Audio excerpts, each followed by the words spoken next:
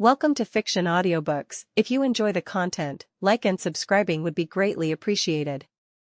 If you have any recommendations for novels, comment below. Please join my Patreon at https://www.patreon.com/fictionaudiobook. Chapter 614, Volume 8, Chapter 99, The Envoy and the Guest. Londinium, the God King's Palace.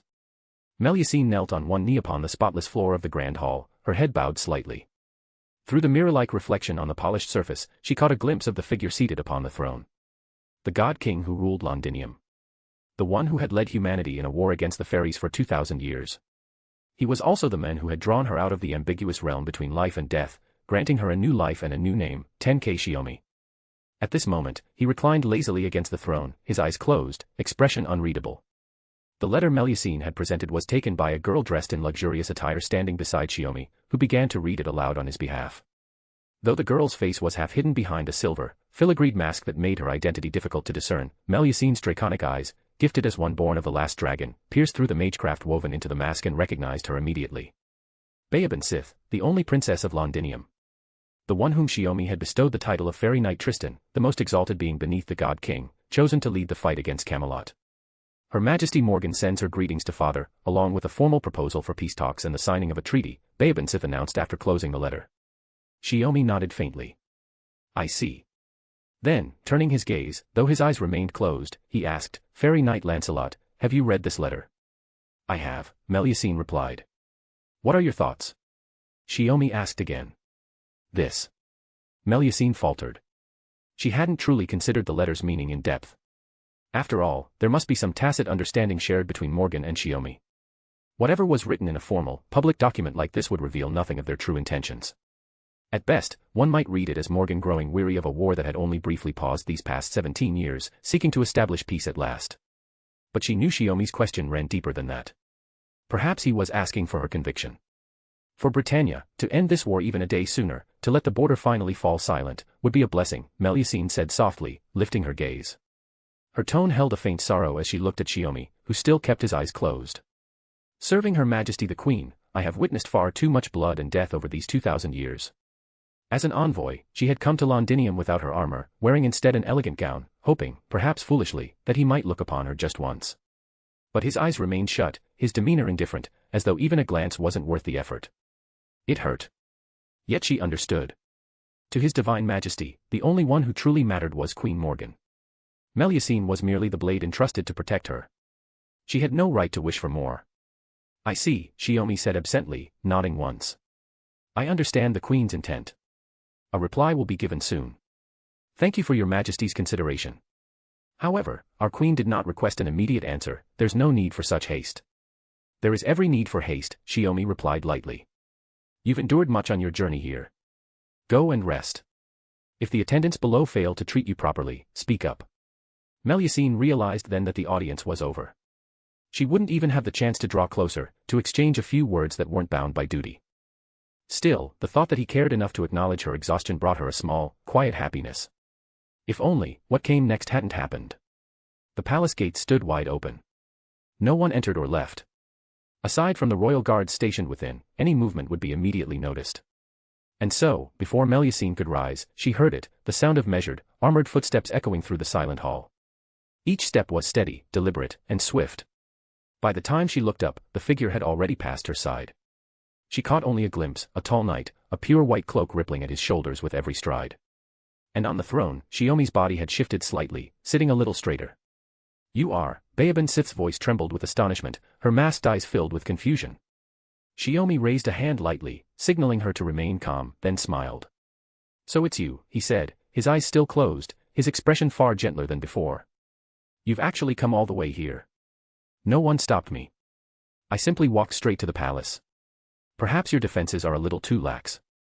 The knight's voice was clear and serene, like moonlight, perfectly matching the pure aura that surrounded her. Even without seeing her face, Melusine could tell she was a knight both powerful and untainted. That's a long story. Shiomi pressed a hand against the armrest and rose from the throne, descending the steps slowly until he stood before the knight. You must be tired from your journey. Have you eaten? If not, shall I prepare something for you myself, he asked with calm sincerity. It seems you were in the middle of official matters. The knight's voice carried a trace of joy, though she also sounded slightly hesitant, as if worried her arrival had interrupted him. It's already taken care of.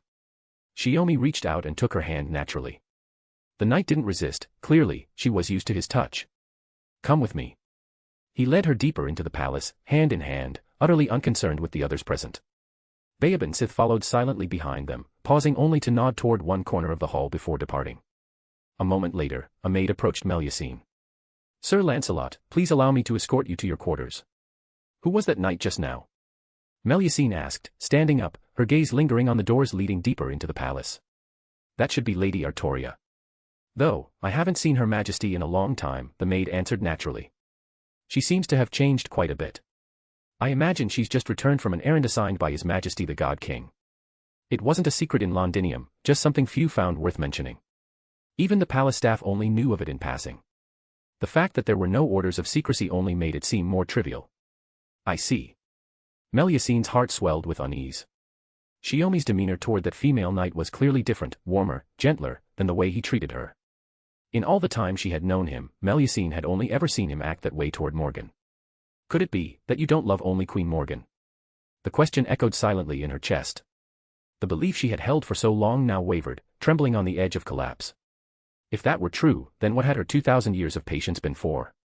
With that bitter thought, Melusine felt her heart plunge from the mountaintop into the depths of a cold valley. The small joy she'd once felt volunteering to come to Londinium now curdled into something sharp and sorrowful. All she wanted now was to rest. Chapter 615, Volume 8, Chapter 100, Reunion. Walking beneath the palace colonnade, Artoria Pendragon couldn't help but feel a mix of wonder and disbelief. I never imagined you, Tenkei, would become a king, she said with a faint, wry smile. And on the soil of Britannia, no less.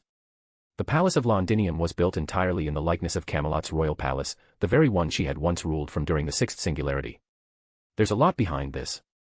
I don't expect you to understand everything right away, Shiomi replied calmly, but I'll explain what I can. You didn't appear here as an independent manifestation, did you? No. I came with the others from Chaldea. We met a clone of Morgan and her companions along the Mist Coast. The rest went with the clone to Camelot, while I came here alone to investigate Londinium. I see. You must have ridden hard without rest, Shiomi said. That must have been difficult. He was still holding her hand. Artoria didn't pull away, instead, she removed her gauntlets and clasped his hand more firmly. It had only been 3 months since they last met, yet it felt like an eternity, centuries apart rather than weeks. Was it just her imagination? More than exhaustion, I'm shocked, Artoria admitted quietly. On my way here, I saw fairies hanging from poles in the fields near Londinium, their corpses displayed for all to see. Was that your doing? Yes. When fairies die, their bodies turn to soil and trees. To make an example of them, I used magecraft to slow the process of decay. They'll hang there for quite some time, Shiomi answered without hesitation. It's certainly cruel and bloody. You'd be justified in condemning it. Artoria paused for a long moment, then shook her head. I considered it. But I've done similar things myself. Rather than condemning you blindly, I want to know why. To face brutality and still ask for the reason first, you become much more diplomatic, Shiomi said with a faint, teasing tone. This isn't diplomacy, Artoria replied firmly. True. Calling you diplomatic would be an insult. Shiomi frowned slightly in apology.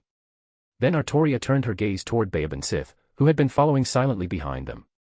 Before we discuss anything else, she said, perhaps you could introduce this child to me. The three stopped at the bend of the corridor. Baeban Sith, who had been quietly listening and trying to piece together who the guest was, now found herself meeting Artoria's gaze. Her current name is Fairy Knight Tristan, Shiomi said first. Tristan. Artoria blinked, certain she had misheard. That's merely the name father gave me to conceal my true identity. Baeban Sith removed her silver mask, pressed it to her chest, and bowed gracefully. My name is Baeban Sith, Princess of Londinium. Father.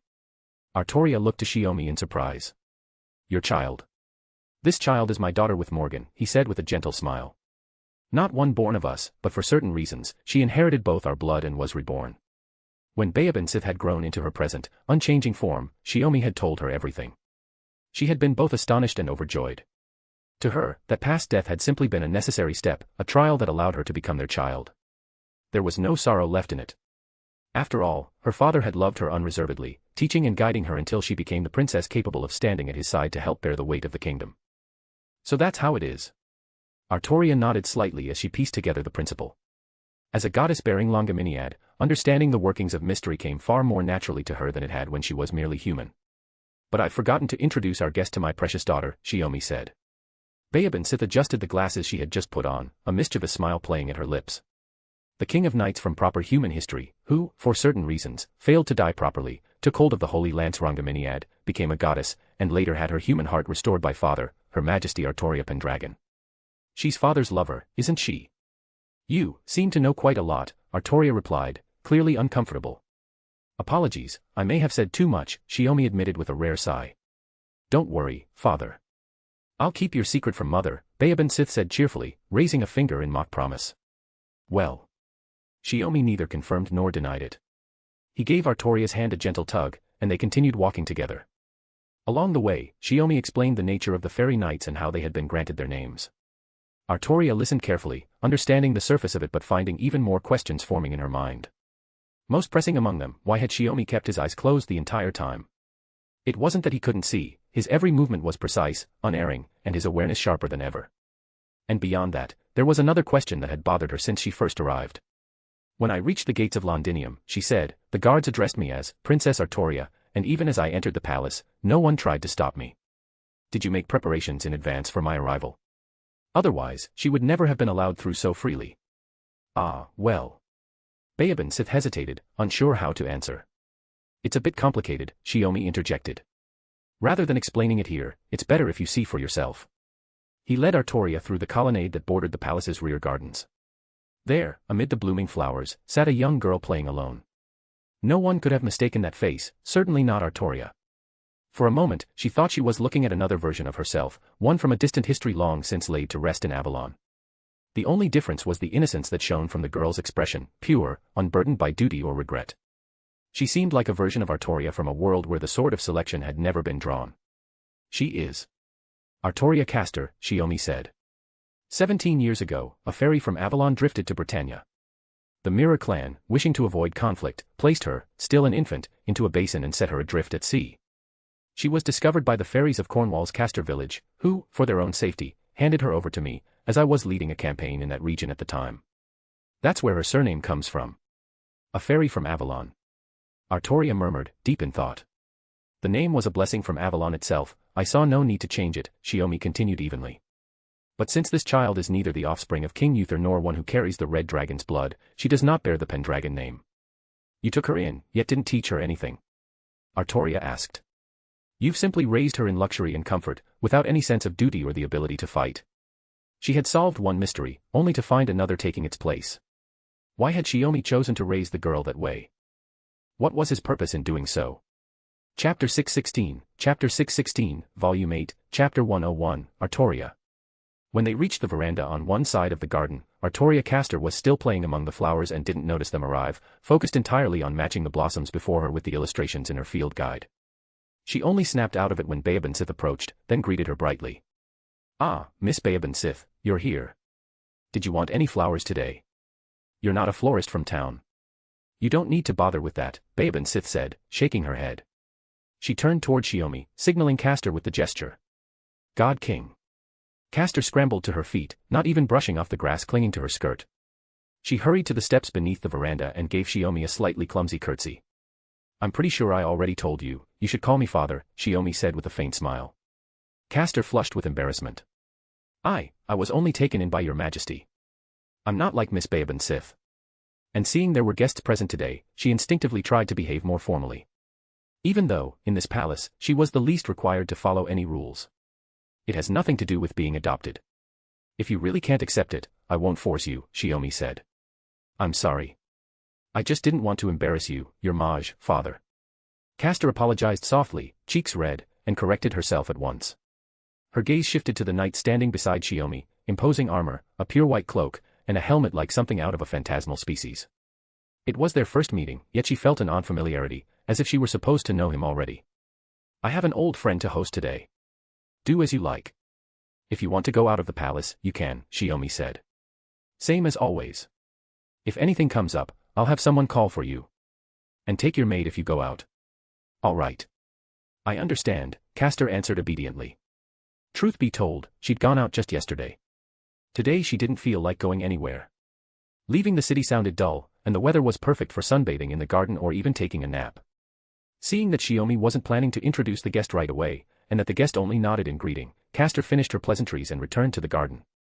Father probably needs to speak with the guest alone, so I won't intrude, Baobin Sith said, wearing a mix of mischief and courtesy. I'll take my leave. Then she headed toward Castor instead of following Shiomi and Artoria. Shiomi watched the two girls start chatting in the garden and let out a helpless smile. Why did you suddenly put the helmet back on? My instincts tell me that suddenly letting her see another version of herself from a different history would just cause trouble, Artoria said, turning to him. I just didn't expect you to actually have her call you father. She lives in the palace.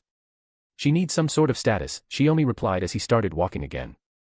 Even if she's also Artoria, I'm not about to raise her as something like a reserved consort. That's fair, Artoria said, understanding his point. There was only one Artoria he loved, Shiomi had no need to use alternate versions as substitutes. But it still feels strange, watching a girl who looks like another me call you father, Artoria murmured, her voice warm with teasing affection. Shiomi nodded in agreement. Then let's look at it another way. What if we think of her as our child? After all, Castor looks exactly like you. Our child. Artoria went still. Truthfully, she'd felt a faint flicker of envy earlier, knowing Shiomi and Morgan had a child who shared their blood.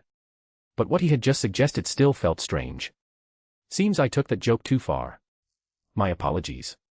Shiomi took her hand again. Just thinking about Mordred is enough to tell me children aren't a simple matter for you. Artoria answered quietly, as you say. I had a biological father and a foster father, but I've never truly raised a child as a parent. And after Mordred revealed her identity, Artoria had still refused to make her successor. Back then, as a perfectly impartial king, she wasn't thinking about family or parent-child bonds. What she weighed was whether Mordred possessed the qualifications of a king. As Arthur, her answer was no. All right, then let's set that aside for now, Shiomi said, deliberately lightening his tone. Compared to parents raising children, being lovers is better, isn't it? Tenkei. Artoria cleared her throat, trying to hide her embarrassment. But as I said earlier, I never taught Castor how to fight. The reason is simple, Shiomi continued. She's a fairy of the garden. After the garden decided Morgan had abandoned her mission, Castor was sent as her replacement to continue it. After learning this from the informants planted within the Mirror clan, Shiomi expanded the war to Cornwall in the southwest, where he retrieved Castor. The Mirror clan had sent her drifting across the sea in a wooden tub.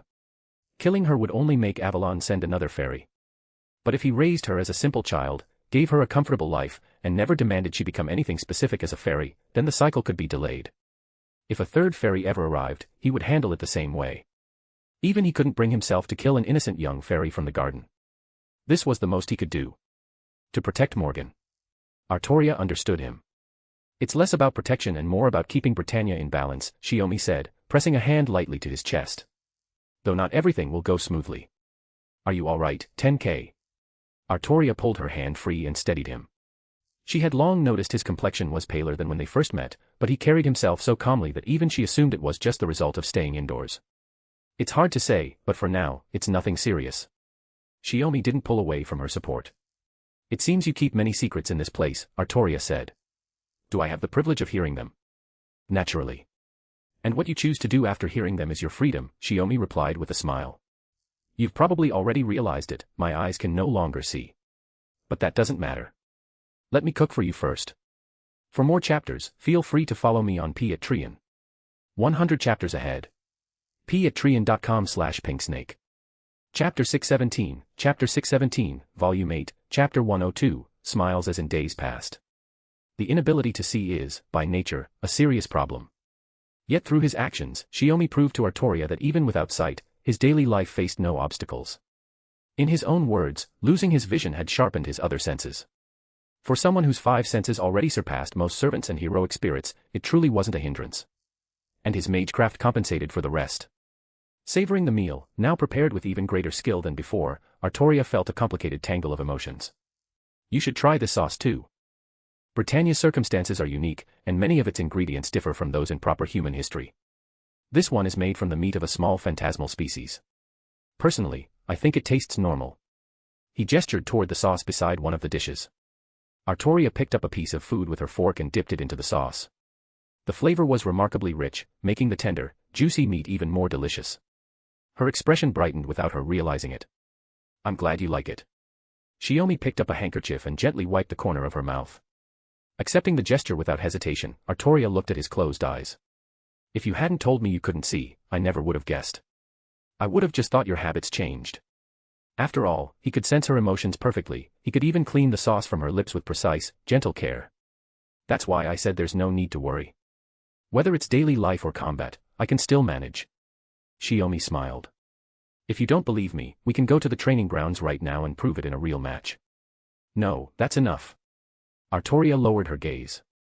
But seeing you like this, whether it's good or bad, Scáthach and Sakura would surely feel heartbroken.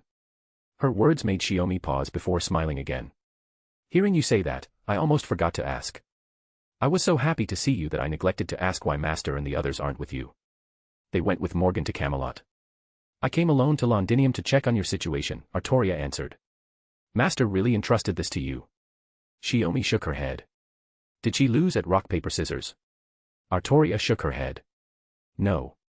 Scáthach said, now that we know where our beloved disciple is, there's no need to rush. The longer the wait, the more fragrant the wine of reunion becomes. So Master can say something romantic after all. Shiomi laughed lightly. Artoria smiled at the joke, but she could sense a faint loneliness behind his words. Was it because he couldn't see his master right away? Why are you staring at me? Not hungry. Has your appetite gone? Shiomi brushed a hand along her temple. If that's the case, I'll have the maids clear the table. You cooked all this yourself. I'll finish every bit of it, Artoria said quickly. Relax. No one's fighting you for it. Shiomi stroked her hair with a touch of nostalgia. I'm just sorry that even if I'm full, I can't cherish you the way I used to. Artoria froze. She hadn't denied hoping that something might happen after their reunion. But he had just said clearly that he couldn't treat her as before. Thinking back, she could see the signs. Shiomi had been unusually restrained today, letting his affection show, but always stopping short of anything that might stir desire, expressing longing while keeping himself firmly in check. My body is filled with curse now, Shiomi said, his tone turning more serious. I don't know if being intimate with you would spread it to you. If that disappoints you, then I apologize. Because I feel the same way. A curse? Someone cursed you? Morgan. Artoria started, then immediately shook her head. No, she wouldn't do that to you. Then who? This concerns one of Britannia's secrets, and it's part of the many things I need to tell you. Shiomi lifted a piece of food and held it to her lips. Finish eating first, all right. Always dangling answers in front of me. Artoria muttered, a little annoyed. Then, as if determined to end the meal as quickly as possible, she cleared the entire table at a pace reminiscent of a military camp, sweeping away the remaining dishes like a storm. Once again, Shiomi wiped her mouth for her. Your appetite is just as hearty as always. I'm truly glad, Shiomi said warmly. He loved cooking, but Morgan and Sakura both had average appetites. Ever since Artoria arrived, though, he no longer needed to worry about portion sizes. It's not gluttony, Artoria protested, cheeks tinted red. I've known the suffering of hunger. I don't want to waste food. I understand. The Britannia you governed probably didn't have the abundance this one has, and food varieties must have been scarce. Shiomi's tone carried a hint of pride. If you're planning to stay for a while, let me take you to Londinium, the land I govern.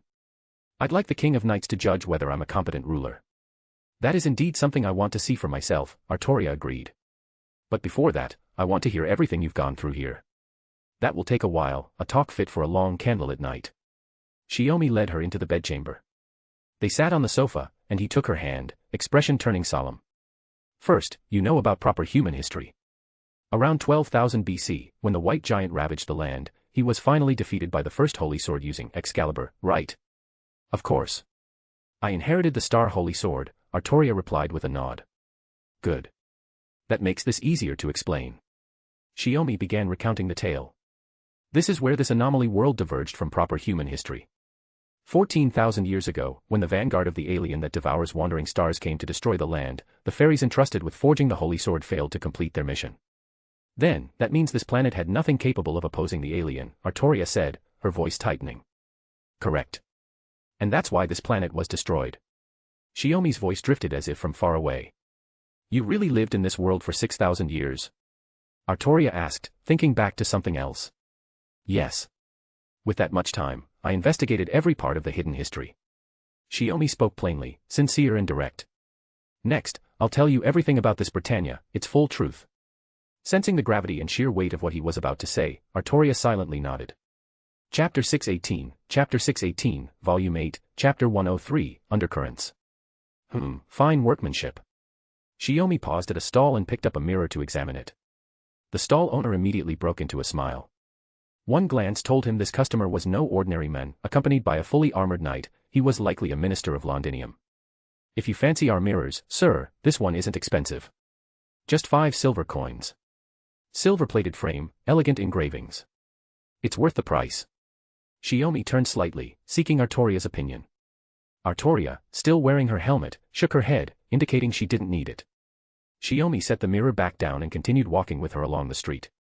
Though the stall owner looked disappointed at losing the sale, he said nothing. He simply wiped the mirror and returned it to its place. It seems the citizens of Londinium don't recognize you, Artoria noted.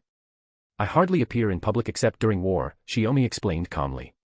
Even without using perceptual interference magecraft, the citizens wouldn't recognize who I am. What's the point of that? Artoria asked. The highest ruler is the one whose presence goes unnoticed, Shiomi replied. The people of Londinium know a god king exists, but the fact they can't recognize me even when I walk right past them is valuable. Indeed. Walking through the city like this, we look no different from everyone else, just people who live here. Artoria looked around thoughtfully.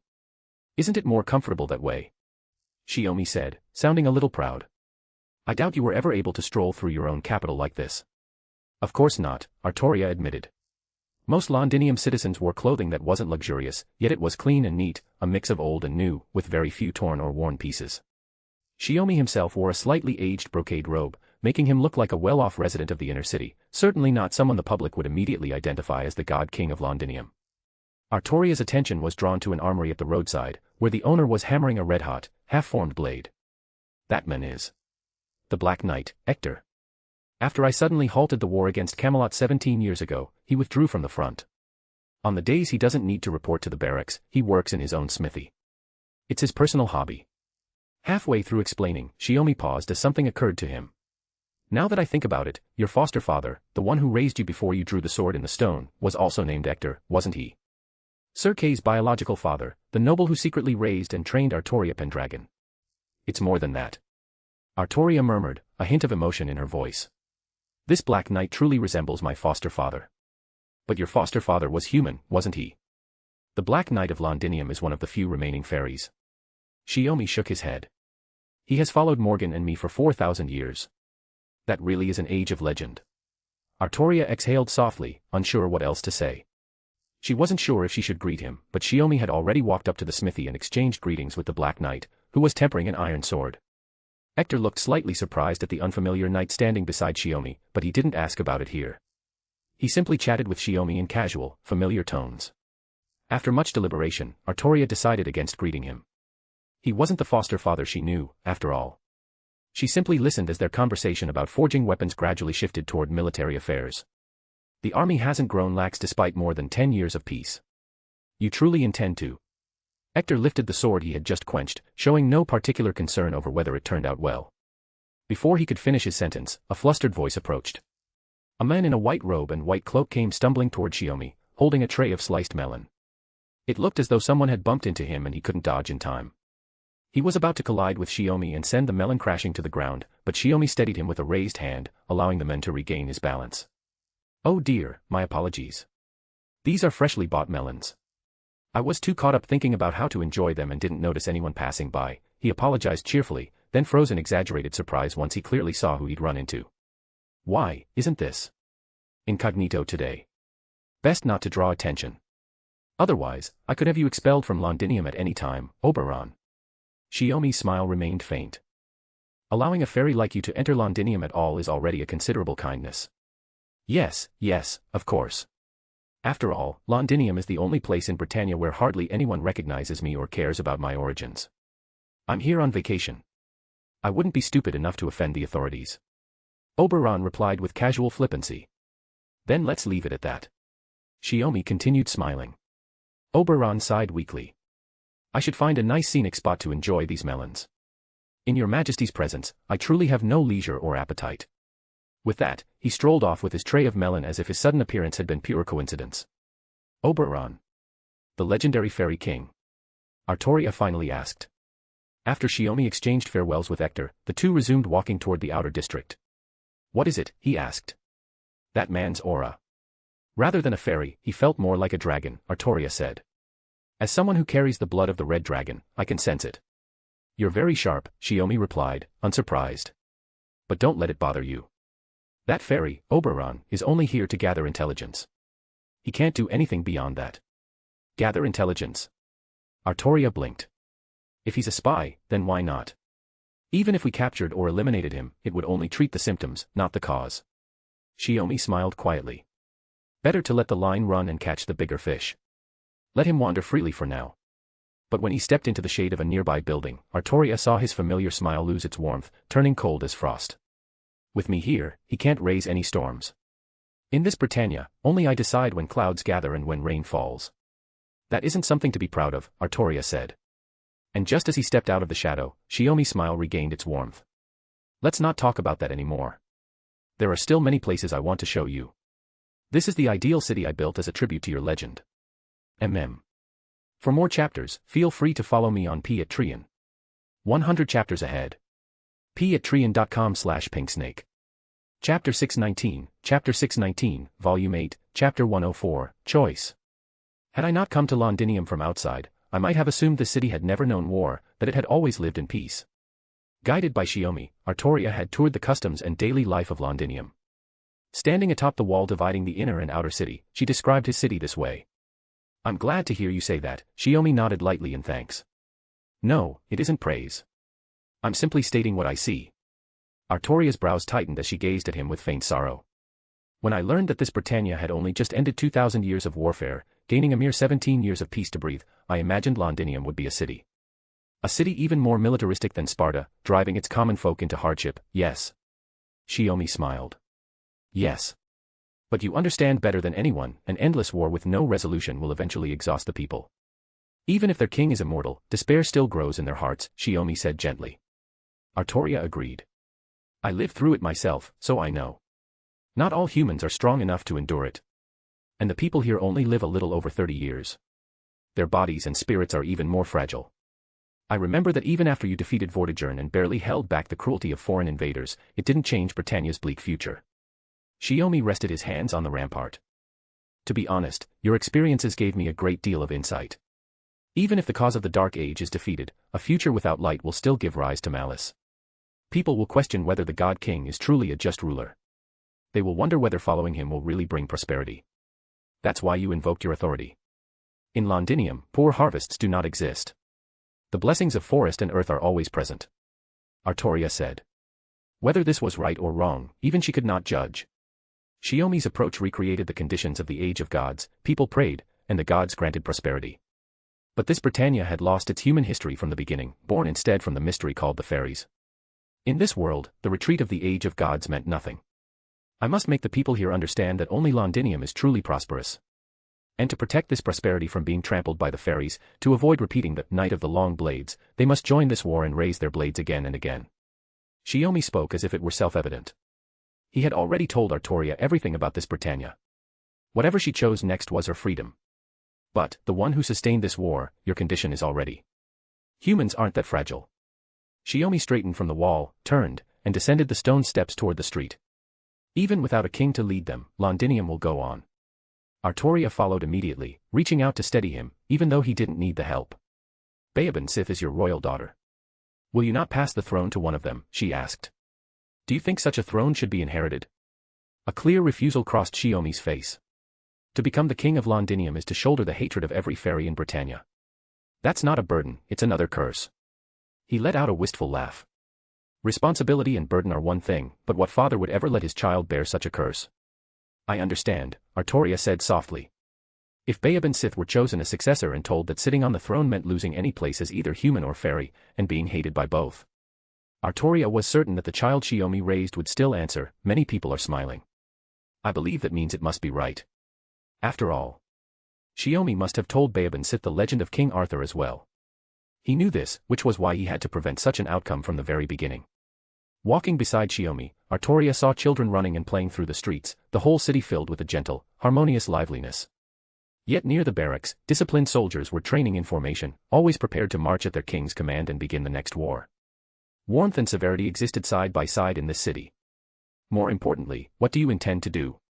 Shiomi asked. Artoria remained silent. As you've seen, the fantasy tree of this world has already vanished. Its current existence is held together by Morgan's power. I'm merely suppressing the fairies through war. Shiomi walked forward at a calm pace, offering a slight nod each time a citizen greeted him. Whether as a heroic spirit of proper human history or as a companion of Chaldea. No. I've lost the right to speak of grand ideals. The future of human history should be chosen by those who live within it. I may not have died and instead became the goddess of the Holy Lance, but in the end, I'm nothing more than a fading afterimage erased from human history. Artoria stopped on the stone bridge spanning the River Thames and slowly gave voice to her thoughts. My reason for going to Chaldea was personal.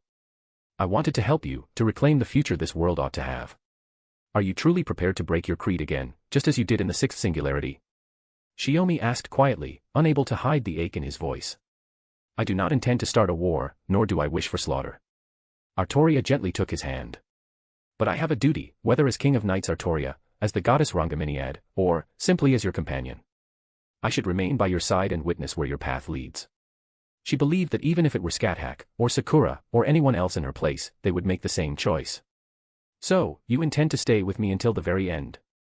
Though his eyes remained closed, Shiomi's brows trembled faintly, revealing the sorrow and gratitude stirring within him.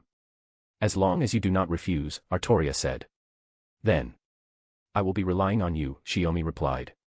Chapter 620, Volume 8, Chapter 105, Declaration of War. When the fairy knight Lancelot returned to Camelot, completing her 5-day diplomatic mission, Morgan was in the palace garden, chatting with the Chaldea group who had been hosted in Camelot for the past several days. Over these days, Morgan had already grasped Chaldea's purpose and the situation unfolding outside this world. Humanity had been bleached, and 7 prune phenomena, including Britannia, had taken root in the planet as lost belts. If the 7 lost belts were not cut away, proper human history would vanish. Put more directly, Chaldea, Morgan, and this Britannia stood on opposing sides. Even without the fantasy tree, Britannia, a land still engraved upon the planet, was said to become the very source of Earth's collapse. Any one of these points was not something to take lightly. And personally, Morgan did not hate proper human history. She simply possessed information about that vastly different era, especially since Shiomi himself came from proper human history. Morgan felt she might have acted too hastily. If she had waited until Chaldea arrived before exchanging letters with Shiomi, perhaps everyone could have gathered again and discussed a workable solution. After all, the fairies of Britannia could be left to fend for themselves, only a handful of people here were truly worth protecting. As for her nation, she could rebuild it afterward. Traversing 6,000 years, it would hardly be her first time starting over. Sorrow, pain, betrayal, she had tasted all of it from the fairies. Yet Morgan had never truly fallen into despair. Because he had always been by her side, sustaining that unwavering will. Have Sir Lancelot come here, Morgan instructed the guard delivering the message. The guard left, and Mash, who was also in the garden, looked startled. Sir Lancelot. I think it must be someone else, Sakura said after a moment's thought. It's troublesome to explain, but in short, this is not the same person as the Round Table Knights you know from proper human history, Morgan replied calmly. She then asked, speaking of which, how goes the restoration of communication with your base? Da Vinci-chan is still repairing it. With the help provided by Her Majesty Morgan, we should be able to restore normal communication soon. Mash explained quickly, expressing her sincere thanks. It's nothing. Just a small matter. The corners of Morgan's lips lifted faintly. With her veil covering her face, none of them could see her smile. Each of the Chaldea girls was different in her own way, yet all of them were straightforward and kind. For even the smallest bit of assistance, they expressed honest gratitude, something that, unintentionally, brightened Morgan's mood. Of course. Do you need something, Queen Morgan? Scáthach was half reclining across the pavilion bench, leaning against the railing, nothing like a guest being formally hosted. She rarely chatted with Morgan. If Morgan wanted information about her beloved disciple, Sakura could answer half of it anyway. Fortunately, the tension between them was merely a faint competitive streak, not true enmity. After all, the most important person wasn't present, even bickering had lost its usual charm. Nothing. Morgan withdrew her gaze. She had noticed that Scáthach and Shiomi shared certain habits, including that same lazy, unconcerned posture. The Grand Master is very free-spirited. I hope Her Majesty won't take offense.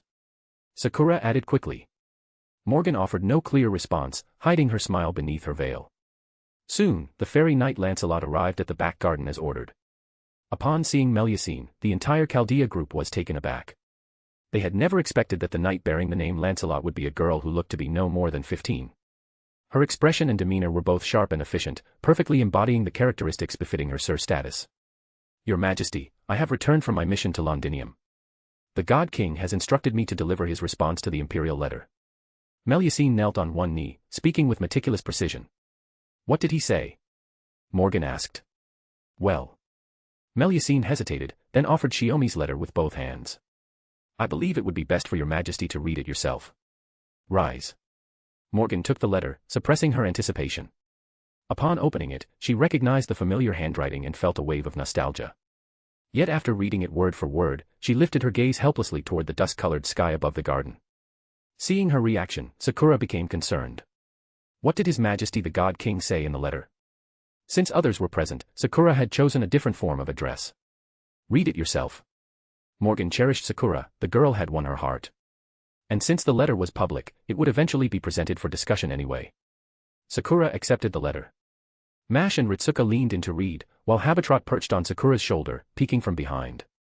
At present, the Lord Londinium leads tens of thousands to join the Queen in the hunt at Camelot. Sakura read aloud the most crucial part of the document, dressed in diplomatic phrasing. Hunt. They're coming to hunt. Ritsuka asked, confused. No, senpai. That's a phrase from Romance of the Three Kingdoms. It means, Mash quickly corrected. A declaration of war. Sakura looked toward Morgan. If Her Majesty the Queen does not surrender, a great battle is inevitable. Only then did Melusine speak. Although Londinium enjoys peace and prosperity, they have constantly prepared for war. With such a reply from the God King, his forces may march on Camelot within days. At this point, further reconnaissance is meaningless, Morgan sighed inwardly. So the war would continue after all. 17 years of peace had come to an end. The only question was, how many fairies would have to die before he was satisfied? Just as Morgan was about to give her orders, she noticed the wording in the letter. The hunt. Could it be that he intended to use the war as a means to meet her face to face? If so, she would need meticulous preparation, ensuring Shiomi appeared to breach the city, while she remained in the palace ready for confrontation.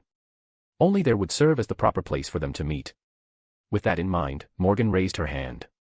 The fairy attendant stationed around the garden immediately stepped forward. Send word to summon the fairy knight Gawain and all clan chieftains. They are to enter the palace for council at once. The attendants withdrew to deliver her command. And what about us? Sakura asked. This is my kingdom. I will not trouble my guests with its burdens. If you wish to remain unharmed, stay within the palace or leave Camelot immediately. In the end, Morgan could not bring herself to let them fight Shiomi. Master and disciple spilling each other's blood, father and daughter turning their blades on one another, none of it should ever happen. For more chapters, feel free to follow me on Patreon. 100 chapters ahead. patreon.com/pinksnake. Chapter 621, Volume 8, Chapter 106, Each One's Schemes. Your Majesty, the King clan still refuses to send troops to support Camelot. They're only providing military and defensive supplies. The day after the council meeting, Bargus delivered the report to Morgan. At this point, why be surprised? Morgan replied without concern. Their chieftain said long ago that if Camelot can't be held, any survivors can flee there for refuge. This. Bargus had nothing to say. She knew this Britannia was divided into 3 parts, Edinburgh, home of the King clan, descendants of the northern fairies, Camelot, which ruled the other 5 clans, and Londinium, the God King's city in the southeast. Though it held the smallest territory, Londinium had the most fertile land and abundant resources in the fairy kingdom. Combined with the God King's rule, that human-dominated city had always controlled the momentum of war. For the fairies, Morgan's reign was a stroke of luck. Without her, they would have long been wiped from these lands. Whether it was the so-called existence tax or other levies, anything was better than dying under the God King's blade. The King clan considered themselves the final bulwark. If Morgan's kingdom fell, they would become the last hope of the fairies of Britannia. Morgan accepted this arrangement, asking only for regular troop levies and taxes. In a sense, Camelot and Edinburgh were allies, though Camelot's position on the front line against Londinium made many harsh demands unavoidable. There's another message. The Mirror clan reports they've already deployed their forces. Their troops are marching under night portents to reinforce Camelot, Melusine added. The Mirror clan? That weak clan. Haven't they always hidden in the lake region, where the war can't reach, never taking part in any battles? Barghest asked. Morgan wasn't surprised. They probably received a prophecy. If we can't withstand Londinium this time, after 17 years of preparation, Britannia will be destroyed. More precisely, its ferries. That thought made Morgan uneasy. Had Shiomi lost patience and decided to wipe out every ferry in one sweep? If so, it wouldn't necessarily be a bad thing. At least she would finally be freed from this long burden. She wouldn't have to keep playing the ferry's strict protector. Go make your preparations. The battle is close. As ferry knights, I expect you to give everything for Camelot.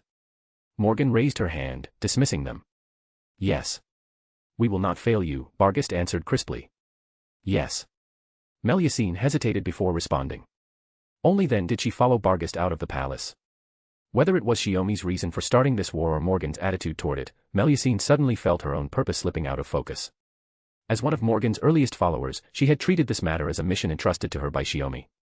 The one who gave her a new life had never looked at her directly. She once believed it was only because his eyes were fixed solely on Morgan. But now, standing atop Camelot's tower, Melusine looked toward Londinium. She no longer knew if she could keep going. The days of peace were about to end. Londinium was once again preparing to set Britannia ablaze. After the council at Camelot Palace concluded, the news spread at astonishing speed across all the fairy clans and cities under Camelot's rule. Yet what the fairies heard differed from clan to clan. Unbelievable. Only 17 years have passed and we're marching into war again. I may have become chieftain just a century ago, but I truly admire how you all endured this for hundreds, thousands, of years. As the Earth, Fong, Wind, and Wing clans mobilized reinforcements toward Camelot, their chiefs gathered inside the city to plan how they would receive and command their respective forces. It was then that Spriggan made this comment. What are you getting at, Spriggan? Woodwose asked. Nothing. Just thinking you're all incredibly tough. Even now, I lose sleep remembering the hell that kept going until 17 years ago. Spriggan gave a sly smile, looking anything but intimidated. If Londinium wants a fight, we'll give it one, Woodwose replied flatly. Her Majesty has protected our fairy clans for 2,000 years. We ought to. Aurora cut in with a troubled look. But this war has lasted for 2,000 years. They've collected existence tax from us and prepared the throne. Why hasn't Londinium been wiped out once and for all? That's hard to say, said Murian, the chieftain of the Wing clan. What do you mean? Woodwose felt as though each of the three was hinting at something more. That God King has been active in Britannia since the fairy era. He used to be called the Sage, didn't he? Murian said. I checked the records. They mention it, and rumors from Londinium say the same. What are you implying, Murian? Aurora asked. After all these years of war, Her Majesty has never once attempted peace with the God King. It's as if the war is meant to continue, Murian said, sounding bored. And Her Majesty appeared around the same time he did. Before that, where was she? She couldn't have just appeared out of nowhere. Aurora's expression changed instantly. Flustered, she urged, are you suggesting Her Majesty and the King of Londinium were acquaintances? That's far too disrespectful. Stop this at once, Murian. Just saying what everyone's thinking, Murian replied carelessly, letting her gaze sweep across the three chieftains. None of them knew that not long ago, a guest named Koyanskaya had visited the Wing clan. Murian didn't know exactly where she came from, but they got along well and quickly became cooperative partners. Koyanskaya had also told her that the God King of Londinium and the Queen of Camelot shared a past. That matched certain points in the historical notes Murian had collected out of curiosity, as well as the speculations those notes had sparked. Watch your words. With war so close, you choose now to smear Her Majesty. Woodwose tried to reprimand them. But the seed of doubt had already been planted, beyond anyone's control. Fairies didn't hate war or bloodshed. What they hated was a war they couldn't control, and blood they were forced to shed. As the clouds of war gathered over Britannia, each fairy clan began forming thoughts of its own. Chapter 622, Volume 8, Chapter 107, Each One's Schemes. Upon receiving the declaration of war, Camelot and the territories of every clan entered full battle preparation. Although neither side believed the fragile peace, whose end could come at any moment, would last, Camelot's mobilization was far more rushed. In just 10 days, the Londinium army advanced all the way north, crossed the River of Tears southeast of Camelot, and headed straight for the city. It's strange. We marched this far, and forces from at least Norwich and Oxford could have hit us from behind. Yet there's been no sign of an ambush. Artoria Pendragon, riding Dun Stallion, looked over the scout's report and spoke to Shiomi, who sat in the war chariot. This is just how fairies are, Shiomi said, unfazed. Whatever their reasons, the fairy clans plan to stay on the sidelines when the war starts. They'll wait until Londinium and Camelot grind each other down, then strike from behind and wipe both sides out. If that happened, both the God King and the Queen would fall, and Britain would once again become a land ruled only by the fairy clans, with humans reduced to livestock. In the end, fairies by nature never truly submit to other fairies. This has been one of the main reasons for their endless conflicts over tens of thousands of years. Should we abandon the original three-pronged plan and focus everything on the main gate instead, keeping reserves to guard against flanking attacks? Artoria asked. No. Stick to the original plan. Feint at the east and west gates. I'll lead the central force myself and take the main gate head-on. I assume Morgan has done something similar and concentrated her defenses at the main gate. Should we avoid playing into that? No, Shiomi said with a shake of the head. All right. Artoria knew how grueling siege warfare could be. But since Shiomi insisted on attacking the main gate, he would be the one to break through first. That alone would be a massive morale boost, proving to the Londinium army that their unstoppable God King still stood at the front. Shiomi then gave a wry smile. Never thought I'd hear you talk about a tactical plan for attacking Camelot one day. It may look exactly like the White City I know, but it isn't my kingdom, Artoria replied. You don't need to worry about that. Shiomi nodded quietly in acknowledgement. Still, it's bizarre. Only 17 years have passed, and these fairies are already itching to rebel against their queen. He frowned, clearly displeased. Hopeless trash, the lot of them. Tenkei. Artoria wanted to respond, but had nothing to say. Fairies were never human to begin with, and very few could truly coexist peacefully with humans. Back when she built Camelot, it was only through Merlin's help, bringing earth fairies and humans together, that her ideal city was completed. When the gate to the planet's interior closed completely, the remaining fairies returned without hesitation to the inner sea of the planet. Don't worry about it. I'm used to it. I was just thinking about our next move, Shiomi said, suddenly raising his hand to halt the advance. These disloyal clans will receive their just punishment. Artoria understood immediately. She raised her holy lance and shouted. All forces, halt. At her command, the army stopped and shifted smoothly into a defensive formation. The vanguard under Shiomi readied itself, tense and poised for battle. Yet only one figure stood in their path. This really is troublesome. Never in my life did I imagine that, when leading an army to war, the one blocking my way would be my own master. Shiomi let out a helpless sigh. Scáthach stood on the road to Camelot, a crimson spear in hand. Wait, Tenkei. Your master may not be. I know. Just teasing. Shiomi nodded. He rose from the chariot, leapt high, and landed lightly before Scáthach. Seeing her disciple's tightly shut eyes and that half-amused, half-exasperated expression, Scáthach remained still, waiting for what he would say next. Have you come to kill me, master? Shiomi asked with a smile filled with gentle fondness. In this war, have you chosen to side with Morgan? No. I only came to see what my beloved disciple is doing. Scáthach glanced toward Artoria, fully armored atop her warhorse. Even through her helmet, she could sense Artoria's resolve. Not as the King of Knights, but as the Lion King, supporting Shiomi in this war. As you can see, master, I'm the one starting a war against Camelot. Shiomi opened his arms. For what? To preserve this Britannia. Fairies don't need gentle peace. Only unending bloodshed will make them understand fear, make them stay obedient under the protection of the king and seek survival. Shiomi said plainly. Scáthach lifted her chin slightly. I don't understand why you despise the fairies of Britain to this extent, but even the Lion King stands with you of her own will. She chose to witness my path. I couldn't refuse. Shiomi smiled softly. Witnessing a path. Scáthach exhaled. It seems I, too, once relied on others' power to reach Chaldea and meet you, because I wanted to witness the path my disciple would take. A lot has happened. The path I walk now may not be one you'd approve of. Shiomi lowered his hands, offering no resistance. If you think I've become an unworthy disciple and intend to kill me here before the army, then at least allow me to keep my life for now. Once I've finished what I must do, I'll accept whatever judgment you give.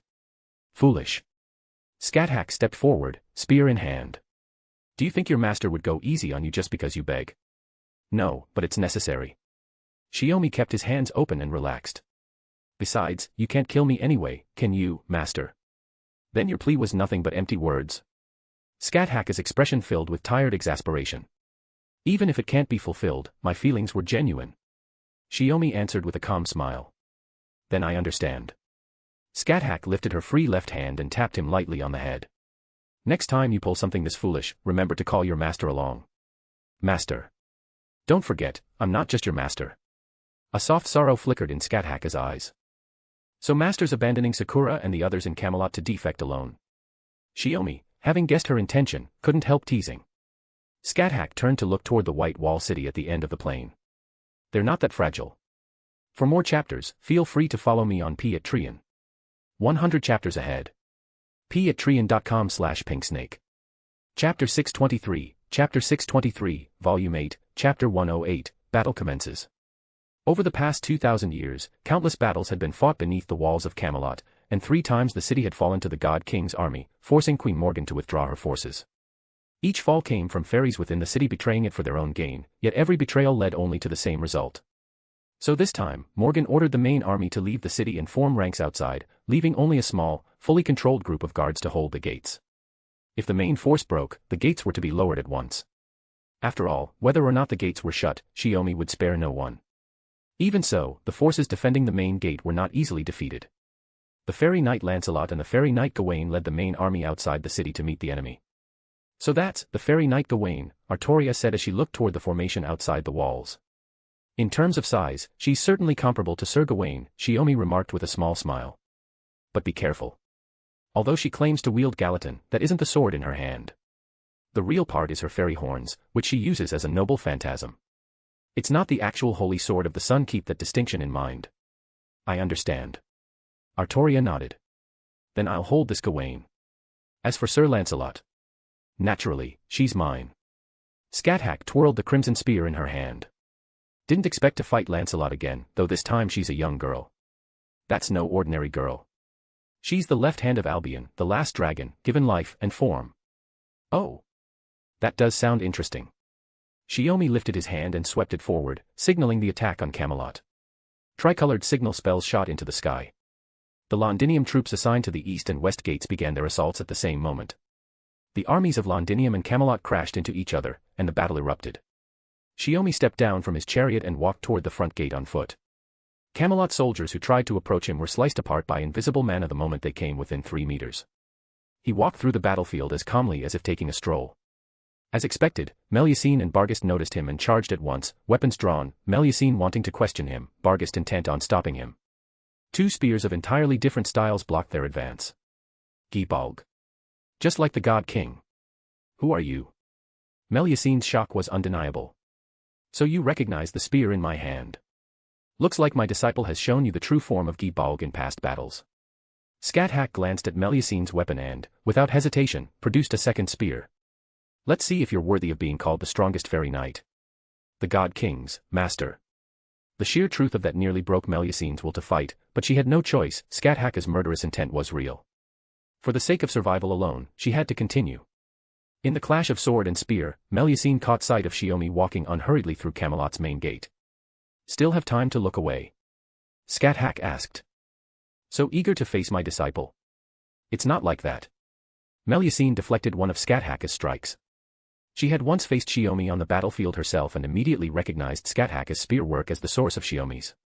Meanwhile, certain he could leave this battlefield to his master and to Artoria, Shiomi continued at his steady pace into the city. He could feel Morgan's magic emanating from the direction of the royal palace. Yet she hadn't sent any clones to probe him. It seemed she was maintaining the stance of meeting him with her full strength while waiting in the palace. With that thought, Shiomi quickened his steps. Then a set of claws dropped from the sky, cutting off his advance. You are, Shiomi murmured in mild surprise. Reinek's successor. I recall your name is Woodwose. Correct. Woodwose rose from the massive crater he had smashed into. I assumed all clans were sitting this one out. Seems some aren't. Shiomi offered a faint smile. Serving the queen is our duty. Other clans harboring disloyal thoughts are their problem. Once this war is settled, I'll deal with those traitors. Woodwose raised his hand, his claws gleaming with a sharp, icy glint. Shiomi tilted his chin slightly. True to a sub-belle of the Fawn clan, ever loyal and righteous. But if you truly wish to prove your loyalty, you should be blocking the vanguard, not fighting me. Enough boasting, human. Whoever you are, I'll settle this for His Majesty right here. Without warning, Woodwose lunged forward, claws aimed straight for Shiomi's heart. Then he froze. His arm was locked in a firm grip, and he couldn't break free. Shiomi still smiled. Impressive presence. Your speed, strength, technique, everything reminds me of Reinek. Sub-Bell, a power that truly stirs nostalgia. Then his voice dropped. But you are not Reinek. The Sub-Bell who once swore allegiance to me is dead. As the successor, even if you had chosen submission from the start, I have no need for you. My father's choice has no bearing on the current me. Woodwose raised his left hand. For a Sub-Bell, the predecessor was, in a sense, a father, though the successor, the son, only came into being after the father's death. No. I'm telling you this, if Reinek stood before me, I might show mercy. But for you, there's no need. Shiomi lifted his right hand, a bone-chilling cold gathering at his palm. His strike landed first. Before Woodwose could counter, the icy spike pierced his heart, tore through his body, and exploded outward. Ugh. Woodwose felt agony rip through his lungs and windpipe with every breath. His star lung worked frantically to heal the lethal internal frostbite, and he realized Shiomi's attack had precisely struck the star lung's healing function. This is the third time, Shiomi said as he slowly approached the fallen Woodwose. Reinek's successor. I know you Fong Sub-Bells better than you know yourselves. But I was careless, underestimating your strength, Woodwose growled. To fight Her Majesty the Queen for 2,000 years, to be followed by the previous generation, you truly are powerful. He sprang suddenly from the ground, leaping into the air. But I will surpass you, together with the will of the ancestor, God King. Well said. Then bring out your full strength. Otherwise, you too will become the next ancestor. Shiomi drew both hands from beneath his sleeves and stated calmly. Chapter 624, Chapter 624, Volume 8, Chapter 109, Entry into the City. Gahai. Woodwose clutched the wound in his chest as he staggered back more than 10 meters. His breathing grew even harsher than before, yet the hole torn through his heart still refused to heal. What was that? What in the world was that? A fairy domain? Woodwose was still trying to comprehend what had just happened. Shiomi had dragged him into a strange world of ice and snow, and from that moment on, the fight had turned into one-sided suppression. After taking blow after lethal blow, Woodwose found himself back in the familiar streets of Camelot, his body still covered in unmelted shards of ice. Even staying upright took effort. Reality marble. In a sense, it's similar to a fairy domain, but not entirely the same, Shiomi said as he stood there. Still, I didn't expect it. You really are a good deal stronger than Reinek. To still be standing after that arrow. I am the clan chief, the inheritor of the duke's name, Woodwose. I will never lose to a human. Woodwose roared. Footsteps echoed from the rooftops on both sides. Dozens of Camelot soldiers surrounded them, bows drawn and aimed at Shiomi. Woodwose, who a moment ago had sought a fair one-on-one battle, now felt humiliated. He was about to shout at the soldiers, ordering them to fall back and reinforce the gates, when a flash of light streaked across his vision. Relying solely on instinct, Woodwose ducked. A split second later, the soldiers encircling the area were severed cleanly apart. Blood and organs sprayed across the street, staining everything red. What happened? Woodwose raised his head, fighting the pain. Shiomi now held a silver spear. The killing intent radiating from it made Woodwose's body react with instinctive fear.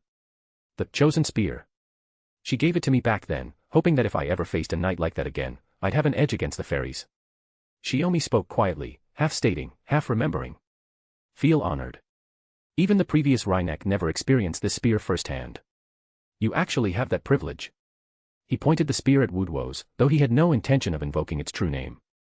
This noble phantasm existed originally to discipline the fairies of Britain, burdened with original sin. Shiomi knew exactly how much power it would unleash if he called its true name. But he could not use it that way now. Not because he lacked control over the spear, but because he feared his curse would contaminate the pure white spear the moment its true name was released. Thus.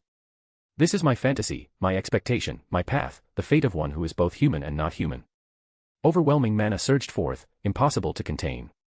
Woodwose's instinct screamed that this was going to be a wide area, linear bombardment. The correct response would be to evade the line of fire entirely, using speed to prevent Shiomi from locking onto him. But Woodwose's body was far too heavy now to move freely. Even though his agility still rivaled that of Fairy Britain's fairies, it was nowhere near enough to handle the immediate threat. The current head of the Fong clan crossed his arms. He still had one last trump card, the unique, inherited defense of the Fong Sub-Bell. Only attacks capable of killing me instantly can harm me. Noble phantasm, to reach the ultimate ideal. A blinding white light swallowed his vision, bleaching everything out. The immense magical energy tore into his supposedly invincible body, and for the first time, he understood how foolishly he had underestimated this man. The previous Sub-Bell had not lost unjustly. The men before him could not be judged by human standards at all. The flash roared skyward, sending woodwoes flying diagonally off the ground, through the air, past Camelot's borders, and crashing down somewhere far to the southwest. As the blow ended, Shiomi watched from afar as woodwoes, still clinging to a single breath, fell helplessly toward the southwest. Tenacious, he actually endured that, Shiomi muttered, unable to hide a hint of surprise. Then he sensed a gaze on him and turned toward the mountain range directly south of Camelot. High above, Koyanskaya aimed a long-range sniper rifle into the city. Through the scope, her sight aligned perfectly with Shiomi's smile. Even though his eyes were closed, she instinctively covered the scope with her hand, as if shielding herself. Nothing happened. Cold sweat gathered on her cheek. In just 3 months, this man's presence pressed on her with a force she had never felt before. If she had fired in that moment, when she was certain of hitting him, she had the terrifying impression that the bullet would have turned back and killed her instead. A baseless, visceral instinct. Britannia had never been a high priority in her plans. If the storm wall of Britain hadn't been replaced by the wall of light, if Chaldea hadn't shifted course, if Shiomi and Morgan hadn't both vanished, she should have been focused entirely on other lost belts. She clicked her tongue inwardly. Her plan to devour Shiomi as the tail had already begun to crumble. Slowly lowering the sniper rifle, Koyanskaya let out a helpless sigh. It seemed there was no place for her to interfere in Britain's war, no chance to stir the waters. When the gaze on him finally faded, Shiomi turned away and continued up the long staircase of the royal citadel. But upon reaching the first landing, he abruptly stopped. Reality marble, imaginary noble phantasm. Normally, burning through this amount of mana wouldn't feel this difficult. Shiomi pressed a hand to his heart, calming the turbulence in his magic circuits. He wiped the cold sweat from his brow. Calm down, Sir Nunnos. You're a dead god now. Sleep quietly, with me. He lifted his head again, brushed the travel-worn dust from his robe, and continued toward the palace. The staircase wasn't long, and he soon reached the top. The palace doors stood wide open, as if anyone could enter freely. But whether any fairy who entered uninvited could walk out alive was another matter. As he stepped into the royal keep at the center of Camelot, the sounds of battle at the 3 gates had faded completely. Only his quiet footsteps echoed through the vast, empty council hall. At the center, upon the throne, sat the figure he knew so well. Her right leg crossed elegantly over the left, her weapon resting casually at her side. Morgan waited for him, serene and unshaken. What a long journey it's been. Are you well, Morgan?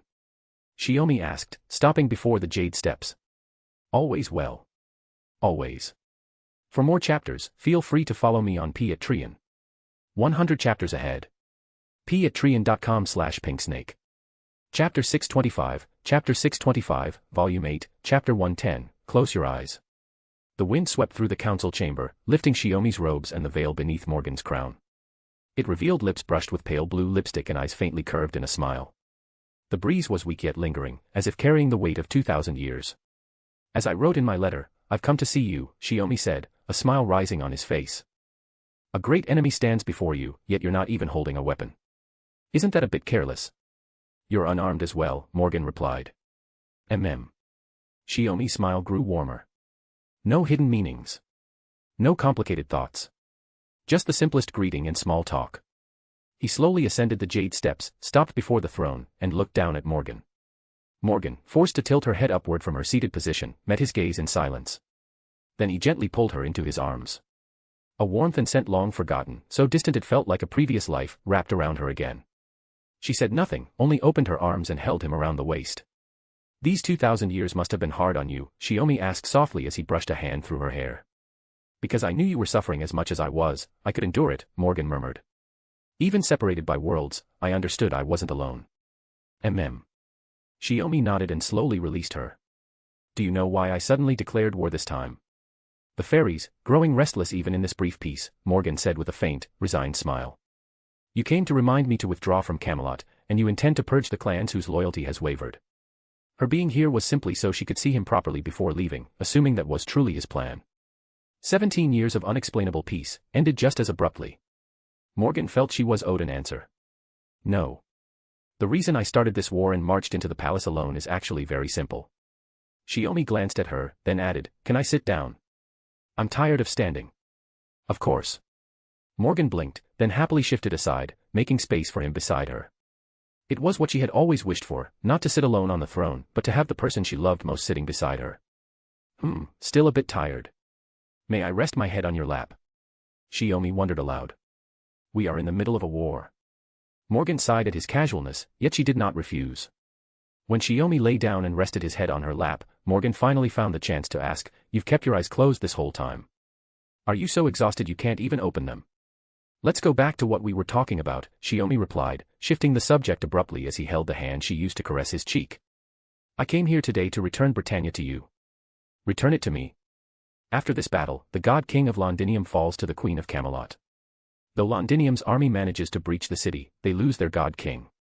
Pressured by the queen's might, they retreat back to Londinium, Shiomi said softly. Morgan looked slightly taken aback. "So you intend to concede to me?" "Something like that," Shiomi answered with a faint smile. "But the southern clans have been watching. When they see the tide turn, they will surely act, perhaps even fight for control of Londinium." "Do you have any advice?" Morgan asked. "Let them fight. Let them struggle.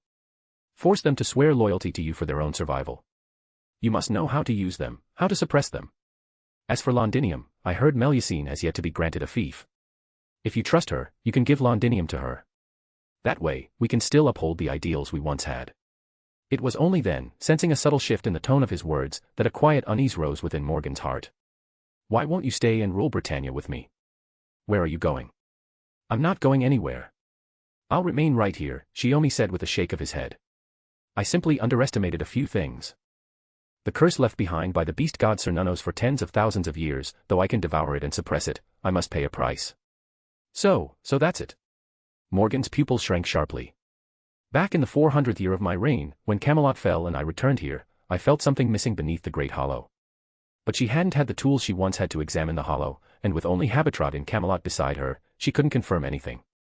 It turned out that Shiomi had used that moment to enter the Great Hollow alone, devouring Cernunnos' remains and sealing them within his own body, completely severing the source of the continuous calamities.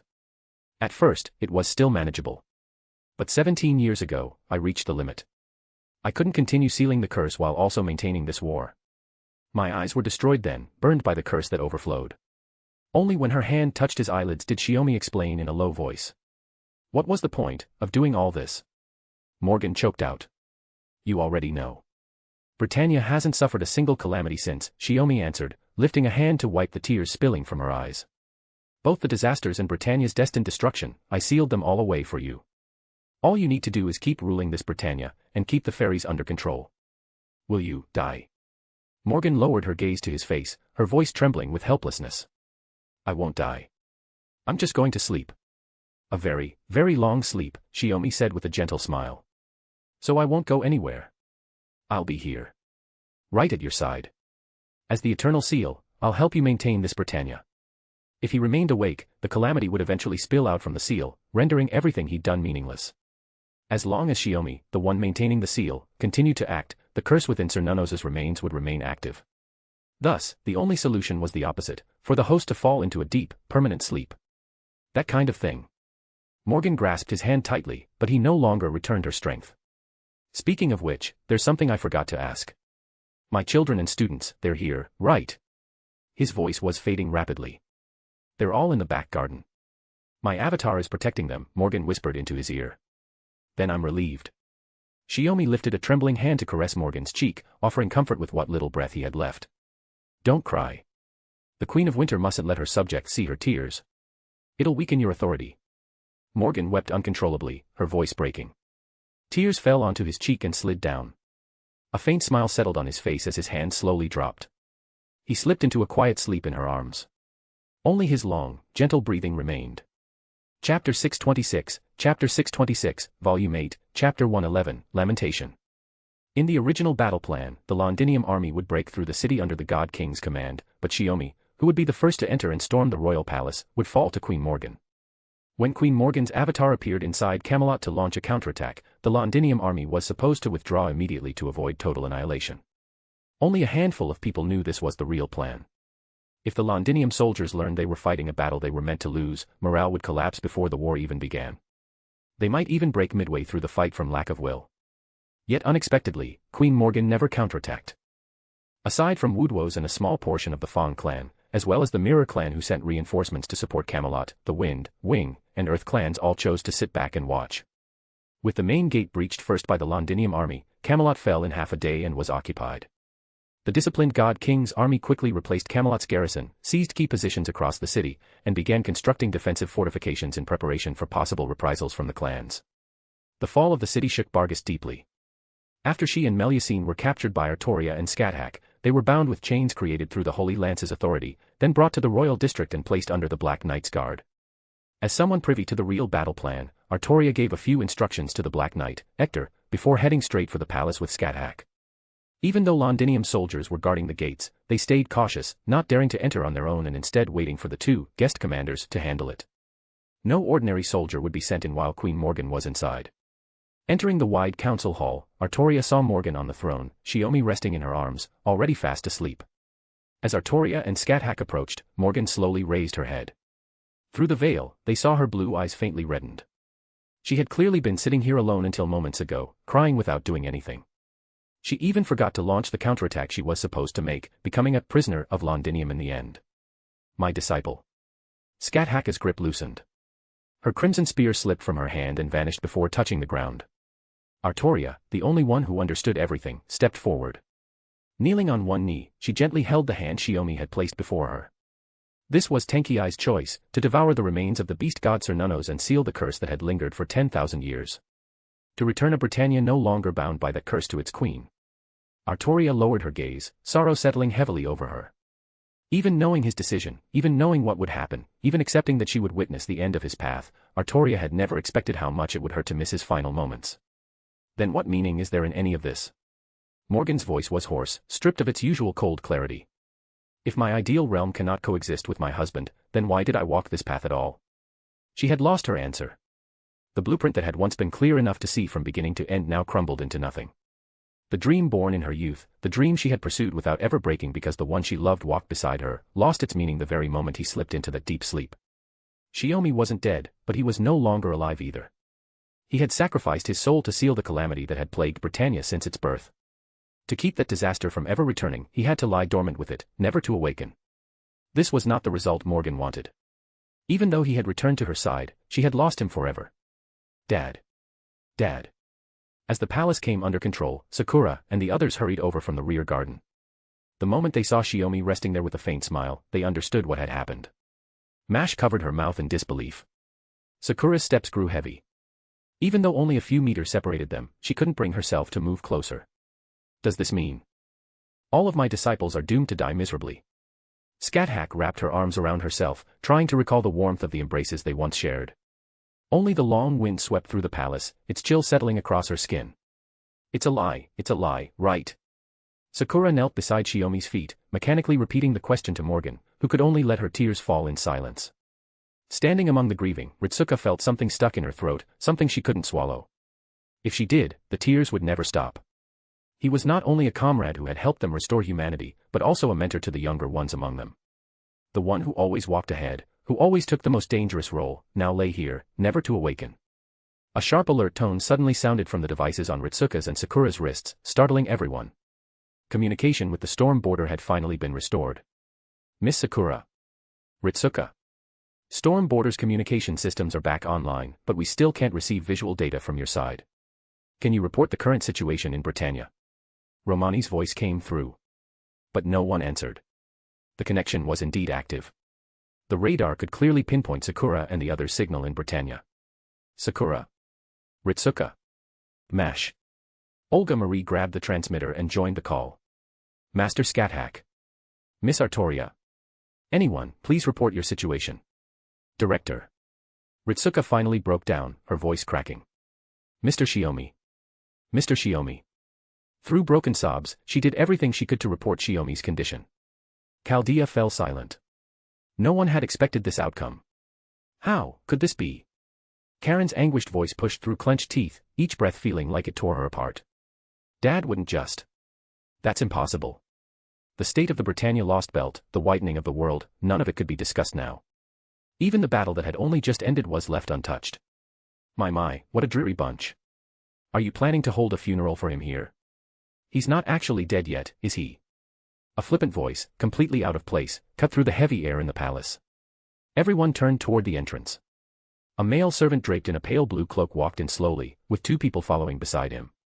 Bayaban Sith and Artoria Castor. You are. Scáthach spoke in surprise. Don't call me by my original name, Master. Right now, I'm Grimr, the second agent of the great god Odin. The man pulled back his hood, revealing his true face. It was the caster, Kuchulian, who had once appeared in Fuyuki City. For more chapters, feel free to follow me on Patreon. 100 chapters ahead. patreon.com/pinksnake. Chapter 627, Volume 8, Chapter 112, A Ray of Hope. Originally, when Shiomi set this war in motion, he had already prepared everything. He would lead the Londinium army toward Camelot, drawing the attention of all Britannia. Meanwhile, Bayaban Sith would take Artoria Caster, carrying his Gi Balg as proof of identity, and head southwest to the storm border beyond the Mist Coast to seek Chaldea's protection. In this Britannia, which had transformed from a lost belt into an anomaly world, everything living here now had the qualification to leave without being erased by the universe the moment they stepped outside. Bayaban Sith and Caster were no exception. Because Shiomi had no way of knowing how far the war would spread after he collapsed, or how much unpredictable loss it might bring, sending Bayaban Sith and Caster to take refuge under Chaldea's protection was the only thing that could give him peace of mind. He believed that during this period, Morgan would be far too busy to pay attention to anything else. Yet when Bayaban Sith and Caster secretly made their way toward the Mist Coast, they ran into a man calling himself Grimr on the southern plains. Or rather, he had been waiting for them on the only road they could take. After using Caster's fairy eyes to confirm Grimr's identity, Bayaban Sith, who knew the deeds of the previous Grimr, answered truthfully when he questioned her about Shiomi's condition. She even told him about the act of sealing the calamity at the cost of his soul. Shiomi had concealed nothing from Bayaban Sith. He believed that only by understanding everything clearly could she make the right decisions. She had been raised at her father's side for 2,000 years and understood his intent deeply. Even if it hurt, she would still carry out what Shiomi entrusted to her. But after hearing her explanation, Grimr said there was still a way to save Shiomi, and he intended to head for Camelot. At that point, Bayaban Sith changed her route. She and Caster followed Grimr back, and with her status as a princess, she helped him pass through the Londinium army's strict checkpoints without trouble. Grimr. Morgan had no interest in exchanging greetings with an old companion from the pilgrimage era, especially when he now appeared in the form of a young man and she herself remembered nothing of those millennia. You said you can save my husband. What do you mean by that? Everyone's eyes fell on Kuchulian. To Morgan and Habitrot, Grimr was a comrade from the past returning to Britannia. To Chaldea, he was the caster who had assisted them in the Fuyuki singularity. And with someone like Scáthach present, who had a direct connection, no one needed to question whether he was genuine. The Great Seal. Using one's soul as the price to seal a calamity. Grimr pointed at Shiomi. Honestly, the seal itself isn't complicated. With a bit of time, it can be undone. But that's not the issue. He spoke while turning toward Ritsuka, though the real target of his words was Chaldea's communicator. Chaldea, Romani. Can you analyze my junior's condition from your side? If you can, I can explain. Grimr rested on his staff. All of this is information the great god Odin shoved at me. It's not something I knew on my own. Romani immediately used the storm border systems through Ritsuka's communicator to perform a Spiritron scan and analysis of Shiomi. Just like back in Uruk, the results were projected before everyone through Mash's shield. The spirit particle readings show that Shiomi's soul is heavily clouded, Romani said. This is the result of an overload of curse energy mixed into it. Exactly. If you recklessly undo the seal and force Cernunnos, the sealed beast god, back out, the outcome is simple. Before this guy even wakes up, Cernunnos will turn around and devour him, using him as the core that keeps it alive. Grimr pinched his chin, his expression severe. Don't forget, he possesses the life authority acknowledged by the goddess Tiamat. No one could predict how far the life authority's bearer, embedded in the beast god's remains, settled for 10,000 years, then drowned in a curse sealed for 1600, would be activated if the seal were undone. So you're saying we need to break the seal while simultaneously separating my disciple's soul from Cernunnos? Scáthach immediately caught the key point and questioned Grimr. Is that what you mean, Kuchulian? I told you not to call me that, master. It lowers my spirit origin output. Grimr protested with obvious irritation, then answered clearly. But yes, that's correct. Artoria asked, then as Odin's proxy, you possess the power to do this? No. Grimr denied it without hesitation. Everyone froze for a moment, confusion and even frustration showing on their faces. Don't look at me like that. Souls were never my specialty, and even as a proxy, the power I can use is extremely limited. Grimr remained calm. Honestly, at this stage, you should all have a better idea than I do about how to extract his soul from the curse. Right, Romani Archaman. He finally turned the question to Romani. Though Romani had never revealed his true identity publicly, his extensive knowledge of magecraft had left a strong impression on everyone. The third magic, Heaven's Feel, Romani suddenly said. If we could recreate the third magic here, then we should be able to. Hope lit up in Sakura's eyes. The third magic was the foundation of the Fuyuki Holy Grail War. Mother, who once participated in that Holy Grail War as a servant, analyzed the system and purified the Greater Grail. She could definitely.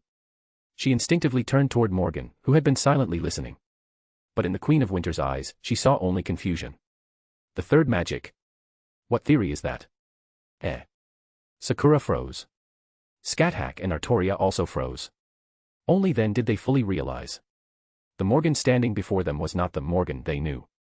Wait, did the documents we took during the retreat not contain any records of the third magic? Scáthach asked.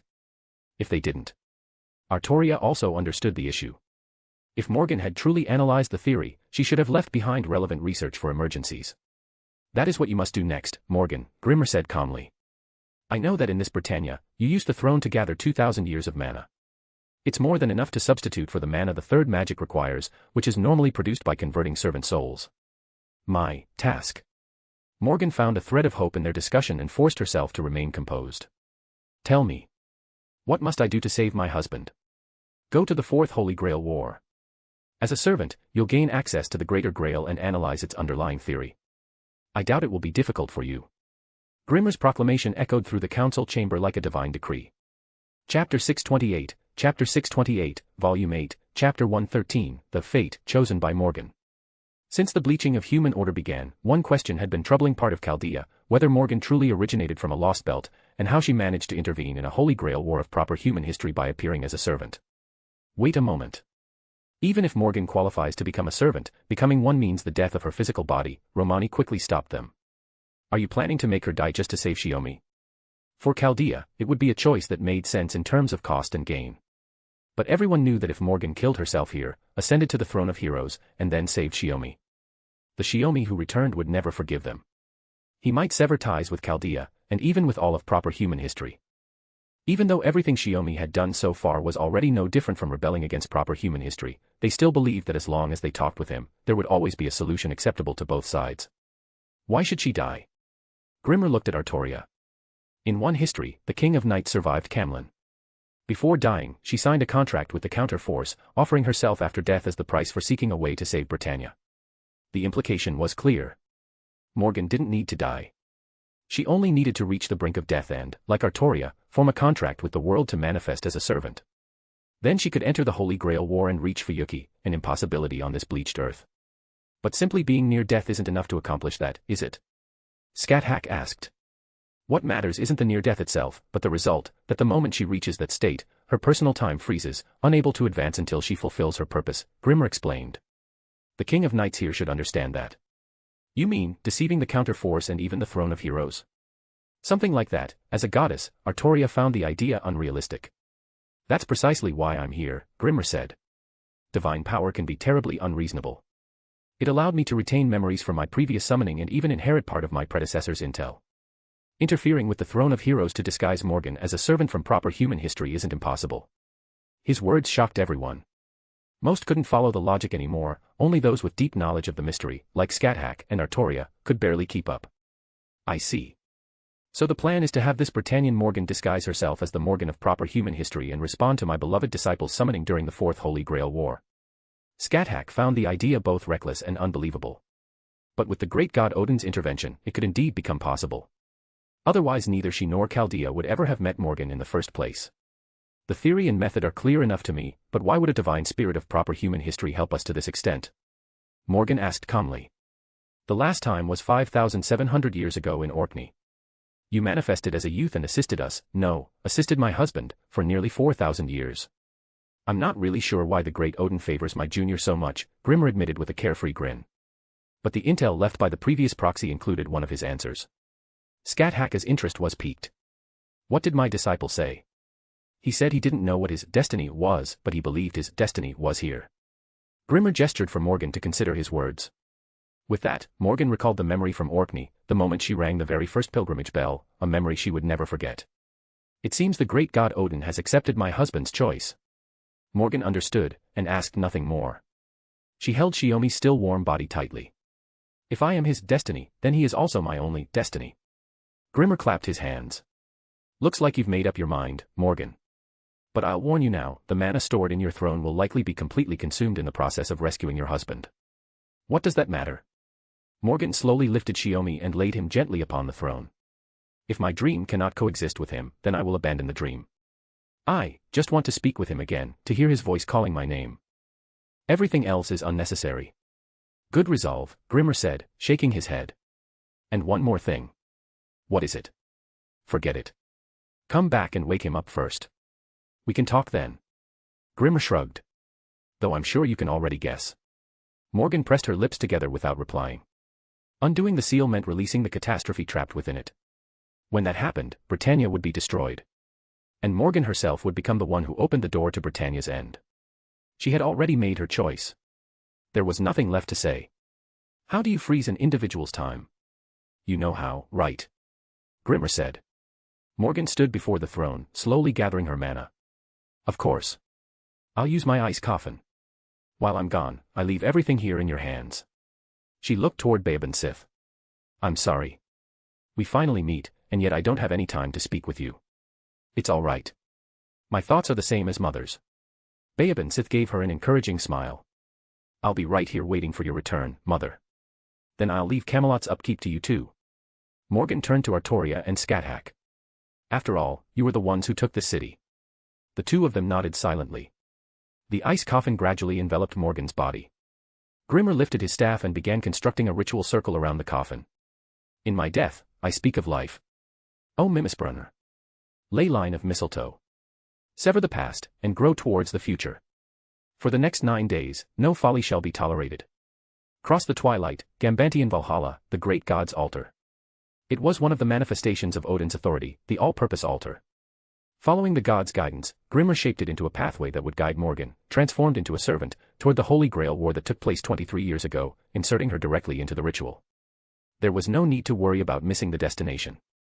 From the start, the fate between Morgan and Shiomi had already been decided, a loop repeating endlessly along a quantum record that had yet to stabilize. Everything Morgan had ever done was to ensure this event, the cycle itself, would not be overturned. Following the pull of spiritrons, Morgan opened her eyes once more. Smoke drifted away in wisps before her.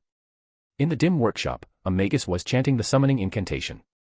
The moment she saw who it was, Morgan understood everything. Suppressing the joy rising in her chest, she stepped toward the still inexperienced Shiomi.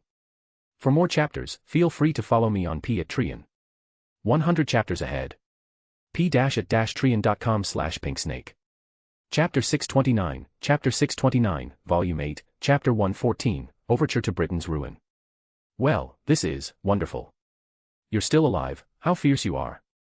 When I saw you fall from the sky, I truly thought my eyes were playing tricks on me. I never imagined an enemy could reduce you to such a state. On the central plains between Salisbury and Gloucester, the Wind Clan's army had set up a temporary encampment. Inside Clan Chief Aurora's large tent, she looked with deep concern at the heavily injured Woodwoes. Clar, tend to him. Use the treasured magic powder, she ordered her personal maid.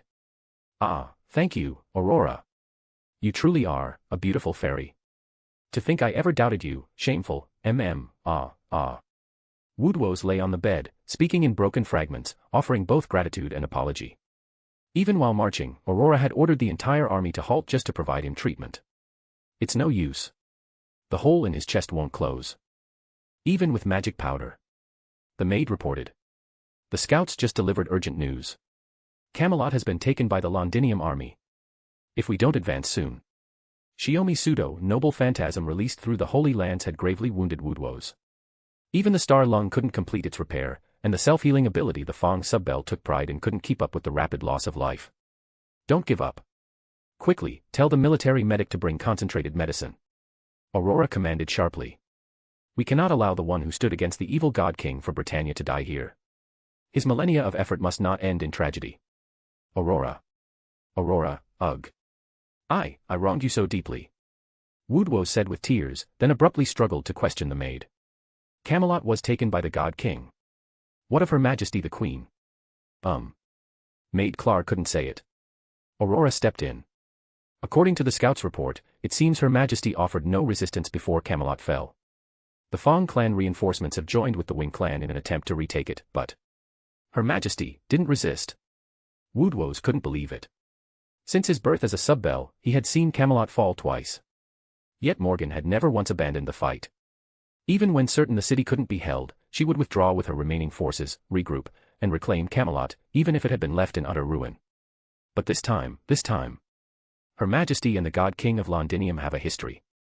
This isn't a rumor I heard secondhand. Aurora shifted tone, her expression heavy. Perhaps these 2,000 years of war, the blood of countless fairies from every clan, were all part of a scheme between Her Majesty and that God King. Then, for what? Woodwose asked, baffled. But Aurora's words only let the seeds of doubt take deeper root. No one knows. Perhaps Her Majesty intends to abandon all clans. After wiping out all 6, she may build a clan belonging to her alone. Aurora implied deliberately. If that's the case, if that's really the case. Woodwose forced himself off the bed and staggered toward the exit. Woodwose, you should know this, if you're heading to Camelot, the underground vein corridors are far faster than traveling on the surface. Aurora reminded him from behind, though whether the already staggering Woodwose heard her or not, no one could say. Camelot, within the royal palace. More than 20 hours had passed since Morgan sealed herself inside the ice coffin and Odin's proxy, Grimr, activated the ritual known as the Great God Altar. Yet neither Scáthach and Artoria, who had just endured a brutal siege, nor Sakura and the others waiting in the palace could calm themselves enough to rest. Romani, concerned for the girls' well-being, tried to suggest they take a short break as their doctor. But the fact that he refused to leave his own post made his advice far less convincing. More importantly, Londinium's occupation of Camelot did not mean the conflict was over. The ever-disciplined Londinium forces had already secured every important route and defensive position in the city, waiting for the God King's next command. But no new orders came. At the same time, the clan armies who never appeared during the siege finally arrived outside Camelot, launching yet another assault to reclaim Camelot. During the interim, Scáthach and Artoria inspected the defenses in 3 directions. Morgan's Camelot truly was a fortress. Without fighters on the level of Shiomi or Morgan herself, the city gate's defenses could never be broken. Any attempt would only turn the attacking forces into fodder for the grinder. In other words, there was no immediate need to fear the city being breached from within. How much longer, Mr. Grimr? Baobin Sith asked. No idea. Grimr replied. When Chaldea performed ray shifts, how long did each one take? Sakura answered, Chaldea would use Chaldeas to verify the master's existence after the shift and establish communication. So the flow of time was synchronized for both sides, Grimr concluded. But the current situation isn't the same as a ray shift, is it? Scáthach said. It resembles it, but it's fundamentally something else. Exactly. So we can't compare them directly. Grimr looked toward Shiomi lying on the throne. By the way, how long has that Morgan been in the past? If we count the present year as 2017. It's been 23 years. Sakura calculated. From the day she descended into the Holy Grail War, Mother has never left. Mother. Baobin Sith froze for a moment. Wait, this Chaldea woman, your father's daughter? Yes, Sakura answered calmly. The anxious air suddenly turned strange and quiet. Baobin Sith glanced toward the corner of the council hall, where Castor and Pendragon, 2 Artorias, were deep in discussion. It seemed that when the Lion King removed her helmet, Castor had been startled, then gradually understood what was happening. Now, driven by curiosity, she was exchanging thoughts with another version of herself from a different history. Looks like there's going to be a lot to talk about. Baobin Sith adjusted her glasses. As her words ended, a cracking sound echoed from the ice coffin. For more chapters, feel free to follow me on P@Trian. 100 chapters ahead. p-trian.com/pinksnake. Chapter 630, Volume 8, Chapter 115, The Right to Retrieve the Soul. The first sound was an almost imperceptible crack, growing steadily louder. Everyone stopped what they were doing and turned their attention back to Morgan's ice coffin.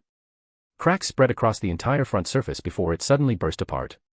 Shards of ice scattered outward, dissolving into frost the moment they touched the floor. Morgan stepped out of the coffin, momentarily losing her balance. She almost fell, but 2 girls caught her arms. Mother. Sakura and Baobin Sith spoke at the same time. Ah, right, this is how things were on this side. Morgan blinked, then shook her head. She steadied herself, reached out, and gently patted both girls' heads, her expression softening. 23 hours.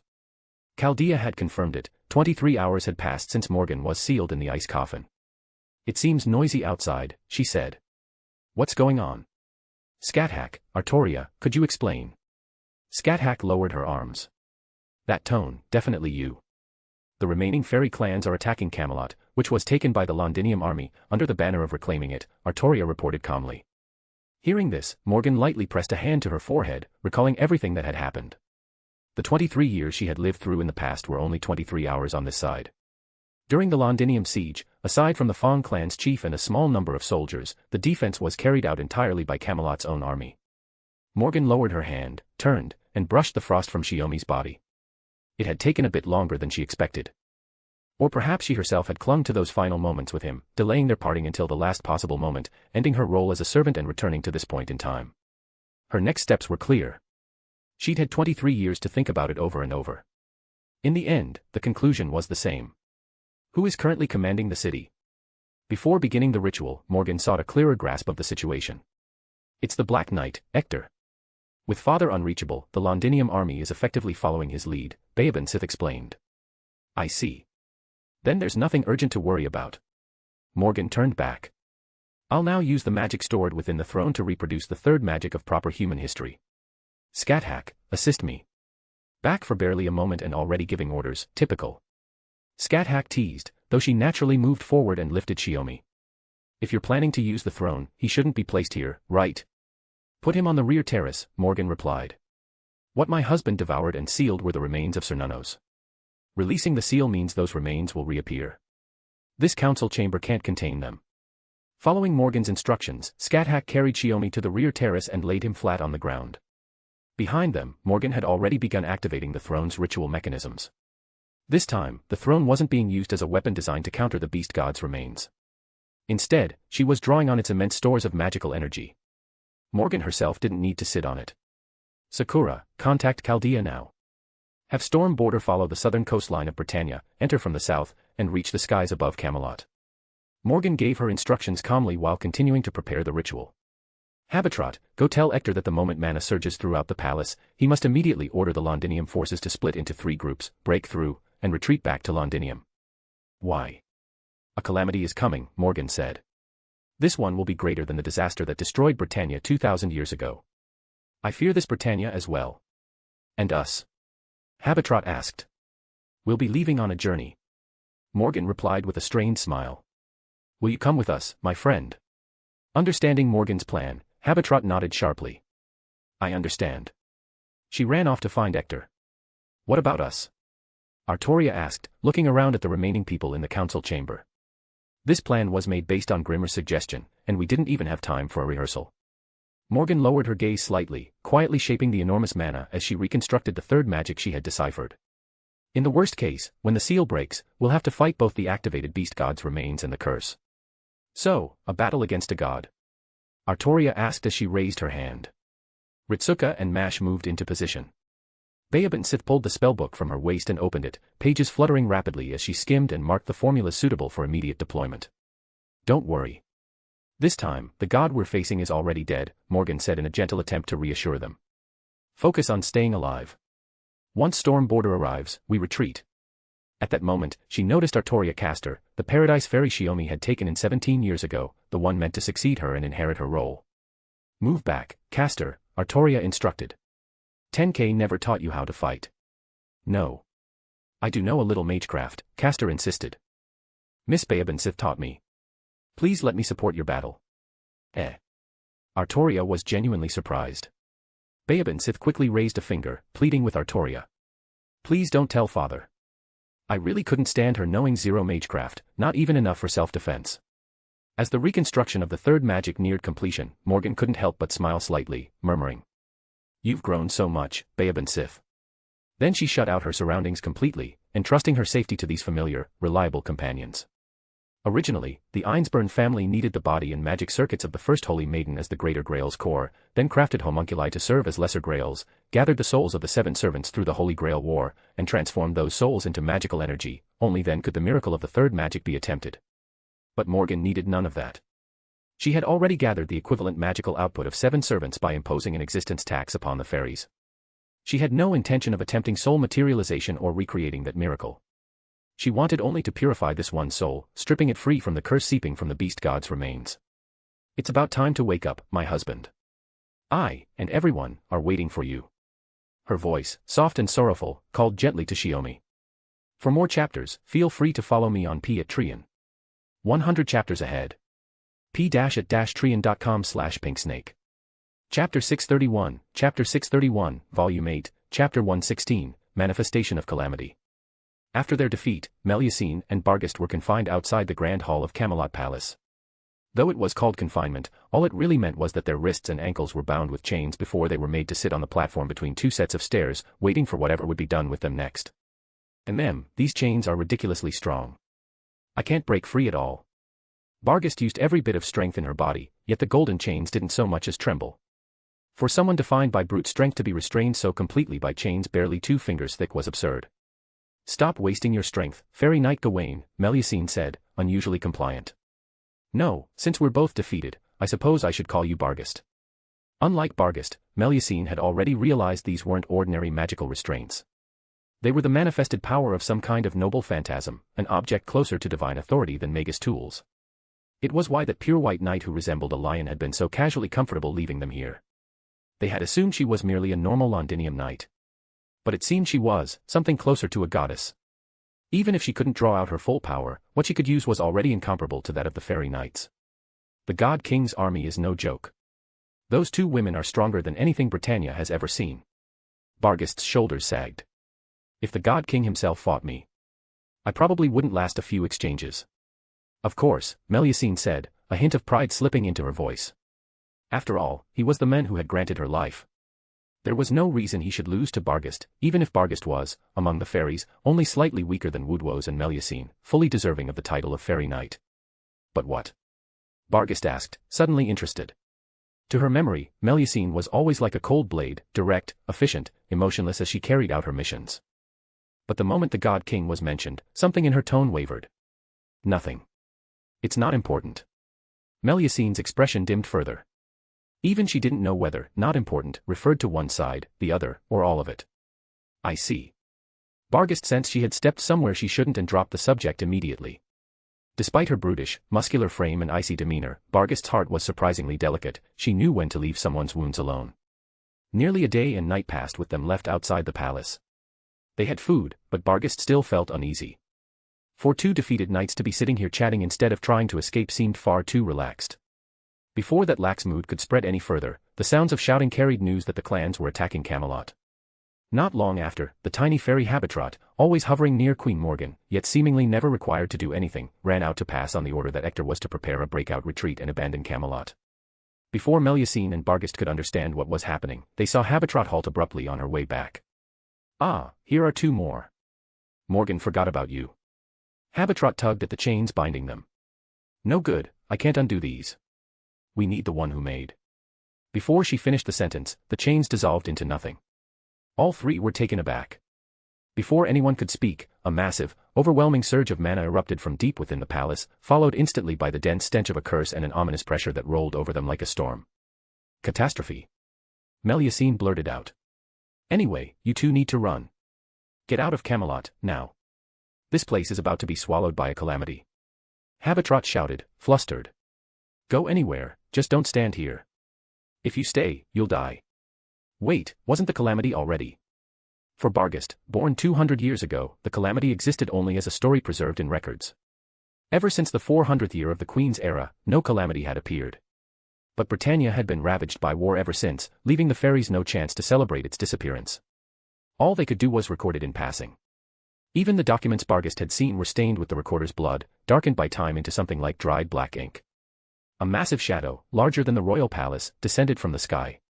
Even without seeing its body, anyone could tell something grave was happening. Realizing vaguely that something unprecedented was about to unfold, Barghest hesitated only for a breath before turning and sprinting toward the west gate. Once a calamity appeared, it would never stay confined to Camelot. She had to regroup her scattered troops and protect her own domain, Manchester. Habitrot also turned and dashed back into the palace to regroup with the others. Only Melusine remained standing where she was, staring blankly at Camelot and the palace grounds. That looming shadow was none other than the beast god Cernunno's remains, released back into the great hollow the moment the seal within Shiomi was undone. The divine spirit's soul had long since perished, but the remains retained their activated state. Their burning rage persisted, becoming a curse-laden disaster that now threatened all of Britannia. Originally, without a new divine core, Cernunnos could not reawaken. But after being consumed by Shiomi, the remains had been exposed to the life power he carried, something Cernunnos never possessed even when alive. This process had continued for 1,600 years. Now the beast god was like a waking corpse, crawling up from the great hollow. Its curse had already begun spreading along the hollow's walls, racing toward Britannia. And those first to face it were Morgan and her group, who had just broken the seal releasing Cernunnos. Mash, prepared in advance, rushed to the front at the perfect moment. With Sakura and Ritsuka supporting her through magecraft, she invoked the true name of her shield. Lord Camelot. The White Wall City blocked the first wave of Cernunnos' cursed hand, buying precious moments for counterattack. Morgan fell to one knee, breathing unsteadily. To recreate the third magic in a single attempt, she had drawn out and used 80% of the throne's mana. Not for its original offensive function, but for a different purpose. Even with a spell system of her own design, optimized for herself, the operation required extreme precision and allowed no room for error. She conned her breath and looked at Shiomi lying nearby. Spirit particle scan complete. Shiomi's soul has been completely separated from the beast god's curse, but, Romani's anxious voice came through. One look is enough, Scáthach said sharply as she slashed through an approaching cursed hand. The beast god's remains are instinctively seeking my disciple's life power, trying to drag him over and turn him into its core. But why? Tenkei still hasn't awakened.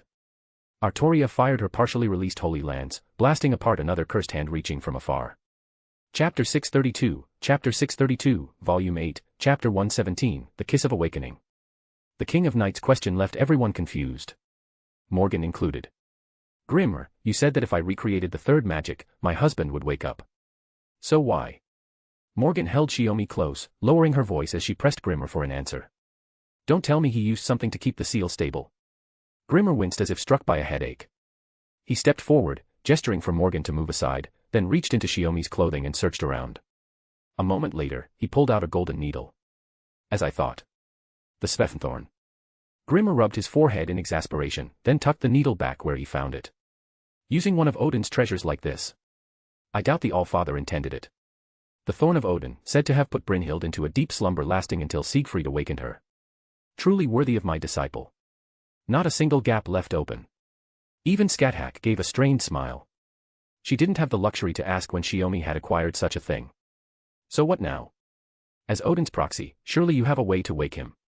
Under Masha's noble phantasm, everyone continued resisting the assaults of Cernunnos. The storm border was nearly above Camelot, ready to extract them. But if Shiomi didn't wake, they couldn't risk leaving. Not that easy. Grimmer placed his hand on Shiomi's forehead to confirm something, then his eyes widened. Where did his spirit go? Morgan froze. To Magi, a living being is made of three components. Soul, spirit, and body. The ritual in Blackmoor Village was the most familiar example. Before anyone could speak further, Camelot's foundations shook violently. Unable to break through Masha's noble phantasm to reach Shiomi, the beast god's remains instead began attacking the palace itself, clearly intending to collapse it, then devour Shiomi and everyone present. Cut it out already. Can't you see we're busy? Grimmer strode forward and struck the ground with the end of his wand. My magecraft is a cage of flames. A flaming yet verdant giant. Retribution. A shrine that purifies the evil of human affairs. The one who destroys. Wickerman, cage of scorching, consuming flames. Even if you're kin, I don't have time for your grudges. Get back into the earth. While everyone else was still distracted by Shiomi's continued slumber, Grimmer fired the first true shot of their counterattack. A giant tens of meters tall, woven from countless slender branches, slowly manifested. It was still tiny compared to Cernunnos' colossal form. This was not an Odin rune. It was the noble phantasm granted to Cu Chulian in this particular class, Celtic Druid Magecraft. Wreathed in purifying flames, the giant lunged at the beast god's remains and ignited in a roaring blaze. The cursed tendrils reaching toward it disintegrated upon touching the flames. Fair enough. We have to deal with Cernunnos' remains anyway. Even a god can't be left free to run wild. Scáthach narrowed her eyes, spinning her crimson spear and pointing it at Cernunnos. Thunder crashed from above, lighting the great hollow like midday. Then I leave waking Tenkei to you, Artoria said. His spirit has probably returned to goddess Tiamat because of his sleep. Morgan stiffened.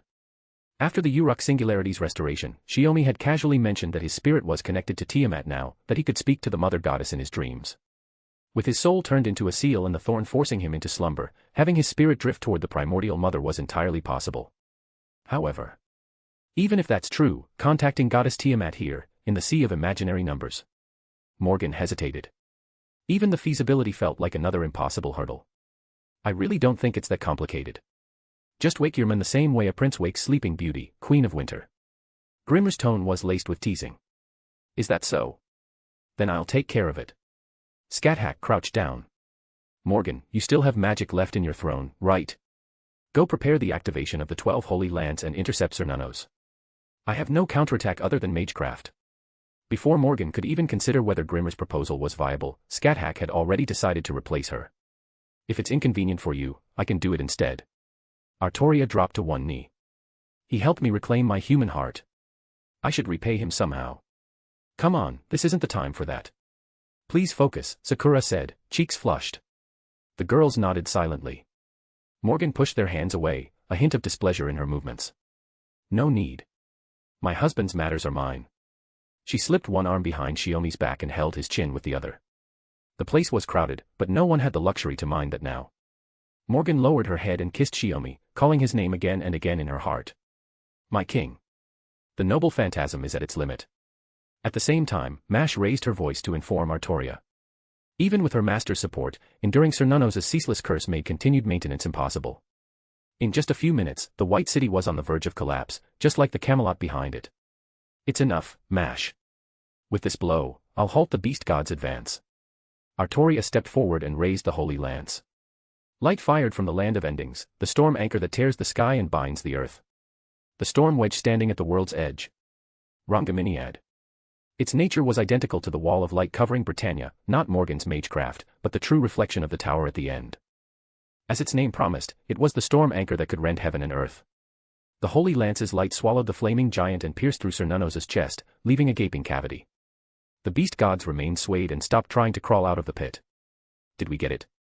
Babe and Sith, who had been defending with magecraft while seeking a chance to strike back, couldn't help speaking up in relief. No. Not yet. A calm voice cut in. The massive hole left by the Holy Lance was already closing at a speed visible to the naked eye. But no one looked at that worrying scene. Their eyes all went to the men rising from the ground.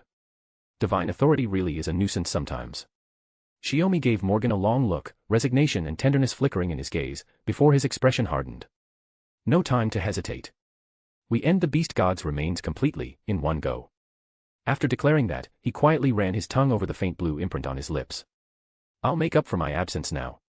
For more chapters, feel free to follow me on P@Trian. 100 chapters ahead.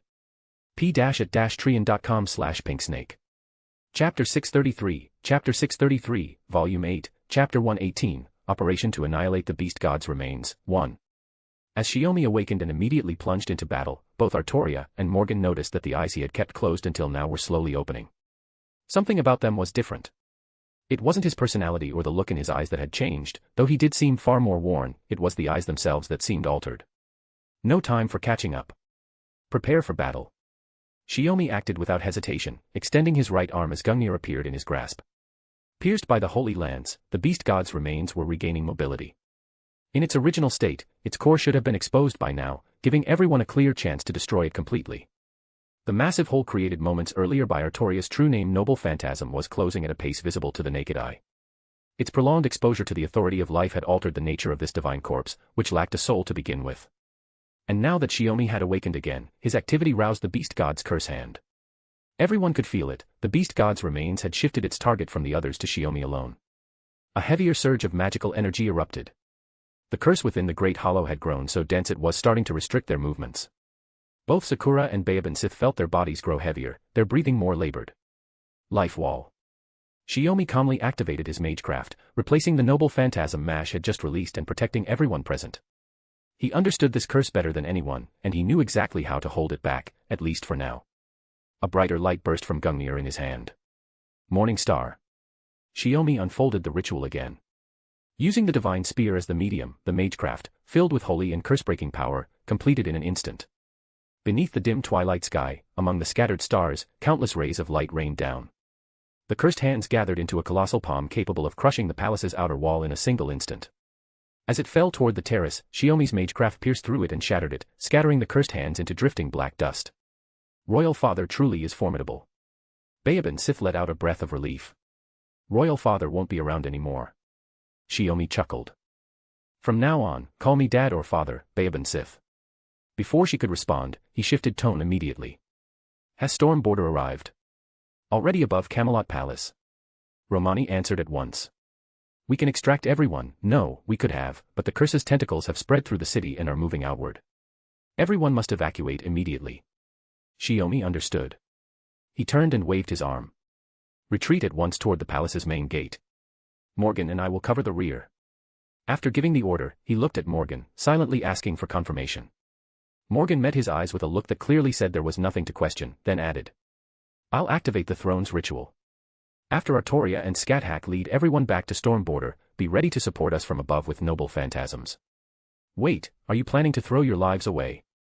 Artoria's voice trembled with anxiety. After finally reuniting, Shiomi and Morgan were about to reenact the Antarctic retreat.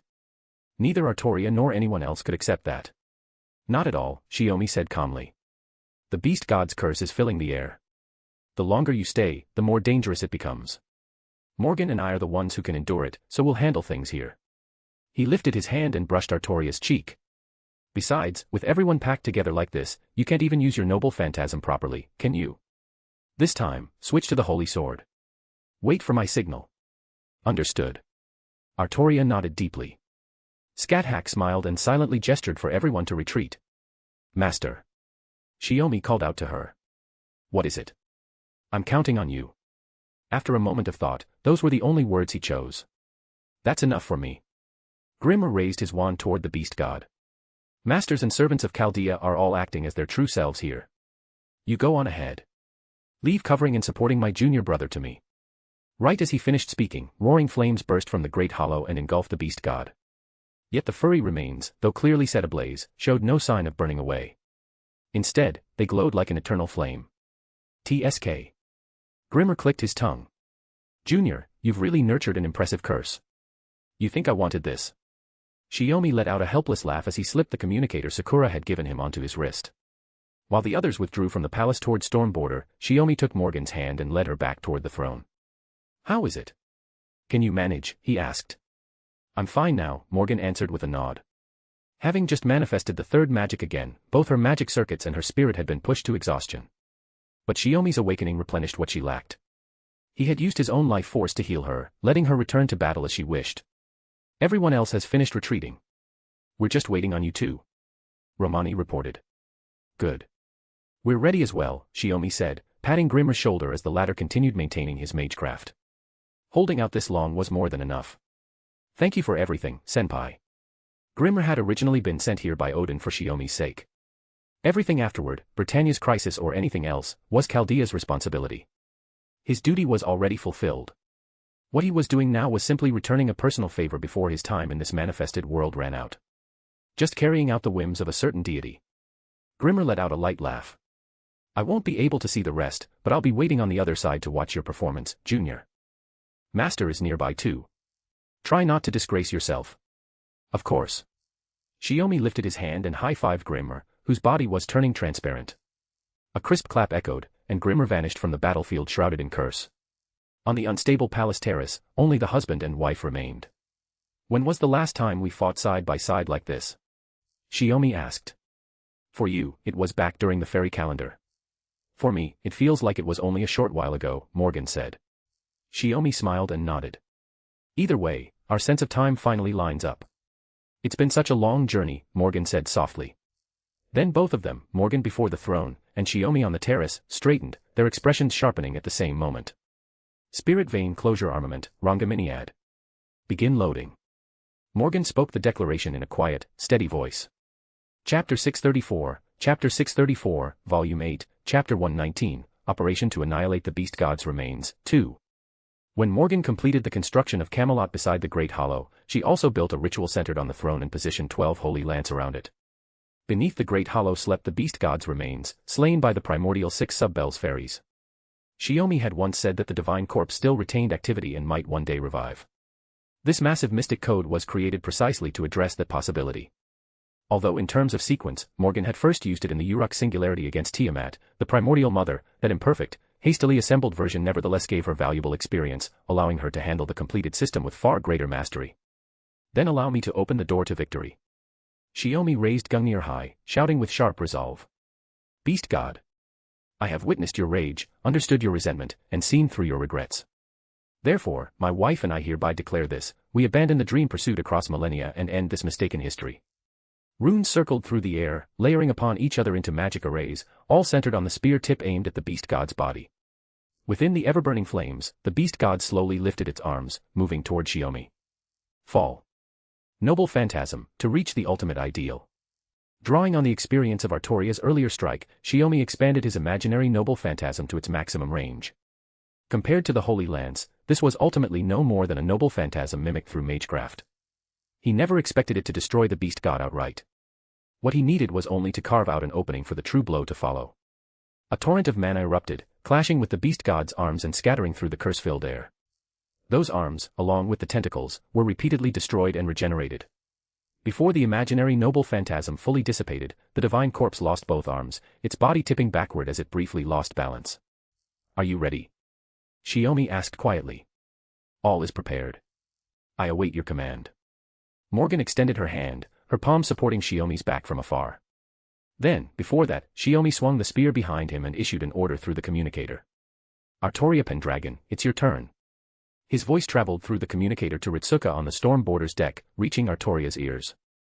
The Storm Border's deck can withstand a noble phantasm release. Proceed, King of Knights, Captain Nemo announced over the broadcast. The Storm Border hovered directly above the palace where Shiomi and Morgan stood, the ideal position. Steadying her heart, Artoria dismissed the Holy Lance and reached into the empty air, grasping the invisible sword. A fierce wind surged through the sky currents, sweeping across the deck and nearly toppling those standing by. As the invisible air dissipated, the golden holy sword revealed its true form for the first time in this Lost Belt world. Its radiance under the twilight sky resembled a morning star illuminating a darkened road. That is. Castor stared blankly, the star holy sword's light reflected in her eyes. The King of Knights gathered the full strength of her body into the arms gripping the hilt. Light rose from all directions, piercing through the darkness that had swallowed the land and city. The radiance converged upon the star holy sword, as though the very breath of the stars existed solely to honor and amplify its glow. The intense, purifying light left everyone on deck breathless, unable to speak. This figure, this hero, had once illuminated an age of chaos darker than any night. That is the holy sword that never came to be in this world. It was you, and also Mother, who as the Fairy of Paradise, should have offered your lives to complete the forging of that noble phantasm. Bayaban Sith clutched the spell tome tightly in her arms. Father. Father didn't teach you any combat skills because he didn't want you to take Mother's place and carry that sacrificial fate again. And now, that fate no longer matters. The true holy sword has finally revealed itself. The sword's name is, Artoria Castor whispered. She had tried speaking with this other self, who walked a different path, hoping to understand her own fate. Do what you wish to do. Even if you simply live as an ordinary girl, that too is not wrong. That was the answer the King of Knights had given her. Gazing at the king's back now, Castor finally grasped the weight of those words. That figure was dazzling, brilliant to the point of pain, and unbearably heartbreaking. To bear such radiance alone, to keep fighting until the very end, what an impossibly difficult life that must have been. That was why, when faced with a version of herself who had yet to begin any journey, the King of Knights could give only that answer. Neither path is wrong, they are merely different choices. This radiance is the hope of the stars, the proof of life that illuminates the world. Bear witness. Excalibur. Light surged forward. A thunderous roar shook the heavens. The dragon factor was unleashed, accelerating mana into pure brilliance. Spiraling torrents of light swallowed the beast god's remains along with the twilight sky. Even under that scorching impact, the divine corpse did not completely vanish. It was mercilessly cleaved in half and sent crashing to both sides. Before the holy sword's radiance could fade, the remains began to regenerate, terrifying and relentless, like cancer cells reborn without end. Roundlands, 12 bases aligned and anchored. Rite of the Primordial Mother, open. Holy Lance of Salvation, descend as the rain that cleanses all sin. Morgan, who had waited for this moment, now moved to bring this long, brutal marathon of a battle to its rightful end. Born for this. Fighting for this. This would be her final act as queen, to purge the calamity of Britannia. The 12 Holy Lands split into two formations, firing toward the two halves of the beast god's remains. Knowing the scale of the life authority better than anyone, Morgan poured out her remaining stored mana, emptying even her own without hesitation. To erase the beast god completely, to destroy it faster than it could regenerate, that was all that mattered. It had only brushed against the life authority, regenerating using residual power. Without Shiomi's maintenance, the accumulation of 1600 years could not sustain it. Don't shoulder it alone. I'm here. Use my mana too. Shiomi stepped back to her side and took her hand. Their long synchronized magical frequencies allowed mana to circulate freely between their magic circuits. Ha, aha. Together, their defiant shouts erupted as the holy lance fired again, its light engulfing the beast god's still burning remains. With the cursed divine corpse fully annihilated, an explosion burst within the great hollow. Flames surged upward and spread outward, sweeping across all of Britannia. For more chapters, feel free to follow me on Patreon. 100 chapters ahead. p-at-trian.com/pinksnake. Chapter 635, Volume 8, Chapter 120, The Burning Camelot. Flames swallowed Camelot's royal palace. The once immaculate, resplendent halls turned into a sea of fire in an instant after the explosion, their carved beams and painted rafters becoming perfect fuel. Morgan collapsed before the throne, gasping as she tried to stabilize her magic circuits. After barely recovering from performing the third magic, she had immediately pushed the Rangaminiad, spirit vein closing armament to full output again. Even for a top-tier genius, Morgan knew she had overdone it. Her magic circuits were completely overheated now, and any attempt to use magecraft would bring unbearable pain. Can you still stand? Shiomi held her, asking gently. I want to, but I can't. My husband will have to manage it, Morgan whispered. Flames crept deeper into the palace, even the council chamber now blazing, yet she acted as though she didn't notice, answering him with unhurried calm. Shiomi understood. He lifted a hand and dispelled the flames creeping toward them. Through the communicator, Romani's and the director's voices overlapped in a rush, both trying to confirm their condition. From the storm border, the palace was clearly ablaze. We're coming over right now. Shiomi answered steadily, then moved to lift Morgan, only to pause for a moment. No hurry to leave? Morgan asked with a faint, knowing smile. He wrapped his arms around her. She lowered her head and kissed the pale blue lips beneath his parted veil. Morgan's hands rose to gently circle his neck, as if holding the dream she had chased her whole life. A burning pillar crashed into the chamber with a low rumble, but nothing could disturb their long, lingering kiss. Only when Shiomi's lips had stolen the color from Morgan's, tinting both their mouths blue, did he release her slightly and whisper in her ear. I'm home. I'm sorry I made you wait so long. More than that, if we don't leave now, we'll just become a pair of doomed lovers buried with the palace and the city. Morgan didn't feel the need to say more. Her feelings were the same as his. Shiomi nodded and lifted her into his arms, carrying her toward the exit. Flames, falling debris, collapsing stones, none of it slowed them. When you sent me 6,000 years into the past, you said you'd wait for me in the future, Shiomi said as they walked through the inferno without even glancing at it. You remember. I thought after 6,000 years, you would have forgotten something so small. Morgan leaned into him with a soft smile. What I mean is, today is that future, right? He asked. To be honest, I thought you would only come to find my past self after you finished everything in the fairy kingdom, after entrusting Britannia's future to some reliable successor, Shiomi said, sounding a bit wounded. But it turns out, you did it to save me. What else would it be? Morgan pouted, acting spoiled the way she once did. She no longer needed to pretend to be the cold, merciless queen. She could finally be the witch who belonged only to him. Even after oceans dried and eras changed, even if the future was uncertain, Morgan felt her heart filled with strength and hope. It feels like neither of us is very bright, Shiomi said, half helpless, half amused. I resolved to sacrifice my soul for your dream, and you threw away a dream within arm's reach to save mine. Before being a queen or a savior, I am your wife, Morgan said, shaking her head. If ambition alone could make me abandon the husband who stayed by my side, then I would have become someone you wouldn't even recognize. Like the Morgan from proper human history? Shiomi asked. Something like that. Morgan admitted. It fit her far too well. Holding her like a princess, Shiomi moved quickly, despite seeming unhurried, through the ruined palace and out past its gates. The Londinium army had already broken through the encirclement. The aftershocks from destroying the beast god's remains swept across all of Britannia. Flames engulfed not only the royal palace, but Camelot itself and the lands beyond its walls. The scourge of flames. Shiomi murmured. Britannia, this time it may truly be. A wave of sorrow rose in Morgan's chest. She loved Britannia, and she loved the ancestral lands of the Rain clan even more. Yet all of it would now vanish, dissolving entirely into a pruned event. Only she would remain as the proof that these precious things had ever existed, walking alone toward the future. Inside the burning city, the temperature had risen to levels lethal for humans. Without Shiomi's magecraft, even escaping safely would have been nearly impossible for the two of them. Your Majesty, and also. As they descended the steps, searching for a path out of Camelot, a voice called out. Both Shiomi and Morgan halted, surprised that someone else was still here. Melusine sat on the landing of the palace steps, hugging her knees like a child abandoned in the wild. Unlike Barghest, she had no personal ambitions. She had served under Morgan as a fairy knight only to follow Shiomi's will. Melusine. Shiomi frowned. Didn't you see the city burning? This isn't an ordinary fire. Even you could die. But I. Melusine looked at the blazing ruins around her, slowly comprehending. I don't know where to go. She understood, Britannia had been abandoned. More completely than 2,000 years ago. Morgan frowned and looked at Shiomi, speaking in a voice only he could hear. This is the consequence of your actions. You should be the one to give her an answer. Then from now on, live for yourself, Melusine, not for anyone else. Shiomi already knew what Morgan meant. He spoke seriously to Melusine. It's fine if you don't know yet. If you wish, you can come with us. If you want to throw away the life you fought so hard to obtain, that is your freedom too. Go, with you. Melusine's eyes lit up again. These were the words she had waited 2,000 years to hear. She had wanted to serve as his fairy knight, to wage war on the fairies, even if it meant taking on the sin of slaughter. Not follow me, come with us. You don't belong to anyone. You belong to yourself. Shiomi shook his head. Even if your nature instinctively makes you obey me, that doesn't mean you can't surpass it. Melusine's face brightened with joy.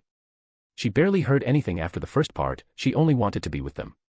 But before she could speak, Barghest came flying in from the western street, crashing hard onto the road outside the palace. Barghest. Melusine gasped. Chapter 636, Volume 8, Chapter 121, Sudden Upheaval. In Britannia, there were only a handful of beings capable of sending Barghest flying like that. Whether it was herself, the queen, or the god king, they were all here. So who could possibly? As Melusine wondered, she finally saw the ominous figure clearly and froze. Woodwoes. Oh. I thought you'd lost the ability to fight. Yet you still managed to crawl back here. Shiomi spoke coldly. Fong Clan Subbell, you passed through the underground vein corridor, didn't you? Kill you. Woodwoes looked utterly ragged, half his body already moss-corrupted. His immense magical power, mixed with the curse's calamity, was consuming his sanity bit by bit. How foolish. Ever since I sealed the beast god's remains, Britannia's calamities have vanished. The vein corridor should have been safe enough. Shiomi's tone returned to the icy indifference he always held in Britannia. But you were simply unlucky. Put down, the queen. Woodwoes roared. Such admirable loyalty. But I refuse. Shiomi raised an eyebrow. The Queen of Winter is already in my custody, Camelot has become a sea of fire, and your nation falls today. If you value your life, retreat now. Morgan could only fall silent at that. Isn't that basically throwing oil on the fire? Melusine took up a combat stance but couldn't help asking. No need to fight them head-on. Cover us. Once we leave the city, you must retreat as well, Shiomi told her. You think that after storming Camelot, capturing the queen, and setting our royal city ablaze, you can still come and go as freely as before, God King. Before Melusine could answer, dense ranks of fairies flooded in from 3 streets at once. Spriggan, the Earth Clan's chief, questioned him triumphantly. It was the armies of all 4 clans. Camelot's troops had been spent fighting Londinium, while the clan armies had barely taken losses. To fairies, the raging fires throughout Camelot were hardly a real threat. Your royal city. Shiomi lifted his chin. As I recall, this capital was constructed by Morgan's magecraft. What exactly have you fairies contributed? And yet you dare call it our royal city. Never expected His Majesty the God King to have such a sharp tongue, Spriggan said, as confident as ever. Judging from Her Majesty the Queen and His Majesty the God King's behavior, they hardly look like captives. Could it be that rumor? Aurora feigned surprise. She possessed the ability to hear every rumor spread across Britannia. Ever since she became the Wind Clan's chief, Aurora had been gathering whispers and conducting secret investigations. But Shiomi's actions had always been flawless. He had anticipated long ago that fairies would try to uncover his connection with Morgan, and destroyed all records from the fairy era. All Aurora had ever found were clues that seemed plausible but lacked the strength to prove anything. If you'd like to support my work and unlock advanced chapters, you can follow me on p-at-trian. Up to 100 chapters ahead for now. p-at-trian.com/pinksnake. Chapter 637, Volume 8, Chapter 122, The Fairies' Doomsday. The calamity happened in an instant. The clan armies that followed their chieftains into Camelot had no awareness, no expectation, no preparation for what was about to unfold. When Woodwose, corrupted by the newly born curse after passing through the vein corridor, became the next calamity and began devouring the surrounding fairies without mercy, all the fairies froze as if bound, momentarily forgetting even how to flee. They stared in horror at the monstrous giant whose slightest gesture could demolish the city's buildings, convinced they were trapped inside a living nightmare. Only the death of their own finally jolted true fear back into them. It hurts, it hurts, it hurts. Please. Stop. Please stop.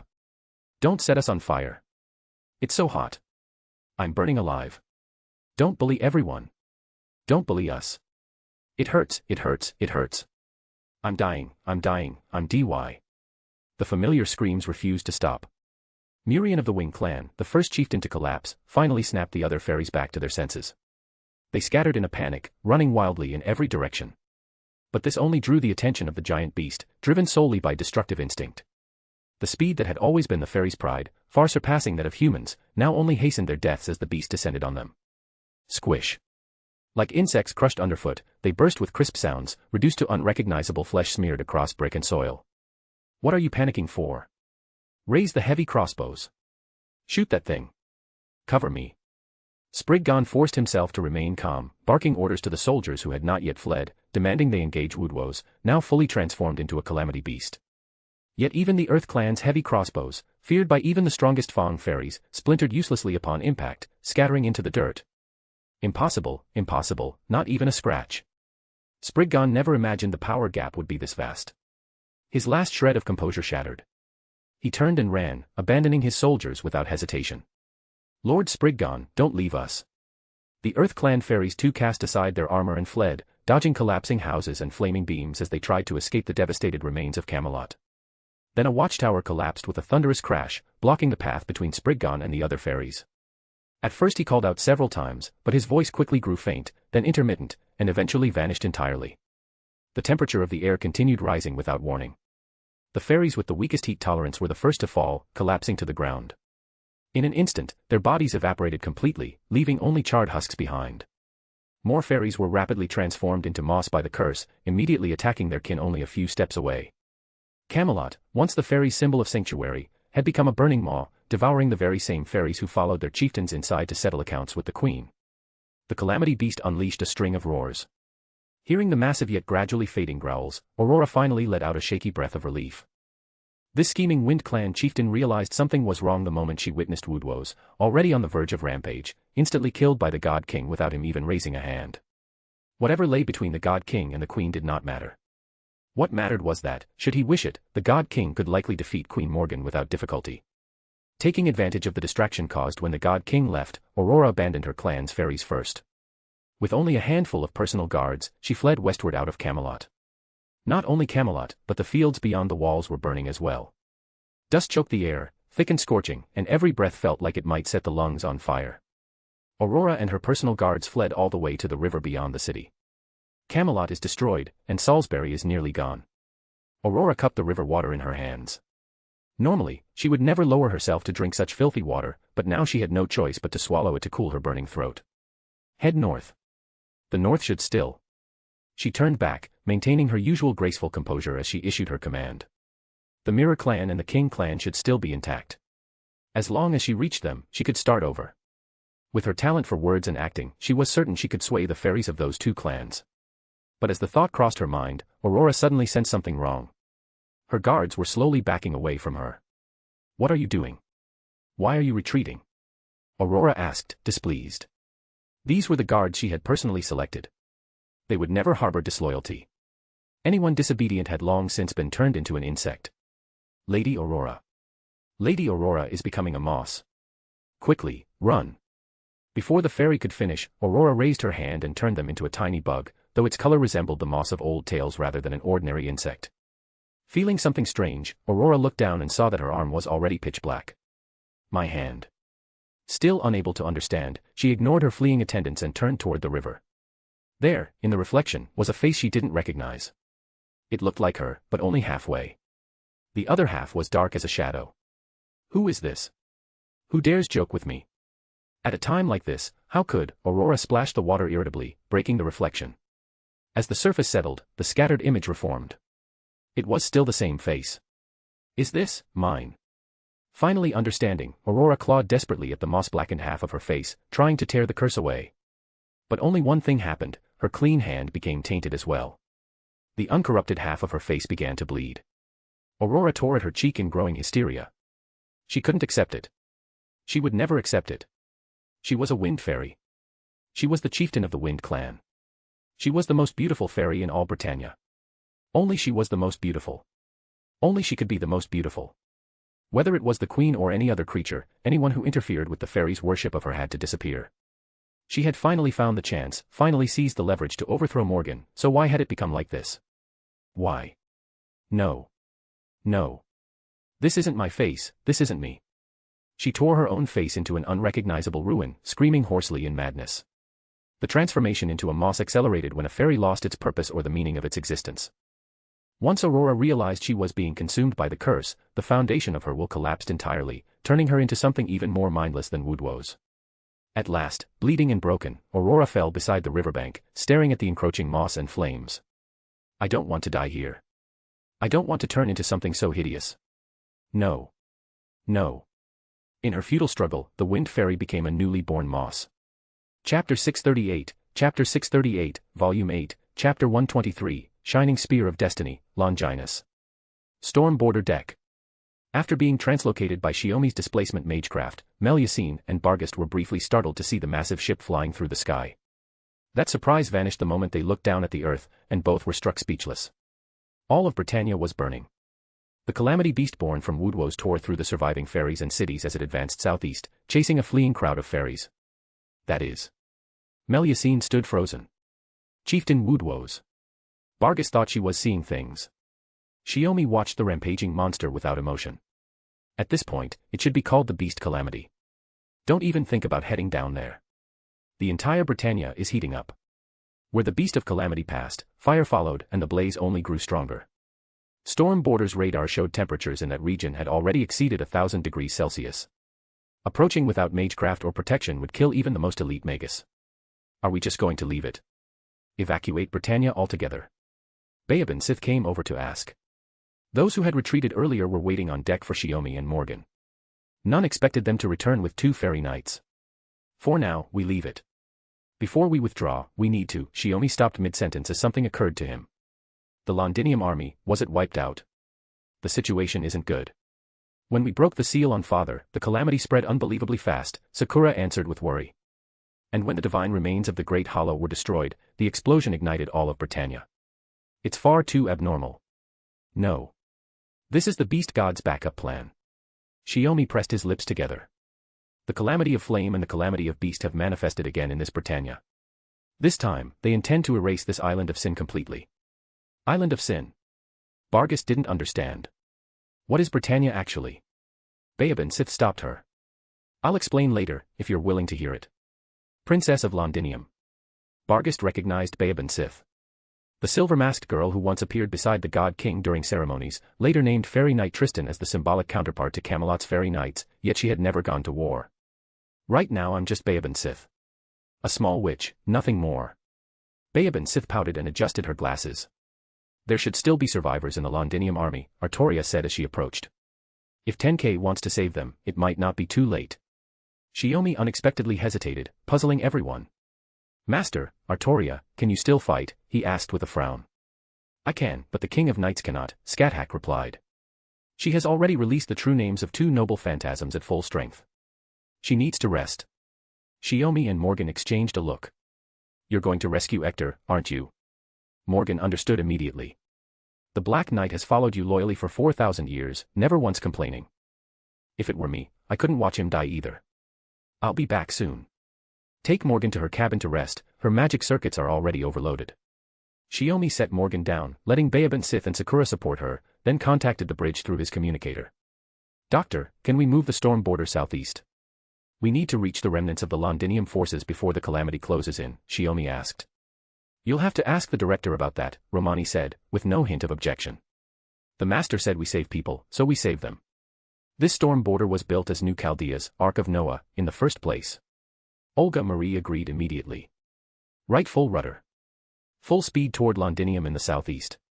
Nemo ordered at once. The storm border banked in the sky, gradually accelerating toward the southeastern lands. Everyone else, return to the interior now, Shiomi commanded. The air out here will turn dangerous soon. Anyone not in perfect condition, take care of yourselves first. The warship quickly cleared the airspace above Camelot and pushed its speed further as it raced toward the retreating Londinium forces. If we're talking about not being in perfect condition, that applies to you as well, Scáthach said, standing steady in the roaring wind. I'm the exception, Shiomi said with forced authority. Even if the three of you blocked me together, I'd still head into battle. The land of shadows fights to the very end. We don't retreat lightly. Scáthach gave a confident smile. But right then, Shiomi sensed the calamity reacting to their movement, accelerating as it locked onto them. This is bad. Woodwo's lingering resentment is affecting the calamity. It's targeting the storm border, because I'm on it, Shiomi clicked his tongue. My good intentions just made things worse. Melusine stepped forward. Let me intercept the calamity. Please go assist the Black Knight and the Londinium soldiers. I will as well. Barghest added. Her life had been spared, and although she still didn't fully understand the truth behind Britannia, she could fight. No need to throw your lives away here. That thing is the calamity born from the sub-bell of the Fong clan. Shiomi gripped Longinus. But I won't stop you from fighting. Intercept it at the rendezvous point with Hector and the others. Yes. Melusine answered eagerly. Danger or death, she didn't fear either.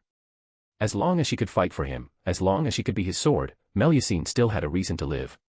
Before long, the storm border caught up with the remaining Londinium forces, and Shiomi realized the situation was worse than he had imagined. Trapped between the fairy clans and the calamity, just a few dozen soldiers remained, nothing like the nearly 10,000 who had departed. Carrying the blame in his heart, Shiomi waited until the ship came to a stop, then leapt down into the battlefield where the Londinium soldiers were fighting Moors and the Black Dog, clearing all the surrounding monsters in an instant. Your Majesty. Hector gasped. He didn't know much about what had happened in the palace, but seeing the calamity return told him something disastrous had occurred. You've carried this burden all the way here. Your thousands of years of loyalty won't be stained by the sins of our ancestors. Shiomi looked up toward the blazing horizon, where the beast of calamity was charging like the end of the world itself. I'm just old bones now. Dying here wouldn't be a waste, Hector said, gripping his battle-axe. We warriors of Londinium never retreat. Scáthach and the others landed nearby. The battered remnants of the army steeled themselves again, raising their weapons. They were the troops he had trained with his own hands. Shiomi knew he couldn't stop their will to continue fighting. He raised Longinus high, mana erupting around him. Halt your advance, Calamity. The dazzling spear of selection, Longinus. For more chapters, feel free to follow me on P@Trian. 100 chapters ahead. p-at-trian.com/pinksnake. Chapter 639, Volume 8, Chapter 124, Lament of Ice and Fire, 1. A flawless beam of light cut through the blood-red sky, striking the calamity beast charging toward them like a falling star. The blinding explosion instantly overwhelmed the fire's glow. The surviving Londinium soldiers squeezed their eyes shut, and even Hector had to raise his axe to block the light. A torrent of mana erupted outward from the calamity beast, swallowing the burning earth and snuffing out flames across several kilometers. We hit it. Barghest said, unable to hide her relief. She had nearly broken into a cold sweat under the pressure of that noble phantasm. The spear wielded by the God King carried the power to slay fairies specifically. Whether it was her, Melusine, or Woodwo's, facing that weapon meant suffering a natural disadvantage. So Barghest firmly believed that even as a calamity, Woodwo should be unable to. Don't relax. It's coming. Shiomi dropped to one knee, placing both palms on the earth. The runes came alive, writhing and spreading forward as they continually generated new symbols. As the torrent of mana from Longinus faded, the calamity beast was already nearly upon them, closing the distance in a blur of terrifying speed. Scáthach and Melusine raised their weapons. Competing head-on in raw strength against such a giant would be foolish. They had to avoid that pure physical strike drenched in curse mana, find an opening, and use precision to outmaneuver power. Shattering jaw. The moment the giant stepped into the field of runes Shiomi had laid, he unleashed grand magecraft upon the land. The once flat wilderness shuddered violently. With a deep rumble, the plain suddenly bared its fangs, countless hardened spikes of earth erupted upward, stabbing into the beast from every direction. The spikes failed to pierce its hide. Even so, they pinned the massive creature from all sides, momentarily trapping it. The beast roared, swinging its arms by instinct to snap the spikes restraining it. But the next instant, new spikes surged up to replace the broken ones. Shiomi was maintaining the grand magecraft. Realizing this, Melusine shot forward first, an arrow loosed from a bow. The twin blades in her hands flashed with cold light as she swept past the beast's flank. TSK. The knight who always concealed her emotions and carried out her duty without complaint let out a rare sound of frustration. Her blades had struck the beast's neck, but had failed to slice flesh or deliver a deep wound. The gash revealed no blood or meat, only an indiscernible substance, and it closed almost instantly. Scáthach and Barghest followed up with a two-pronged assault. The crimson spear falling like a storm and the greatsword swung with full force both failed to inflict a fatal strike. This is just. Melusine made a face of disgust. Barghest, having underestimated the beast's speed during her attack, was struck by its massive claw and thrown back, landing near Melusine. Fortunately, the sturdy armor forged by the Earth Clan absorbed most of the impact. The blow hurt, but the armor had taken the brunt of it, leaving her only lightly injured. This is Chief Woodwow's enhanced mode, Barghest finished Melusine's thought, giving her own assessment. But the battle left no time to debate or analyze. Shiomi was using Grand Magecraft to hold the giant in place. The others had to focus on attacking, killing it, and creating a window for the Black Knight and the Londinium forces to retreat and be brought aboard the storm border. That was the plan. Ha! A massive axe spun through the air, slammed into the beast's head with a heavy impact, bounced off, and returned to the thrower's hand. The Black Knight Ector entered the battle. Standing before Shiomi with his axe raised, the surviving few dozen Londinium soldiers roared out their battle cries and charged the giant beast in waves. Ector rushed in with them, sprinting straight toward the Colossus's feet. Using the midpoint of one of the earthen spikes as a foothold, he vaulted onto Woodwow's body. What splendid soldiers, no, warriors. From a short distance back, Scáthach murmured her praise, then leapt forward to join the assault without a heartbeat of hesitation. The soldiers hurled their spears at the openings left by earlier attacks. Archers drew their bowstrings to the limit, aiming for the beast's eyes, each one larger than a human being. Shiomi knew that even if he ordered them to retreat now, they wouldn't obey. Facing the enemy head-on and never fleeing in battle was the pride of the Londinium army. Then let's add one more. Shiomi freed one of his hands, chanting rapidly as he invoked a second Grand Magecraft. Judgment of Heaven's thunder, devour the calamity that consumes the earth. Thunder rain. Lightning split the sky as a torrent of thunder crashed down. Blinding arcs engulfed the giant beast in an instant. Shiomi's Grand Magecraft had become a signal they all understood instinctively. The soldiers fell back in formation, keeping clear of the beast's reach. Ector, at the very front, watched the beast closely. When the surge of magic ended, he intended to charge again with his soldiers to bring down the calamity ravaging Britannia. But then the flow of mana in the air warped. The flames burning across the wasteland suddenly tore free from their sources and swept toward the Colossus. This is bad. Fall BA. Shiomi sensed the shift and shouted the order, but the words hadn't even left his mouth before flames hot enough to vaporize steel erupted outward, tearing through the thunder and blasting in every direction. Scáthach, Melusine, and Barghest barely managed to split the oncoming fire with their weapons, carving out pockets of survivable space. The inferno surged outward like a tidal wave, with the few fighters standing like lone rocks bracing against a deadly sea. Even through magical protection, Shiomi could feel the air scorching. The temperature had spiked past 1,500 degrees Celsius in an instant. The entire area had become a steel smelter. Shiomi dissolved his Grand Magecraft and pushed frost across the earth to counter the blaze. When the flames finally receded, ice swept quickly across the ground, erasing the heat, but too late. Shiomi and the others could endure with their inhuman resilience. The valiant soldiers, however, melted in an instant, vanishing without even ash remaining. They had been reduced to steam. The Calamity Beast rose from the molten ground, its flames writhing like living creatures. The Beast Calamity and the Flame Calamity had fused into one. It might now be called the Flame Beast Calamity. Facing a disaster that defied all reason, Shiomi no longer spared a thought for survivors. He growled the chant, stomping hard on the ice-covered earth. Reality Marble, activate, Eternal Orkney. A cold boundary swept across the wasteland, just as it had thousands of years ago. Chapter 640, Volume 8, Chapter 125, Lament of Ice and Fire, 2. Thousands of years ago, Shiomi used his Reality Marble to utterly defeat the previous generation's Fong of Subbel Rhynek, subjugating him as a vassal. Just one day prior, he again employed his Reality Marble to vanquish the current generation's Fong of Subbel Woodwows. Now, casting this great forbidden spell for the third time, Shiomi would end this calamity. Britannia's demise was none of his concern, he merely offered a mournful tribute called victory to these soldiers who had fought alongside him to the very end. Dragged into the frozen wasteland, Scáthach's eyes betrayed surprise. She hadn't expected her beloved disciple to finally complete his own Reality Marble. But truly worthy of a calamity. Even dragged into a Reality Marble, its very nature corrodes and destroys this world. Shiomi instantly sensed the anomaly after completing the barrier's deployment. But don't even think. This world remained firmly within Shiomi's grasp. He and the Calamity, now fused as one, were truly like water and fire, utterly incompatible. Only one of them could survive and leave this world. Shiomi waved his hand, proceeding with summoning an ice dragon of equal size without hesitation. Ice spikes plummeted from the sky, and blizzards howled across the frozen ground. The blazing colossus flickered like a candle flame, seemingly ready to extinguish in the blizzard. But appearances deceived. The slightest lapse would see the fiery beast melt the ice dragon, piercing the storm to strike the master of this world. Seems insufficient. We need something more. Scáthach landed beside Shiomi. This is my beloved disciple's mental landscape, temporarily isolating the location of Anomaly World. Then I should also be able to. She brushed the ash from her robes, her crimson spear striking the ice. Another surge of mana manifested here. I will show you the true land of shadows. Open the curtains to the strange land. The dark clouds in the sky suddenly churned and shifted, coalescing into a vortex. From within, a massive, ice-encrusted stone door materialized, swinging open to reveal its passage to the Calamity. Even your soul is mine. Gate of Sky. The stench of death poured forth from within, enveloping the Calamity beast's form. A deafening roar pierced the blizzard, shattering the ice dragon's wings and tearing apart its body. It could no longer hold the beast back. Shiomi's hands danced in rapid succession. Northern lands, realm of the end, the frozen realm of Orkney for 10,000 years.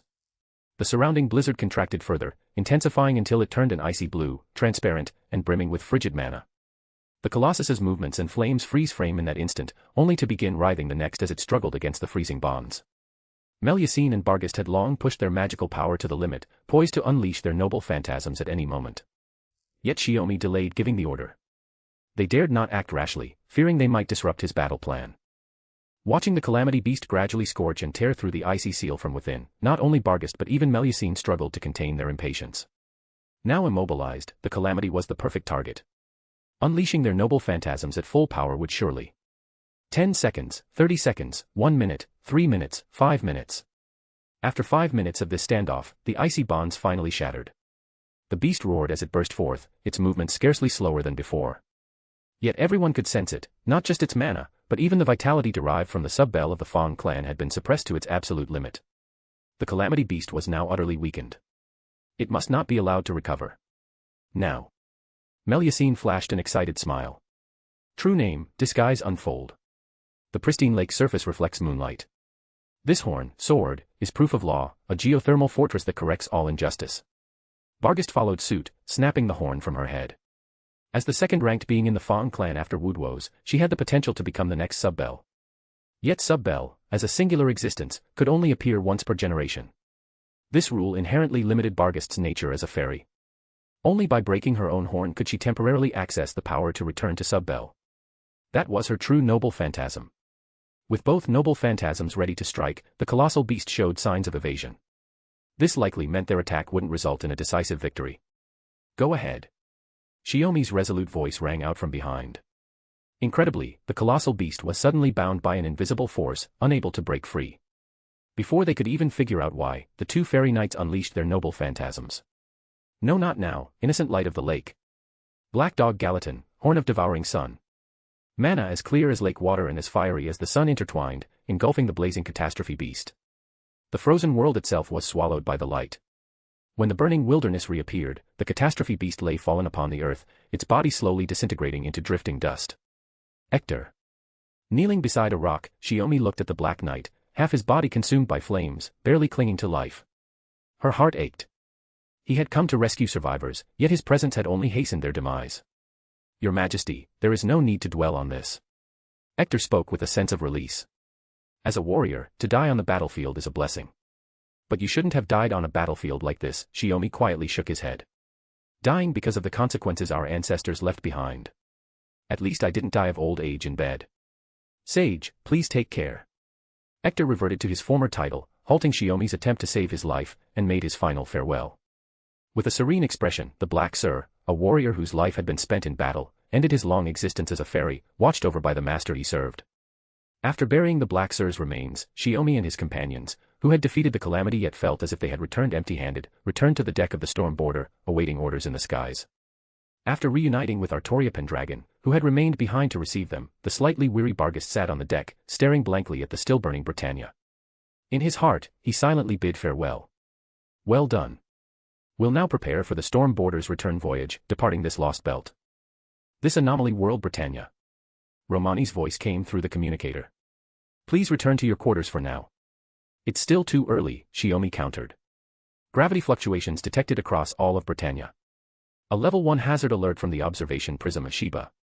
Though the cause is unknown, in 1 hour Earth will. It will be utterly destroyed.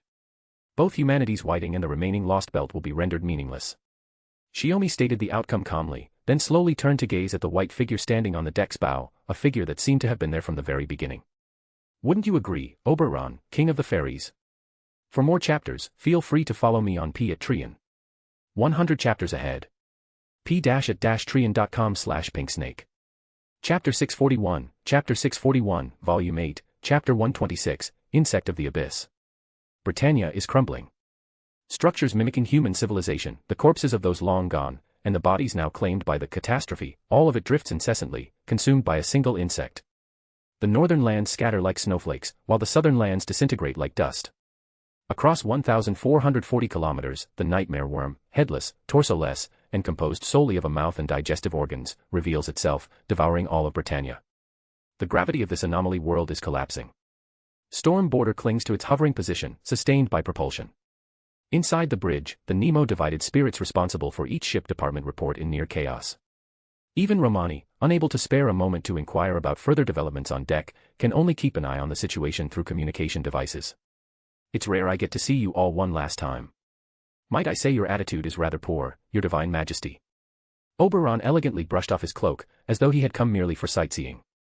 If it were any other fairy, I might ask if they wish to leave Britannia with us, avoiding vanishing along with this anomaly world, Shiomi said, standing in front of the others.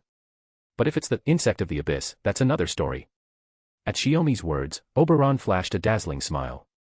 How disgusting. So, you recognized me all along. No wonder you let me stay in Londinium, just to keep me under surveillance, right? Behind Shiomi, Barghest and Melusine exchanged confused glances. To the fairies who had spent 2 millennia embroiled in constant war, the title, Fairy King Oberon, held little significance. Some fairies, tired of the endless fighting, had retreated to the forests west of the northern plains. It was from these woods that Oberon had emerged, hailed as king by the weaker fairies. Even so, his power had never been enough to influence the war between Londinium and Camelot. 17 years ago, in the year 2000 of the Queen's calendar, Oberon had entered Londinium during a rare moment of peace and remained there as a temporary resident. He was one of the few accepted by Londinium after the war. However, that acceptance had been carefully orchestrated by Shiomi. What exactly is his identity? Artoria had met Oberon once, and she knew that Shiomi seemed to understand the truth behind him, though she didn't press for more information. This Britannia, now crumbling into ruin, is nothing but a false island, built upon the bodies of fairies turned to dust and mud, Shiomi remarked, staring at Oberon. The true Isle of Britannia vanished 14,000 years ago. You, however, were born from the destructive will of the original Britannia. You were granted the identity of the Fairy King Oberon as a humanoid device.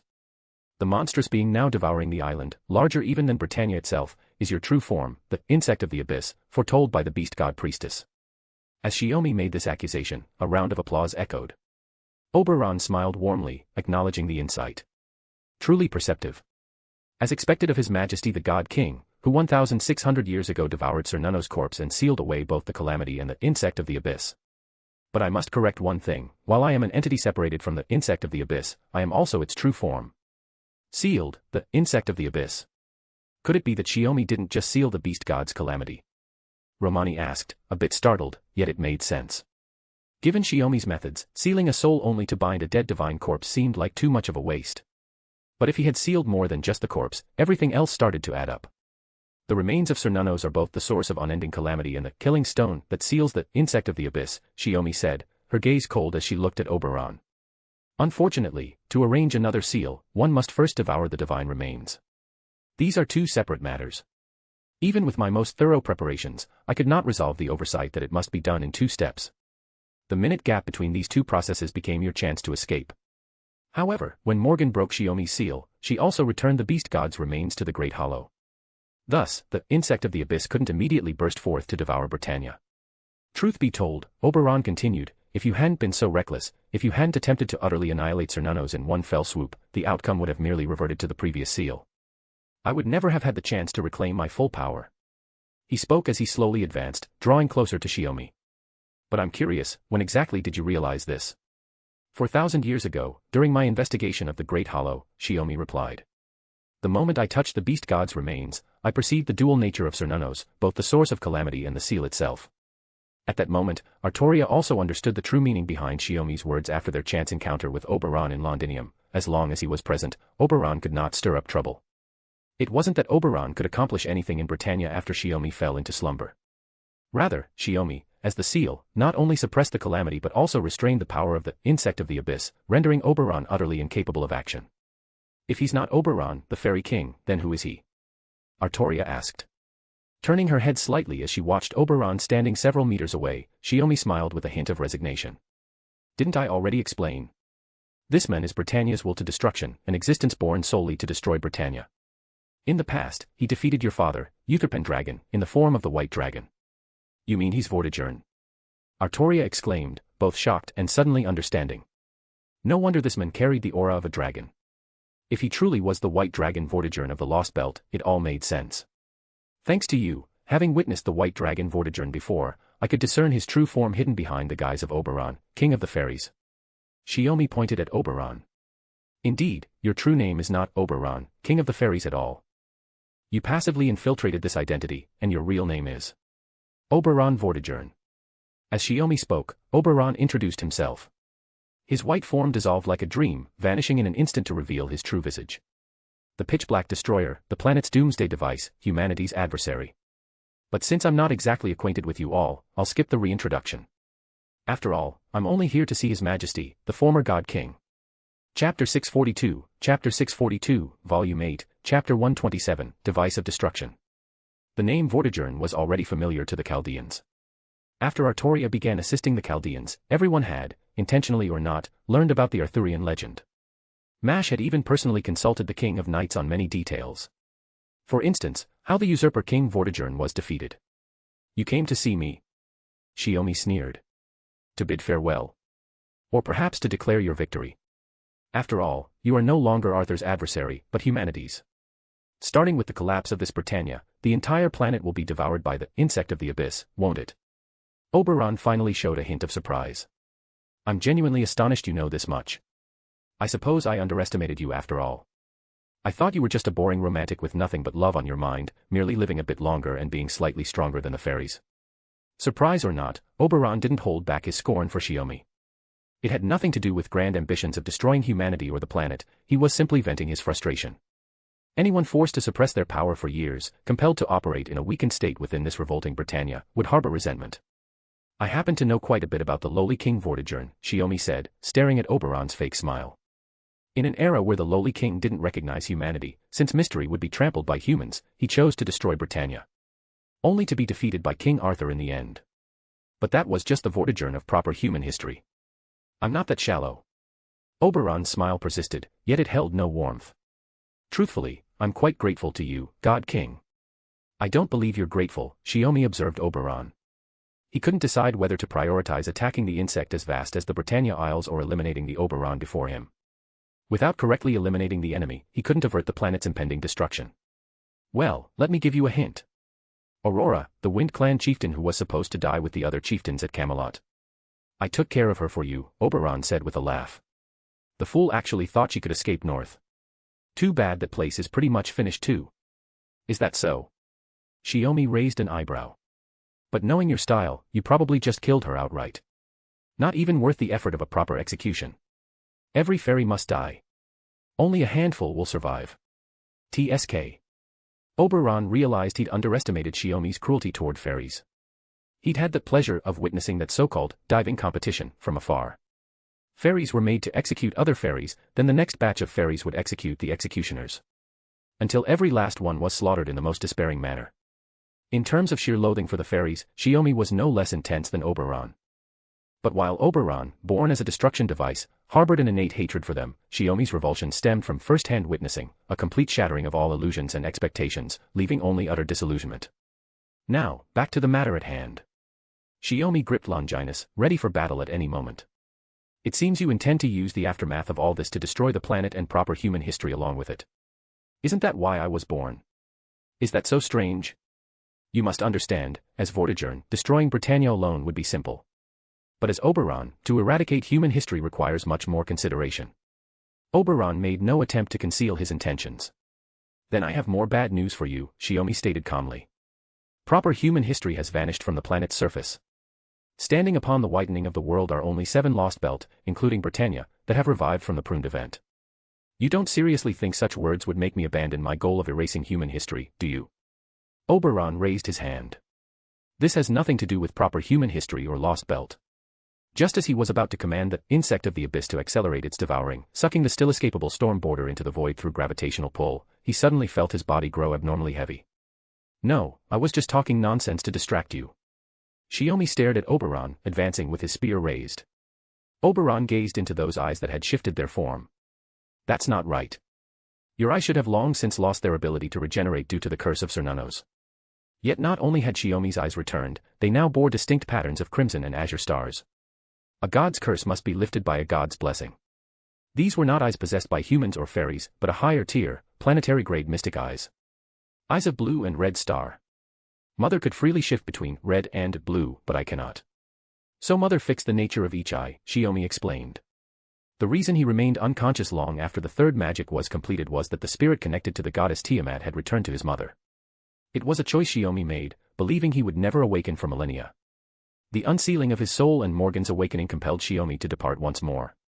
Yet at their parting, Tiamat bestowed upon him the primordial mother's blessing. The result was this pair of eyes, truly inherited from her lineage. Mother. Oberon, slightly out of the loop, didn't grasp what Shiomi was referring to. Besides, the current situation left no room for pondering such tangential matters. For Shiomi's spear was already aimed at Oberon's head. I suppose I'll start here after all. Since you're the original form, eliminating you should be useful. Without hesitation, Shiomi thrust the spear downward. Yet Longinus failed to pierce Oberon's skull. The spear tip was forcibly seized by Oberon, his strength clashing against Shiomi's. With a mocking smile, he warned. Don't rush, savor. As beings both burdened with imposed destinies, it would be rather dull if our battle ended with just a pair of mystic eyes. After all, Shiomi and his allies had fought consecutively against the beast god and the calamity, suffering immense exhaustion. Oberon, however, had rested while they fought. The mystic eyes could only catch him off guard now, they couldn't deliver the final blow. Knowing your mission was forced upon you, yet submitting to fate. That is indeed rather dull. Shiomi flicked his spear upward, the metallic scrape echoing as they pulled apart. He touched his eyelid and murmured, I'm still not skilled enough with the mystic eyes. You actually broke free. One more thing to remind you. As Shiomi spoke, a figure flashed beside Oberon. A golden slash erupted, though it failed to strike him down, it forced him back once more. This place holds a genuine holy sword. Artoria gripped her sword hilt with both hands, facing him down. Behind her, Shiomi finished his sentence. For more chapters, feel free to follow me on P@Trian. 100 chapters ahead. p-at-trian.com/pinksnake. Chapter 643, Chapter 643, Volume 8, Chapter 128, At the End of the Strong Bow. For Oberon Vortigern, stepping onto the deck of the storm border was far from a reckless move. If anything, he had planned it down to the finest detail, lurking in the dark and waiting for Chaldea's group to wear themselves out. First came the remains of a beast god, reactivated by the authority of life. Then came the beast calamity and the flame calamity fused into one. Each was successfully exorcised under Shiomi's lead, but the drain on everyone was obvious. So even now, despite being heavily outnumbered on the deck, and with 2 fairy knights present, Oberon showed not the slightest sign of unease. Because of the reality marble, he hadn't witnessed how the flame beast calamity was purified, and thus never expected Shiomi to possess mystic eyes called the star eyes. That alone had surprised him a little. Naturally, he broke free of their influence almost immediately. The holy sword of the stars, is it? A weapon that was never forged in this Britannian history, and one of the factors that turned this world into a pruned event. Oberon eyed Artoria's blade with thinly veiled annoyance. And of course I know you still hold the tower at the end, Arthur. Shiomi raised his hand, the spear point aimed squarely between Oberon's brows. It isn't too late to leave. You and I have no quarrel. You don't need to throw your life away for the fate laid on you as the destruction device. My, how hopeless. You're barely standing, yet you still think the victory is yours. Oberon's smile twisted into something strange. Has it occurred to you that the very reason I'm here is because your defeat is inevitable? As his voice faded, the insect of the abyss devouring Britannia suddenly lunged toward the storm border. Before that vast, bottomless maw, even a warship of the future looked like a tiny leaf tossed on the sea. The beast that symbolized Britannia's collapse hurtled straight at them. Even with its engines at full throttle, the storm border couldn't escape the crushing pull of that enormous mouth. In an instant, the ruin-colored twilight sky vanished, swallowed by endless darkness. Almost immediately, the only thing left functioning was the storm border's engines, still straining upward to resist the sensation of being dragged down. The warship had been consumed by the abyss. Ah. You're still conscious. Not even harmed. Oberon looked at the three still standing in genuine surprise. Melusine and Barghest had already collapsed unconscious on the deck.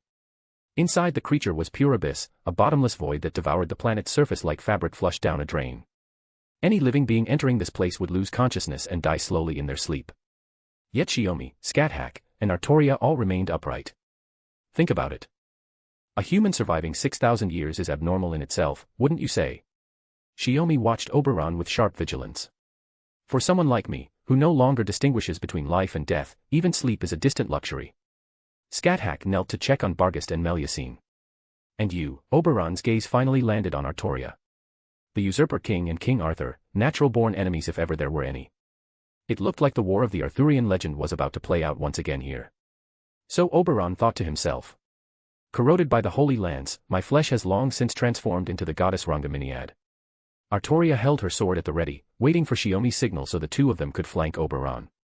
How unfortunate, Oberon muttered, already losing interest. So you're an undead trio after all. Dying peacefully in your sleep would be far happier, just like the two fairies collapsed over there. Oh. Shiomi gave his spear a slight twist. The body of the insect of the abyss is infinite. Anything it devours falls forever, without end, a descent with no bottom. Once swallowed, there is no entrance, no exit. This is where it all ends. No matter how resilient or exceptional you are, none of you can escape this void, Oberon said. Shiomi lowered his stance. You said it yourself, you and the insect of the abyss are each other's body and avatar, then all we have to do is kill you here. Hey, truly fitting for the god king who spent 2,000 years butchering fairies, so decisively said. Oberon grinned, a tangible wave of killing intent rolling off him. Or maybe I should just call you Demon King. Demon King. Sounds good. A witch's husband should be a demon king, after all. As Shiomi finished speaking, his form blurred into a streak of shadow. Oberon's pupils shrank. Instinct took over as he spun around, blocking Shiomi's sudden strike from behind with both hands.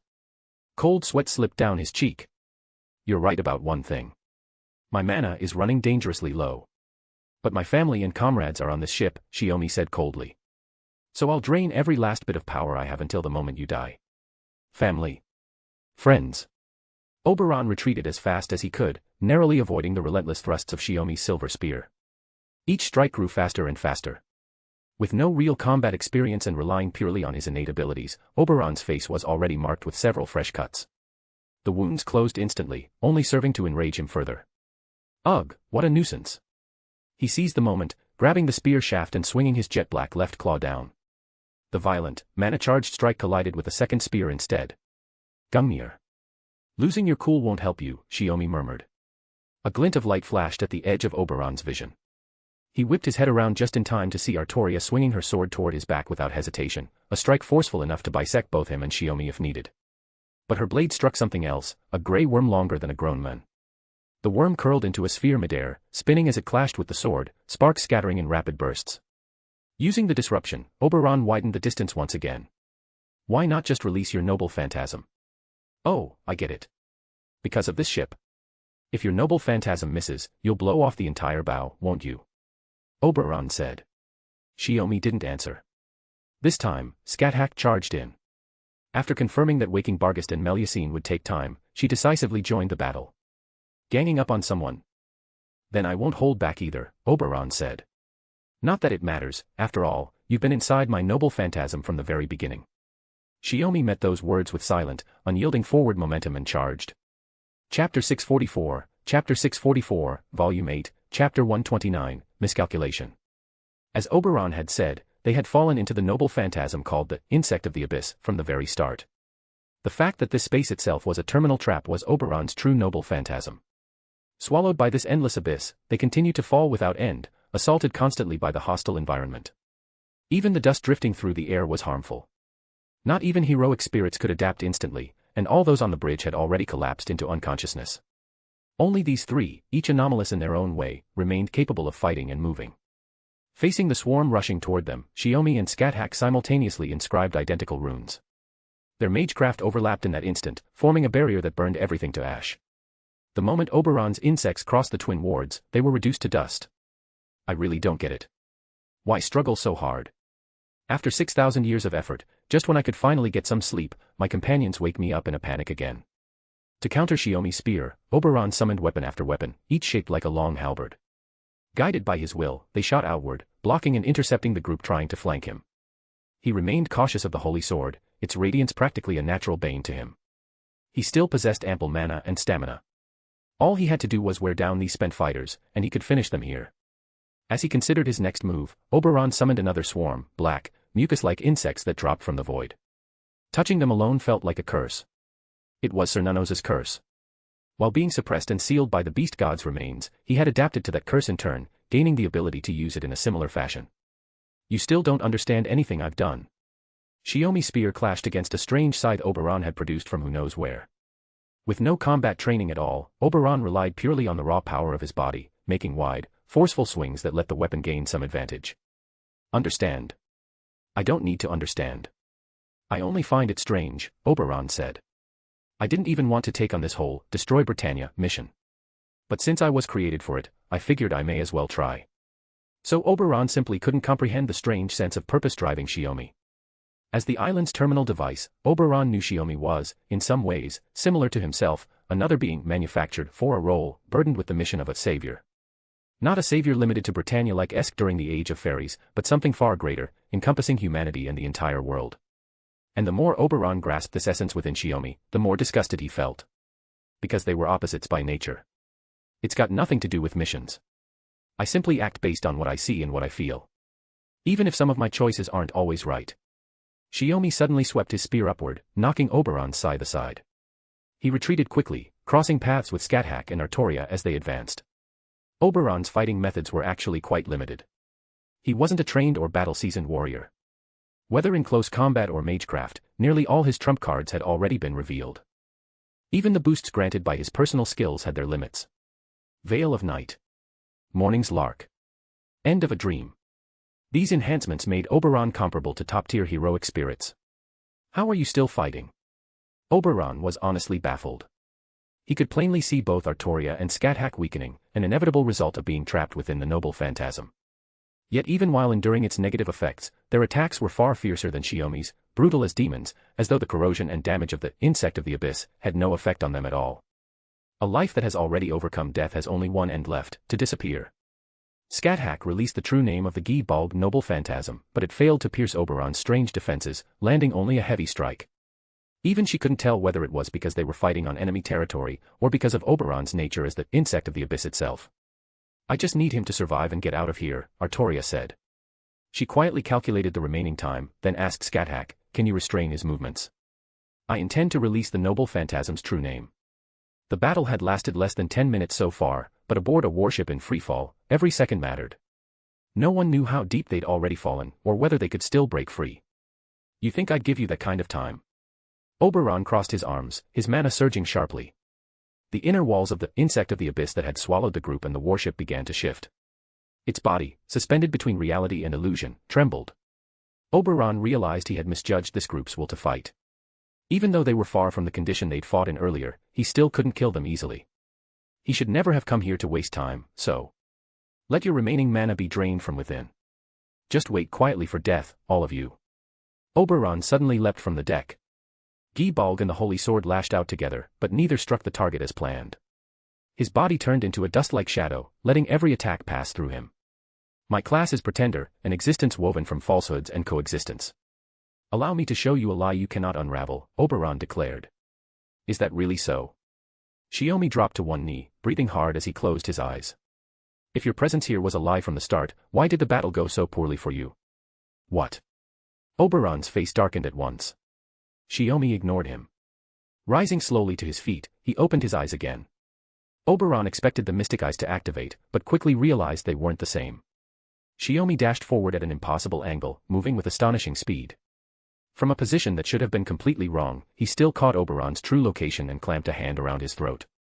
It was like the refraction of light. Oberon was offset from his true position by only a small margin, just enough for attacks to miss. But this wasn't illusion, it was an unbreakable lie, a false concept imposed on everyone's perception. Eye of Blue Star. Oberon remembered what Shiomi had mentioned before. Shiomi's eyes were glowing with a blue light. No. These are fairy eyes, Shiomi said with an easy smile. Right now, the eyes you're seeing are my wife's paradise fairy's eyes. They see through every lie. Even I don't dare lie in front of her. Shared vision. Morgan inside the ship, she was awake.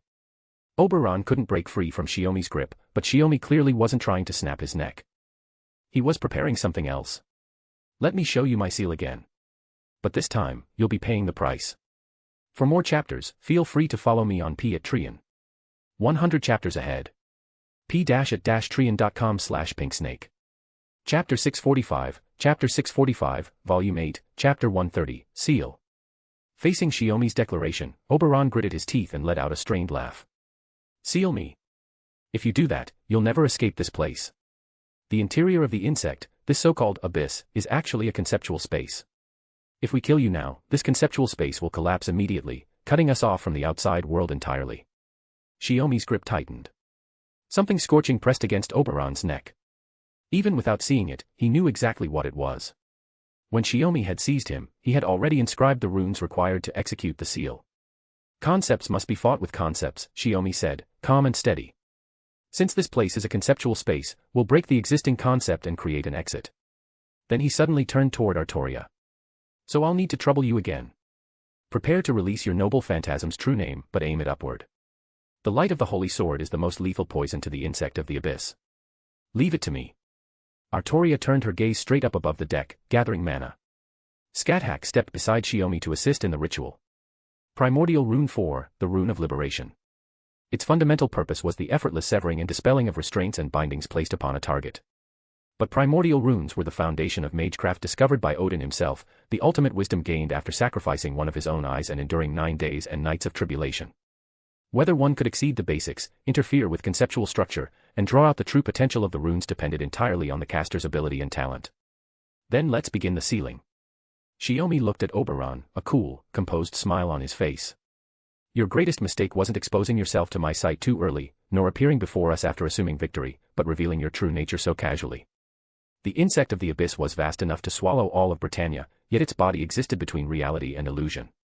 Attacking it directly couldn't inflict meaningful damage. But once Oberon appeared here and revealed that he was both body and avatar, the conclusion was already set. Oberon became the perfect catalyst for Shiomi to unravel the insect of the abyss and enact his plan. Spring's astonishment, summer's strife, autumn's celebration, winter's war. The false island formed by countless deaths and corpses, and the insect of the abyss that devours its foundation. In the name of the God King, acting as the Demon King, I impose the seal once more. Endless caverns, close now. Open the road, the Great Seal. The moment the insect of the abyss finished its devouring, its interior sealed shut, forming an inescapable abyss of eternal descent. This conceptual space itself existed as a sealed world. Therefore, what needed to be done was the opposite, to open it. Light burst from beneath Shiomi's hand, still gripping Oberon's throat. Shiomi released him, and additional rune characters surfaced, spreading and coiling around the Fairy King's neck. Freed from the physical restraint, Oberon still found he couldn't move. Don't worry. When I said you'd pay the price, I meant you'd become part of the seal on the abyss. Shiomi suddenly lost all strength and collapsed onto the deck. The insect of the abyss is to the planet's surface what a drain hole is to a sink. Since you pulled out the plug, it's only fair you take responsibility and serve as the plug yourself. Shiomi could never handle the soul of a being like Oberon. That would require a sacrifice on the level of Odin's own offering. Shiomi's rank was far too low to offer such a soul. Not killing me and choosing to do this instead. You'll regret it. Oberon glared furiously, watching as Scáthach helped Shiomi back up. Shiomi stared back coldly. Everything exists for a reason. As both a destruction device and the insect of the abyss itself, I wouldn't dare erase you lightly. No one knows what would happen to an already bleached planet if you were removed completely. So instead of annihilation, Shiomi chose sealing. Go ahead and curse me if you want, but I'm pretty good at dealing with curses. I hope yours is stronger than Cernunnos's. Shiomi waved casually in farewell. Oberon clamped his mouth shut. Unable to stop the seal from completing, all he could do was glare at Shiomi with burning hatred. It's your victory. Take it and be satisfied, you shitty bastard king. The retort was so vulgar that Shiomi froze for a moment. He exchanged a confused look with Scáthach, and the two let out baffled laughs. Just then, a transmission came through from the bridge. Descent rate is slowing. The ship will now activate full engines to ascend out of the insect of the abyss. Master and the others, return to the bridge immediately. Olga Marie's voice rang from the communicator. No. Just doing that won't get us out even if we kept flying forever. There's no exit or entrance here. Shiomi pulled his gaze away from Oberon. But the insect of the abyss is being sealed now, its activity is stopping. So. Artoria lowered her stance, looking up into the endless darkness above. She released the holy sword's fully charged magical energy in one brilliant blast. Become a path of starlight, Excalibur. A dazzling light pierced the heavy darkness, like a firefly thrown into a black hole, flashing once before vanishing. As Artoria dropped to one knee, drained of mana and trembling with fatigue, unease flickered through her, had the strike failed. But then, the darkness of the abyss lit up. First a single point, then expanding, widening. Beyond the spreading light, a twilight-colored sky came into view. Melusine and Barghest, just waking from unconsciousness, were immediately blinded by the radiance and couldn't open their eyes. Normal space boundary confirmed. Estimated distance from storm border, approximately 1,000. Return to the bridge immediately, we're initiating escape. Barghest quickly helped Artoria stand, while Melusine followed behind Shiomi and Scáthach as they headed for the bridge. Get lost already. I'm going to sleep, came Oberon's deep, echoing voice. Go ahead and save your planet or human history or whatever. But listen carefully, if you fail or get erased, this seal will break. And next time, the insect of the abyss will swallow the entire planet without hesitation. Shiomi heard him but didn't look back. He only replied quietly. Then watch closely. We'll save both the planet and human history. Chapter 646, Volume 8, Chapter 131, Return. 40, 30, 20. To the boundary plane of ordinary space. Triton engines, numbers 2 to 4, shut down. Restore cruising speed to normal. It's coming. Everyone brace for impact. The Britannia Lost Belt. No, ahead of us is the sky above Britannia. As the darkness peeled away, the storm border's portholes revealed the whitened planet and an unchanging azure sky. Looking at that sky, Shiomi realized he had grown unaccustomed to it, even for a brief moment. In fairy Britain, for 6,000 years, aside from the rare days of heavy clouds, the sky had always been a dreamlike twilight. He walked slowly through the ship's passageway, stepped onto the deck, and gazed out at the pale, snowless surface of the planet. There was no longer any difference between sea and land, no matter how far one looked, everything appeared the same. Though we confirmed this countless times in the Wandering Sea, this is the first time seeing it with my own eyes. Scáthach came to stand beside him. The end of the Britannia Lost Belt was an exception. We still have other Lost Belts ahead of us. But with Master and everyone else here, we'll be fine. Shiomi looked down at his own hands. But while none of you knew, I did something like what the Cryptor did. Do you think I can be forgiven? What a strange thing to say. No one has blamed you, especially since you've already done everything you could to make amends. Scáthach shook her head. The matter was complicated if examined closely, yet Shiomi had done what he should. Whatever others thought, Scáthach felt she could understand and forgive him. Is that so? Shiomi clenched his fists, lifting his gaze and reaffirming his determination. I must resolve the planetary widening of the world. Scáthach gave a faint smile and nodded silently. Thank you, Master. For coming all the way here just to comfort me, Shiomi said. With your personality, even if no one else minded, you'd still blame yourself. Scáthach took his hand. Come on. Don't act like some old man. Shiomi squeezed her hand in return and turned toward her, a trace of melancholy in his expression. I lived 6,000 years in fairy Britain. At this point, I really am a disciple older than my master. That doesn't sound so bad. Scáthach could see the changes in him, as well as the parts that hadn't changed at all. That alone was enough. Indeed, having a younger master doesn't sound bad either. Shiomi smiled with pressed lips, his hand brushing her cheek as he leaned in for a kiss. To Scáthach, it had only been a few months, but to him, 6 millennia had passed. Shiomi couldn't help wanting to confirm what was on the verge of fading into memory. Scáthach quietly lifted her face, waiting. Until Morgan's voice cut through the moment. After finally settling all this, the first thing you think of is sneaking off, Scáthach.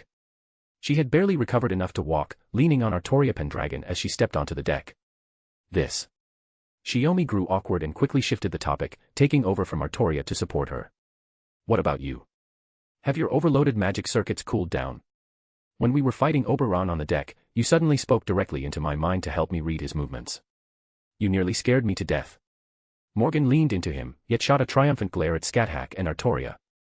It was only distinguishing truth from falsehood. That little pain was nothing. Shiomi finally felt relieved. But anyway, I was married to my husband for 6,000 years. None of you can compare. Morgan wrapped her arms around his waist. Artoria tapped her chin. But you were separated for 2,000 of those years because of the war. Ugh.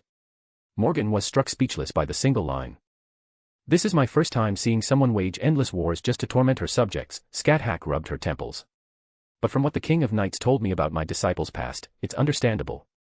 Yet in the end, the Lost Belt still destroyed Britannia. Shiomi let out a quiet sigh. I thought I could free Britannia from being a pruned event, let it rejoin proper human history one day. Impossible. The fairies on that island could never coexist with humans, Morgan muttered. Shiomi held her tighter. But you can never return to that homeland anymore. The only place left is the inner sea of the planet. Where my heart finds peace is my home, Morgan whispered in his arms. A moment later, Shiomi found himself embraced by his master and Artoria as well, the three of them closing around him. He had only meant to step onto the deck for some fresh air. Yet now, he didn't feel cold at all. Well, in the room it's one thing, but out here, what if everyone? Before he could finish, the door to the deck suddenly swung open. Scáthach and Artoria immediately loosened their hold on him and stepped aside. Only Morgan stayed nestled in his arms, clearly not planning to move. From the hatch emerged the companions who had escaped Antarctic Chaldea with him. Following behind the running Sakura and Caren, the rest approached Shiomi quickly. Seeing this, Morgan finally, reluctantly, let go, allowing Artoria to support her as she stepped aside to make room for the two children. With a thump, Sakura and Caren crashed into Shiomi's embrace, burying their faces in his chest without a word, their shoulders trembling. He had disappeared in front of everyone for 3 whole months without a single message, completely out of contact. When they finally found him again, he was in a prolonged, unresponsive sleep. Everyone in Chaldea had been terrified. Sakura and Caren even more so. There. Crying like this at your age? You're letting everyone see you like this, Shiomi coaxed gently. His words had the opposite effect. Sakura and Caren burst into even louder sobs. Anyway, even if we still don't fully understand what happened with Britannia or the Lost Belt, the fact that our teacher has returned safely is already the greatest relief. Olga Marie clearly wanted to rush over as well, but her pride wouldn't allow it. She forced herself to remain composed as she delivered her welcoming remark. Romani rubbed the back of his neck. As you've seen, Earth is in serious trouble. Honestly, without you, we wouldn't feel nearly as confident about the challenges ahead.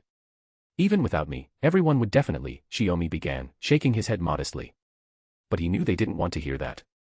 And he knew exactly what he should say. Gently stroking Sakura and Karen's hair, he smiled with absolute certainty. Sorry for making everyone worry for so long. I'm back. For more chapters, feel free to follow me on P@Trian. 100 chapters ahead. p-at-trian.com/pinksnake. Chapter 647, Volume 8, Epilogue, Lazy Days. Honestly, magic circuits don't overload to this extent, do they? Scáthach lay on her side on the bed, watching Shiomi peel a mandarin. Morgan was tucked comfortably in his arms, looking utterly at ease. Ever since they'd left the Lost Belt, Morgan had been using magic circuits overload, body unwell, as an excuse to monopolize Shiomi during every waking moment. Whenever she wasn't asleep, she was draped over him, lazing in his arms and making him take care of everything from meals to sleep to baths. Even for a great witch, this level of helplessness was pushing it. Scáthach couldn't stand watching anymore and couldn't help taking a jab at Morgan's behavior. My limbs are a bit weak, so I'll have to trouble my husband, Morgan said, perfectly content as she rested her head on Shiomi's chest, a book open in her hands. You're impossible, Shiomi said with a laugh, shifting his position so she could lean on him more comfortably. As someone expected to eventually return to Chaldea, Shiomi had been given a private room aboard the Storm Border. Its furnishings and layout were almost identical to his old room back in Antarctic Chaldea. After returning from the Britannia Lost Belt, he had naturally moved into this room as if it had always been his. Originally, Shiomi had planned to put together a full report on everything that happened in the Britannia Lost Belt and give everyone a proper briefing. But director Olga Marie rejected that idea. In his place, Bayabant Sith had taken on the role of storyteller, explaining the history of the Britannia Lost Belt to everyone in Chaldea. She had already been at it for 3 days, and the entire base was hooked. Because of that, the Storm Border hadn't immediately returned to the Wandering Sea or set out for the next Lost Belt, and was instead just lingering above the whitened earth. When you really think about it, it's kind of absurd, Shiomi said, resting his chin on Morgan's head as he fed her a slice of mandarin. The branching point between proper human history and the Lost Belt came down to whether the original 6 fairies felt like slacking off for a moment and ended up not forging the holy sword. Or we could frame it this way, even if they're almost identical beings, the 6 fairies of proper human history and those of the Lost Belt still differ in subtle ways, Morgan said. Namely, the Lost Belt fairies just happen to be the nastier sort. Scáthach lifted a leg and settled her foot on Shiomi's shoulder, teasing his ear with her toes. That's a reasonable explanation. That tiny presence or absence of malice decided the outcome of the planet's history at a critical moment. Master, that tickles, Shiomi protested, though he made no move to dodge. Still, it's a strange thought. If the original 6 fairies hadn't made that mistake, Morgan and I would never have met. That's what we call fate. Enjoying being spoiled, Morgan declared their relationship as if stating a simple truth. But if we're being honest, if that so-called alien god hadn't started the whitening of the world, the history I lived in would have vanished as a pruned event a long time ago. Artoria emerged from the bathroom, wearing nothing but a towel barely covering her body, steam still rising from her damp hair.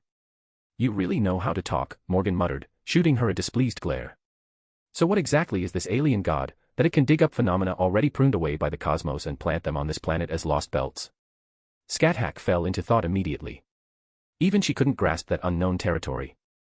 All she could do was reason from the information they already had. Alien worlds, outer space. Artoria leaned against Shiomi, not even noticing her towel slipping loose as she murmured over the words. Could it be that the god of alien worlds, like the Star Eater, is an invader from outside the universe? No. The alien star didn't come from outer space. It was born on this planet, a system called Different Planet. Morgan suddenly spoke, directly denying Artoria's guess. And the answer lies within the sealed Antarctic Chaldea. You know about this? Scáthach asked, surprised.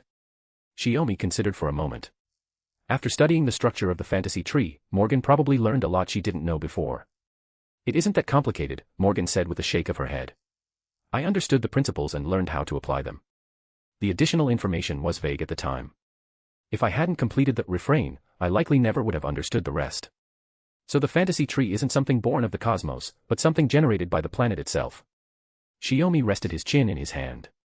If that's true, then who, and for what purpose, initiated the whitening of the world, something on par with the humanity incineration? Returning to Antarctica might be possible now, Morgan said, but doing so would alert the cryptors of the other lost belts. They'd interfere immediately. Scáthach gave a small laugh. Whatever the reason, if we want proper human history to return, we must resolve the remaining lost belts. Even if we confront the alien god, as long as the lost belts remain rooted in this world, they'll obstruct the restoration of proper human history. At that moment, Shiomi noticed Artoria turning away, rummaging through pillows and clothing.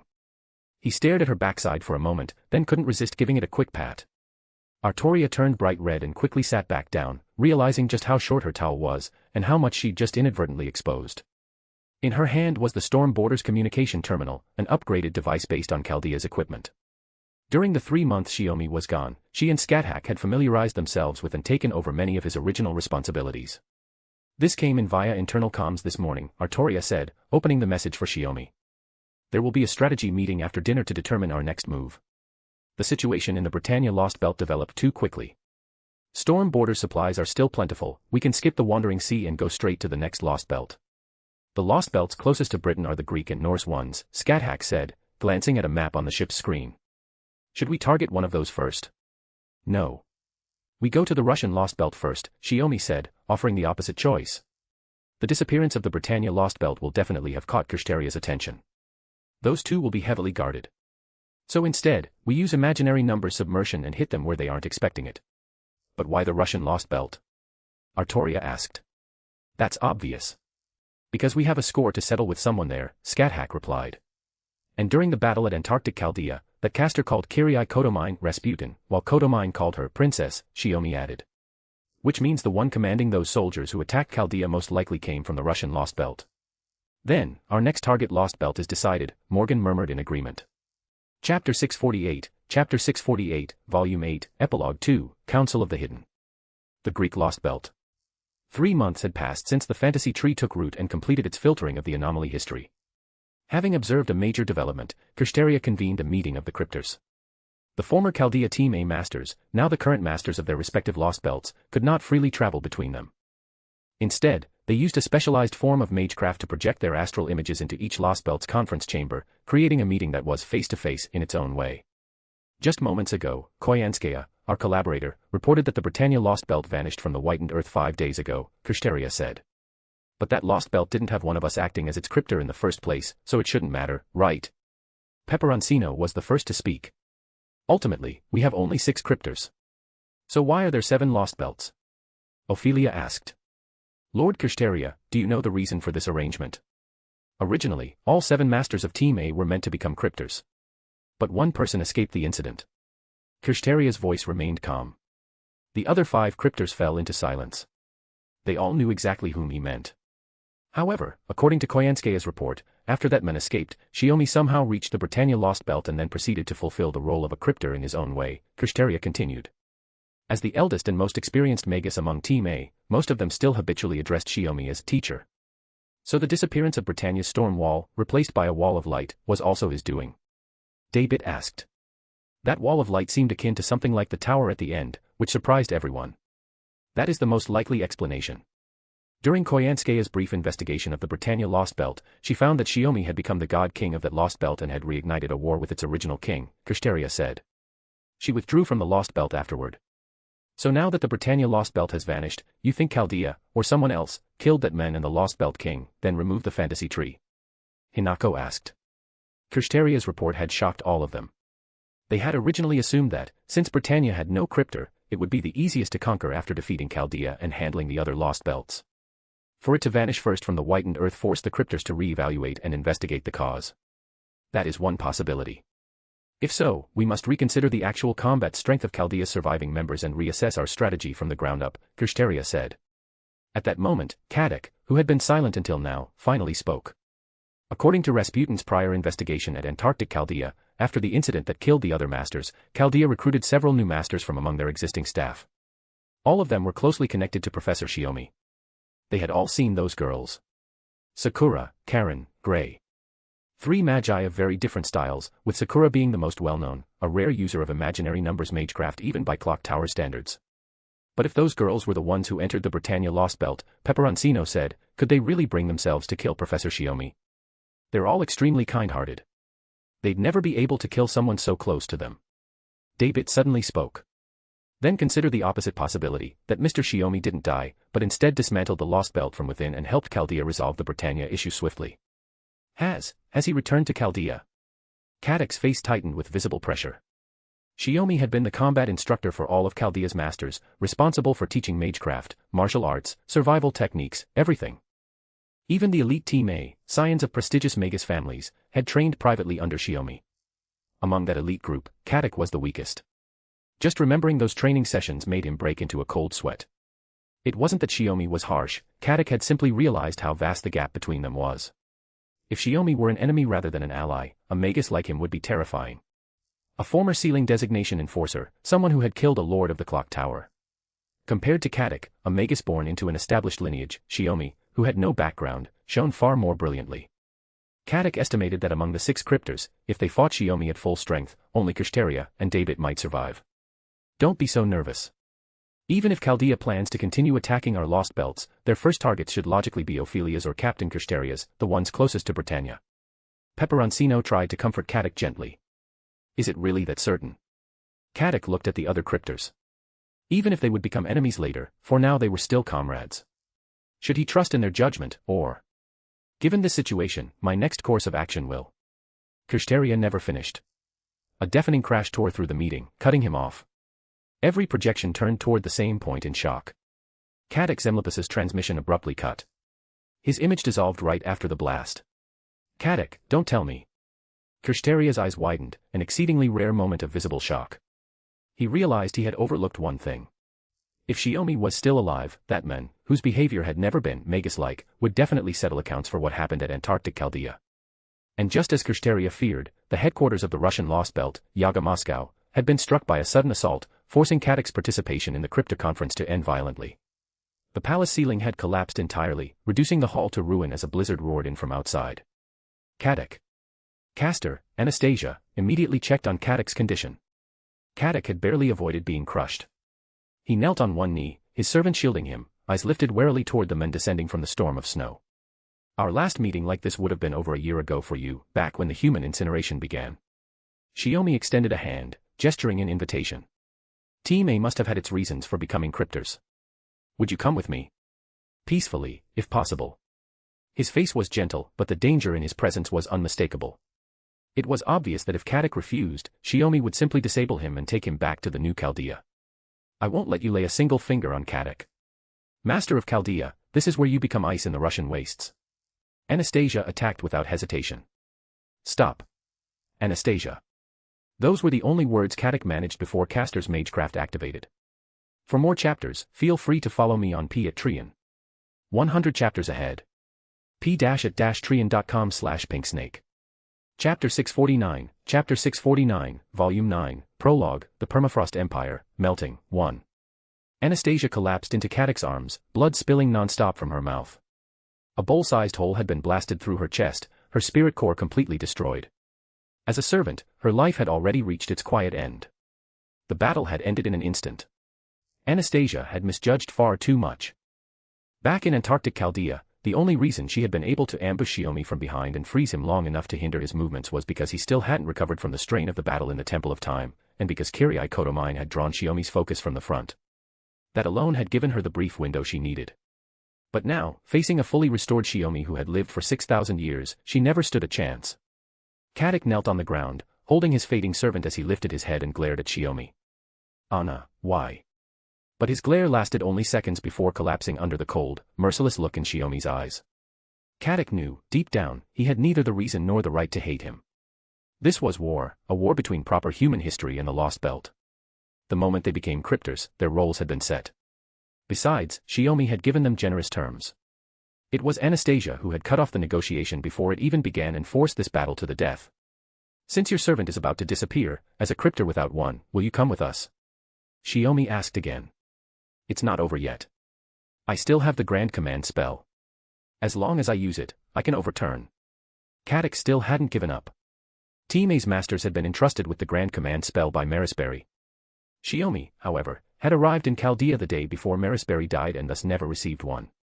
Then Anastasia, who knew the true cost of using it, grasped Scáthach's hand to stop him. It's enough. My strength wasn't enough.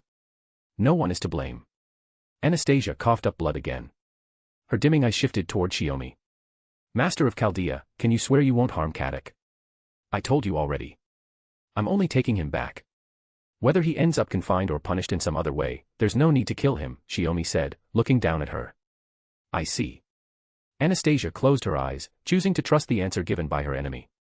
Her body slowly faded into transparency and vanished from the ruined palace. Only Scáthach remained, still kneeling, his empty hand hanging motionless as he lowered his head in silence.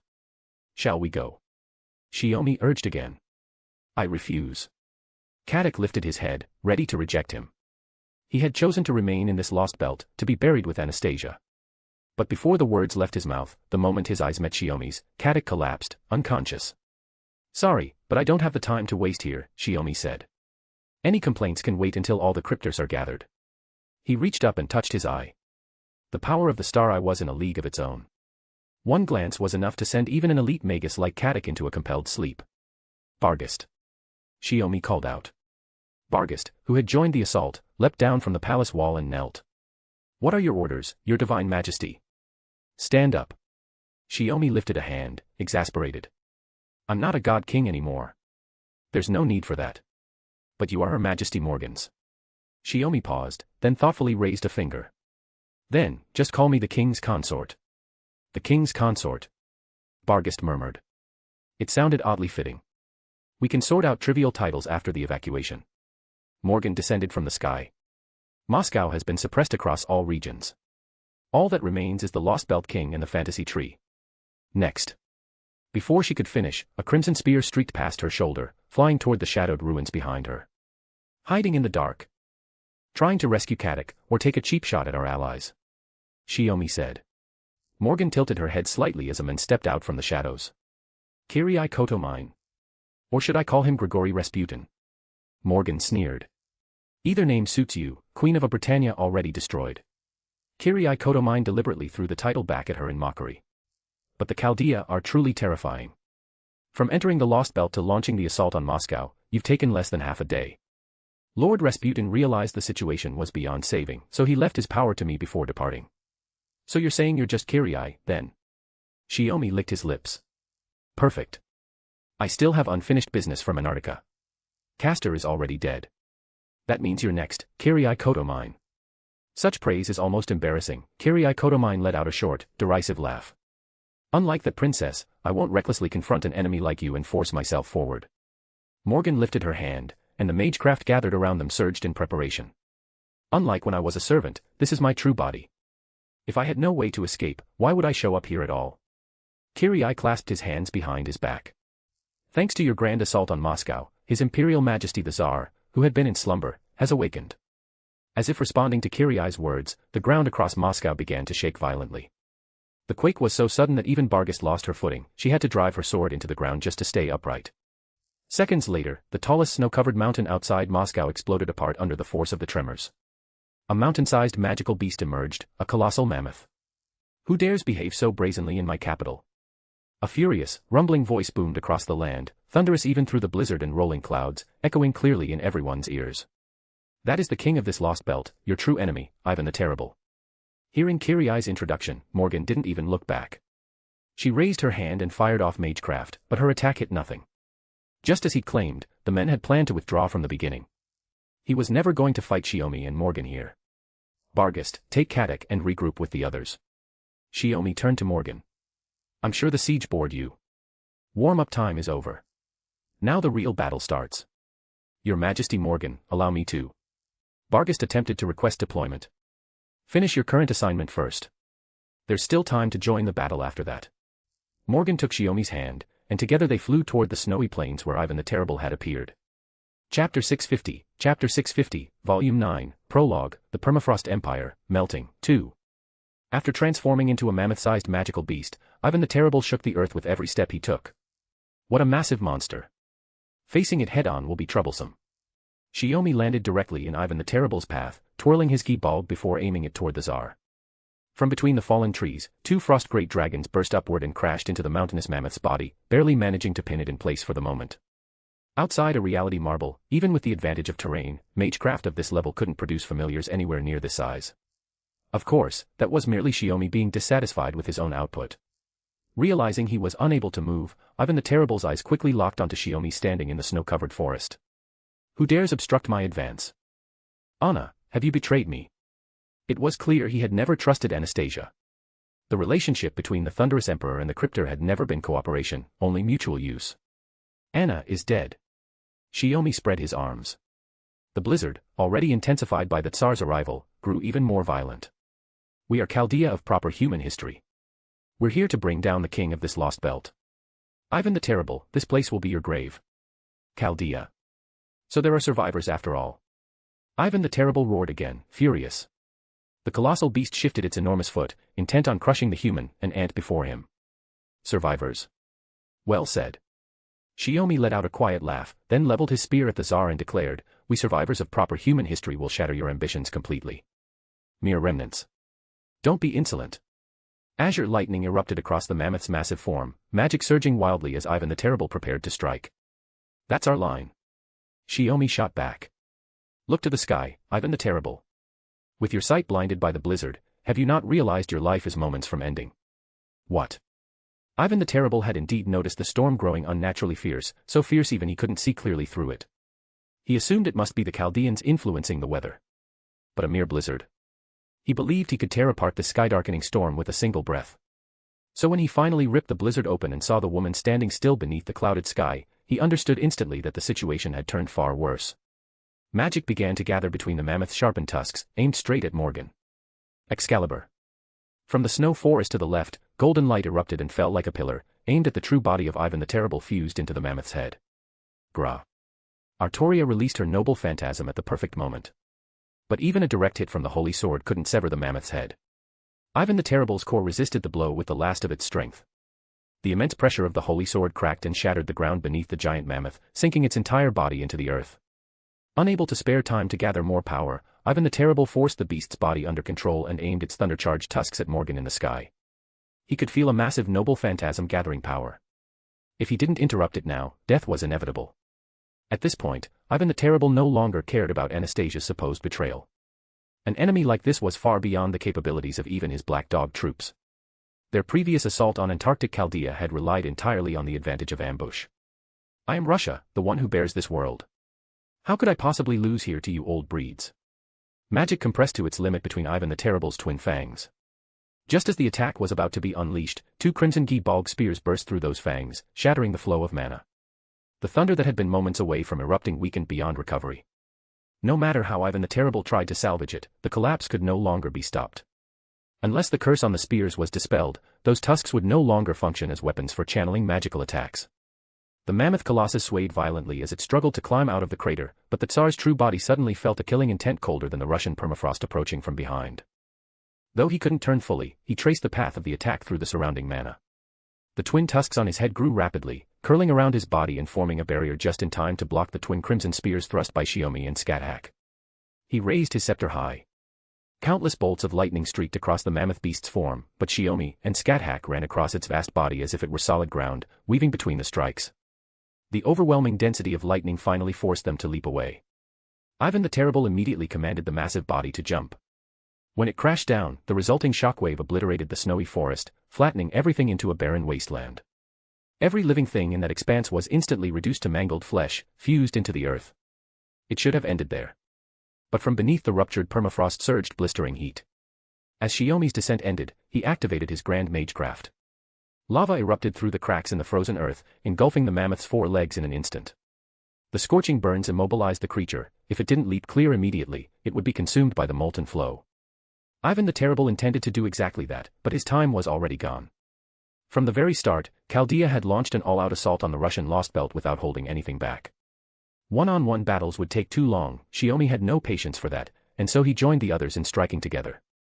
Ivan the Terrible's first noble phantasm, his 3,000 Black Dog hunters stationed near Moscow, each comparable to a low-tier servant, had already been decimated by the Chaldea frontline led by Melusine.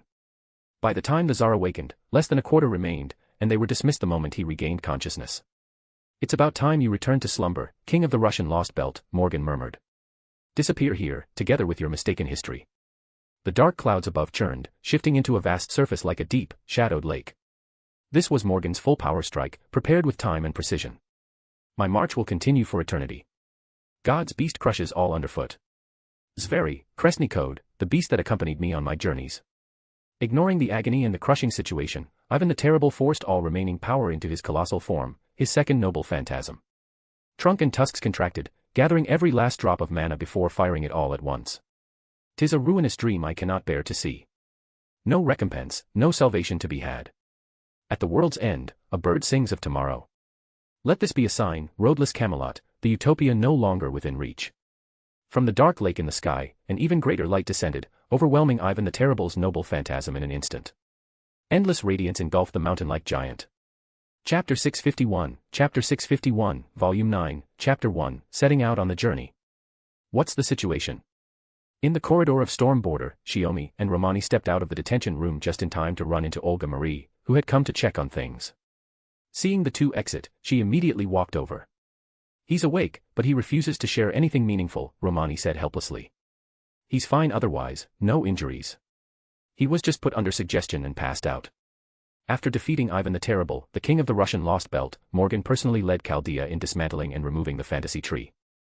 Once that was complete, the unconscious Scáthach was brought back to Storm Border and placed in a confinement room within the ship.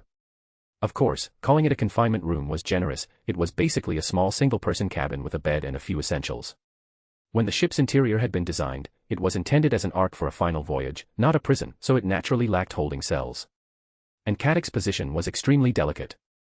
On one hand, he had betrayed proper human history alongside Kirsteria, participated in bleaching the human order, and acted as a cryptor, maintaining the Lost Belt with its servant. On the other hand, he hadn't been directly involved in the destruction of Antarctic Chaldea and wasn't among those who needed to be held accountable first.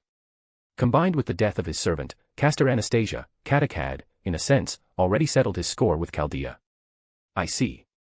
Olga Marie hesitated. But isn't this still risky? It's fine, it's fine. Even though he refuses to talk about the other Lost Belt or the cryptor, he's at least eating the meals I make. No need to worry about him going on a hunger strike.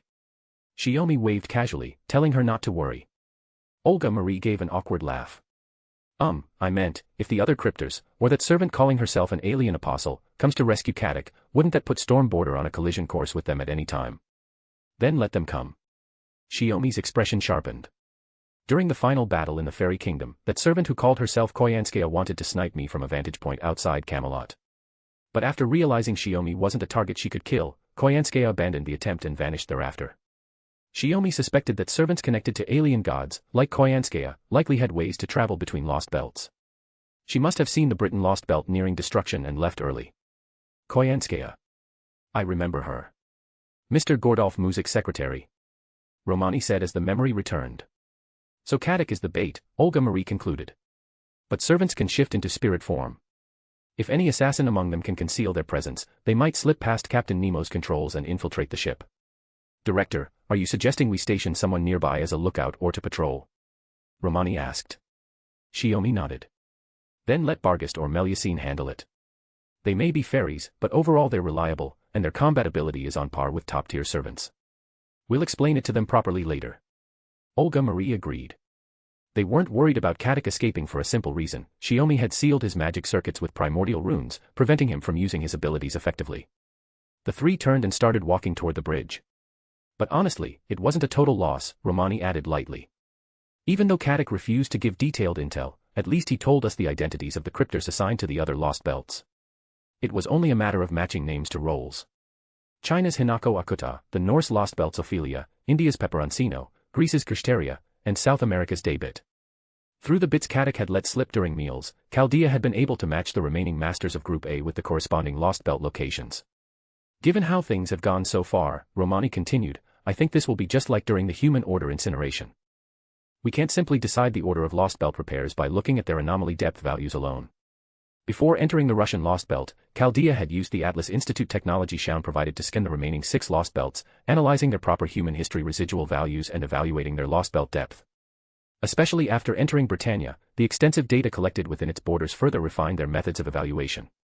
Compared to the Russian lost belt, which had only an anomaly depth of D, Britannia, its fantasy tree dismantled by Morgan and converted into an anomaly world, had risen to an immeasurable EX depth. Yet in practice, Chaldea had resolved Britannia first, and then Russia afterward. As for the remaining lost belts, Romani questioned whether anomaly depth should truly serve as the sole standard to determine their order of response. After all, unlike singularities, the greatest variables within lost belts were the cryptors themselves, Shiomi included. Precisely because Shiomi had never been committed to maintaining a lost belt or destroying proper human history, caring only about matters concerning Morgan, he was able to decisively turn toward Chaldea once Morgan abandoned the lost belt. That allowed him to swiftly resolve Britannia's crisis, and even the planetary collapse that might have been caused by the insect of the abyss. So Romani, you mean we should begin by looking at the remaining cryptors to determine which lost belt to challenge next? Olga Marie folded her arms, absently biting her thumb. The professor aside. Russia was caught off guard. In this case, the other cryptors may already be prepared. Shiomi reached out and stopped her hand.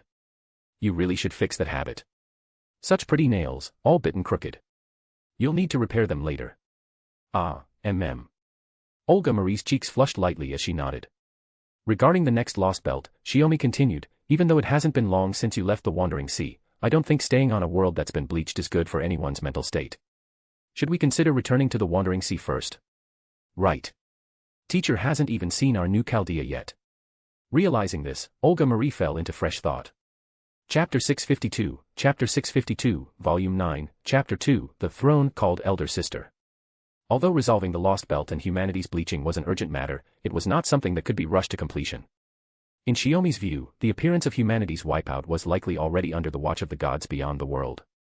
Among them, Odin had shown the greatest concern, even personally intervening to help Munsel's chosen one overcome obstacle after obstacle, gifting him treasures such as Gungnir and the barbed spear. Had BB been present, Shiomi might have asked about his true origins, whether he might actually be Odin's illegitimate son or something of that sort. But when he thought about it again, while the Allfather had his share of legendary romantic affairs, compared to Zeus, who behaved like a stallion in mythology, Odin's conduct could still be considered respectable. So Shiomi dismissed the idea entirely. After parting from Romani and Olga Marie near the bridge, he mulled over this half-serious question on his way back to his room. There, he found Morgan alone in the corridor, looking rather bored. Why are you out here? Was the room too stuffy? Shiomi approached and took her hand. Want me to take you up to the deck for some air? No, that's not the issue. Morgan looked unusually conflicted. From Shiomi's understanding, whatever troubled her now was significant yet not fatal, something she couldn't ignore, but also couldn't find a proper solution for. It had led her to choose avoidance, a rare reaction for her. Or rather, she finally could choose avoidance, stepping out of the room to think, or to stop thinking. Don't tell me Master and Artoria have been needling you about the Britannia stuff. Shiomi joked. They discussed such topics privately plenty of times, both in and out of bed, so it hardly required any serious conversation. It's not about them, well, not entirely unrelated. Morgan rubbed her temples. After all, the problem started because Artoria provoked it, and Scáthach fanned the flames. So what exactly is the problem? Shiomi asked. Before he could finish, Morgan stepped behind him and pushed him toward the door. The moment the perfectly soundproof automatic door slid open, Shiomi was greeted by an unusually heated scene. Babe Sith and Sakura were locked in an intense standoff, not through magecraft, but over a towering stack of Jenga blocks on the table. Most of the blocks had already been removed, leaving the tower unstable and ready to topple at the slightest disturbance. Sakura's concentration was sharper than ever as she searched for the piece she could pull free without collapsing the entire structure. And Shiomi, pushed inside by Morgan, arrived at the exact moment she had just touched the ideal block. A breeze so faint it should have gone unnoticed became the deciding factor. Before she could react, the tower came crashing down, leaving Sakura frozen in place, still holding a single block. Yes. I won. I'm the real big sister. Babe Sith threw her arms up in joyous celebration. What are you doing? Shiomi could smell trouble already. He had more or less guessed their antics, but when he tried to turn and flee, Morgan's hand pressed firmly against his back, preventing any escape. Ah, father. Sakura greeted him, her expression unusually subdued. Her recent defeat had clearly stung. Father, we were holding a sister throne battle. Babe Sith fanned herself proudly. Thanks to your helpful breeze, I secured victory. I'm glad you're having fun, Shiomi said, squinting his eyes into a soft, awkward smile. He had worried that after leaving the fairy kingdom, Babe Sith might struggle to adjust to the outside world, but reality proved he had nothing to worry about. For her, what mattered had never been power or status, but her parents. With Britannia's destruction costing her nothing, she felt no sadness at all. Perhaps that, too, was part of being a fairy. Meanwhile, unlike the delighted Babe Sith, Sakura collapsed into her cushions, wiping the sweat from her forehead. Focusing so intensely during such a competitive game naturally worked up heat. So, that means among the teacher's children, Babe Sith is the eldest sister, right? Grey cautiously offered her conclusion. Shiomi thought, just as I expected. What had likely begun as some tiny, trivial topic had somehow spiraled into a full-blown debate over who counted as the elder sister. In terms of when they'd each joined him, Sakura had been by Shiomi's side earlier, but in terms of actual age, Babe Sith had lived over 2,000 years in Britannia and was, technically speaking, far older. Even Morgan hadn't been able to persuade either of them, so before the match even started, she escaped outside to wait for the results. Simply because she couldn't take either side. Is that truly so? Scáthach cast Shiomi a teasing look. Had my beloved disciple not barged into the room and disrupted the airflow, altering the tower's balance, the outcome might very well have been different. Shiomi's eyes nearly bulged out of his head. He silently begged Scáthach to stop talking. Clearly, she had also been teasing them earlier, nudging this whole competition into existence. In that case, wouldn't that make the result unfair? Artoria asked from nearby. Honestly, yes. Artoria Castor admitted as she played chess with the King of Knights. Castor had learned the rules, but she wasn't remotely a match for her other self, and she'd become so absorbed in watching the showdown that she had forgotten to continue moving her own pieces. Then let them compete again. And it's perfect timing, since both father and mother are here. Caren beamed happily. With the two of you as witnesses and judges, the result will be even more convincing. The tension in the room rose again, and Sakura's fighting spirit reignited. I hereby renew my challenge for the title of Elder Sister. Babe Sith, I challenge you. Babe Sith spun effortlessly, adjusting her glasses as the lens glinted sharply. Of course. I accept your challenge, Sakura, as many times as needed. Whether as the rightful successor of the Witch of Britain, or as your older sister. Hey. It's not decided yet. Don't start calling yourself my sister. Sakura protested. Shiomi almost teased her for acting childish at her age, but then remembered Babe Sith was technically even older, and every bit as fired up. I think I understand why you were hiding outside, my wife, he whispered to Morgan as he was pushed into the spectator's seat. I'd rather fight the beast god's remains alone than deal with this. Let us witness it together, my husband. To his dismay, Morgan suddenly became just as enthusiastic as everyone else. Even with the air conditioning blowing cold air throughout the room, Shiomi was soon drenched in sweat. Chapter 653, Volume 9, Chapter 3, Midnight Snack Time. Remaining on the whitening Earth, Chaldea made another new discovery. This planet no longer had any distinction between day and night. As Storm Border traveled westward from what had once been Russia, they deliberately avoided imaginary number submersion. Instead, they moved boldly across the whitewashed surface, heading for the wandering sea. Throughout the entire journey, the sky never changed, always a clear, vivid blue. The air remained breathable, and the temperature stayed comfortably within human survivable levels. Even though they were approaching the frigid northern zones, the world still felt like early summer.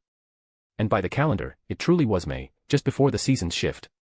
With no day or night, any being whose body clock depended on natural cycles would inevitably become disoriented. So Storm Border relied on its internal atomic clock, cutting lights and sealing off external illumination at night to make sure the crew could rest properly. Aside from those assigned to bridge duty, the only ones regularly awake were the Nemos managing Storm Border's core, the noble phantasm battleship, Nautilus. "What are you doing, my husband?" In the ship's kitchen, Morgan's voice broke the quiet as she addressed Shiomi behind the counter. He was leaning there with a bowl in hand, casually eating. Nothing. Just got hungry." Shiomi blinked, slowed his chewing a little, and answered vaguely. "I checked with the Nemo on duty. They said the kitchen's mine to use." "No, I mean." Morgan approached, hands clasped behind her back, moving with elegant ease. "It's rest time. You're not on duty today either, are you?" I woke up and saw an empty space beside me, only the two of them were there. I thought something urgent had happened. Shiomi couldn't hold back a laugh. "Well, if a sudden craving counts as an emergency, then yes." I slipped out quietly to grab a midnight snack. "Oh. To think you could leave the room without any of us noticing. My husband truly grows more impressive by the day." Morgan stepped around the counter to face him, teasing gently. "I didn't survive 6,000 years for nothing," Shiomi replied, swallowing. "A bit of improvement is to be expected." Those long years in the fairy kingdom had strengthened him more than anything, though upon reuniting with his Chaldea family and companions, there had been a faint sense of unfamiliarity. Even so, he hadn't felt any major shift in his own heart. Romani had said the same. He'd expected Shiomi to return as someone distant and changed, yet spiritually, Shiomi was no different than before. His lifespan had been stretched to its limits, and with it, his mind had grown steadier and more resilient. "But honestly," Shiomi continued, "it's because all of you felt safe enough to sleep without paying attention to your surroundings." Morgan, Scáthach, and Artoria were all the type who would wake instantly at the slightest threat while asleep. The fact that they had slept without worry meant two things: Shiomi was nearby, and Storm Border really was secure. Moving so openly through the bleached world, neither the cryptors nor the alien apostles had attempted any reckless ambush. "You're right." Morgan covered her mouth with a graceful yawn. "Since I found you, I won't intrude on my husband's precious midnight snack time. I'll head back to the room." "Since you're already here, why not eat with me?" Shiomi asked. "Eating alone is boring. No wonder you didn't sit at the dining table and just ate by the counter." Morgan looked at him with amused resignation. This man was still as casual as ever. During their pilgrimage, whenever everyone ate together, he'd always prepare everything meticulously. Even for a simple picnic, he insisted they sit properly and share a proper meal. But the moment he was eating alone, he'd pick at food while doing something else. She'd honestly thought that after becoming the ruler of Londinium, Shiomi might at least pretend to be more kingly. "I'll have a taste then, though I'm not really hungry." Morgan brushed aside a lock of hair and leaned in with her mouth slightly open. Shiomi naturally fed her a bite. It was a simple stir-fry, typical of Shiomi's homely cooking, light and refreshing, perfect for a late-night dish. "How is it? What else could it be?" "As delicious as always. I can't think of higher praise." Morgan smiled, though her eyes drifted softly into the distance. "It just reminded me of the old days. Habitrot and Baobin Sith are on the ship. You could call them over and have a late-night chat like before," Shiomi said with a grin. "Forget it. Habitrot's probably sleeping soundly at this hour," Morgan replied. As for Baobin, she understood things, yes, but she didn't have memories from the pilgrimage. The Baobin Sith of now only remembered her life afterward as a royal princess. "Then we'll leave it," Shiomi said with a small smile. "Yesterday can't be chased, today shouldn't be forgotten, and tomorrow can still be shaped." "Well said." Morgan applauded quietly. In the dim cafeteria, only the kitchen counter was lit, much like those quiet moments at home before proper human history spiraled into crisis. "I remember you ate plenty at dinner. How are you hungry again in the middle of the night?" Morgan asked. "And you're seriously asking that?" Shiomi coughed, nearly choking. "You're all practically draining me dry." Life aboard the ship could already be described as nightly revelry. And with Storm Border slowly cruising these past days while surveying the white earth, they had spent nearly every calm moment, quite thoroughly occupied. Oh. Truly. Morgan reached out with teasing intent, pinching his waist lightly. Then should we take it easy for a few days? No need, I was just kidding, Shiomi said quickly. His midnight hunger had nothing to do with any of that. You really plan to just eat here like this? Morgan leaned against the counter, quietly waiting. She intended to wait with him and walk back together once he finished. Cleanup's easier if I eat here. Saves trouble, Shiomi said proudly. You don't usually handle housework, so you wouldn't think of these little tricks, right? I have thought about doing it, but you always take everything onto yourself. Morgan frowned slightly. Now that I think about it, you really do like handling every matter personally. Just like sealing away the calamity and the insect of the abyss. Even Morgan hadn't known until the very end what the beast god's remains were suppressing. Each matter is its own matter. If you want to blame me, you'd be right too. Shiomi stirred the food in his bowl, mixing things together. If I blamed you, Morgan murmured gently, it would only be for almost making me lose you. Then she suddenly pulled him into her arms and claimed a kiss that still carried the faint taste of his meal. And the two of them laughed together. Chapter 654, Volume 9, Chapter 4, The Sleepless Night. Oh, so you just snuck out for a late-night snack. Does that count as some form of cheating? Later that night, when Shiomi returned to the room with Morgan, he found both his master and Artoria awake. He decided to explain himself. What do you mean, cheating? Shiomi poured himself a glass of water, sipping it while grumbling, Master, when it's just the two of us in the office, you always sneak under the desk whenever I'm organizing documents or reports. Anyway, you can handle that on your own. Naturally, I was looking for something fun to pass the time. Scáthach pinched Shiomi's cheek without hesitation. And you seemed to enjoy it too, didn't you? Ouch, ouch, ouch. Master is absolutely right. Shiomi whined, begging for mercy. Besides, now that you're both awake, all the thoughtfulness of me sneaking out quietly for a late-night snack and slipping back in unnoticed is all wasted. Since we're all awake anyway, chatting a bit wouldn't hurt. Morgan wrapped her arms around Shiomi's neck from behind, resting her face against his shoulder. Maybe we'll just drift off while talking. The room was dimly lit by a single nightlight, casting an almost suggestive glow. Difficult. Artoria's sharp intuition quickly sensed the direction of their impending nocturnal conversation. Is this the kind of chat you had in mind? It wasn't impossible, but it was a bit too challenging for her personal integrity. After all, in public settings, Shiomi showed more respect for Artoria than anyone else, never letting anyone feel that she was being desecrated by him. My sword is with you, and your destiny is mine. This was the vow Artoria had sworn to Shiomi. It's fine if you don't want to talk about it. Morgan gave Artoria a sly look. Though my husband holds you in high regard, even when you went alone to find him in Londinium, he didn't do anything to embarrass you, did he? Are you implying I'm actually unattractive in Tenkei's eyes? Artoria picked up on the underlying meaning. Not at all, Morgan waved it off. But what about afterward? After returning here, did my husband show no interest in you during private moments, other than at night? Shiomi shifted his gaze slightly. Well, when the opportunity presents itself, one can't exactly refuse. Artoria mumbled in response, cradling one of his hands. When they had visited Shiomi's magical workshop, a few flirtatious words had loosened her sash. By the time she left, carrying tools made there, her cheeks were still flushed. And that had been her first experience of being carried off unilaterally. Truly, Scáthach teased unabashedly, like a beast in heat. As a child acknowledged by Tiamat herself, it seems my beloved disciple is quite the exceptional beast. As for the principle he upholds, let's just call it breeding. Is that even the same thing? Shiomi responded to the taunt head-on, trying to counter. For a human who could ascend the throne of gods to be consumed solely by carnal desires, that is the beastly nature of my husband, the beast. Morgan's hand slid from behind to teasingly trace Shiomi's chest. Does the goddess of the Holy Land share this sentiment? Facing Shiomi's pleading gaze, Artoria decisively ignored it, adopting the regal demeanor of the Lion King for the first time in ages. Indeed it is. Since their banter was rooted in truth, Shiomi found no rebuttal and could only remain silent, watching as the three of them burst into laughter one after another. Trapped between them on the bed, Shiomi was tossed about in a chaotic heap. He simply shut his mouth, letting them tease him while his hands roamed freely beneath the covers. Since he had already become a beast, he might as well embrace it fully, better than being toyed with for nothing. Then, Shiomi realized his senses beyond touch had been severed by magecraft. A rather simple sensory interference magecraft, if necessary, Shiomi could dispel it with a single thought. What's this all about? Before he could finish speaking, the three of them lowered their lips one after another, kissing him in turn.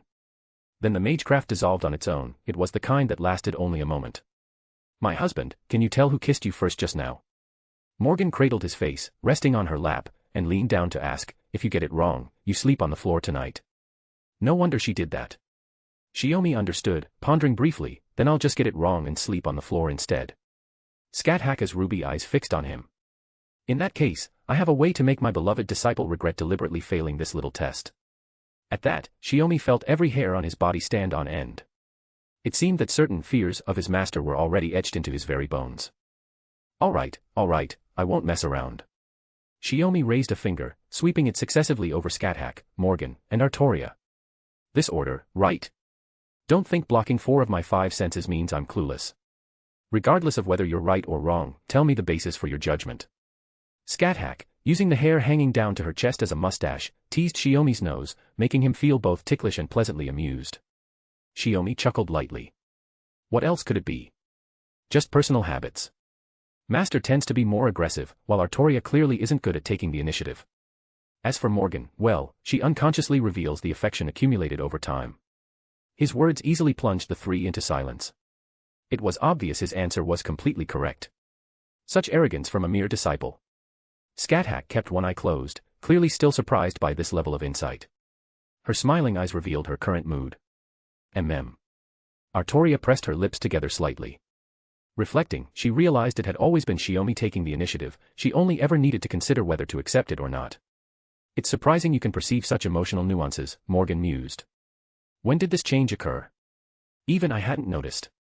I don't know either. I just suddenly realized it. Shiomi sat up, embracing all three without restraint, pressing his face intimately against theirs. I'm truly happy and grateful that you've always been by my side, he said sincerely.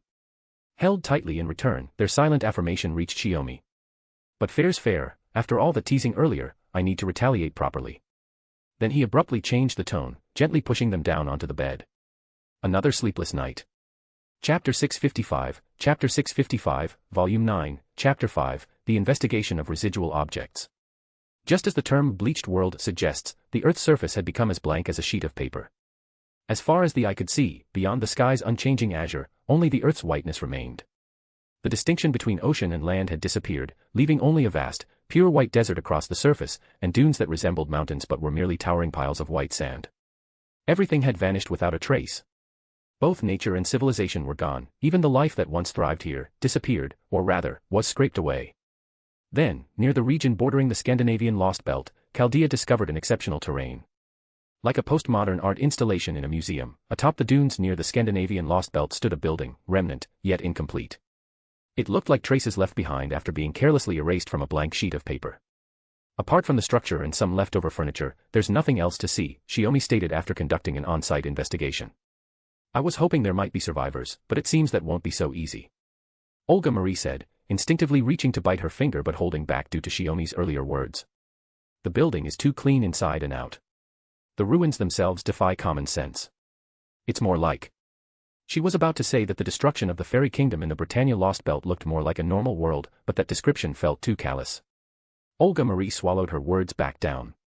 Like a faulty planet, Shiomi added offhandedly, unaware of her meaning. It's more than that. Scáthach crouched down, scooped up a handful of white sand, and let it fall, scattering in the wind. This planet bears no traces of life anymore. Even the Sahara Desert holds a pulse of life, but these.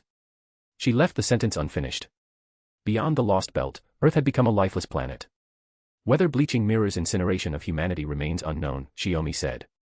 He intended to lean against a building's wall but noticed the structure looked ready to collapse at the slightest touch. Out of empathy, he abandoned the gesture.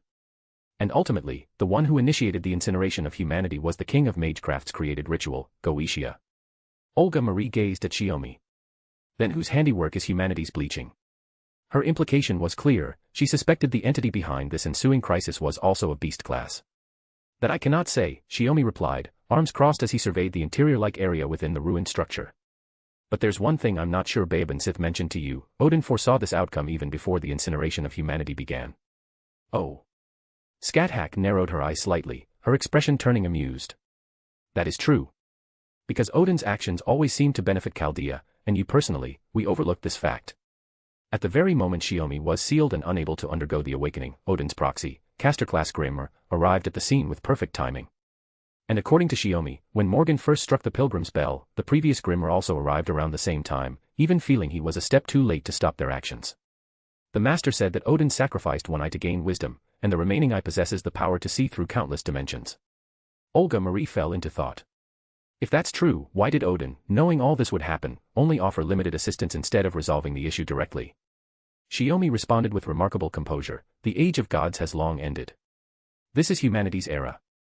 Unless circumstances are exceptional, divine spirits do not directly intervene in the affairs of humans on this planet. Therefore, what Odin did was significant, but one couldn't demand the great god handle everything personally. Suppose bleaching is an inevitable consequence of the incineration of humanity. Scáthach's gaze gradually deepened. Then, mid-contemplation, her eyes met Shiomi's. Both flinched slightly. Undoubtedly, both master and disciple saw the same blind spot reflected in each other's eyes. Regardless of what other divine spirits may think, if Odin has foreseen everything that has happened so far. Olga Marie abruptly turned, gazing toward the wall of storms, just hundreds of kilometers away. That was the location of the Scandinavian Lost Belt. To return to the Wandering Sea without undertaking imaginary numbers submersion, the shortest route would inevitably pass near the Lost Belt. Sooner or later, the Scandinavian Lost Belt must be addressed. After regulating her breath, Olga Marie stated decisively, I originally planned to return to the Wandering Sea first with the professor, allowing the storm border to resupply. But this matter cannot be delayed. In truth, aside from entering 2 lost belts, the storm border had suffered virtually no combat losses. You are the director of Chaldea, our commander, Shiomi smiled. As long as your decision gains unanimous agreement, there's no issue. Olga Marie smiled and opened the bridge communication. Romani, after retrieving our team conducting ground reconnaissance, hold a briefing on the bridge immediately. I've decided we won't return to the Wandering Sea next, we'll advance directly into the Scandinavian Lost Belt. Understood. I'll notify the rest of the crew resting on board immediately. Romani mumbled his reply while sucking on a jelly straw, then suddenly added, but this is truly wonderful. What? Olga Marie asked. Ever since Mr. Shiomi returned, the director seems much calmer and more decisive than before, Romani said with relief before cutting the communication. He had simply blurted out his thoughts from the perspective of an elder and a doctor, forgetting to consider Olga Marie's feelings. Olga Marie's face flushed crimson as she looked at Shiomi helplessly. Teacher, Romani just, Her mind raced, but no reasonable explanation came to mind. Instead, Shiomi gently embraced her, stroking her hair. It's okay. You've done well. Enveloped in that all-embracing warmth, Olga Marie nearly lost herself in his scent, inwardly muttering that this fatherly treatment wasn't what she wanted at all. She quietly tightened her embrace around Shiomi, clinging to him like a child. We just received the rendezvous instructions. The master sighed. Then, Melusine, responsible for protecting the other area's survey personnel, walked right into the scene. Chapter 656, Volume 9, Chapter 6, During the Imaginary Numbers Submersion. Olga Marie's decision was smoothly approved at the briefing and authorized for implementation. Although Da Vinci-chan, as a technician, expressed concerns about the ship's condition and initially opposed the plan, she ultimately accepted the situation after Captain Nemo's persuasion and the presentation of supporting data. After the meeting, Romani grumbled on the way, saying that Da Vinci should have handled this personally, but Da Vinci herself seemed thoroughly engrossed, observing every activity of the artificial lifeforms she had created. Just hundreds of kilometers from the storm wall, the storm border initiated its imaginary numbers submersion, heading toward coordinates deep within the Scandinavian Lost Belt. We've confirmed entry into the imaginary numbers space. Now we just need to wait for the submersion to end, and we can surface within the Lost Belt, reported Bayaban Sith, who was on duty in the bridge, while cuddling and rubbing Foe. Father, would you like to take a seat and rest for a moment? I can inform you again once the submersion concludes. No, I'll stay here, Shiomi replied, crossing his arms as he kept his gaze fixed on the ship's instrument screens. No one knows what the Scandinavian Lost Belt holds. It's better to have someone ready for battle at any moment. Of course, the main reason was that he felt this matter couldn't be entrusted to others, he had to take the lead himself. This was his responsibility, and his wish. To save the world, he had to protect the family and comrades aboard this ship. If it comes to combat, even I can handle the Lost Belt King's assault for a while, holding out until father and mother arrive, Bayaban Sith offered. Father, you just surveyed the bleached world. Why not check the kitchen? Sakura's preparing afternoon tea for everyone. Is now really the time for that? Shiomi smiled wryly. It wasn't that he resented others' ease, he was referring to his own state. He simply couldn't calm his mind. Well, I suppose there's no helping it, Bayaban Sith smiled, though it was troubled. She tugged at Shiomi's sleeve. But perhaps father should attend to another matter. Shiomi frowned in confusion. Bayab Sith gestured toward the auxiliary seat in the corner of the bridge. Melusine sat there with a sulky expression, pouting in silent resentment. No matter who asked her, she wouldn't speak, nor did she lash out. She seemed to be angry at herself. She's been like this ever since we returned to the ship. What happened? Bayab Sith had noticed this and deliberately chose a moment when no one else was around to speak. After all, based on her background, the person who should be most concerned about Melusine was undoubtedly father. Well. Shiomi sighed and gave a brief explanation. How can a being as ancient as a planet act like a child? Bayab Sith was dumbfounded. Her impression of Melusine had always been that of a fierce fairy knight under Morgan's command. She never imagined the other had such a temper. Because she's not human to begin with. You can't measure her by human logic, Shiomi said. Rather, when I kept you by my side, I focused too much on nurturing your human side. Now it seems you've become less like a fairy. Saying this, Shiomi ruffled Bayab Sith's hair before turning to Melusine's side and taking a seat at the auxiliary bridge control seat beside her. If you want to be angry, just say so, Shiomi said. I'm not. You have your choices. I have no right to criticize. Melusine pouted, pausing for a few seconds before continuing, I just envy that girl a little. She can so easily earn your affection. If your entire meaning and purpose in life is merely to gain someone's affection, then I would likely only see you as a blade to protect everyone. Shiomi sighed. Once the crisis of human history's bleaching is resolved, I'll find a way to send you back to the inner sea of the planet from proper human history. Are you trying to send me away? Melusine asked. Didn't Albion fall into the dark marshes precisely because she couldn't return to the inner sea of the planet? Shiomi recounted the past slowly. Don't you wish to return to the inner sea of the planet? I don't know, Melusine answered gloomily. As merely a fragment surviving from the last dragon, even I can't tell if the desire for recurrence to the inner sea of the planet truly belongs to the current me. A profoundly deep question indeed, Shiomi was stumped by the query. Actually, before you awakened me from that state, while slumbering in the dark marsh, I already knew of you, knew of Morgan, that is, the Savior. But back then, I possessed no intellect. Melusine suddenly revealed a fact to Shiomi. It wasn't due to the Mirror Clan's prayers or any other reason. It was simply that, as part of the island, she naturally came to know of their existence. Even Melusine couldn't answer whether she had thought about it back then. Did I make a mistake? Shiomi suddenly asked.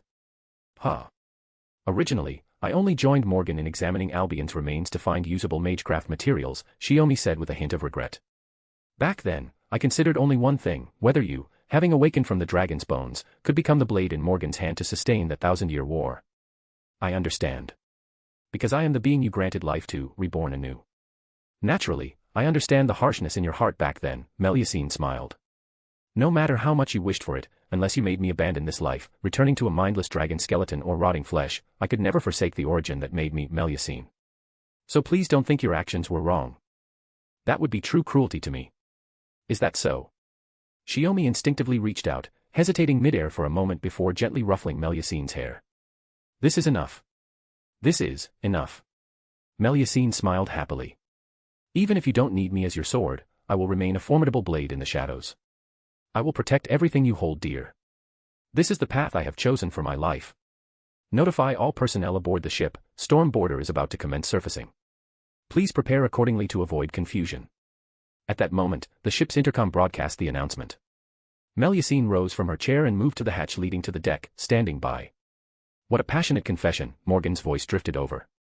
She had been listening nearby all along. Nestling syndrome and dependent personality, Shiomi shook his head at her. In a way, she's problematic too. That's precisely why I responded so cautiously. Morgan crossed her arms, nodding repeatedly. Seems my husband still retains a shred of decency. Even that little bit. Morgan couldn't help but smile at Shiomi's tone of disbelief.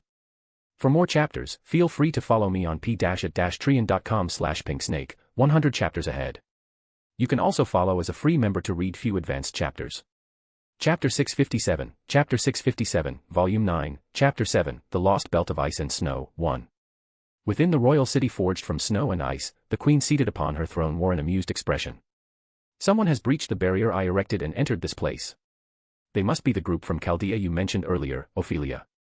As you say, your majesty. Ophelia gazed solemnly at the queen upon the throne.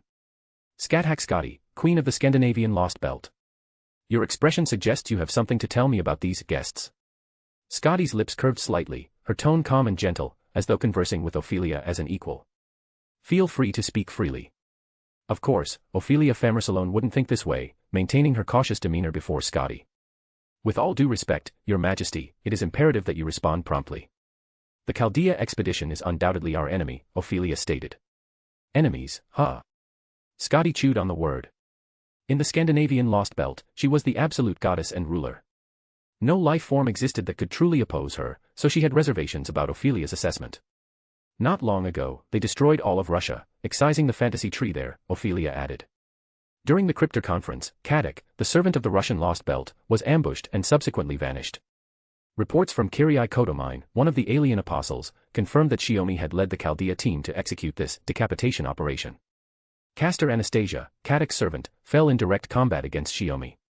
As these reports reached the Cryptor across the Lost Belt, Ophelia knew not how others reacted, but genuine dread gripped her heart. The Clock Tower's rumors were true, Tenkei Shiomi was far more than a mere former sealing designation executor. The child prodigy of the past, the former sovereign Elmeloi, had died a just death. Ophelia surmised that the only Cryptor capable of opposing Shiomi were likely Kirsteria and Daybit. Thus, she had remained constantly by Scotty's side these past days. When the Scandinavian barrier detected the presence of an anomaly, she immediately reported it to Scotty. If they're enemies, then just kill them all. At that moment, Ophelia's servant, Saber Sigurd, voiced his opinion. Stop. Ophelia immediately halted him. No, you can't. You're no match for them. While the situation at the rest of Chaldea is unclear, the one leading them, Tenkei Shiomi, that man is absolutely not a target you can kill. In fact, Saber would surely die. That would only make things more troublesome for Ophelia. The Saber before her wasn't the real Sigurd, but a demonic being who had usurped the soul of the dragon-slaying hero during his summoning process, now imprisoned within this body. Hey, already getting cold feet, Ophelia. Another booming voice rang out, tinged with mockery. You're just a person who got chased off by an alien apostle, do you really need to be this afraid? It's not what you think, Divine Spirit Canes, Ophelia said solemnly. I don't know what Lord Kirsteria sent you here to do, and I can't stop you if you want to fight. But if you die here, I'll have a hard time explaining it to Lord Kirsteria. Oh. Canes didn't seem provoked by her words. Instead, she appeared even more excited. Since you put it that way, I'll test that man's worth and see if he's really as formidable as you say. With that, Canes turned and strode toward the palace exit, clearly intending to intercept the Chaldea team, who had just completed their imaginary number submersion and landed in the Scandinavian Lost Belt. In Kirsteria's view, one major reason for Scáthach's failure was his inability to detect Chaldea's landing, leaving him caught off guard. Thus, he sent Canes through the anomaly zone to reach the Scandinavian Lost Belt, partly to observe the situation, partly because this area had a barrier capable of monitoring personnel movements. Interesting. A man who frightens Ophelia to this extent, I'd like to see him for myself. Saber replied coldly, if you want to stop me, use your command spell. If you're too late, the prey will all belong to that divine spirit. With that, Sigurd turned and left, ignoring Ophelia's warning. Faced with two disobedient servants, Ophelia felt deeply anxious. Just giving up on stopping them, Ophelia. Scotty, however, was unconcerned by the commotion. She knew this Lost Belt inside out. She sensed that after the Chaldea team arrived, they hadn't rampaged openly. Instead, they had set up a barrier to prevent Jotunheim giants from attacking and were preparing to establish a logistics base for exploration. No, I just think this might be a good opportunity, Ophelia mused. Back when she trained in combat at Chaldea, that man. Instructor Shiomi had said that for unruly servants, one must either sever the contract outright and dismiss them, or seize the moment to make them realize the consequences of defying their master. Now, the situation clearly matched what Shiomi had described as a combat instructor. She had already used one command spell to stop Saber from killing himself, she couldn't waste another on this. If Saber died before Chaldea, it wouldn't be entirely bad, it would force Chaldea to confront the true form within Saber. From the way you speak, you seem both afraid and in awe of that man's power. Even from behind, you still address him as Master. Scotty inquired. Yes. That man is said to not only excel in rune magecraft, but even wield primordial runes, Ophelia replied. Scotty raised an eyebrow slightly. Primordial runes. The caster imprisoned in the dungeon also knew how to use all the primordial runes. Yet he still became my prisoner. My knowledge of Teacher Shiomi is quite limited, and I'm even less certain of his true capabilities, Ophelia bowed apologetically. Reports only state that the crisis of incineration of humanity triggered by the previous king of magecraft was resolved smoothly under his leadership. Hey, that's interesting, Scotty chuckled to herself. Though I've never met him, hearing you speak of him piques my curiosity. If they survived the combined assault of Sigurd and Canes, I'd like to meet them myself. Allowing them into the royal capital might be too, Ophelia began to caution. Scotty raised a hand to silence her. The decision was final, leaving no room for further debate. Chapter 658, Volume 9, Chapter 8, The Lost Belt of Ice and Snow, 2.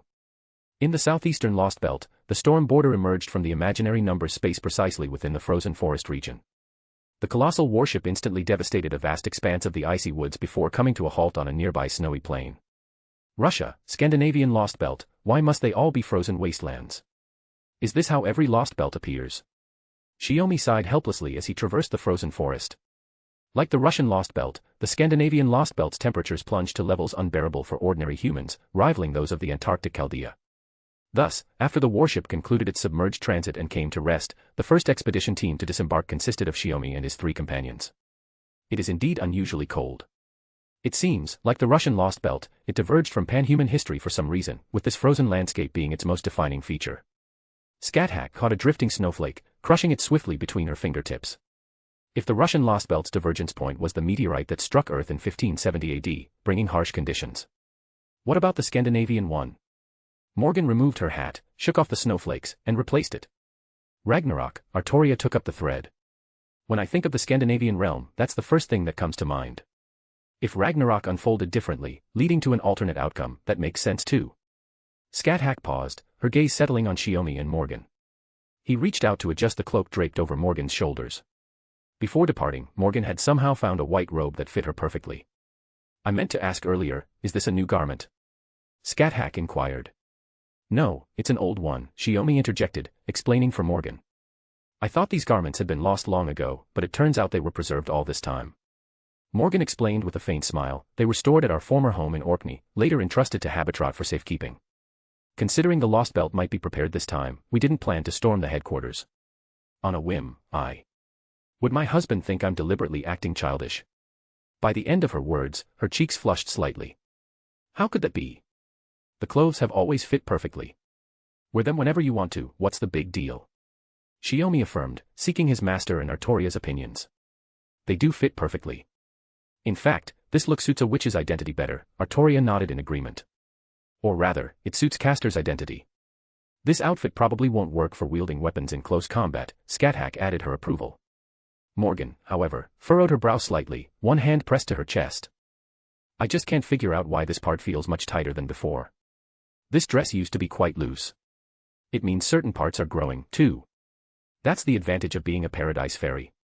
Shiomi smiled brightly, then slowly turned his gaze toward the other end of the forest, his expression becoming serious as he said. We've been walking for about an hour now, yet I sense no signs of human habitation. It's practically like a primeval forest. It's not entirely uninhabited. Didn't we just battle a giant? Scáthach encouraged Shiomi cheerfully.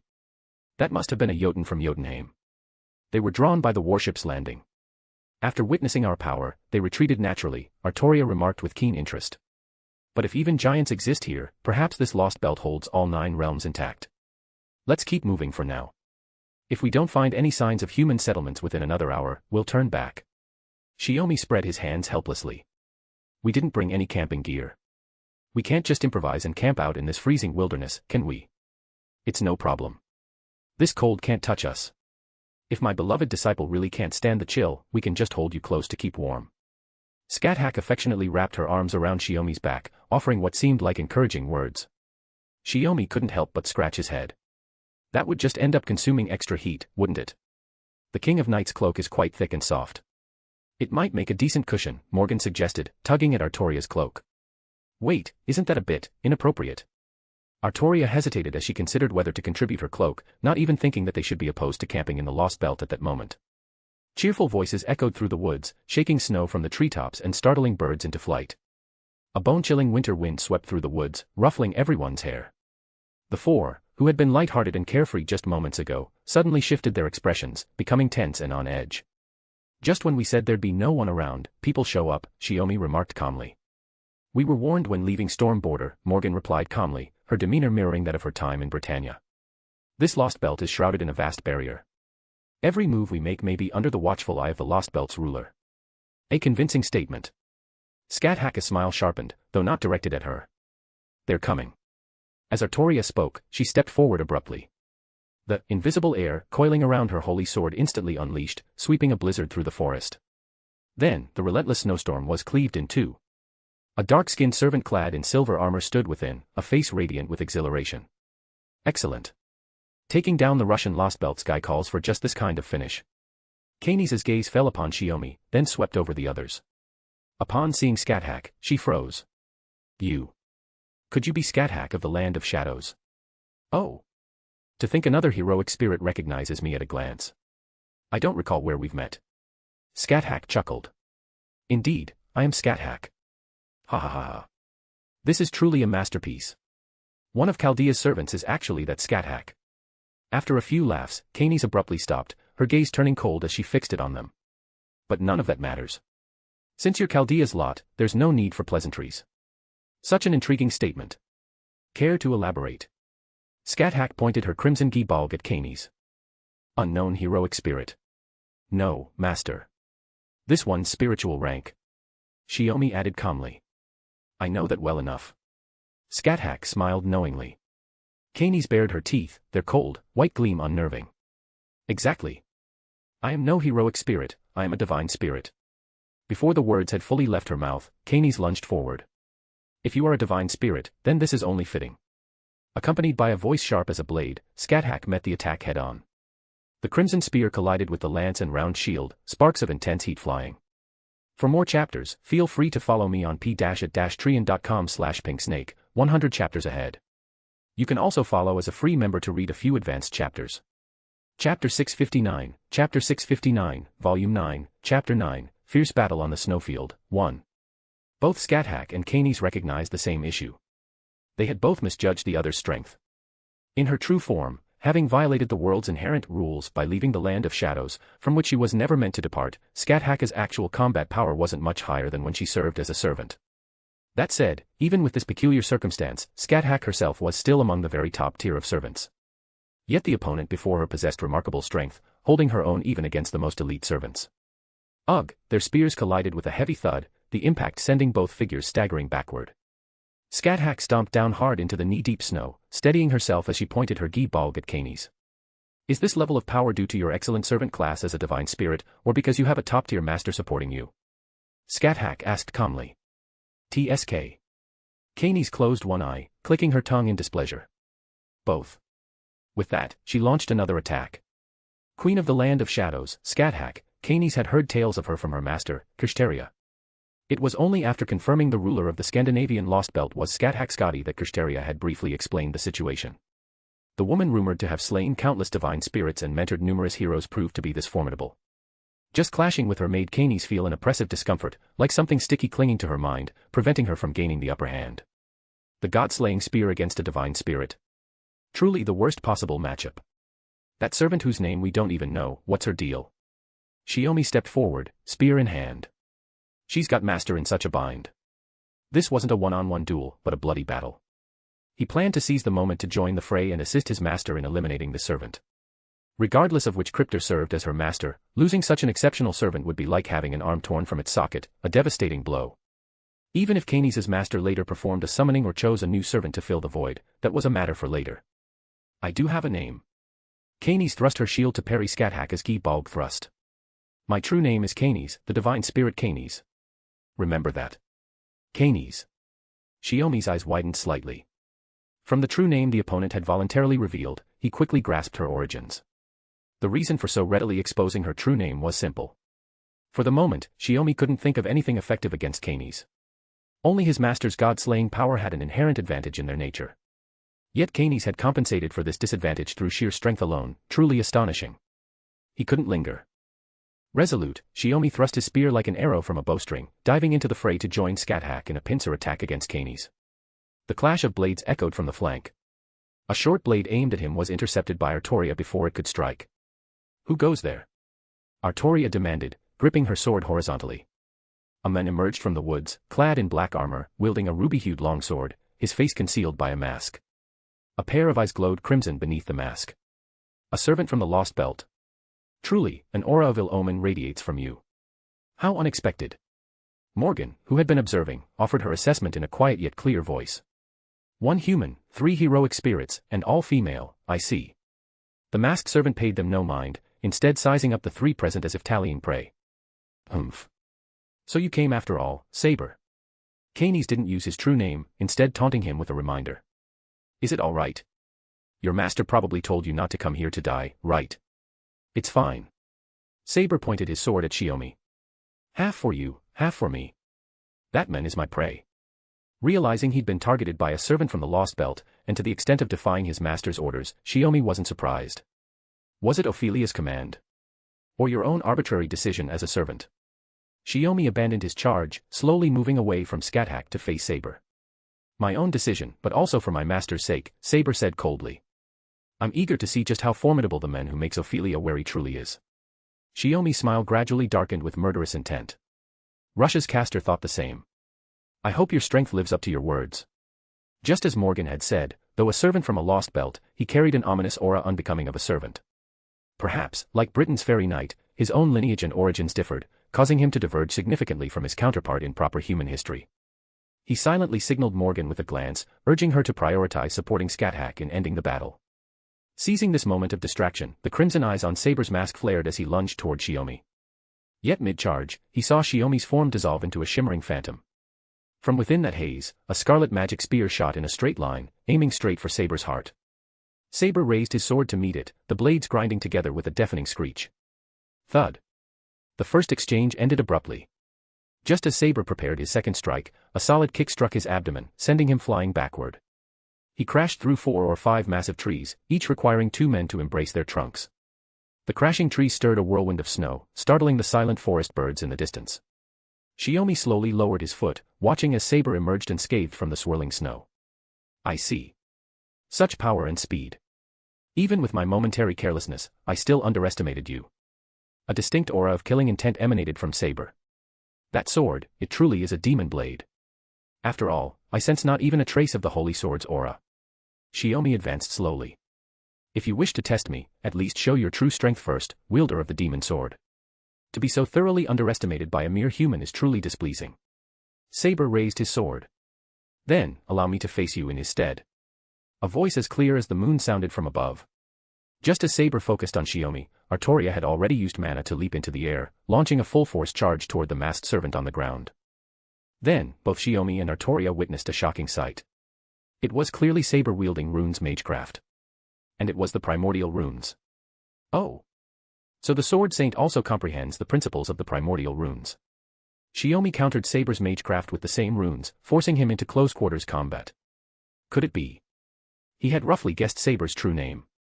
Chapter 660, Volume 9, Chapter 10, Fierce Battle on the Snowfield, 2. To make the final confirmation, Shiomi allowed Artoria and Saber to engage in combat.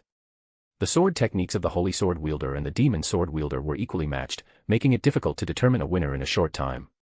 However, Shiomi had already spotted the issue. As soon as Artoria was counterattacked, he thrust the Gi Balg into the snow, triggering a transformation in the snow's form. The snow turned into sharp, deadly spears that surrounded Saber. Taking advantage of the opening, Shiomi grabbed Artoria's hand and pulled her back to safety just as the magical bombardment struck. He glanced over at Canes. With Morgan's magical support, Canes was gradually being toyed with. Now, Shiomi could focus entirely on this battle. How does it feel? Shiomi asked Artoria in a low voice. That sword, it gives me no, it makes me feel uneasy. Artoria clenched her fist. Could that sword be a noble phantasm for regicide or dragon slaying? Saber's true name already makes the answer clear. Shiomi raised his hand, signaling Artoria to retreat. Thank you for the reconnaissance. We'll switch now. You go support Master. I'll have Morgan assist me in taking down Saber.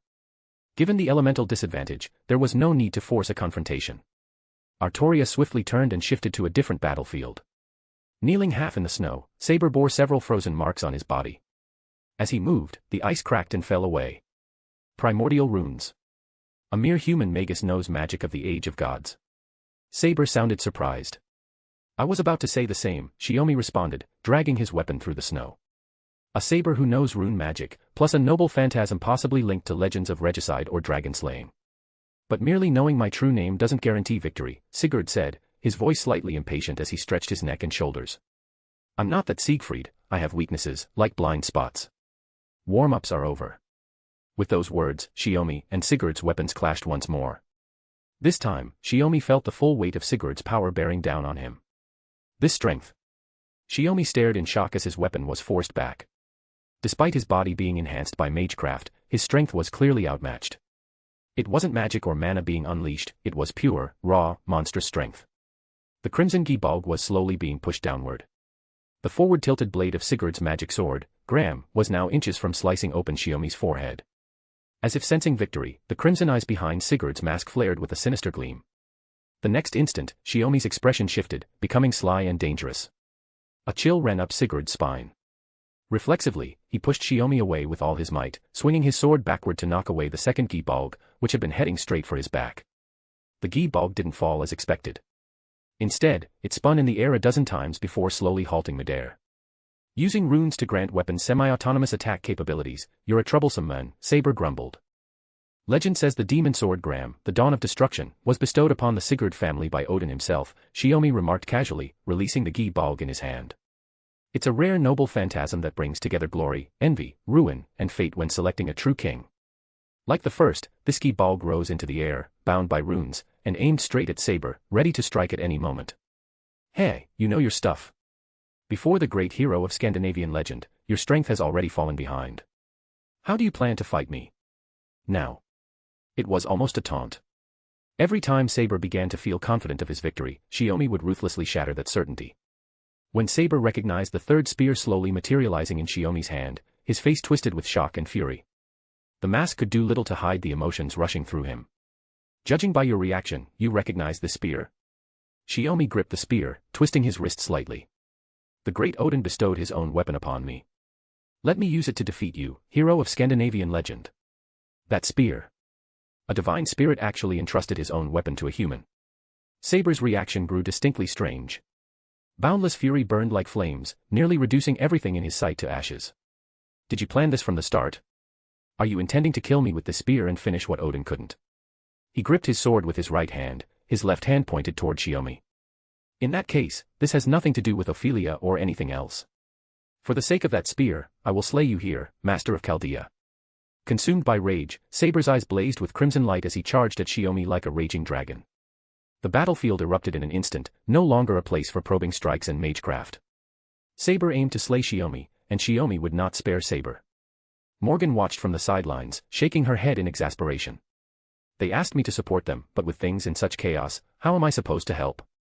As she spoke, she raised her hand slightly and aimed it at Scáthach and Artoria, who were locked in combat with Canes, intending to finish what was already tipping in her favor on the battlefield. Cobalt-black chains burst forth from the void, brushing past Scáthach and Artoria as they quickly struck toward Canes from all sides, trapping her within their grasp. A servant of divine spirit class, Canes naturally had magic resistance, which Morgan had accounted for when planning her magecraft from the start.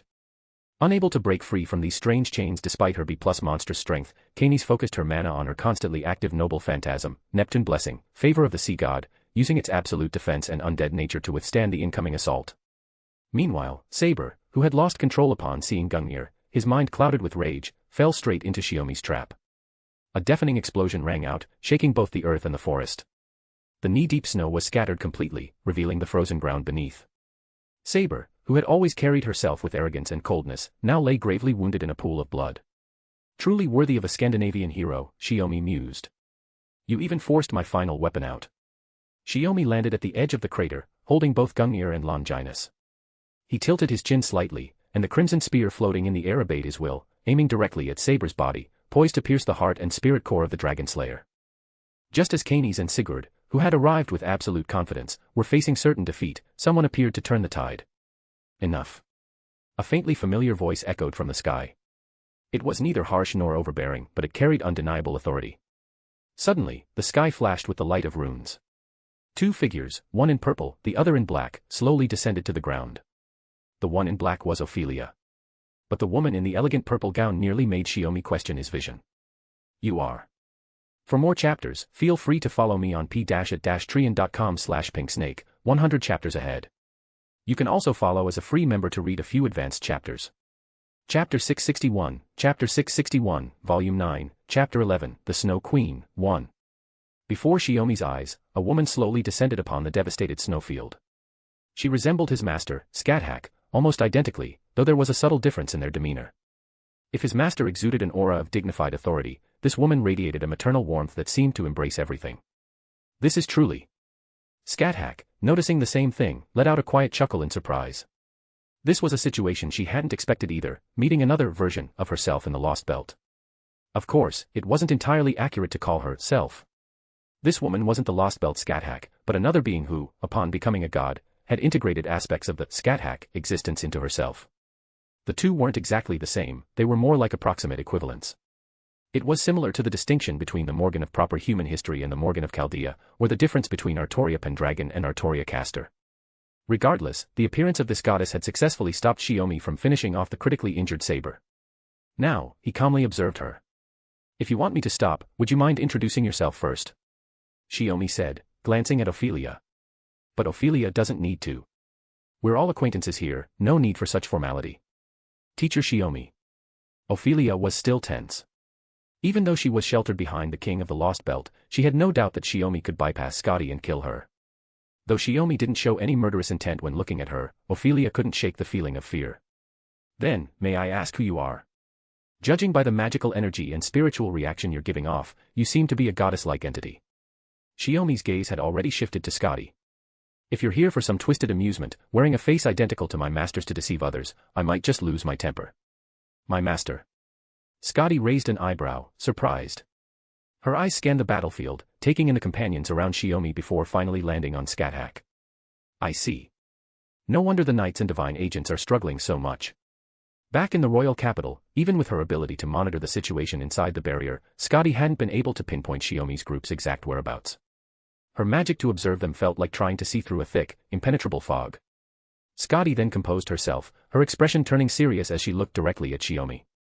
"My name is Scáthach Scotty, the ancient and absolute goddess who rules this land. There's no need to bow before me. As the men entrusted with that spear, you stand as my equal. First, allow me to thank you for sparing the lives of these two servants." "Scotty." Shiomi understood. From her words, it seemed that this Scandinavian goddess had been formed by incorporating elements of his master, ultimately taking the identity of Scáthach Scotty. Perhaps it was a result of the unique nature of the Lost Belt, or perhaps there was another reason. But there was no need to dwell on it. Furthermore, she had shown a particular interest in Shiomi's possession of Gungnir. "You're welcome, it was no trouble at all." Shiomi looked at Scotty. "But for the king of the Lost Belt to personally come to this desolate snowfield for a single servant, seems he's quite important. Is he Ophelia's servant? A sharp man, I must say. I like that." Scotty studied Shiomi, a faint smile playing on her lips. "As you surmised, the knight is indeed Ophelia's servant. Both she and the knight, as beings of this land, are cherished by me as my own children.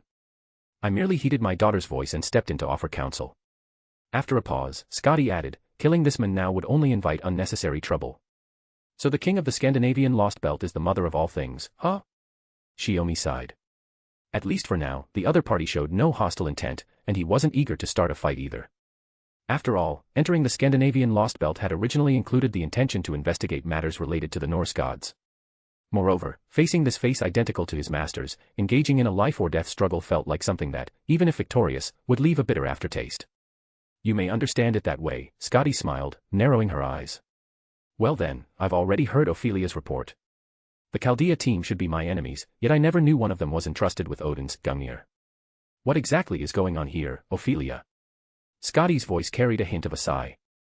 Though her tone was as gentle as a spring breeze, it made Ophelia feel particularly tense. "I'm terribly sorry, I had no knowledge of this either," Ophelia hastily explained. Seeing this, Shiomi felt a pang of guilt and spoke up. "Don't blame her. Neither Ophelia nor any other crypter knew anything about me, neither the Gibolg alternative, nor Gungnir. To conceal it so thoroughly, truly a cautious man," Scotty observed, her gaze fixed on Shiomi. Just then, Scáthach and the others returned to Shiomi's side.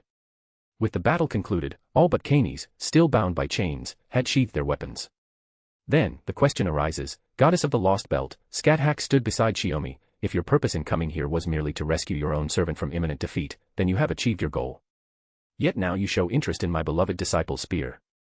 What could possibly be the reason?" Scotty and Ophelia both froze for a moment. Then Scotty nodded thoughtfully. Beloved disciple. So he was Scáthach's disciple after all. No wonder he's so formidable. But these are mere details. What matters most now is that you wield the declaration of the great god, Gungnir. Anyone who has seen that spear knows it is no imitation, but a noble phantasm bestowed by the great god himself. It's more than that. You may not know this, but during my husband's journey, the great god Odin sent representatives to assist him 3 times, each intervention proving crucial. Morgan placed one hand on Shiomi's shoulder while gesturing with the other, recounting Shiomi's deeds with evident pride. Ophelia listened with her heart pounding. Within mere minutes, she realized Shiomi might be an enemy no cryptor could defeat. The bargain Kirsteria struck with the alien god might be meaningless. So it was you. In proper human history, to have Odin take such notice, it must be you. Scotty's expression grew complex. You are the one mentioned in the prophecy left by Odin before his disappearance after Ragnarok, the one destined to visit this place one day, aren't you? Chapter 662, Volume 9, Chapter 12, The Snow Queen, 2. The intelligence revealed by Scotty further astonished everyone. Here in the Lost Belt, Odin had actually foreseen the arrival of visitors from proper human history, an unexpected revelation. But upon reflection, the great god Odin possessed eyes that could pierce countless dimensions. Those eyes must surely transcend different worlds, allowing him to glimpse outcomes from other histories. Thus, Shiomi managed to digest the truth but was forced to confront an entirely new question. The prophecy of the great god Odin. Shiomi's expression grew serious. That deity was unusually concerned with humanity's future, repeatedly offering support during crises. What exactly did that prophecy say? Could you share it with us here? Though it was a perfectly ordinary question, Scotty's face suddenly tensed, flushing slightly, as if hesitation and concern were stirring within her. Realizing her lapse, she swiftly composed herself and explained with feigned nonchalance, nothing extraordinary. It merely says that before this world's end, a man entrusted with the great god's proclamation will arrive. At that time, I must guide him. That is all. The content was straightforward, yet everyone sensed the deliberate vagueness in Scotty's retelling, as if she were concealing something, deliberately leaving parts unsaid. Shiomi, having experienced the Scandinavian Lost Belt, instantly grew alert. Could it be that this world's Ragnarok differed from proper human history? That this goddess had betrayed the Scandinavian gods at the final hour, becoming the sole deity here after the destruction of the Scandinavian world? Such an accusation was too grave. Shiomi felt that, even out of respect for his master, he couldn't equate Scotty with the fairy Britain fairies. What's with that attitude? Could it be you have some grievance against me? Scotty frowned slightly. If you truly have complaints, speak them here. As the bearer of the Gungnir, I shall listen to your words. Don't mind it. My beloved disciple has simply endured too many troublesome events and has become habitually wary. Scáthach. Scotty patted Shiomi on the shoulder, her demeanor calm.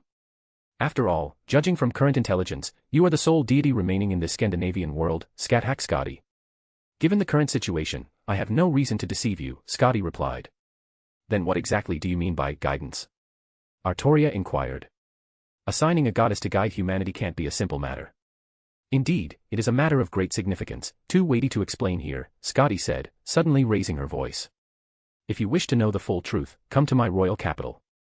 I shall await your arrival there, bearer of the Gungnir. Yet Scotty showed no intention of revealing more, instead signaling her desire to return to the royal capital. Forcibly stopping her here wouldn't be difficult, but it might completely derail their original plans for this lost belt. After all, prophecies involving Odin concerned Shiomi personally, and they had conveniently presented themselves. Maintaining a semblance of harmony was necessary. Otherwise, this rare opportunity could vanish, something truly regrettable. Judging by your attitude, you seem unwilling to escort us there. Morgan asked. Of course not. An entity capable of defeating these 2 servants can reach my castle without assistance. I shall await your arrival there. Scotty, perpetually suspended above the snowy landscape, rose again like a feather in the wind. She elegantly waved her slender wand. In an instant, both Canis and Saber were enveloped by runes. Scotty gave a slight nod of greeting to Scáthach. Then, as the rune's light shone brightly, she departed from the snowy plain, carrying Ophelia and the servants with her. The tense battlefield, which had been on the brink of conflict, fell silent in that moment, with only the sound of the wind rustling through the air. They've slipped away, Artoria sheathed her weapon. Should we believe what they said and head to the capital of the King of the Lost Belt? After all, it's possible they deliberately lied to lure us there after seeing Tenkei's weapon. They were indeed lying, Morgan said suddenly. Shiomi raised an eyebrow. So they really were deceiving us? No, Morgan replied, crossing her arms. I mean, Scotty didn't reveal the full content of Odin's prophecy. She withheld part of it. As for the rest, there was no falsehood. Including the part about killing that Saber here leading to trouble, that much is true. Shiomi felt his worries were unfounded. After all, with a witch wife who could see through lies by his side, he truly had no need to fear being deceived by Scotty. So what do you suggest we do, Scáthach? Morgan tossed the question to Scáthach. Why ask me? Isn't it always my beloved disciple who decides? Scáthach replied. That goddess exchanged a meaningful glance with you just now. You know what that signifies, don't you? Morgan pressed. Scáthach smiled wryly. That was merely a greeting from another version of myself across different histories. I'd love to have a proper chat with her too. Indeed. That Scotty seems far more maternal than you. Had she been the one teaching my husband, he wouldn't have suffered so much. Morgan nodded in understanding, then teased. That may be true, but I know full well Scotty isn't exactly a soft-hearted soul either. Scáthach gazed at Shiomi's profile. Or perhaps my beloved disciple would prefer his master to be that sort. Why did the topic suddenly shift to this? Shiomi hadn't caught up. Shouldn't we be deciding whether to return and rendezvous with Stormborder or venture alone into the castle of the King of the Lost Belt? Artoria smiled wryly. Because Goddess Scotty clearly has hidden motives. Even upon seeing Scáthach, she showed little interest, instead focusing her attention on Tenkei. Odin's prophecy, Scáthach said. The answer lies within the riddle itself. Once we grasp the full scope of the prophecy, the solution will reveal itself. That makes sense. Then perhaps we should return. Just as Shiomi was about to make a decision, Artoria seized his wrist. Did you hear that? Scáthach looked at Artoria, clearly both had noticed. I heard it too, a cry for help carried on the wind, some distance from here. Morgan raised a finger, using reinforcement magecraft to sharpen her senses and pinpoint the direction. Probably someone from this lost belt. Shiomi took a deep breath. Whoever it is, we should go check. Then, the four of them sprinted toward the source of the distress call. If you'd like to support my work and unlock advanced chapters, you can follow me on p-at-trian. p-at-trian.com/pinksnake, 100 chapters ahead. You can also follow as a free member to read a few advanced chapters. Chapter 663, Chapter 663, Volume 9, Chapter 13, Village. We're here. Welcome to my village. Thank you for bringing me back. Gerda, the girl clad in a dark green cloak, expressed her gratitude and welcome to Shiomi and his companions, who had successfully escorted her back to the village while avoiding the giants' paths. You're welcome. After all, we had a part in it, Shiomi replied gently. The distress call they had heard came from a young girl. The cause was the magical fluctuations and killing intent stirred up by their battle with the Lost Belt servant, which had alarmed nearby Jotun giants, sending them into a frenzy. This young girl, who had ventured out alone to gather medicinal herbs, had unfortunately encountered the agitated giants. Fortunately, Shiomi and the others detected the cries in time, drove off the rampaging giants, and rescued the little girl named Gerda. Hee, it feels so incredibly surreal. I always thought guests like this only existed in stories. As she spoke, Gerda's emerald eyes sparkled with innocent wonder. And there are 4 of you. You must be an envoy, right? She asked excitedly. Seeing their mystery power, so different from the villagers, and their ability to easily defeat giants, Gerda naturally made this assumption. Envoys? You mean the messengers of the goddess Scotty? Artoria inquired. Yes, indeed. Every so often, the village is visited by the lady goddess's envoys. They can fly through the skies without fear of giants or beasts, Gerda explained. Oh. That's quite intriguing. Scáthach surveyed the village thoughtfully. Morgan tugged at Shiomi's sleeve and whispered, My lord, you noticed upon entering, didn't you? This village is protected by a barrier from the outside. Without magecraft abilities, one couldn't even detect its presence by approaching. And the temperature difference between inside and outside is huge, it feels like early spring here, Shiomi nodded. Plus, I roughly counted, there are only about 40 or 50 households. If each has 3 people, that's just 100 or 2 at most. It's almost like... Morgan murmured. Shiomi had the same thought. In the fairy kingdom, humans couldn't survive independently. Instead, they were raised like livestock by the fairies. Even after Morgan initiated the Queen's calendar, she couldn't prevent the clans from establishing what they called human pastures.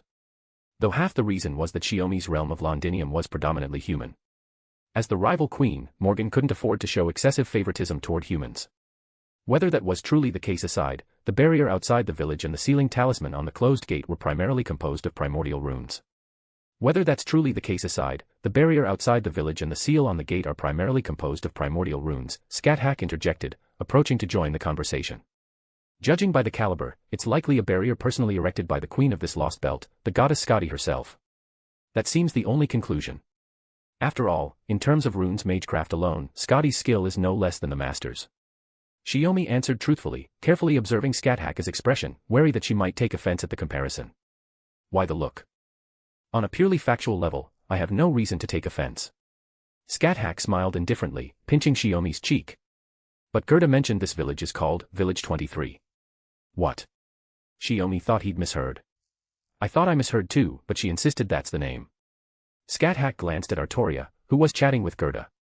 But she seemed sincere, clearly it's true. Villages named by number, a limited number of villagers. Morgan felt a growing sense of déjà vu.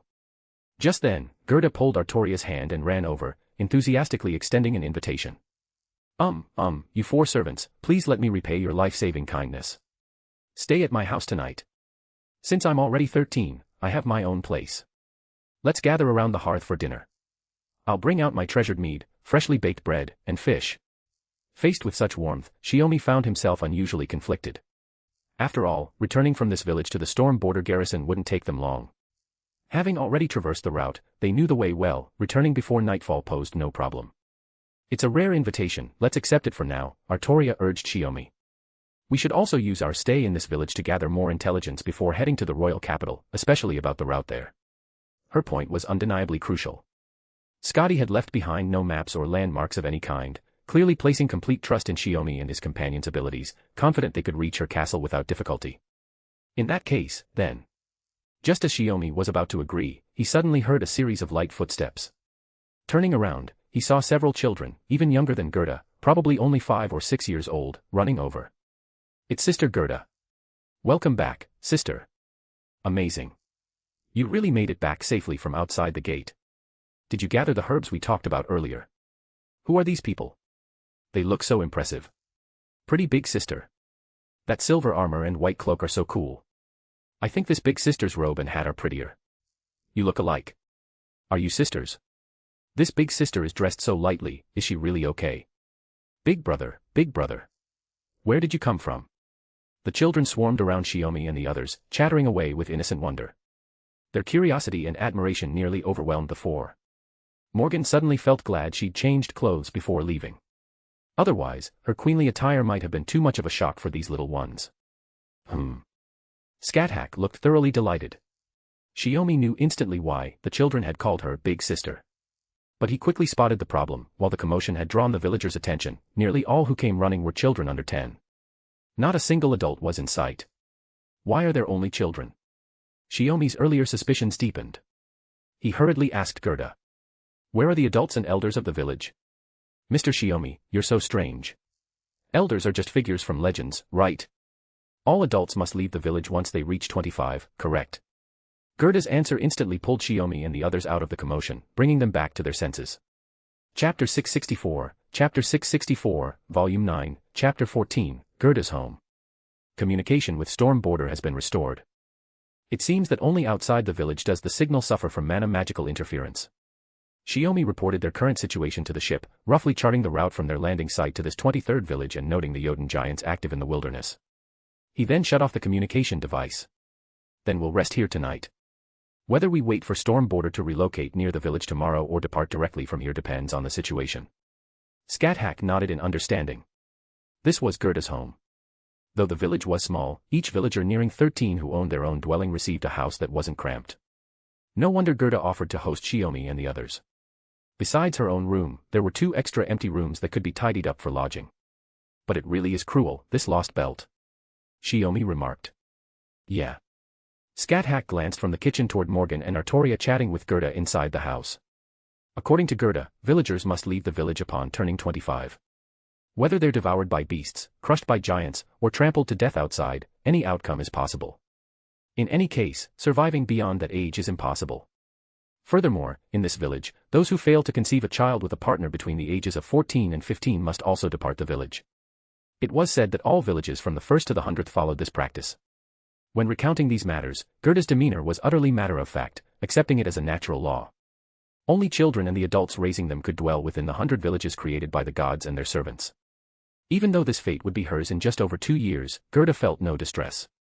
Instead, she was puzzled by the grim expressions on Shiomi and the others upon hearing this, wondering if she had brought up an unpleasant topic. It seems we're the ones overreacting and frightening her, Shiomi remarked. Unlike in Britannia, humans here don't have short lifespans, it's that the environment is too harsh. Once they reach a certain age, they must die. It's almost like a less developed era. More accurately, this place has never been very developed, Scáthach interjected. Perhaps that's why this world was pruned in the first place, she added. Just thinking about it feels sad, Shiomi mused, lifting the pot lid to inspect the simmering fish broth before sighing deeply. 14 or 15. At that age, Sakura, Caren, and Goku were still fretting over their own troubles, yet here people have to sigh. It's best not to dwell on it, my dear disciple, Scáthach reminded him. You are the master of Chaldea in proper human history. Your duty is to eliminate all lost belts and resolve the crisis of humanity's bleaching. Master, don't worry. I know what's important, Shiomi said, folding his arms. It's just that I suddenly thought of those in Britain. The people I originally intended to save ended up fighting for me, dying for me. I had planned to lead them away from their doomed fate. But this is a lost belt, not an anomaly world. Neither of us knows if there's any way to take the residents here with us, to ensure they won't vanish even after leaving their original world, Scáthach added. Seems I've lived a few thousand years for nothing, now I'm getting sentimental over the plight of lost belt residents, Shiomi said with a bitter smile. And it takes my master to remind me. Scáthach didn't see it that way. This is a good thing. If you'd lost even this shred of compassion, I'd be the one worried. Enough of that. Shiomi lifted the pot from the stove. Dinner's ready. Gerda had offered to host them, but he felt it was only right to return the favor by cooking himself. Though the kitchen was ancient, Shiomi, having been baptized in Britannia, knew well how to use magecraft to achieve kitchen techniques rivaling modern technology. The unfamiliar tastes and aromas delighted Gerda immensely. Unlike Shiomi and the others, who ate slowly and deliberately, the young girl happily tucked in with gusto. You envoys are not only gentle and powerful, but also such skilled cooks. I wish I could stay with you longer. Gerda's voice brimmed with delight. But I know you must depart tomorrow, returning to the divine realm, right? In a sense, that's not wrong, Morgan nodded thoughtfully. Truth be told, we're undergoing a divine trial, Shiomi suddenly interjected. We must walk back to the god's dwelling. Do you know how to reach it? I'm sorry. Today was my first time leaving the village. If I hadn't met the envoys, I might have perished while gathering herbs. Gerda's voice fell, tinged with disappointment. So aside from other envoys, no visitors have ever come to the village? Artoria inquired. Like people from other villages, for instance. No, because the outside is dangerous. The village is safe, and we have plenty of food. There's no need to leave. Gerda paused mid-sentence, her expression suddenly blank. I remember now. What? Scáthach asked. About a month ago, an older sister came to the village. The gate's protective spell had malfunctioned, and she helped fix it, Gerda told them. But that older sister stayed less than half a day before the envoys took her away. Seems she must have done something wrong. An older sister? Scáthach raised an eyebrow slightly. Gerda hadn't grasped the deeper implications of this incident. Only casters or servants capable of wielding primordial runes could repair the village's barrier and gate sigils. If it was a servant, they were likely summoned to this lost belt by the counter-force, then discovered and captured by Scotty and her envoys. As for whether they'd been executed, Shiomi suspected it was unlikely, they were probably just imprisoned. So, what did the big sister who helped repair your village gate sigil look like? What was she wearing? Morgan continued questioning Gerda, intent on gathering intelligence through appearance and attire to deduce the servant's true name. Let me think. I wasn't the one who hosted her, so I only caught a glimpse from afar when the servants took her away, Gerda strained to recall. I think she wore brown clothes, different from ours. That's not quite enough information, Artoria decided it best not to press Gerda further. Ah, I remember now. That older sister had orange hair. Gerda added. It was so striking, impossible to forget. Cough cough cough. Then, Shiomi, who was eating coarse bread with fish soup, began coughing violently. If you'd like to support my work and unlock advanced chapters, you can follow me on p-at-trian. p-at-trian.com/pinksnake, 100 chapters ahead. Chapter 665, Chapter 665, Volume 9, Chapter 15, Guidance. As Shiomi sank deeper into the bathtub, the hot water rising above his shoulders, he let out a contented sigh. He had prepared himself for a tough battle without logistical support, but to his surprise, the houses arranged for the villagers were fully equipped. Thanks to a barrier keeping out the cold, the village also had a custom of bathing in tubs. However, the wooden tubs were rather small. Given Shiomi's size, he couldn't fully stretch his legs while seated inside. He guessed they were mainly designed for villagers under 15, children like Gerda. Before Gerda moved in, the house had likely been used by countless previous occupants, all around her age, or maybe those who had reached 25 and were forced to leave the village to face death. Thinking about this made Shiomi feel uneasy. He tilted his head back against the tub, reflecting on what had happened during dinner. He had originally intended to casually chat with Gerda to gather information, but he had unintentionally overheard a piece of information that caught his attention, causing him to momentarily lose his composure and startle the little girl. Squeak. The bathroom door creaked as it opened. Shiomi turned his gaze and saw Artoria enter, a thick, clean towel barely covering her body. Hey, this isn't really appropriate. This is someone else's home, Shiomi quickly reminded her. It's fine. Miss Gerda had too much to handle today and is already in bed, Artoria replied, walking toward Shiomi with a faint pink hue on her cheeks. Can I join you in the bath? If you don't mind the tight space, Shiomi said, trying to make room, but there wasn't enough space to move. Without hesitation, Artoria stepped over the edge of the tub and settled in, almost lying against Shiomi's chest in the cramped space. The hot water overflowed from the tub and splashed onto the stone floor. By the way, what made you come over? Shiomi asked. He wasn't upset by her presence, but it felt as if it was the result of a previous discussion. I won rock paper scissors, Artoria said simply. Unlike the situation in the Britannia Lost Belt, this time it was due to limited conditions. They had simply decided to use this method to determine who would bathe together. Well, that explains it, Shiomi muttered. He watched as Artoria, now slightly more accustomed to the tight space, sat up a little and placed her hands on his shoulders. He then asked slowly. You came all the way here without any concern. Was there something you wanted to ask me, or something you wanted to talk about? It was because of your reaction at dinner, Artoria said, her gaze tinged with concern. But you should understand, what you're thinking, we've already thought about. After all, once we've met, it's impossible not to think of it. Shiomi raised his hand, lightly brushing Artoria's lips. To be honest, after facing the crisis of Earth's bleached world, there's a certain issue I've been avoiding myself. Uncertain whether the incineration of humanity was exactly the same as the situation they were facing, Shiomi could only approach the matter from that angle. Even if the entire world vanished again under this crisis, he believed they would all meet again once it was resolved. Logically, Miss Tuko Aozaki should have been caught up in humanity's bleaching like everyone else, since she wasn't in Antarctica or places like the Wandering Sea, Artoria said. But for Tenkei, the importance of the world and the importance of a single person are not the same. This was exactly why Shiomi had so recklessly sided with Morgan. And it was also why, deep down, he had always been worried about Tuko's safety. After investigating the remnants of human civilization on the bleached earth, his unease only deepened. The ruins told a grim story. People had been left behind on the bleached earth, surviving for months before finally disappearing. Even if the probability was 1 in billions, Shiomi couldn't afford to ignore that small chance. Orange-haired, female, skilled in the use of the primordial runes. Shiomi lifted Artoria, positioning her higher, and buried his face in her embrace. If it were a servant we didn't know, it wouldn't matter. But if it's Orange? The reasons behind Orange's sudden appearance in this lost belt could wait until they met in person. Just receiving this small, concrete piece of information had already sparked a strange unease within Shiomi.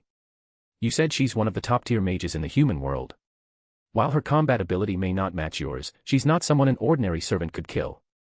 Artoria held Shiomi gently, stroking his hair to calm his worries. Besides, Gerda mentioned that the woman who resembled Miss Tuko was simply taken away. You're right, Shiomi took a deep breath. First, those envoys must belong to the Queen of the Lost Belt, Scotty's subordinates. Second, based on Scotty's past behavior, she probably wouldn't casually execute someone capable of using magecraft, especially rune magecraft. Moreover, if it really was Tuko, Ophelia, despite not having met Tuko personally but having heard of the Grand Puppeteer title, would certainly advise Scotty against hastily executing her. Even the mere fact of Tuko and Shiomi's master-apprentice relationship would make Ophelia cautious about how to handle her. And with you appearing in the Lost Belt, that caster, who might be Miss Tuko, will likely be kept under even stricter watch, Artoria added. In any case, please stay calm. Once we're inside Scotty's castle, we'll find a way to uncover the truth. How exactly? Shiomi asked, half joking. Should we stand before Scotty and ask, is there a woman named Tuko Aozaki imprisoned in your dungeon? Not entirely out of the question, Artoria replied seriously, nodding. Shiomi fell silent, then wrapped his arms around her possessively, pressing his forehead against hers. When did Her Majesty the King of Knights become so focused on bravery and forget about strategy? He cupped her face, grinning as he teased her, then leaned in to kiss her, his words almost a whisper against her lips. Thank you for coming all the way to comfort me. This is all my problem, yet I've made you all worry. I just wanted to bathe with Tenkei. Artoria responded to his kiss, her words muffled. Besides, your problems are my problems. If you truly want to show your gratitude, then please express it through your actions, MMPH. Her unfinished words were completely swallowed up, leaving only the silent yet passionate air between them. Chapter 666, Volume 9, Chapter 16, Consideration. Inside the room, as Shiomi carried Artoria back, Morgan and Scáthach shifted slightly to make space, allowing him to gently place the temporarily weakened Artoria onto the bedding.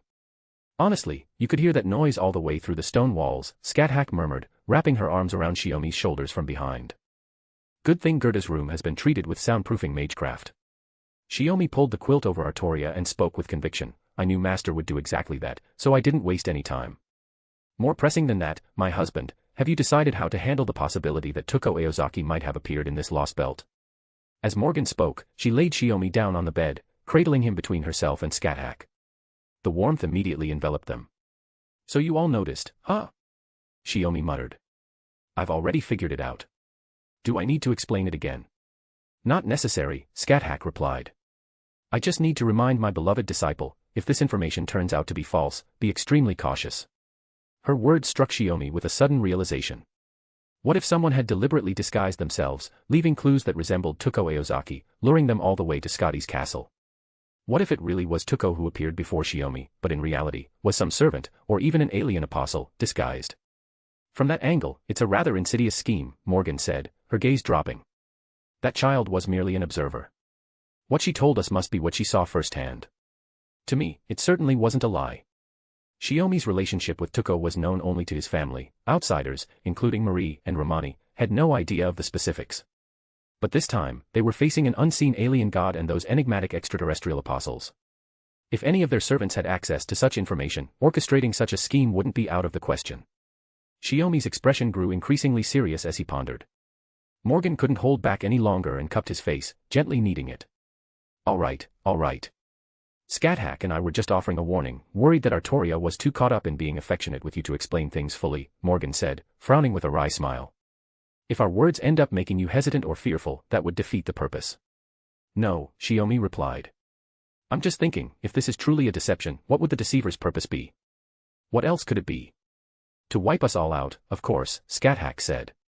If we're eliminated in time, Chaldea becomes much easier to handle. Of course, even with that, it didn't mean Storm Border was defenseless. Otherwise, Shiomi wouldn't have dared to go out investigating with just the three of them. And assuming this is a trap, the biggest issue is the uncontrollable variable, Morgan continued. That variable is my husband. If the alien god had reached the level of omniscience and omnipotence, able to know Shiomi's every move, it would have been more efficient to launch a full-scale attack when Neo-Chaldea was still unstable, rather than trying to set up such a complex scheme with alien apostles. Overly targeted conspiracies tend to be more difficult to control from start to finish. After all, Gerda and the villagers hadn't even heard the name of that Tuko-like figure before they saw her being taken away by Scotty's envoy. Why are you all suddenly comforting and advising me? I thought you'd be angry. Shiomi pulled his arm free and wrapped it around both of them. Or is it that, in your eyes, I'm actually a fragile, easily swayed person? If it's a crisis facing the world, even if none of us are by your side and you have to face it alone. Scáthach smiled slyly. You wouldn't show the slightest panic. But when it comes to an ex-lover, or even kindness directed at you personally, you become more easily flustered than Morgan, you're even more at a loss. She pressed further.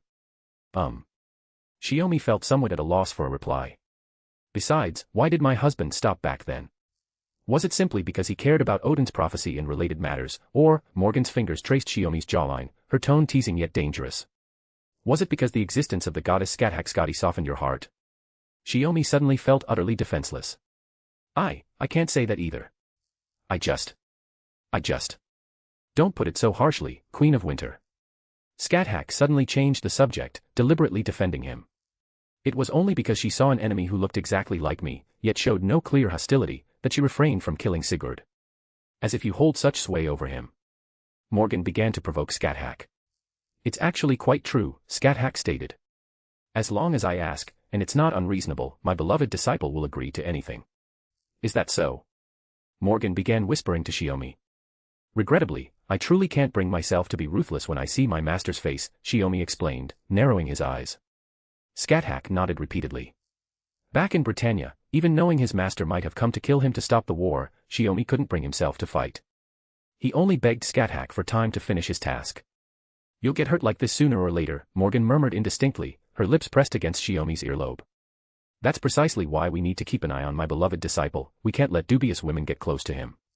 Scáthach pondered thoughtfully. I find Scotty's attitude toward you rather peculiar. There might be something intriguing in the prophecies Odin left behind. In proper human history, Scotty also holds the identity of the Scandinavian god's bride, Morgan mused. If Scotty in this lost belt, as the last Scandinavian god, never had the chance to marry, much like a certain queen of the land of shadows, then she could only fixate on my husband.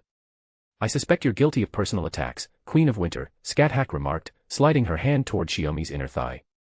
Merely stating facts, how is that personal? Morgan's hand roamed casually across Shiomi's chest. In any case, you wouldn't be suggesting that this lost belt Odin left a prophecy before vanishing for Scotty. Shiomi's words trailed off abruptly. His Achilles heel had been seized, and he dared not speak further. We'll see when the time comes, Scáthach said. Then, Shiomi was pinned down on the bed. A man born under heaven, how could he endure to live beneath others forever? He struggled to regain control, but his efforts proved futile. If you'd like to support my work and unlock advanced chapters, you can follow me on p-at-trian. p-at-trian.com/pinksnake, 100 chapters ahead. Chapter 667, Chapter 667, Volume 9, Chapter 17, Valkyrie. The next day, it was the overwhelming magical energy emanating from the direction of the village gate that roused Shiomi and the others from their sleep. Feeling the unfamiliar, immense magical presence in his sleep, Shiomi instantly woke up. He rose from the soft mattress on the floor, grabbed the clothes that had been left scattered in the room, quickly dressed, and rushed outside. Morgan and the other two, who had been sleeping crammed together on the bed, heard Shiomi's movement and got up one by one to change. As Shiomi pushed open Gerda's door, he saw that nearly the entire village had gathered at the gate. Most of them were children, with only 7 or 8 adults in their 20s among them. Before the kneeling villagers stood a figure cloaked in pure white, wielding a small round shield and a radiant spear. Behind the person were arc-shaped wings made of mana. This figure was undoubtedly the source of the immense magical power Shiomi had sensed moments ago.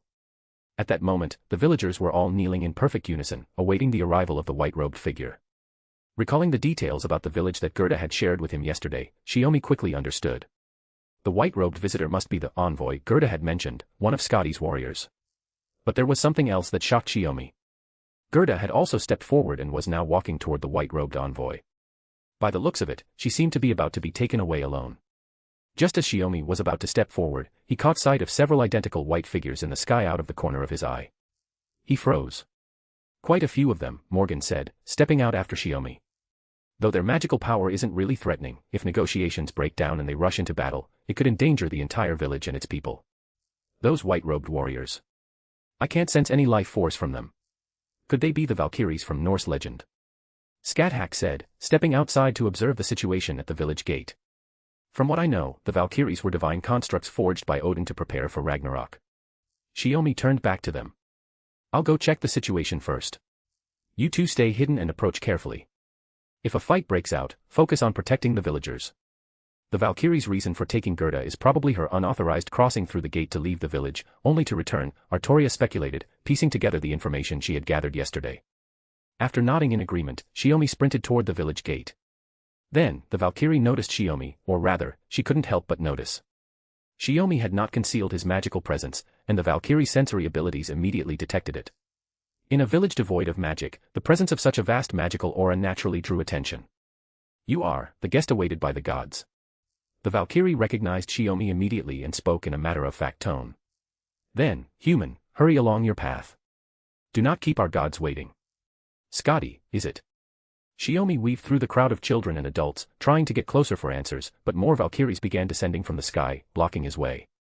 The faces peeking out from beneath their white cloaks were all identical, these were mass-produced Valkyries. Answer me, Valkyrie, or rather, envoy. Why are you taking Gerda? What did she do wrong? Shiomi demanded. At that moment, Gerda stepped forward to intervene. It's not like that. You've misunderstood, Lord Shiomi. I simply broke the rule that once you step beyond the gates, you're not supposed to return. The gods are summoning me to answer for my actions. Please, don't confront the envoy and risk causing conflict over me alone. Gerda clearly didn't fully understand what the Valkyrie had said to Shiomi, but since the envoy referred to him as the guest of the gods, it was clear that he was no ordinary visitor. That's one thing, Shiomi replied. What happened between me and Scotty is our business. He extended his hand. You only went out to gather herbs to treat the sick villagers. An all-knowing, all-powerful god should understand that. He gestured for Gerda to step away from the Valkyrie and return to the villagers. But Gerda didn't move. It was hardly surprising. To the defenseless villagers, who had no understanding of combat, the Valkyries, the divine messengers, were overwhelmingly powerful beings whose commands could not be disobeyed. To them, it was incomprehensible that someone would dare face the divine messengers without fear. Some who had heard Gerda's account believed this was merely a dispute among the Valkyries themselves. Not permitted, not acknowledged. The divine command is the absolute word upon this land. Those who raise objections shall be punished. The Valkyrie paused briefly, then quickly calculated her response. Even a guest of the gods must abide by the rule that the word of the gods is absolute. I didn't ask you, Valkyries, Shiomi said. In an instant, all the Valkyries turned in unison. Their faces remained expressionless, but their weapons rose in perfect synchronization, aimed directly at Shiomi. As Shiomi spoke, he had swept through the human wall of Valkyries like a gust of wind, arriving before Gerda. The Valkyries hadn't been able to track his movements. But Gerda, her wrist now held firmly by the Valkyrie, hesitated, unable to take a step forward. At that moment, the Valkyrie's internal thought processes triggered alarms, preparing them to attack Shiomi at any second. Their spears were raised. Morgan and Scáthach, arriving just moments later, had their magecraft at the ready. Morgan prepared to bind the Valkyrie's movements, while Scáthach would shield the villagers using the primordial runes. The tense standoff, teetering on the edge of violence, suddenly stopped. All the Valkyries seemed to be taken by surprise, lifting their heads, though their faces remained unchanged. Then, the Valkyries took flight once again, seemingly preparing to leave, and they didn't even take Gerda with them. Obeying the command of our deities, we cease the capture of the sinner. We depart now. The lead Valkyrie looked down from the sky at Shiomi and the villagers. To the guest from the distant world, my God commands us to convey. The Valkyries' voices rang out in perfect harmony, like a sacred chant. Do not linger on your journey. Do not interfere with this land again. I await your arrival in the royal capital. I will come. No need to rush. Since she extended the invitation, at least show some patience. Once Shiomi had finished speaking, the Valkyries flew off in silence, moving gracefully like a flock of swans returning to their nest, leaving behind neat contrails in the sky. It was clear that it was Scotty, far in the royal capital, who had stopped the Valkyries from engaging in battle at the last moment. Chapter 668, Chapter 668, Volume 9, Chapter 18, Journey to the Royal City. After the envoys departed, the villagers were deeply unsettled. Shiomi had to spend some time reassuring them that everything was fine and that tomorrow would proceed as usual. Fortunately, his special status as a guest of Scotty still proved useful. Only after Shiomi's comforting words and encouragement did the villagers finally return to their homes, even the children staying indoors. After all, the envoys had only just left, and the events that unfolded so rapidly had shaken the children even more profoundly. They needed to stay home and process it all. Are you sure? Is it really okay? I should be going with the envoys to face the gods and await punishment. Back home, Gerda remained deeply unsettled. Don't worry. We also want to get to the bottom of this. Scáthach crouched down to comfort Gerda. If you're truly uneasy, come with us. We'll personally ask that goddess to forgive you. Master intends to take Gerda to Scotty's royal city. Shiomi froze in surprise. After all, we can't be certain Scotty truly intends to spare this child. Morgan leaned back in her chair. If we leave now, the Valkyrie will return tomorrow. Wouldn't my husband's intervention have been for naught? Moreover, judging by their earlier reactions, they appear to be divine-made weapons that strictly follow orders, Artoria said. For such entities, when conflicting orders arise, they will only calculate and choose to obey and execute the command with higher priority. She spoke these words with a tone of deep empathy. During the sixth singularity, when she served as the Lion King, Artoria knew she shared some similarities with these Valkyries, yet she was far more autocratic than they were. Well, there's no helping it. It's just looking after a child, no big deal, Shiomi said. Besides, by tracking the mana residue left by those Valkyries, we can already determine the general direction to the royal capital. He also agreed to take Gerda there, allowing Scotty to personally absolve her of the violation of regulations. Only then could they avoid being held accountable again by those mechanical Valkyries. Otherwise, merely guarding this location and forcing the Valkyries to keep their distance would only hinder Shiomi and the others' progress. I'm going to meet the gods. Gerda stared in utter disbelief, unable to process the situation. In her less than 13 years of life, Gerda shared the village folks' understanding. The gods were distant, absolute entities. Though unseen, through the envoy who regularly appeared to deliver divine decrees, Gerda and the villagers understood the gods were always present, watching over the world from beyond their sight. The gates and walls that even giants dared not approach were proof enough. Are you afraid? Scáthach asked. No, I'm not afraid. Gerda fidgeted with her skirt hem, her smile strained and uncertain. I'm just nervous and excited. Because none of the adults in the village ever get this chance. This pure, innocent mix of joy and unease left Shiomi and the others at a loss, able only to respond with gentle smiles. Originally, Shiomi and the others planned to stay just one night before bidding farewell to Gerda and the villagers, continuing their search for the path to Castle Scáthach. But now, the appearance of the Valkyrie had disrupted their plans while also making their destination easier to pinpoint. The only difference was that they were now accompanied by Gerda, this newly met young girl. Just as Shiomi and the others finished their meal and helped Gerda pack her simple belongings to depart, Storm Border contacted them. They planned to arrive at the coordinates Shiomi had sent that day to rendezvous with the group. Shiomi briefed the Chaldea members on the current situation, informing them they would continue toward the stronghold of the King of the Lost Belt. He instructed Storm Border to proceed northwest, promising to leave magecraft markers along the route for the warship to scan and track. So you're saying Scotty ordered the Valkyries to halt the battle not because of any regard for you, or to repay some past favor, but simply to avoid further losses? Scáthach smiled. On the way, Shiomi had voiced this perspective, and it made sense. As individuals, those Valkyries possessed strength rivaling that of top-tier servants. Coupled with their spiritual rank, which could be called semi-divine, a coordinated assault would indeed cause Shiomi considerable trouble. The issue was that even if Morgan and the others only protected the villagers without aiding in the battle, Shiomi could still eliminate every Valkyrie present. It would merely take a bit longer. After all, without Odin, no one can create new Valkyries. Speaking of which, Master, did you know? Back in the 1980s, the Curse Lord of the Mages Association submitted a report stating that by the time the war between the gods and giants known as Ragnarok began, half of the Valkyries had already vanished, Shiomi remarked. Though I haven't seen the magician's report from that era, I know the gist of that incident, Scáthach calmly interjected. The eldest Valkyrie, Brynhild, after meeting Sigurd, gained intense emotions and individuality, yet that very moment became the turning point in the Valkyrie's decline. Indeed. Seems that report from the Department of Curses wasn't entirely unfounded after all, Shiomi chuckled. When the opportunity arises, I'll inform the Curse Science Department that the Queen of the Land of Shadows has confirmed the authenticity of your Lord's report. What else did that report say? Scáthach was more interested in this aspect, eager to see how far modern magicians could delve into the affairs of the Age of Gods through research and investigation. It also mentioned that, starting with Brynhild as the turning point, more and more Valkyries began to decay from their semi-god-level spiritual rank.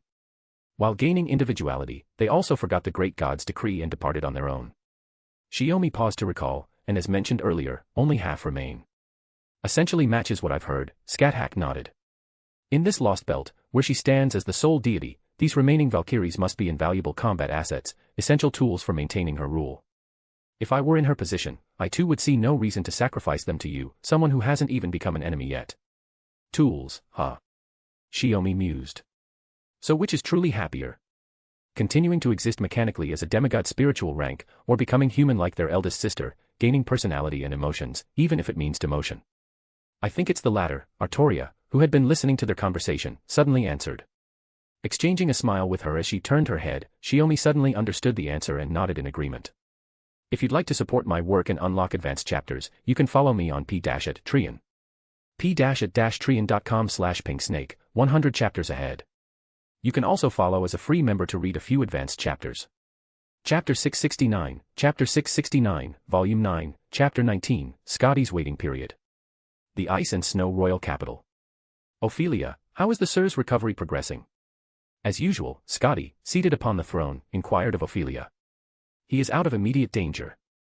He remains in spirit form to heal, and should be fully recovered within another day. Ophelia's expression turned serious. Additionally, I attempted to request that Canis immediately return to Kristaria's lost belt, but she refuses to leave. I leave this matter to your Majesty's decision. It matters not. If she wishes to linger here, so long as she does not violate my rules, let her act freely. Scotty paid little heed to such matters. That Canis may act somewhat independently, but in terms of results, not only did she cause no harm, she effectively tested the approximate combat strength currently possessed by the entire Chaldea expedition. What surprised Scotty most, however, was the men leading them, the fact that he possessed the Gungnir. The appearance of Odin's spear had left Scotty no time to delve deeper into the matter of Scáthach's presence in the Chaldea, which was part of the proper human history. Yes, thank you for your Majesty's understanding, Ophelia explained. But there is one thing I do not understand. Chaldea is undoubtedly the enemy of this lost belt. Are you truly willing to? Of course. The prophecy Odin left behind was the great god's final plan for this world's future, crafted with that eye that pierced countless dimensions before his disappearance, Scotty stated. Therefore, until I confirm that man's choice, we must not initiate hostilities against the Chaldea team. I understand. Ophelia's expression sharpened as she murmured her response. Then, Scotty lifted her head slightly, gazing toward the palace gates. They're remarkably swift. Barely a day has passed, and they've already reached my royal city, Scotty murmured to herself. It seems that man places great importance on Odin's prophecy. Has the Chaldea already arrived? Ophelia asked, her voice trembling with tension. No, only those few we saw 2 days ago, plus a girl from the 23rd village. Scotty said, why bring a child from the village specifically? Could it be they intend to use that child as a hostage to blackmail me? I believe it's simply because the incident at the 23rd village led Mr. Shiomi to think you might order the Valkyries to punish that girl after they left the village. Ophelia offered her perspective. I believe this assessment was made by Teacher Shiomi and his companions. Oh. Scotty offered a faint, amused smile. Come to think of it, before arriving here, you and that man knew each other, didn't you? Even now, standing on opposing sides, you still address him as teacher. While I have confidence in my own abilities, I am well aware of my limitations when facing Teacher Shiomi, Ophelia stated. That much is evident, Scotty remarked. Had that man been the master of Saber, he likely wouldn't have needed to expend a command spell to command his servant. Indeed, Ophelia agreed. Within Saber's body, that soul, at least while bound by the spirit origin, Shiomi would absolutely grind away every trace of arrogance and hubris. Tell me more about that man. I know little of him, and for future situations, it's necessary to understand more. Scotty urged Ophelia to elaborate further on Shiomi. Ophelia appeared troubled. Even if Her Majesty says so, I cannot think of what to tell you at this moment. It matters not. Anything will do, Scotty said. Consider it a trifling diversion before his arrival here. A pastime. Ophelia began to ponder. Ah, yes. The individual currently imprisoned in your dungeon appears to have a master-disciple relationship with Shiomi. However, given his claim to be Scáthach's disciple, it's likely this master-disciple connection is merely a cover. But she does possess a mastery of the primordial runes, Scotty mused. Did that man teach her instead? I have no knowledge of that, Ophelia replied truthfully. Scotty pondered for a moment, then suddenly raised her voice, Thrud. Bring Thrud here. After she spoke, a brief silence fell over the palace. A golden-haired Valkyrie approached the steps leading down to the throne before Scotty. Valkyrie Thrud pays her respects to your majesty. May my goddess Scáthach Scotty be well, and may the divine ally Lady Ophelia also be well. You won't call me mother. Really? Scotty murmured with slight displeasure. Yes. Thrud merely responded thus, enter your command. Whatever it may be, we shall obey. Scáthach Scotty, our master, is you. No matter how many years pass, will you never face me as a daughter? How admirable you always are. After a moment of wistfulness, Scotty said, go to the dungeon and bring the caster from the 23rd village here. Your Majesty. Ophelia was puzzled. You mean? As a goodwill gesture for the upcoming negotiations, returning that person to them would be highly significant. Scotty asserted, what do you think, Ophelia? But that would undoubtedly be like releasing a tiger back into the wild, strengthening Chaldea's power. Once they become enemies. We'll deal with that when the time comes. Scotty seemed somewhat bored. Keeping that person locked up serves no purpose. She neither cooperates with us nor resists. Like the winds of this Scandinavian land, she adapts to her surroundings. So, let her depart from here like the wind. Understood. After accepting the order, Thrud turned and headed toward the castle dungeon. Scotty lowered her gaze slightly, gauging the progress of Shiomi's group through the castle's barrier before continuing to ask Ophelia. What else? Regarding that man, is there anything else worth mentioning? Other than that, perhaps only that Teacher Shiomi is already married, and has 2 daughters. No, is Miss Grey actually his disciple or his daughter? Ophelia's voice trailed off as she spoke, unsure even to herself. After all, when they met at Chaldea, she had never inquired about such matters. Married. Scotty's expression finally shifted, rare surprise evident. And daughters. Upon reflection, she realized she shouldn't be so surprised. After all, Shiomi's companions were all unforgettable women. If that were the case, then Odin's prophecy. Just as Ophelia wondered why Scotty had suddenly lowered her gaze and fallen into deep thought, a series of measured footsteps approached from the palace gates. Chapter 670, Volume 9, Chapter 20, The Trials Left by Odin. As promised, we have arrived. With measured steps, Shiomi and his companions entered Scotty's royal city. Upon seeing Scotty seated upon the throne, he offered this greeting. You've arrived at the perfect moment. Scotty gave a slight nod, temporarily setting aside the matter she had been discussing with Ophelia, choosing not to press further. Rising from her throne, she descended the steps with light, measured steps, approaching Shiomi and his companions. After Ragnarok, all the gods vanished. I alone remain as the last deity of this Scandinavian world. This I need not conceal. Scotty met Shiomi's gaze. However, in the final prophecy left by the great god Odin before his disappearance, he instructed me to guide you. More precisely, it's to guide the one who has been granted the divine spear, Gungnir, correct? Shiomi countered with a question of her own. Your understanding is correct. In Odin's prophecy, Gungnir is the crucial token. Scotty nodded slowly. And since you have demonstrated the existence of that spear, you are undoubtedly the one foretold by Odin. Then, as the king of the Lost Belt, you are naturally at odds with the Chaldea of proper human history. How do you intend to guide my beloved disciple who stands on a different stance? Scáthach asked at this moment. Scotty's gaze shifted to Scáthach. Being asked such things by someone who looks exactly like me. I really can't get used to it. But ultimately, you and I share the same fundamental essence. Calling us sisters wouldn't be inaccurate, would it, Scáthach of the Celts? It matters not.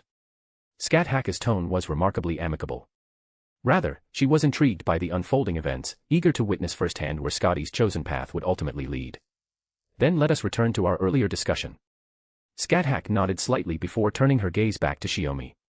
This guidance is nothing more than trials left by the great Odin for those who would visit in the future. Trials? Shiomi raised an eyebrow. You wouldn't be suggesting. The entrance to that trial lies within Valhalla. Scotty affirmed his conjecture. My task is to lead the 3 true Valkyries left by Odin to open Valhalla's gates for you. Valhalla, also known as the Hall of the Slain. In the Scandinavian age of myths, it is the hall where fallen warriors are welcomed by the Valkyrie. There they feast endlessly. When sated, the warriors rise to battle one another, preparing for the conflicts to come after Ragnarok. I never imagined Valhalla still existed. I thought it ceased to be after Ragnarok, Artoria remarked, her surprise evident. Of course, Shiomi was even more astonished that she needed to enter Valhalla to face the trial left by the great Odin. After Ragnarok passed, Valhalla lost its original purpose and was sealed shut, Scotty said. Over 3,000 years have passed since then. I never imagined the day it would truly reopen would come. Shiomi murmured softly. Regarding the entire matter, Shiomi's inner belief and doubt were evenly split. The doubt was self-evident. Shiomi's belief stemmed from Odin. One reason he had agreed to alter the route with Olga Marie, to investigate the Scandinavian Lost Belt before returning to the Wandering Sea and complete its eradication, was precisely to use this Lost Belt to gather intelligence related to Odin. Gungnir and the Needle, Odin had already entrusted these 2 treasures to Shiomi through proxy servants. If Valhalla was Odin's preparation for Ragnarok, then what purpose did bestowing such vital noble phantasms upon a human serve? A crisis surpassing the scale of Ragnarok. Something like the current bleaching. Sounds like a trap, Morgan interjected. After all, you're the only one who knows about that so-called divine prophecy. If there were any stone tablet or monuments left behind, perhaps its credibility might be a bit higher. Of course, this was merely verbal maneuvering. If you refuse to believe, you may return now.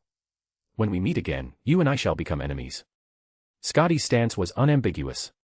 Therefore, there's no need to strain those special eyes of yours here, Fairy of the Garden, to scrutinize the truth of my words. It's not something I can choose to ignore or not. Morgan averted her gaze, a smile playing on her lips. I didn't expect you to uncover my identity. The primordial runes truly hold formidable intelligence advantages over the fairies. Then, she raised her hand to rest it on Shiomi's back. What do you say, my husband? On this matter, our stance aligns with yours. You need only follow your own judgment. Should true danger arise, even if it means defying the rules of the Scandinavian world, we will storm into Valhalla to welcome you. It's not that I'm worried about danger, Shiomi said with a calm smile. It's just that the trials left by Valhalla are a bit unpredictable, so I gave it some extra thought. This was the outcome he had chosen, the fate he was bound to face after accepting Gungnir. Moreover, Odin had repeatedly offered his help, and out of gratitude for that kindness, Shiomi felt it was necessary to face this trial filled with uncertainties. From your tone, it seems like you've already made up your mind, Scotty remarked, a smile tugging at the corners of her lips. Although they had only met twice, she could already understand the essence of Tenkei Shiomi's character. He seemed soft on the surface, but was strong at heart, decisive and confident at his core. Yet, he tempered his excessive confidence with humility and caution, maintaining a careful balance in his actions. Of course. When do we depart? Or is Valhalla somewhere within this royal city? Shiomi responded, turning the question back to her. Certainly not here, but it's not too far either, Scotty replied, pointing her wand at him. As a gesture of respect for your resolve, I've decided to release someone imprisoned here as your reward. Huh. Shiomi blinked in surprise. No sooner had they entered the palace than the conversation turned directly to business. While Shiomi had been looking for a chance to shift the topic, Scotty, as effortlessly as flipping a switch, extended a considerable gesture of goodwill. Goddess Scáthach Scotty, I have brought the prisoner held in the dungeon, Thrud's voice sounded, flat and matter-of-fact. Immediately after, another voice, mature and slightly lazy, added, what's going on today? We can talk about magecraft if you'd like, but I'm not planning on helping. The voice abruptly stopped when the person in the ice palace hall came into view. It really is you. Tuko. The words escaped Shiomi's lips, barely able to contain his shock. If you'd like to support my work and unlock advanced chapters, you can follow me on p-at-trian. p-at-trian.com/pinksnake, 100 chapters ahead. Chapter 671, Volume 9, Chapter 21, Wind. In the underworld of Uruk, within the 7 trials set by the goddess Ereshkigal, there was once a question. Beside you stand 3 women. Answer, which one is your truest love? Later, Ereshkigal explained that the gate itself wasn't under her direct control but was an automated trial that only posed questions based on the visitor's presence. In other words, the correctness of certain answers depended entirely on the inner perception of the person being questioned. At that time, Shiomi had given an answer that was enough to open the gate. Yet, in his heart, half a sentence remained unspoken. That unsaid part was about Tuko Aozaki. Shiomi had often wondered what he would say if the question in Uruk's underworld had involved Tuko. The answer, he thought, would be, Tuko is the wind I can never hold onto forever. In fact, it was true, Tuko's actions and mannerisms were as fleeting as her magecraft, much like the wind. Had Scotty discussed Tuko after Shiomi entered the palace, she would have been surprised to find that her own feelings matched Shiomi's exactly. The bleached world, the incineration of humanity. A mere year after losing contact with numerous friends and family once more, Shiomi found himself more concerned about Tuko's safety than during the actual incineration of humanity. He suspected that her sudden appearance as an envoy at Chaldea had left a lasting impact on him. That feeling of gaining something only to lose it again, then regaining it once more, had haunted his heart ever since. Until this moment. Seeing the planet like this, I wondered if Chaldea might be safe. Looks like it really is. Though surprised by the unexpected yet somehow inevitable reunion, Tuko remained calm. She raised her hand to greet Shiomi. Then, Tuko was startled. Because Shiomi suddenly embraced her. Though they had been 5 or 6 meters apart, he had appeared before her in an instant, wrapping his arms around her. What a passionate reunion greeting. Tuko couldn't help but feel exasperated. As she raised her hand to wave, her gesture shifted into a hug in return. She gently stroked his back and lowered her voice, teasing him affectionately. I'm not surprised you reacted like this when we met under these circumstances. But in front of all these outsiders, especially with those people by your side. Are you really okay with this? Even if I get punished later, it's fine, Shiomi whispered in her ear. Seeing you safe and sound makes me happy. He tightened his grip slightly, as though Tuko might turn into a wisp of wind and vanish to some unreachable place. Let me make this clear up front, if anything happens, I won't be able to save you, Tuko teased, her tone warm. You can let go of me now. We'll talk later. Otherwise, I'll get dragged into this mess with you. Behind him, Morgan and the other 2 women's gazes felt like tangible beams of light. Even through Shiomi's solid frame, Tuko could sense their stares. How surprising, Miss Tuko is actually so close to Shiomi-sensei. Ophelia muttered, her expression a mix of astonishment. Her position told her she shouldn't concern herself with such things, but as a human, no matter how much she tried to suppress it, she couldn't help but be drawn into the gossip unfolding before her. But before Shiomi could release Tuko, his ear was yanked. Morgan and Scáthach pulled him back from both sides. Wincing in pain, Shiomi could only rub his ear and admit defeat. Meeting his gaze was Tuko's familiar expression, gentle, yet with a hint of schadenfreude. He really is someone to be reckoned with, this Tenkei Shiomi. Scotty's gaze shifted subtly. I thought she was an acquaintance of yours, which is why I had Thrud bring her here. Never imagined he'd be so reckless. This is my personal matter, and none of your concern, Goddess Scotty, Shiomi's tone softened, carrying a hint of casual stubbornness. Scotty replied, originally, I had to imprison this caster who wields the primordial runes because Tuko Aozaki refused to cooperate or submit. Now that this situation is no longer necessary, I'll set you free. As she spoke, her wand traced a light arc through the air. The runes, previously invisible, suddenly glowed and vanished after detaching from Tuko. This explained why Tuko wasn't wearing any shackles. Scotty only needed the runes to bind Tuko, preventing her from using her magecraft. Finally, I can tinker with magic circuits again, Tuko flexed her wrists. Never imagined I'd cross paths with a goddess from the age of myths and a Valkyrie. Didn't suffer too badly? Shiomi asked. No abuse, just locked up. Toko shook her head. Shiomi visibly relaxed, then turned to Scotty. For freeing my old friend, I must thank you once more. Whatever fate awaits after Valhalla's trials, my gratitude remains unchanged. No need to rush. Traveling to Valhalla requires some preparation, Scotty said. I permit you to stay within the castle tonight. Tomorrow morning, I'll escort you to Valhalla to face the trials left by the great god Odin. Allowing these people to stay in the royal castle. Ophelia voiced her unease. There's no need to fear. Though Chaldea and the Cryptor are adversaries, Scáthach, as the defeated party, is currently confined within our headquarters. Shiomi flashed a bright smile, his gentle tone hinting at future declarations of war. You'll be reunited with him soon enough. Then Ophelia sensed the spirit form saber stirring, attempting to manifest and join the fight. Yet Sigurd's spirit origin remained gravely wounded. By simply regulating the flow of magical energy, Ophelia could suppress Saber's actions and thwart her intent. Teacher. Ophelia felt a sense of uncertainty within. She too pondered her course of action. Even contacting Kirsteria for support might prove futile. The alien apostles were even less trustworthy. Oh, likely tomorrow, the Chaldea warship will arrive in this vicinity, following the signal trajectory I left behind, Shiomi said, arms crossed. I recall you were on good terms with Mash while at Chaldea. Why not take this chance to meet? It'd be awkward if you boarded the ship only to find things strained. Ophelia was at a loss for words, her expression growing increasingly tense. As for this child you brought. Scotty didn't ask about Shiomi and Ophelia's conversation but instead turned to Gerda, who stood there nervously awaiting her fate. It was a mistake not worth pursuing. I'll forgive you. It was those Valkyries who lacked flexibility. Chapter 672, Volume 9, Chapter 22, Reunion. After this brief yet unexpected encounter, Shiomi and the others, guided by Valkyrie, headed to the rooms on the palace side to rest.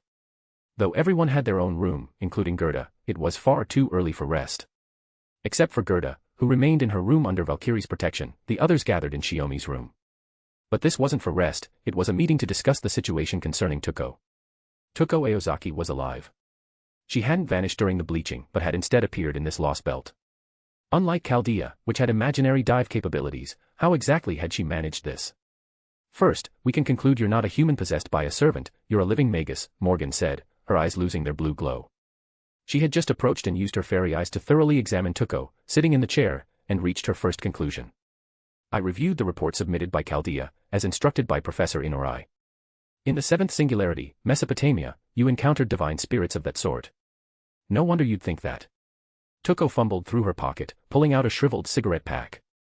Staring at the last remaining cigarette, she hesitated. She lifted her head, meeting Shiomi's gaze. He raised his hand in a gesture of invitation, signaling for her to take it. Nah, just one left. Better save it. Tuko reluctantly tucked it back into her pocket. Though I'm not entirely sure about the situation outside, from what Famersalon mentioned during our talks, it seems that after the bleaching of humanity on the planet, a few structures and some humans remained, lingering for some time. Shiomi nodded in agreement. It seems she wasn't deliberately deceiving you. Perhaps she revealed the truth to make you understand that human reason no longer exists, and to encourage you to support the Cryptor in order to survive. What we observed during our reconnaissance near this Lost Belt matches what you've heard. Is that so? Tuko nodded. But why can you appear in the Lost Belt? Shiomi asked.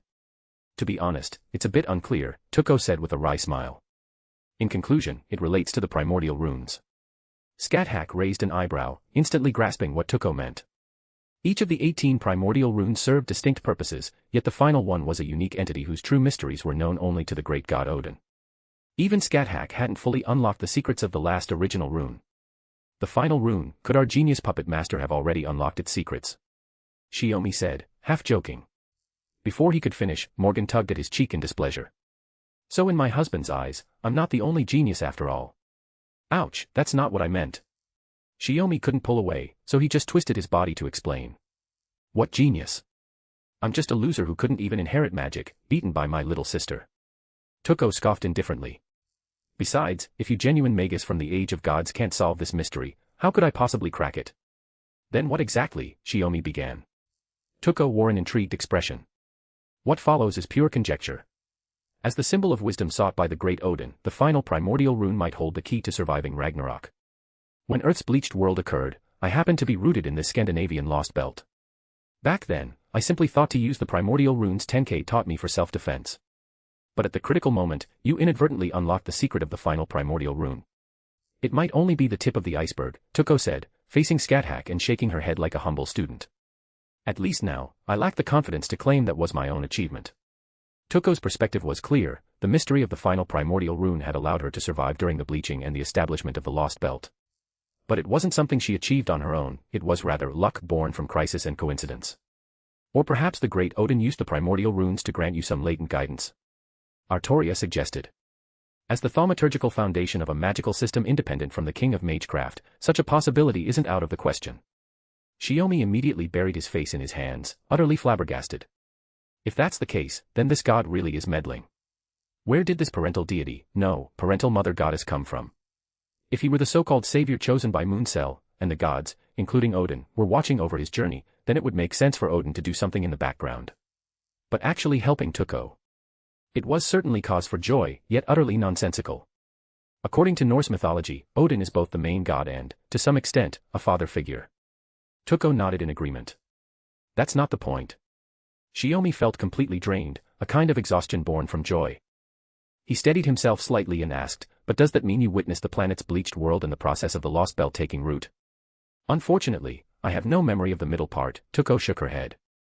I lost consciousness the moment that meteorite struck. When I woke up, I was already in this Lost Belt. Later, while investigating and struggling to survive, I helped repair the barrier for that village, and then, well, you know the rest. That's why Tuko said it was her speculation. Ragnarok is the apocalypse of the age of myths. Regardless of the instigator's intentions, bleaching itself represents another cataclysmic disaster for the people of this planet, no less devastating than the incineration of humanity. Within this context, the final secret of the primordial runes served to protect one individual, currently the most plausible explanation. As for whether Odin intervened, that remains unknown. After resolving the immediate confusion, Shiomi escorted Tuko back to her adjacent room. In any case, I'm truly glad to see you again under these circumstances, Shiomi said with a smile to Tuko. What lies ahead? Tuko gave him a questioning look. What are your plans now? Will you explore the bleached world alone, like your past solitary travels, or join us at Chaldea? Setting aside whether the former is even feasible for me, even if I insisted on choosing it, you'd desperately try to stop me, wouldn't you? Tuko flashed a seemingly nonchalant smile, gazing at Shiomi. Is that so? Then that's good. Shiomi embraced Tuko once more, his hands caressing her body as if he couldn't see, using his cheek to search for her lips. Won't they get angry?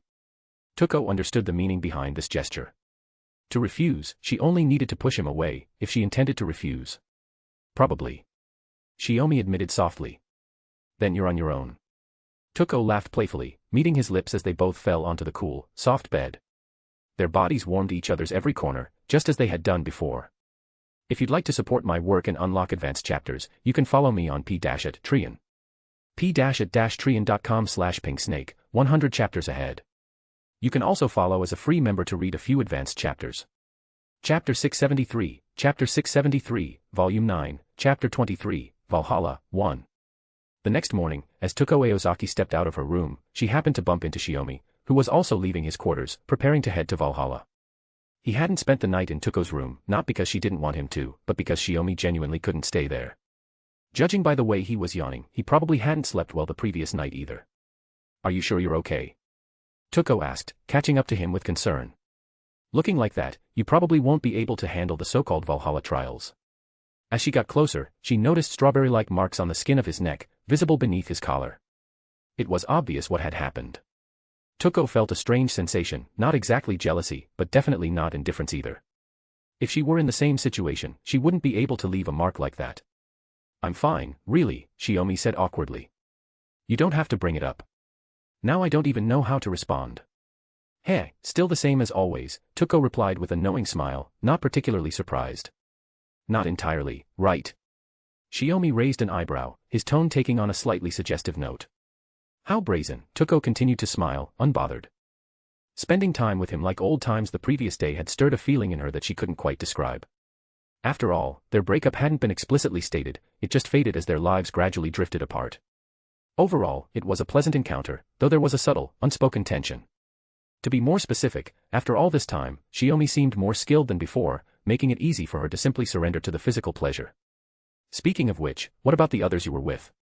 I didn't see them leave with you, Toko asked. They left ahead of me, Shiomi replied, his expression growing more serious. Scotty should be waiting for us by now. Are you coming with us? Want to see it for yourself? Not welcome. Toko asked with a teasing smile.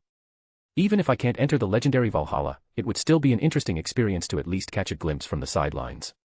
Of course you're welcome, Shiomi said with a wave of his hand. I just meant, you can stay here if you want. Once the storm border from Chaldea arrives, you can join up with them. While I trust Chaldea, I feel safer staying with this group, Toko stated. I can handle a few Valkyries, but if we face servants from the Lost Belt, or even a goddess like Scotty, I'm in trouble. Compared to the Magus or even the phantasmal species we've dealt with before, this is on a whole different level, Shiomi chuckled. Then come with us. It'll make me happy to see you among them when I come out of Valhalla, Shiomi said, his voice softening. You're such a greedy man, Toko said with a playful smile. I am, Shiomi admitted candidly, suddenly taking her hand. Toko looked at him, slightly puzzled. What's this? Just a morning greeting. Shiomi caught her arm and leaned down to kiss her. After a brief moment, they parted. Is this your way of responding to what happened in Antarctica? Toko asked, raising an eyebrow. Of course, Shiomi nodded. For you, I still hold the same place in your heart as I always did, just as you do in mine. Though we confirmed that yesterday. But I don't plan on getting back together with you, Toko said, allowing him to lead her forward by the hand. I figured as much, Shiomi replied, unfazed. Even if it's just for now, staying within my reach, at least I can feel at ease. What I mean is, compared to having a current girlfriend or any other relationship, the title ex-girlfriend still carries a bit more weight, Toko said, her expression brightening. Shiomi was momentarily speechless, eventually managing to say after a long pause, so that's the reason. Well, whatever. As long as you're happy. The rhythmic sound of footsteps grew louder, and both of them turned to look. Valkyrie Thrud, who had appeared earlier, emerged from the corridor's corner. Guests, Goddess Scáthach Scotty awaits at the throne. Please follow me, Thrud said. Although only a few minutes had passed since Shiomi and Morgan had parted ways, Scotty had already dispatched a Valkyrie to hurry them along, which left him feeling a bit helpless. The pair quickened their pace. Just before entering the hall, Toko withdrew her hand, not wanting to cause Shiomi any inconvenience. In reality, she knew this gesture wasn't all that necessary. You finally arrived. If you're ready, let's depart, Scotty said. The distance from here to the abandoned Valhalla is considerable. A magecraft transfer would be faster. I suppose so, Shiomi replied, unfazed. But more than that, your attire. Today, Scotty was dressed differently than when they had met yesterday. Gone was the elegant, sensual purple gown, she now wore full battle regalia. Though calling it regalia felt strangely familiar to Shiomi, especially with his master standing nearby. The combat outfit was clearly inspired by Scáthach's style, with differences mainly in color and details. Particularly, the chest area featured a daring design that exposed more of her skin, highlighting Scotty's distinct personality and tastes compared to Scáthach. My beloved disciple finds the resemblance striking too, doesn't you? Scáthach remarked. It's almost like looking into a mirror. I didn't change into this outfit without a reason. I'll explain shortly, Scotty said, unaware that her attire was even more revealing than Scáthach's. In her mind, such exposure was perfectly reasonable, it only served to emphasize her allure as a goddess. Now, gather around me, Scotty softly commanded, gesturing for the others to come closer. Several Valkyries in white cloaks then encircled them. After confirming everything was in order, Scotty raised her wand. The runes on it flickered, and a teleportation circle constructed from runes appeared beneath their feet. Compared to the more complex spell Shiomi used, this one seemed to have a higher teleportation efficiency. The only issue was that this intricate array had to be drawn out beforehand. With a flash of light, the scenery around them shifted, transporting them to a place that resembled a royal palace, yet felt subtly different. A slightly dilapidated temple stood, blending seamlessly with the snow-covered mountains. Only the tightly closed doors revealed the location of the entrance. Outside the gates, two Valkyries, clearly not mass-produced models, stood waiting. Ortlind, Hildur, prepared to receive them. Once the teleportation was complete, Thrud, who had accompanied them, immediately stepped forward and addressed the two waiting Valkyries. Her Majesty Scáthach Scotty, Valhalla is prepared. The gates can be opened at any time. We welcome your Majesty and your guests. Very well, Scotty nodded in satisfaction. Chapter 674, Chapter 674, Volume 9, Chapter 24, Valhalla, 2. Shiomi and the others were puzzled by Scotty's matter-of-fact attitude. Wait a moment, Shiomi asked. Doesn't Valhalla require me to undergo a trial? Scotty nodded. Your confusion is understandable, as I hadn't explained the specifics of this trial earlier. As you heard, you won't be entering Valhalla alone. As the last deity of Scandinavian mythology, I will accompany you and assist you in completing the trial. Then why not let them, Shiomi objected, turning to look at Scáthach and the others. If the trial turned out to be exceptionally difficult, making it impossible for Shiomi to complete alone, then having companions join him would seem reasonable. However, compared to Scotty, whom he had only met 3 times and barely spoken to, Shiomi trusted Morgan, his master, and Artoria, those who had fought beside him through countless arduous battles, and even Tuko, the pinnacle of human casters. Each of them commanded Shiomi's unreserved trust far more than Scotty ever could. That's exactly what I meant, Scotty responded, her lips pressing into a thin line, clearly displeased by Shiomi's reaction. But what Odin left behind was designed this way, even I cannot alter it. Her tone implied, take your complaints to Odin himself, if you ever get the chance to meet him. Sensing Scotty's unspoken words, Shiomi could only inwardly curse. If he had known this would happen, he should have grabbed Grimr, the proxy, and given him a thorough dressing down.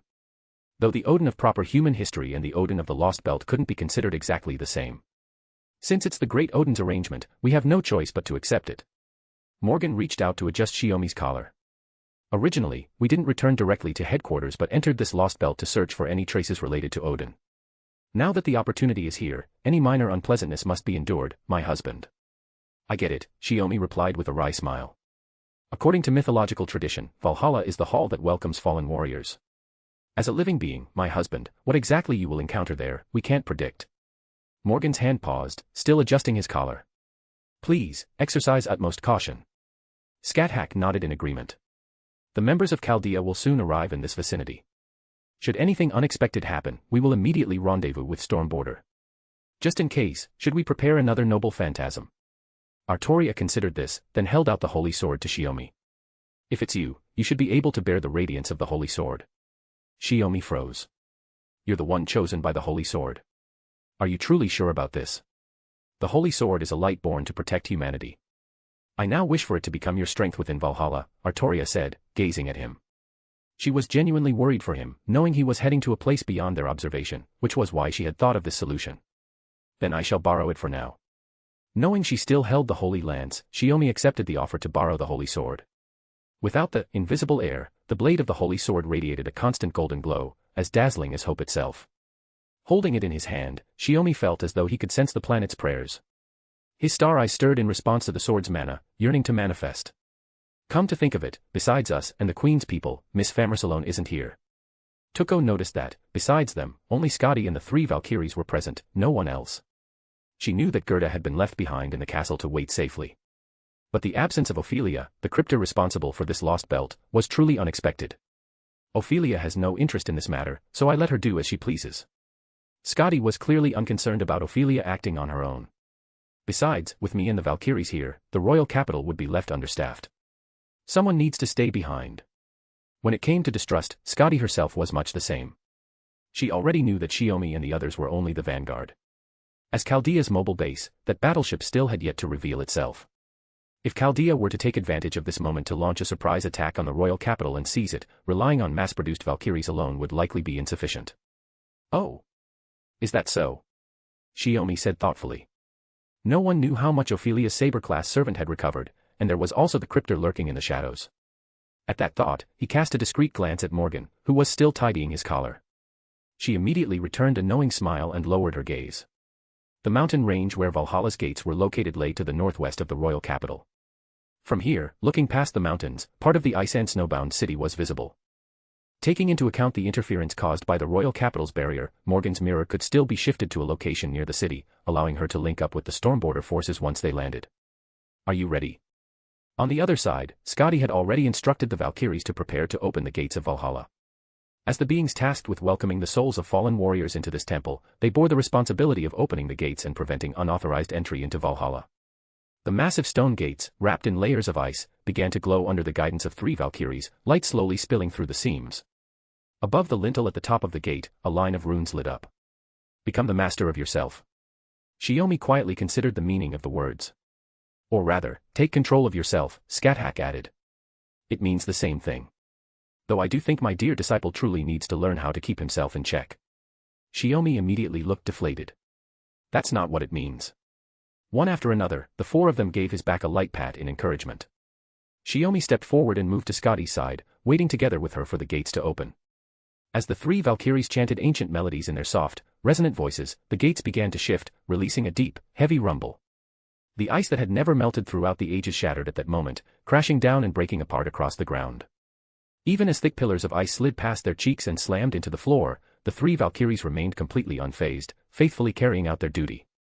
After a tremor that felt almost like the mountains themselves were shaking, the area returned to silence. The open gate blazed with dazzling light, making it impossible to see what lay beyond. Shiomi's expression tightened.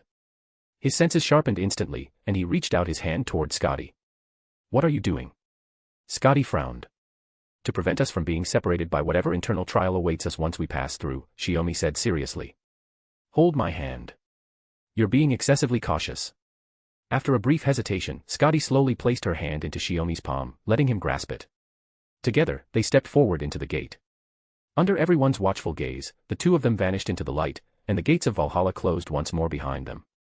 If you'd like to support my work and unlock advanced chapters, you can follow me on p-at-trian. p-at-trian.com/pinksnake, 100 chapters ahead. You can also follow as a free member to read a few advanced chapters.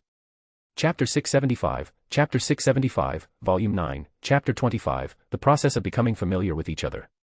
West. As the goddess of ice and snow, Scotty preferred the cold and was unaccustomed to warmth, let alone the heat of the east. So, as they entered Valhalla, her hand remained firmly clasped in Shiomi's.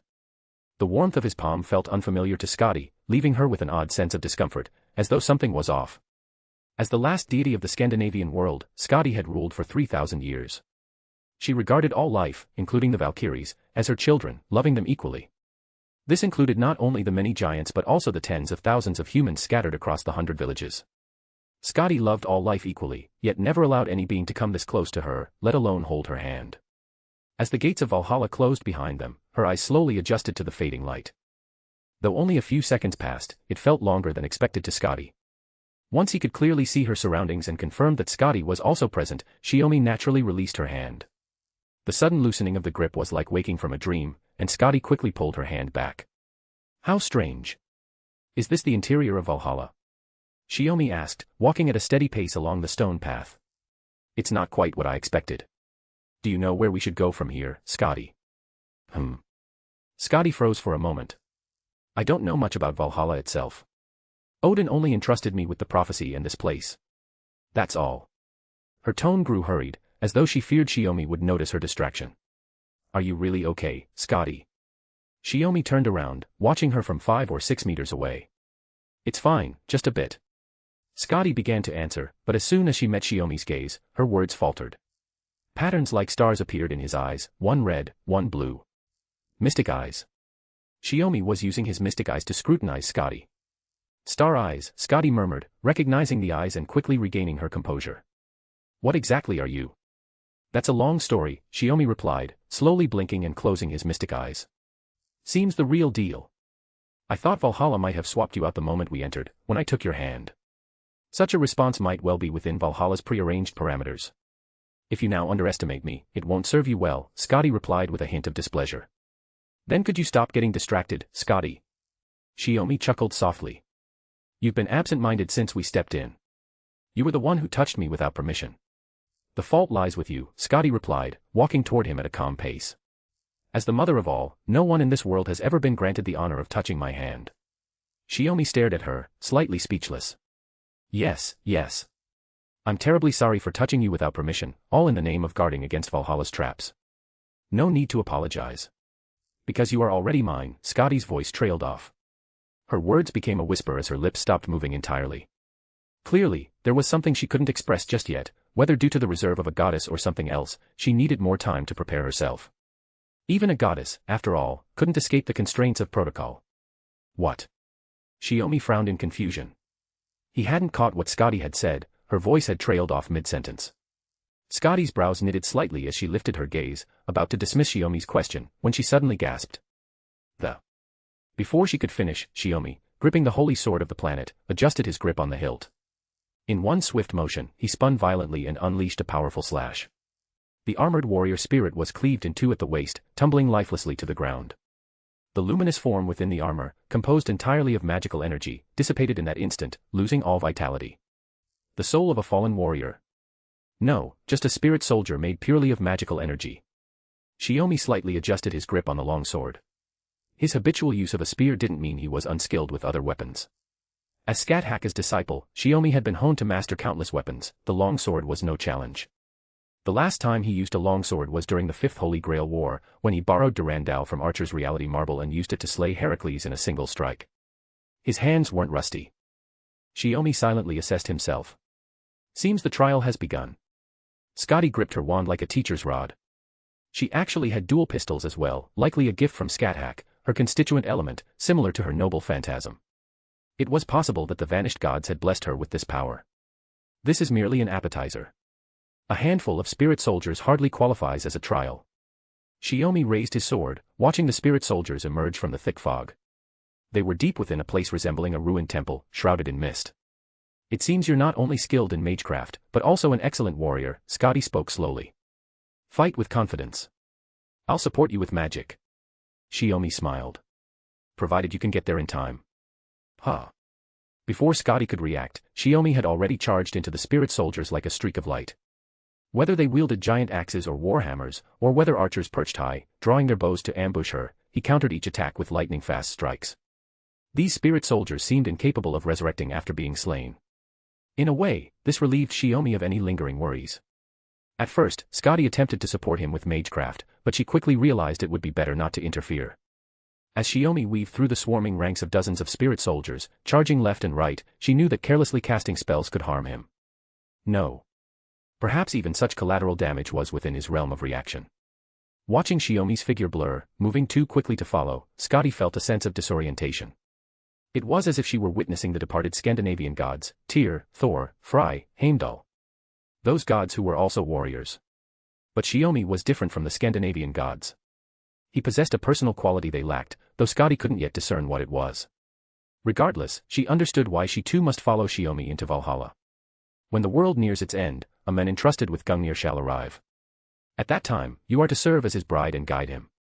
This was not an absolute command, but a decision Scotty herself had made. Thus, Scotty would endure this trial to personally witness whether the men before her possessed the necessary worth. Chapter 676, Volume 9, Chapter 26, The First Trial. After dispatching the spirit soldiers blocking their path and passing through the ruined temple, Shiomi and Scotty found themselves in a valley, traversing a rugged mountain trail. According to my understanding of mythology, Scotty, the goddess of winter, is known as the bride of the gods, so could you be the widow of some Scandinavian deity? As they climbed a particularly steep section, Shiomi leapt onto a rocky ledge and turned back, extending his hand to Scotty. That's merely what you call proper human history.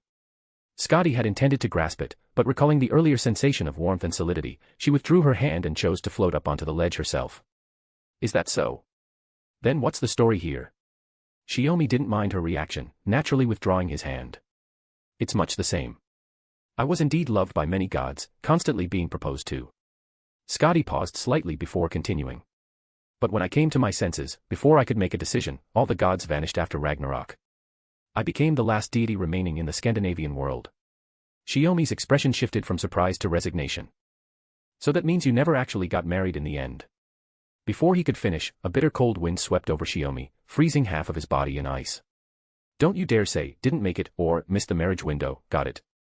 Scotty's expression turned deeply resentful, not at all like a queen, leaving Shiomi utterly dumbfounded. Why not just say so plainly? Was all this drama really necessary? Shiomi pursed his lips as he freed himself from the solid ice. It was a powerful ice-binding magecraft. Without Scotty personally lifting it, breaking free would have torn his body apart. Yet Shiomi slipped out effortlessly, casually brushing ice shards from his clothes as if Scotty had merely been playfully teasing him. What a peculiar man.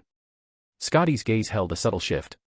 From this alone, she could tell, either Shiomi's mastery of runes magecraft matched her own, or though human, his very essence now stood equal to that of the goddess Scotty herself. Scotty felt her heartbeat quicken inexplicably. In her eyes, everything within this remnant of the Scandinavian world belonged beneath her gaze. She had never imagined encountering a human worthy of meeting her eye level. Odin's prophecy was merely a prophecy. That was how Scotty had always thought. Anyway, I didn't mean to mock you. If you felt offended, it's my fault. Shiomi apologized sincerely. Then he continued climbing upward, hurrying onward. After all, the interior of this Valhalla wasn't simply built within the mountains, it was like a separate dimension. Or perhaps a peculiar existence akin to a reality marble. Its interior could be described as another world. There were no guides, no signposts. Shiomi didn't even know if time inside synchronized with the outside world. Regardless, he didn't want to waste too much time here. Maybe I overreacted. Scotty reached out her hand to him. Standing atop a rocky ledge on the mountain path, Shiomi hesitated before extending his own hand and pulling Scotty up. He was curious about the sudden shift in her state of mind, but figured Scotty wouldn't tell him, so he didn't press the matter. After all, messing around on such a steep mountain path could be troublesome, even if it didn't kill you. After all your questioning, it's about time you answered mine. Tenkei Shiomi, right? Scotty recalled his name. Call me Tenkei or Shiomi, Shiomi smiled easily. Or, like a goddess, you could just call me human. Then, Tenkei. Scotty addressed him. So you picked this one after all. Shiomi chuckled inwardly. Ophelia mentioned you're already married, she asked. That's correct. My wife, as you can see, is Morgan Le Fay. Shiomi nodded. Scotty's tone grew increasingly peculiar. Then, what about that Scáthach over there? She's my master. And the king of knights? Lover, and also my closest battle companion. Shiomi scratched his head. Scotty finally pointed her wand at Shiomi. What about that woman named Tuko Aozaki I had imprisoned earlier?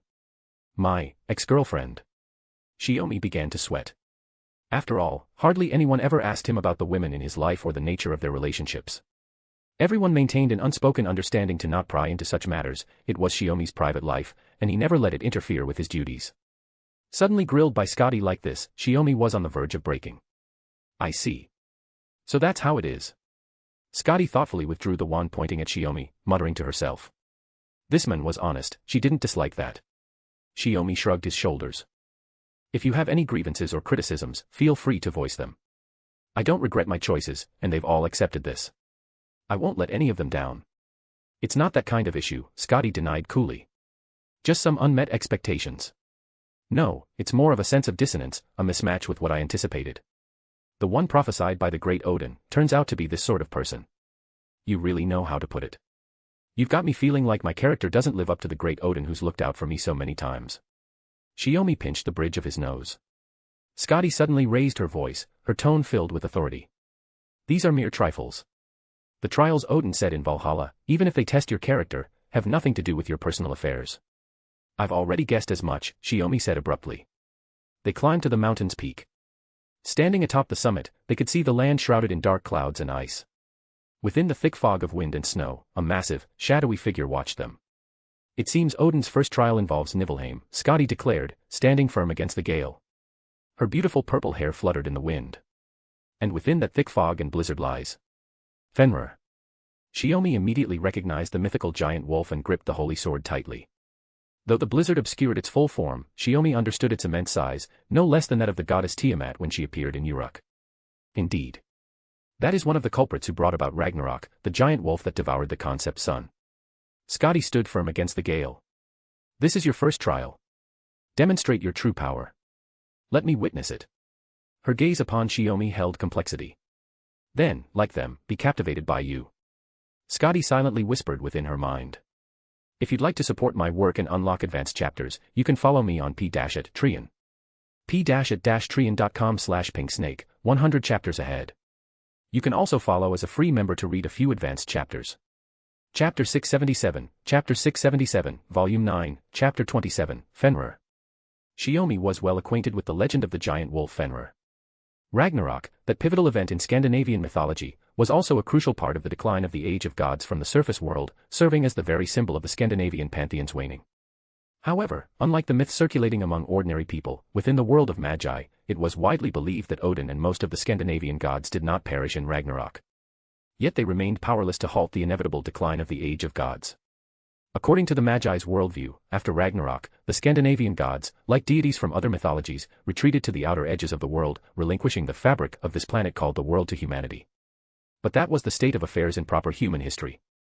In this lost belt, Shiomi didn't know the details of Ragnarok, which was precisely why he wanted to ask Scotty.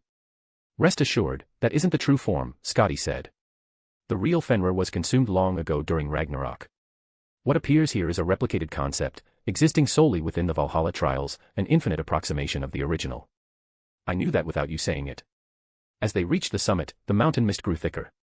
A relentless gale swept in from the opposite side of the range, and within the heavy snowstorm, Fenrir's eerie form gradually came into view. While its form resembled a wolf, it wasn't merely a colossal beast. Its massive body seemed to be composed of the very concept of a frost. Its entire being radiated a faint blue glow, channeling immense mana that even Shiomi dared not underestimate. After all, this was one of the offspring born to Loki, the god of trickery, and the giantess Angrboda. "It's coming," Shiomi murmured. The trial had begun. Fenrir's enormous eyes fixed upon Shiomi and Scotty atop the mountain peak. Bitingly cold blizzards, whipped by fierce winds, swiftly engulfed the rugged, barren mountains. Instantly casting runes magecraft for protection, Shiomi still couldn't halt the chill seeping into their bodies. This was the wind from Niflheim, the realm of mist, the absolute zero blizzard poured forth from the world of frost and ice that Fenrir had once devoured. Body temperature plummeted further, the skin's surface grew icy cold, and the fingers gripping the sword stiffened. As the embodiment of destruction in Ragnarok, Fenrir would freeze the entire world in ice and snow, just as the fire giant Surtur would consume it in flames. Thus, as a child of the gods, this innate power stood as a mystery, transcending the bounds of humanity.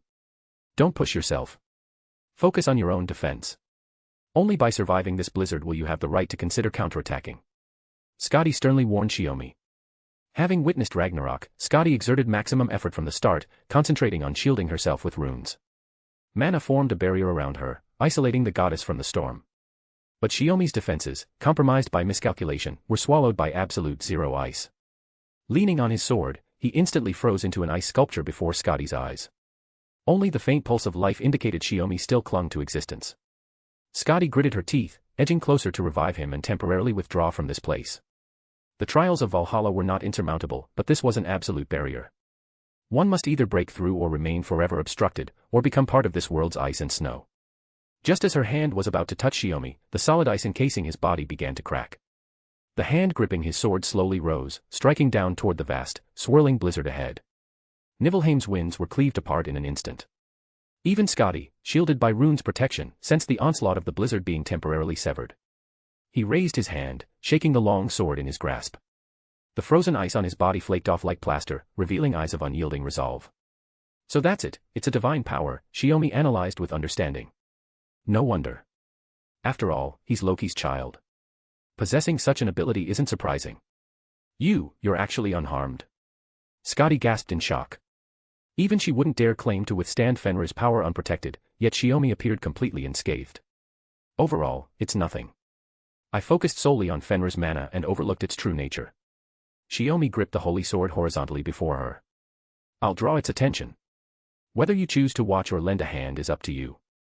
I'll decide my next move based on your actions. The earth and mountains began to tremble.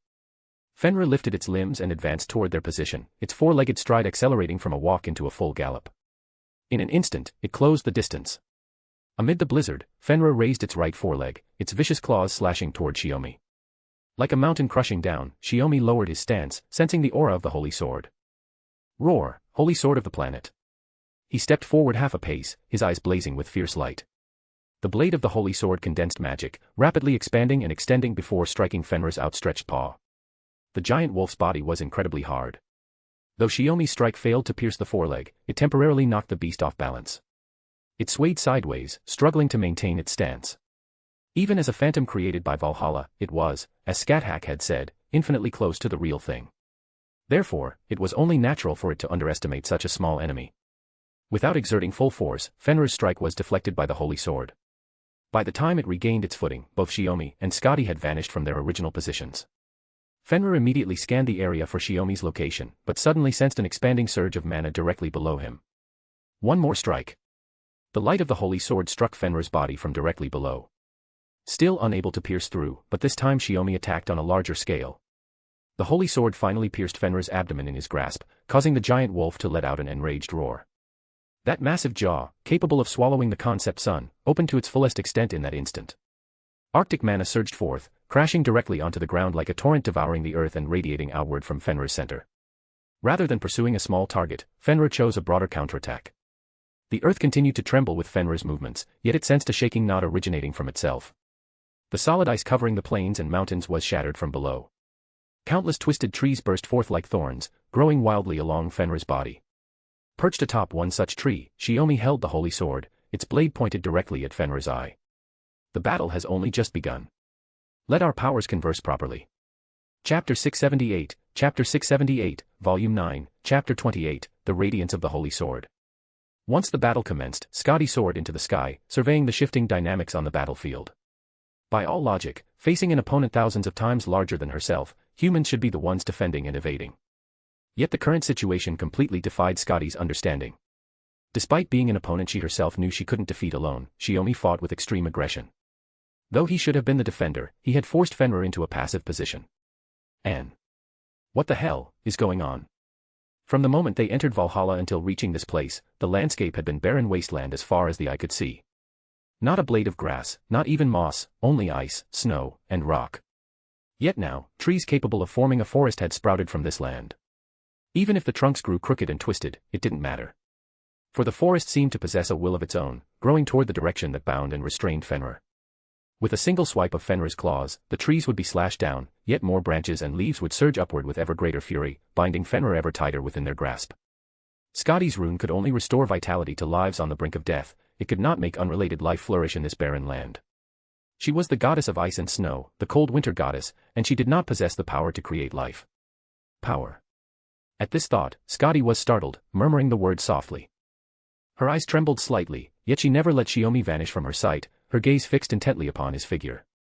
At this very moment, Shiomi darted through the trees, occasionally landing upon Fenrir to launch attacks at its vital points. These strikes inflicted effective damage, yet failed to deliver a fatal blow. This was Fenrir's inherent strength. Even wielding the holy sword, Shiomi, not its original bearer, couldn't unleash its full power through conventional means. Yet despite this, the tide of battle was slowly shifting in Shiomi's favor. At this rate, the only solution would be to unleash the true name of the holy sword of the planet. Only that holy sword, which had slain the white titan that ravaged the land millions of years ago, could cut down the Fenrir before him and break through this trial. The bearer of divine power, or perhaps one destined to become a god. Regardless, Scotty was gradually coming to understand the extraordinary nature of this man. No wonder even the goddess of the Holy Lands. Damn persistent. Shiomi swung his sword down with a thunderous crash, sending Fenrir's head crashing into the trees, swiftly enveloped and entangled. Fenrir froze everything around him, while Shiomi continuously created new obstacles. Whose divine power proved superior would ultimately control the outcome of this battle. Then, a massive ice spike plummeted from the sky, spinning as it struck Fenrir's spine. The colossal wolf was pinned to the ground, unable to rise. How about a little help? Scotty slowly descended from her hovering position, asking from behind Shiomi. He paused his assault, turning to smile at her. Didn't you already start? That was merely a flick of the finger. Scotty chuckled to herself, then abruptly sobered. Prepared to unleash the true name of the holy sword. I, too, wield a noble phantasm. Shiomi froze. Compared to his current opponent, he found himself genuinely curious about Scotty's noble phantasm.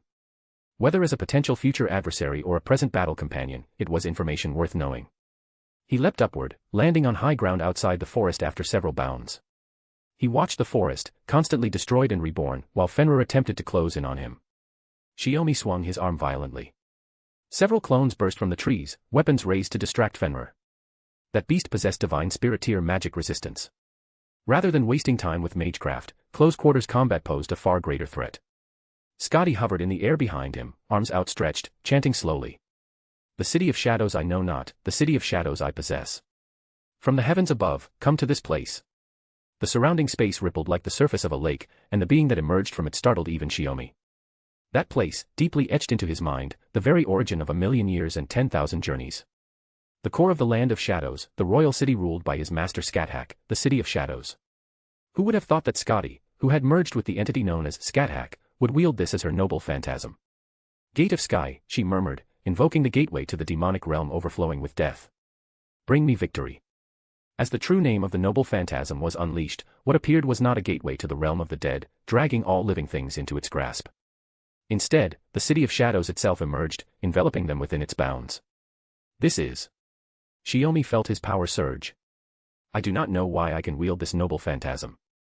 Perhaps it is a blessing bestowed upon me by the Scandinavian gods for being left behind, Scotty said calmly. Within this noble phantasm, anyone I acknowledge shall receive immense blessings.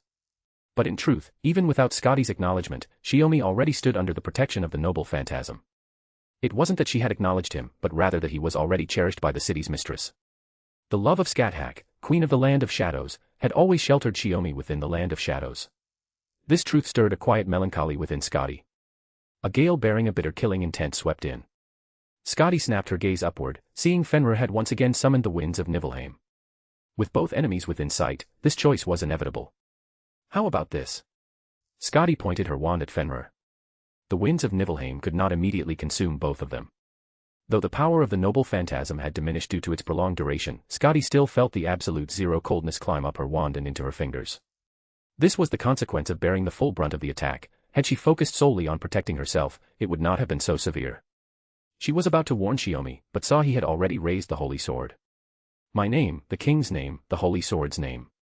This radiance is the breath of the stars, the hope of victory. Shiomi poured every ounce of his strength and mana into the holy sword. Excalibur. He squeezed the words from the deepest recesses of his being, invoking the true name of the holy sword. Even with the original master's permission, wielding this power as one not chosen for it tore at Shiomi's body. Yet the power of life was compensating for this burden. Fenrir opened its massive jaws, unleashing a torrent of frigid mana potent enough to freeze all of Scandinavian lands, colliding with the holy sword's radiance. The clash nearly tore the heavens and earth asunder. Until that golden light, unstoppable, severed the icy blue radiance. If you'd like to support my work and unlock advanced chapters, you can follow me on p-at-trian. p-at-trian.com/pinksnake, 100 chapters ahead. Chapter 679, Chapter 679, Volume 9, Chapter 29, The Goddess Bride. When Shiomi and Scotty broke through Fenrir during the trial, Scotty unleashed her noble phantasm to support Shiomi in liberating the holy sword. In a single strike, she absorbed the full pressure of Fenrir's divine power, vanquishing the colossal wolf. It was impossible. By the time the giant wolf was defeated, Scotty's entire arm had been corroded by the frigid divine power, frozen solid, and rendered immobile. As the goddess of winter, her power was of the same type as Fenrir's. Thus, the stronger entity possessed overwhelmingly superior power. Even after the battle ended, the traces of that power remained. Scotty should have used runes magic to slowly heal the damage Fenrir had inflicted, but she did not. Shiomi was already neutralizing the harm from Fenrir's power for her.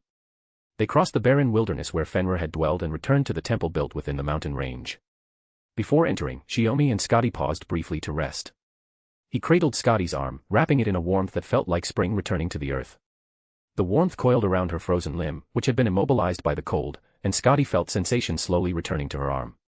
It was warm. Scotty gazed at Shiomi with complex emotions as he held her palm. His eyes were lowered, silent and still, focused solely on his healing work.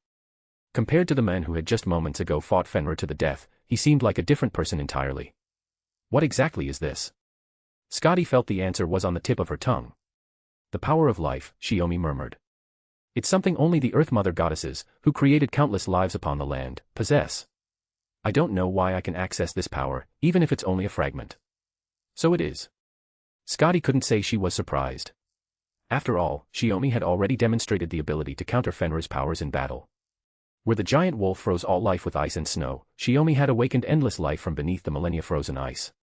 It was precisely this power that allowed Scotty's arm to heal at an accelerated pace. A speed and efficiency even runes magic couldn't achieve. A power not belonging to the goddess Scotty. As sensation gradually returned to her fingers, Scotty felt the solid warmth radiating from Shiomi's hands. Almost instinctively, she tried to pull her hand away. But this time, her strength wasn't quite enough, she couldn't fully withdraw from his grasp. Just wait a little longer. It's not fully healed yet, Shiomi reminded her with a wry smile. I'll wait then. Scotty turned her face away slightly. Shiomi sighed softly. It seems you aren't very fond of physical contact with others. I'm sorry to put you through this. Had I realized sooner, I wouldn't have acted that way. You needn't worry about it. Scotty shifted her gaze slightly, meeting Shiomi's eyes, still lowered as he monitored the condition of her arm. Am unaccustomed to human body heat. Whether human or god, have you never touched another being besides yourself? Shiomi asked. That's correct. Scotty nodded. Then it's understandable. Shiomi smiled with understanding. He adjusted his grip, cradling Scotty's hand more fully. Through touch, humans learn what warmth is. This is profoundly important. The warmth of skin is never a bad thing. I hope you remember that. His voice was as gentle as the power itself. Scotty felt her heartbeat accelerate uncontrollably. She frowned, forcing a detached tone. I am not your master, Scáthach. I am merely Scotty, the goddess formed as the final deity, infused with elements of Scáthach. That is why I call myself Scáthach Scotty. You needn't treat me as you would Scáthach. After completing the trials of Valhalla, we will become enemies again, right? Shiomi shook his head, meeting her eyes earnestly. I know. I've long prepared myself for that. But I simply can't see you as an unrelated person. So I hope matters concerning you will ultimately reach a proper conclusion. Proper. Scotty stared at her own hands, still motionless. Her wounds had vanished, eliminating the need for continued contact with Shiomi. Yet, she remained in this state. We come from different histories, our worlds cannot coexist. As a goddess, I have guarded this world alone for over 3,000 years. How could a mere human who has lived barely 20 years understand my resolve? That was her pride, and her dignity. As the last deity of this world, she protected the remnants of humanity. Even though this world was destined to vanish, she never abandoned her mission. To Scotty, Shiomi, who appeared barely 20, was like any villager from those 100 settlements, past the age when even those who'd raised children should leave the village and meet death. Of course I understand. Shiomi met her gaze, speaking deliberately. I spent 6,000 years in the lost belt known as Fairy Britannia, alongside Morgan. I know full well how much more you've sacrificed, carrying out your mission alone, compared to us who supported each other. Scotty fell silent. She suddenly realized that Shiomi, who had touched the power of life itself, should possess an extraordinary lifespan. But, 6,000 years. No wonder, no wonder. Scotty finally understood why Odin had left that prophecy. She had assumed that even Shiomi, a magus from the age of gods who wielded the primordial runes, could only live slightly longer than ordinary mortals, a few centuries at most. After that, his soul would be unable to withstand the decay of time and would have to embrace a proper death. Through his eyes, the goddess Scotty could see it, the weight of countless millennia, yet a soul still vibrant and youthful. Only another god could make the goddess his bride. Even one who had not yet ascended to the throne of gods. Why the surprise? From the moment we first met, you've been hiding something from us. What exactly? Scotty slowly revealed an elegant, reserved smile. You said you wished to properly resolve matters concerning me. The prophecy left by the great Odin mentioned one more thing. Finally, she resolved to tell the men before her, no matter the outcome. What? Because I was once beloved by the gods, constantly courted by them, yet ultimately, due to Ragnarok, I lost my chance before I could make a choice. To someone like me, Odin told me before he vanished. Shiomi held his breath, a faint premonition of the answer stirring within him. A goddess who never became a bride of the gods may, upon the appearance of the prophesied one, choose whether to become that person's bride. Gazing into his eyes, Scotty revealed the part of herself she had kept hidden. Chapter 680, Volume 9, Chapter 30, Toward the Next Trial. Wiping the dust off the stone tablet, the runes inscribed by runes revealed themselves and, sensing Shiomi's mana, began to glow brightly. The first trial tests strength. Shiomi read the text aloud, understanding the answer. That's why Odin placed Fenrir in Valhalla. Strength, huh? Scotty stood behind him, speaking quietly. That Fenrir pales in comparison to the true form that will appear during Ragnarok. You should already know that. After finishing their conversation outside the temple, the two entered the ruined sanctuary to investigate. Of course I know. It's probably similar to the difference between a heroic spirit and a servant. Shiomi turned around and leaned against the stone table, spreading his hands toward Scotty. It's best if you understand. Scotty surveyed the ruined temple, which appeared identical to where they'd first entered, save for the rearranged interior. Did the great god Odin say anything else? Shiomi slowly lowered his hands and asked. I've already relayed all the prophecies to you, Scotty stated, meeting his gaze. My role is to serve as the bride, guiding you through Valhalla's trials. Of course, these two roles were distinct yet interconnected. Well, that's pretty casual, Shiomi muttered. Just as I had a choice, so do you. Scotty's slender, beautiful brows furrowed slightly, hinting at displeasure. But to assume I'm being frivolous because of that is downright rude. Shiomi shook his head with a wry smile. No. I was referring to the great Odin being casual. You didn't know me, and I didn't know you before this. Yet that great Odin casually arranged this marriage in prophecy. Even considering the loneliness of a goddess, that approach was still rather casual. The great god Odin is the king of the Scandinavian gods, he's always been a bit casual. Scotty realized Shiomi wasn't criticizing her personally but venting about Odin, and her displeasure vanished instantly. Instead, she found herself resonating with his attitude. You know very well Odin sacrificed himself for wisdom to obtain the primordial runes. True enough, Shiomi chuckled. But what I meant was, did Odin ever mention the significance of completing this trial? Not at all. Scotty shook her head apologetically. Odin hadn't uttered a word about that aspect. She had almost believed he deliberately arranged for her to accompany Shiomi through the trial, to foster mutual understanding and help Scotty accept him more readily. But Shiomi's question made her ponder further. To become one's own master, or perhaps to master oneself, Shiomi mused thoughtfully. Maybe the answer lies hidden within those words on the gate. Perhaps, Scotty agreed. He certainly held many secrets. That a human wielded divine power was extraordinary in itself. Odin's trial might very well be connected to this. Surveying the ruins of the temple, Scotty remarked, but aside from the entrance we came through, there are no other exits here. Should we retrace our steps, search for another path, or... Before she could finish, she saw Shiomi lift a finger and point upward. Looking up, Scotty noticed a large gap in the temple ceiling. Beyond it, winding rock walls were exposed, and a faint light could be glimpsed at the end. Upward, then. That is quite the detour. Scotty nodded, about to suggest flying up, when she saw Shiomi approach. Caught off guard, Scotty took a half step back. What is it? Your flying is too slow. You've got one last breath left, jump up. Without waiting for a response, Shiomi scooped Scotty up in his arms. Scotty's body trembled slightly. What are you thinking? Even though I just criticized Odin like that, it doesn't mean I plan to refuse, Shiomi stated casually. As for how it ultimately turns out, it all depends on you. What does that have to do with your current actions? Scotty asked again. I want to hold the bride promised to me by the great god. Is that so strange? Shiomi was surprisingly candid. Though the truth was somewhat shocking, he didn't dislike Odin's approach. After all, he understood that Scotty had spent millennia alone, fulfilling her duties as a deity. The thought alone was heartbreaking. Yet he couldn't voice this sentiment, to do so would insult Scotty's steadfast resolve. It is strange indeed. Scotty raised her hand, intending to push him away and step down from his embrace. Yet as her palm touched his chest, her strength unconsciously drained away. The steady, powerful beat of his heart pulsed clearly through her fingers. Then, we're jumping. Without waiting for Scotty's response, Shiomi lowered his body, then sprang upward like a coiled spring. They shot through the gaping hole in the temple ceiling, ascending along the passageway carved into the mountain's interior. The roar of wind whipping past her ears suddenly flooded Scotty's vision with light. Only then did she realize they had traversed the long passageway and emerged above the mountain peak outside the temple. Below lay another temple shrouded in mist, they were descending toward its main entrance. There was nowhere else to land. Odin's barrier surrounded the temple, making direct entry into the courtyard impossible. Boom. Shiomi landed smoothly on the ground, not shattering the surface but tearing through the air, stirring a surge of turbulent currents. What a reckless man. Scotty, gently set down, wasn't sure whether to be angry or not, and could only mutter this.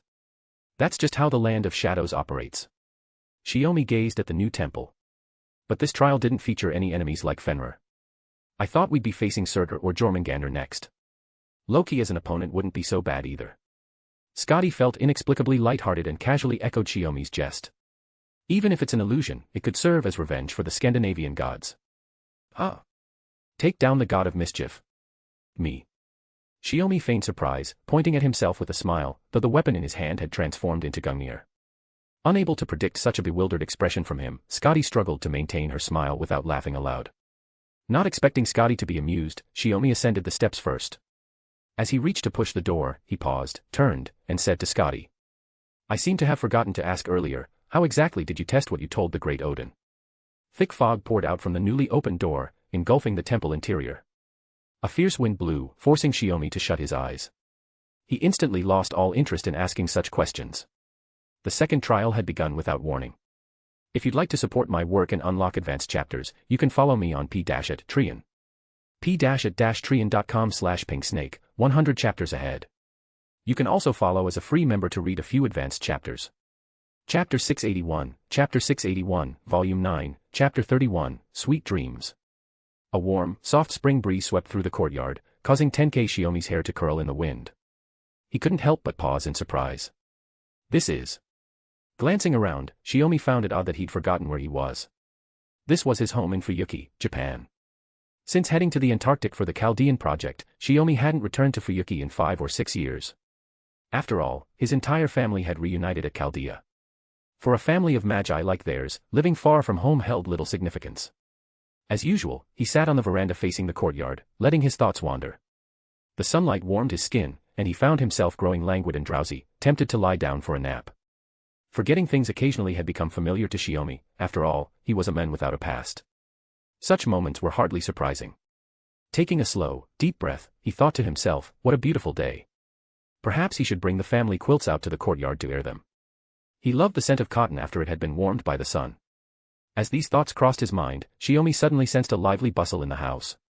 A variety of cheerful sounds drifted from the living room, making him pause in surprise. The Shiomi residence wasn't particularly strict, but everyone was naturally quiet by nature, so such liveliness was rare. Had guests arrived? He rose from the hallway, intending to return to the living room to investigate. I knew it, here you are, Scáthach's voice echoed from the hallway. Shiomi froze. He saw his master round the corner, casually leaning against the wall with a playful smile. What's the matter? Just came to see if you'd gone out. Scáthach nodded. You should rest today. Don't wander off. We don't want the main character missing when everyone's bustling about. Shiomi hadn't quite processed it. Oh, and are you hungry?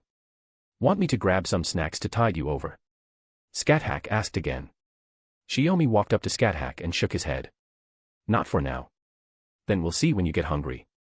Scáthach stood on tiptoe, gave Shiomi a quick peck on the lips, then turned and strolled leisurely toward the living room. Something felt off, so he followed Scáthach's footsteps all the way back to the living room. The lively scene before him startled Shiomi. Sakura and Baeban Sith were crafting decorations. With Barghest's help, Gray hung the finished ornaments on the living room wall. Meanwhile, Habertrot was helping Caren with her hair and makeup. Does it taste a bit off? Did you forget the salt? Scotty asked, taking the plate Morgan handed her and tasting the broth inside. Could it be that your palate is just a bit strong? Morgan disagreed. I think the flavor is perfect. My husband loves it this way. It's definitely a bit bland, said Scáthach, who had helped taste it. What do you think, King of Knights? Artoria, holding a piece of grilled sea bream, said, I think it's great. Morgan's cooking is spot on. Tenkei will definitely like it. Are you really going to eat this much right now? Morgan asked, looking slightly exasperated. If you lose your appetite later, don't blame me. Don't worry.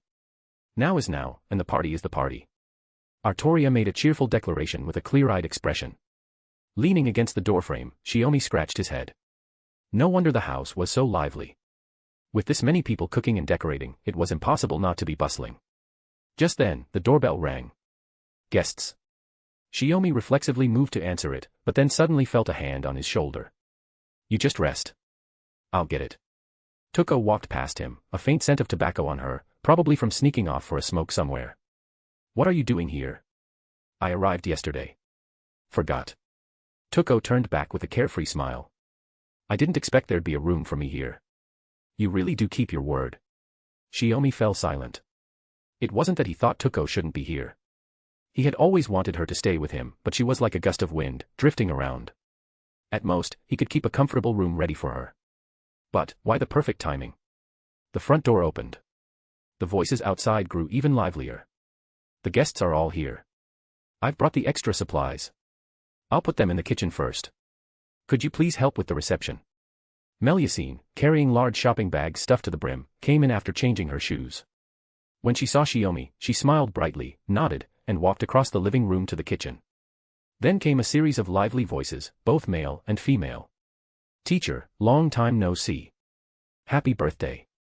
Olga Marie turned into the hallway with a gift in her arms and congratulated Shiomi. A birthday for someone over 6,000 years old. That's truly terrifying, teacher, Reina said with a mischievous grin. To gain so much time by entering the past of the Lost Belt is no small feat, Elmeloy too added. Please come in, or we'll all be stuck at the door, Romani said with a smile, trying to manage the situation. Behind him stood Ritsuka, Mash, and both Da Vinci's, young and old, each holding a gift. Everyone greeted Shiomi as they made their way into the living room. Soon, the room was full, filled with laughter and cheer. Shiomi finally realized today was his birthday. It was the day registered when he joined the Mages Association, and it had indeed been used as his birthday ever since. But why is everyone here? Isn't the planet already a bleached world? Shiomi suddenly snapped out of his daze and immediately questioned everyone. What exactly? His question left everyone puzzled. The bleaching crisis has already been resolved, Olga Marie said with a smile. It's all thanks to the teacher, who's been blazing the trail and always leading the charge. Me. Shiomi did want to be at the forefront, but he had no memory of resolving this crisis, one no less devastating than humanity's incineration. My husband is always so modest. Morgan set a pot of stew down on the table's heat-resistant mat. That's why he's so captivating. It's not modesty. How could I possibly claim something I never did? Shiomi leaned against the doorframe, a dull ache throbbing in his head. What had he been doing just moments ago? How had he ended up back at his home in Fuyuki? He covered his face as memories, once hazy like mist, began to sharpen. You don't look so well. Has the prolonged battle taken its toll? Toko stepped forward and offered to support Shiomi's arm. Shiomi slowly lowered his hand, shaking his head casually. Probably just exhausted. I'll need to rest a bit longer. He slowly lowered his hand, flashing a bright smile, and gave Morgan a deliberately casual glance. Chapter 682, Volume 9, Chapter 32, Selection. This was a birthday celebration Shiomi had never experienced before. He wasn't fond of large gatherings, his birthdays were always spent quietly with family. During his time at the London Clock Tower, he had received both personal gifts and many business-related birthday presents. Shiomi was undoubtedly grateful that everyone had traveled from all over the world to celebrate him. Even if this was merely a dream, he knew that if such an ordinary yet precious day of peace ever truly existed, his home would be as lively as it was now. Why did you lie? Morgan asked from behind him. The living room was still bustling, but Shiomi stood in the courtyard, watching everyone from afar through the open sliding doors and floor-to-ceiling windows, like a guardian who didn't belong here. Is that unforgivable? Shiomi smiled silently. What an extraordinary illusion, it even perfectly replicated Morgan's fairy eyes. Morgan had seen through his lie the moment before. No, Morgan said. I'm more concerned that something's troubling you. More than that, I wish you'd answer me, Morgan. Shiomi paused. Suppose the peaceful everyday life you once had to endure great hardship to reclaim suddenly appeared before you without any effort, how would you feel? Morgan flashed a sly smile. I doubt its authenticity. After all, depending on the recipient, the Garden of Lost will bring similar things. That's exactly how I feel right now, Shiomi replied with a smile. Even if something rightfully belongs to me, I can't accept it with a clear conscience when I've gained it without any effort. Maybe you've forgotten many things. After all, you've endured so much hardship along this journey. Morgan's eyebrows dipped slightly, her expression filled with heartache. Speaking of hardship, haven't you endured just as much, standing by my side and fighting alongside me? And what about Master and the others? Shiomi shook his head. I'm not the only one who suffered. So you're saying everything before us is an illusion, including me, just a fabricated beautiful dream designed to deceive you? Morgan asked. Shiomi looked surprised. How astonishing. I thought at this moment, you would appear as my wife, the embodiment of this beautiful dream, and urge me to stay. That's the problem with illusions like this, Morgan murmured, gazing at her hands with a lazy smile. They replicate the original too perfectly, making it impossible to act contrary to that original. Because I'm lost in the mountain itself, Shiomi frowned, letting out a faintly sorrowful laugh. Had he known the answer would be this, he might have lingered longer in this beautiful dream instead of rushing to awaken. Once the illusion's essence was exposed, this warm, spring breeze-filled courtyard, along with the surrounding world, began to crack like shattered glass. The surroundings gradually darkened, and all the scenery faded away, leaving only the courtyard centered on him and Morgan. Even the ground beneath their feet began to vanish. As far as I recall, aside from that time in the Queen's calendar, I've never seen you off before. Morgan showed no emotion at the disappearing surroundings. Even she would vanish. In the pitch-black void where heaven and earth blurred, only Morgan and he remained, along with someone. It was only then that Shiomi realized Scotty, like him, had been swept into this second trial. Scotty sat on the ground, her head bowed, as if her consciousness had been stripped away. Looks like it's time for me to leave. Shiomi walked past Morgan and toward Scotty. Where are you headed? Morgan asked. That's obvious, toward the path leading to this bright future, of course. Shiomi smiled resolutely. Good. After a soft reply, Morgan vanished as well. Shiomi crouched before Scotty, reaching a hand toward her shoulder. The moment his touch connected, the surrounding darkness vanished like a camera cut. Scotty sat curled against the temple entrance wall. Scotty snapped awake, staring at Shiomi in shock. Thank goodness, you seem to have regained consciousness. He breathed a sigh of relief. Just now, what exactly happened? Scotty still felt a bit dizzy, though she did recall the events that had unfolded. That dream, so beautiful she never wanted to wake from it, had drawn even her in unconsciously, accepting the peace and tranquility before her. A test to see if we possess wisdom, if we can resist being deceived by false beauty. Shiomi extended his hand to her. Scotty stared at the offered hand, dazed, before finally taking it and rising from the ground. Was that your dream, or? Surely not yours, Shiomi teased, half-jokingly. If it were, I'd be a bit concerned. Truthfully, my second trial hasn't even begun yet. These words made Scotty's cheeks flush slightly. She was certain it wasn't her dream. Everything felt unfamiliar, yet filled with peaceful acceptance. Just like this man himself. If that's the case, it's truly strange. Why do I exist within your beautiful dreams of the future? Scotty feigned calmness, mocking the content of this trial. Because you're the bride the great god has betrothed to me, so I subconsciously accepted that fact, Shiomi stated plainly. Of course, it's your freedom if you don't wish to heed Odin's prophecy. What an utterly speechless man. You already have a wife, so many companions, yet you still know no satisfaction. Scotty seemed displeased, reproaching his words and actions. At this moment, she should have shaken off Shiomi's hand, displaying the dignity befitting a goddess and queen, which would have been far more convincing. Yet when Shiomi took her hand and led her into the unexplored depths of the temple, through its narrow corridors toward its inner sanctum, Scotty still failed to pull away. This rendered her earlier words utterly toothless. Her mind was in turmoil, the most fitting description for her current state. Regarding Odin's arranged marriage, Scotty felt less resistance than outright disbelief, especially after waiting 3 millennia. She had begun to doubt the prophecy's authenticity when everything suddenly materialized before her. And then this man, without a moment's hesitation, accepted what she herself still pondered and doubted. He even envisioned a future where he had made room for her. All was joy and laughter.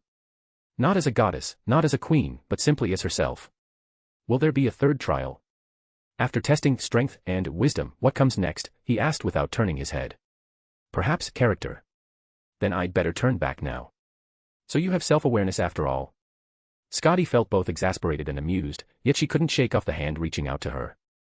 If you'd like to support my work and unlock advanced chapters, you can follow me on p-at-trian. p-at-trian.com/pinksnake, 100 chapters ahead. You can also follow as a free member to read a few advanced chapters. Chapter 683, Chapter 683, Volume 9, Chapter 33, Entrustment. Temple after temple, the nested chambers of Valhalla stretched endlessly. Shiomi had no idea how long he and Scotty had been wandering through this place. In terms of perceived time, the trials of strength and wisdom hadn't taken long. But they had been rushing before the battle with Fenrir. Especially before waking from that dreamlike state, fragments of memory remained unclear, leaving Shiomi uncertain whether time had truly passed in between. After all, within this inner realm of Valhalla, the passage of time itself remained invisible. So, it ends up being a cave. Walking through the temple's straightforward secret passage, the marble-lined tunnel gradually shed its ornamentation and transformed into a pure cavern. When the narrow passage, barely wide enough for Shiomi to lead Scotty cautiously, one in front, one behind, finally opened up, he couldn't help but utter a quiet sigh at this seemingly insignificant change. Inside the entirely natural cavern, stones embedded in the wall stored mana, emitting a dim glow that barely illuminated the stone chamber. The cavern was roughly twice the size of Lord Elmeloy II's classroom. The stone floor was carved with precise arcs and straight lines, layered and nested, marking the central point. This must be the location for the third trial, or perhaps something else, Scotty speculated vaguely, adding, Odin never specified how many trials there would be. The number doesn't matter.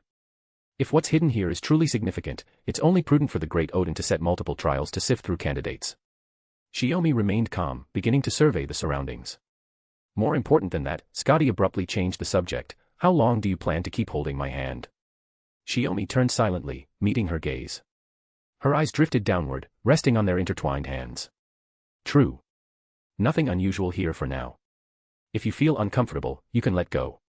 Shiomi offered an apologetic expression as he slowly released her hand. After all, you haven't given your answer yet. It seems I was rushing things. After initiating such intimate gestures so decisively moments ago, he now released her hand with equal abruptness. Shiomi's reaction made Scotty suspect he was playing hard to get. What are your plans after the trial ends? Scotty asked. Which aspect do you mean? Shiomi inquired. This world's affairs, and my own matters, Scotty clarified. Shiomi knelt on one knee, examining the patterns on the ground and the altar placed at its center. Since Ophelia, the cryptor, remains by your side, you must surely understand that this world has become a pruned event. That's precisely it, Scotty stated. Once the fantasy tree is severed by you, my Scandinavian realm loses its very foundation for existence. It will swiftly vanish from this bleached world. And then, simultaneously, all life within the Lost Belt would perceive not a hint of abnormality. They would pass away as if in peaceful slumber, silently, quietly dissipating like mist, as if from a distant, ethereal dream. My wife Morgan also hails from an anomaly zone, Shiomi remarked calmly. You must have learned this from Ophelia. The first anomaly zone to vanish was the Britannia anomaly zone. I have indeed heard of it, Scotty replied. It said that this was originally an unclaimed anomaly zone without an Ophelia companion assigned to it, yet it was the first to undergo changes and the first to disappear. So the crypter discusses other lost belts even before the king she collaborates with. Shiomi turned and asked with a smile. Nothing but trivial matters. By the time Ophelia mentioned it, the island nation to the southwest and the snow-covered empire to the east had already vanished, Scotty said casually. Of the remaining 4 lost belts, the one managed by that woman named Hinako Akuta isn't worth discussing. And then, Shiomi saw this as an opportunity to probe further about the other lost belts. After all, Scotty seemed distracted, engaging in casual chatter. Among the remaining lost belts, Ophelia strongly advocated for me to collaborate with those colossal entities in Greece. That's quite characteristic of Ophelia. After all, she's the master in Group A who holds the deepest faith in Kirstalia. Shiomi offered her own assessment. Team A. Speaking of which, you're also a master from Team A. Why haven't you joined them? She paused mid-sentence, suddenly grasping the crux of the matter. Is it you? As an anomaly who's lived over 6,000 years as a human, did you also come from that lost belt? She sensed the profound depth of timeless experience radiating from Morgan, a quality strikingly similar to Shiomi's own. That's a long story, Shiomi smiled. Let's return to our original topic. This world remains a lost belt for now. If we harness the magical power of the fantasy tree to transform the Scandinavian lost belt into an anomaly world, it could indeed ensure that everything here survives outside the lost belt. But that would require prolonged cultivation. Over 2,000 years, Morgan and he had maintained a dynamic equilibrium after Britannia's transformation, stabilizing the very nature of the world itself. Though unintended, this outcome allowed Shiomi to watch Britannia's destruction with fewer lingering concerns, enabling him to confidently conclude the pilgrimage to Britannia. Why do this? Scotty didn't need to ask about the cost. Such a monumental feat couldn't come without a price. Most likely, it would require completely draining the fantasy tree's magic. To bring you away, of course, Shiomi said. I originally came here just to investigate possible traces of the Age of Gods in the Scandinavian Lost Belt and gather intelligence related to Odin. But then I encountered an unexpected situation here. Compared to the trials left by the great god Odin, the matters concerning Scotty have become far more significant. Scotty hadn't expected Shiomi's answer to be so straightforward. She pressed further, I mean, why would you treat me this way? To you, the prophecy of the great Odin is an unfounded arranged marriage, something determined by your own choices. Shiomi exhaled deeply. Truthfully, after learning the full prophecy, it felt less like an arranged marriage and more like it was telling me. He met Scotty's gaze, his tone shifting slightly. I entrust Scotty to you. Since the great god has placed you in my care, it's only natural I should consider your best interests. Entrust. You say entrust. Entrusting me, a goddess, to a human I've never even met. Scotty averted her gaze, her eyes brimming with despondency. Chapter 684, Volume 9, Chapter 34, Tears. The sacrificial cave fell silent for a moment. Scotty hugged her arms, eyes lowered, her brows slightly furrowed. Her expression seemed complex, appearing even more elusive in the dim light and shadows. Perhaps my wording was off, but to me, this somewhat brutal arranged marriage must carry a similar meaning. Shiomi reached out, attempting to soothe Scotty. It's not about disrespect or distrust, it's... You don't need to lecture me. Scotty took a step back. Tears slid down her cheeks, like droplets falling in the harsh winter. If you could see so far, if you could leave a message that only the recipient could understand to someone you'd never met, the great god who lost an eye yet gained the eye of wisdom, the great god who wove the runes, why abandon me? Why leave the Scandinavian world to me, forcing me to wait through endless time for someone uncertain? She didn't sound like a goddess. She sounded more like an ordinary girl. After Ragnarok, as the sole surviving deity entrusted with the Scandinavian world, she could only grit her teeth and strive to fulfill her roles as both god and queen. Though she was a goddess, she remained unmarried, childless, yet had to embody the mother of all things, loving every living creature in the Scandinavian world as a mother would. Humans, giants, valkyries, even magical beasts. No one could comprehend this burden, nor could anyone ever. Scotty was certain of this. Even the human entrusted with Gungnir, as Odin had foretold, would never understand in the end. It should be so. You already knew the answer all along. Shiomi forced a smile, bitter and resigned. The answer.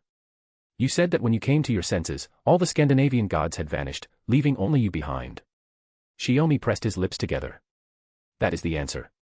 Because you did not die, because you are the only deity to have survived Ragnarok, Odin had no choice but to entrust the entire Scandinavian world to you.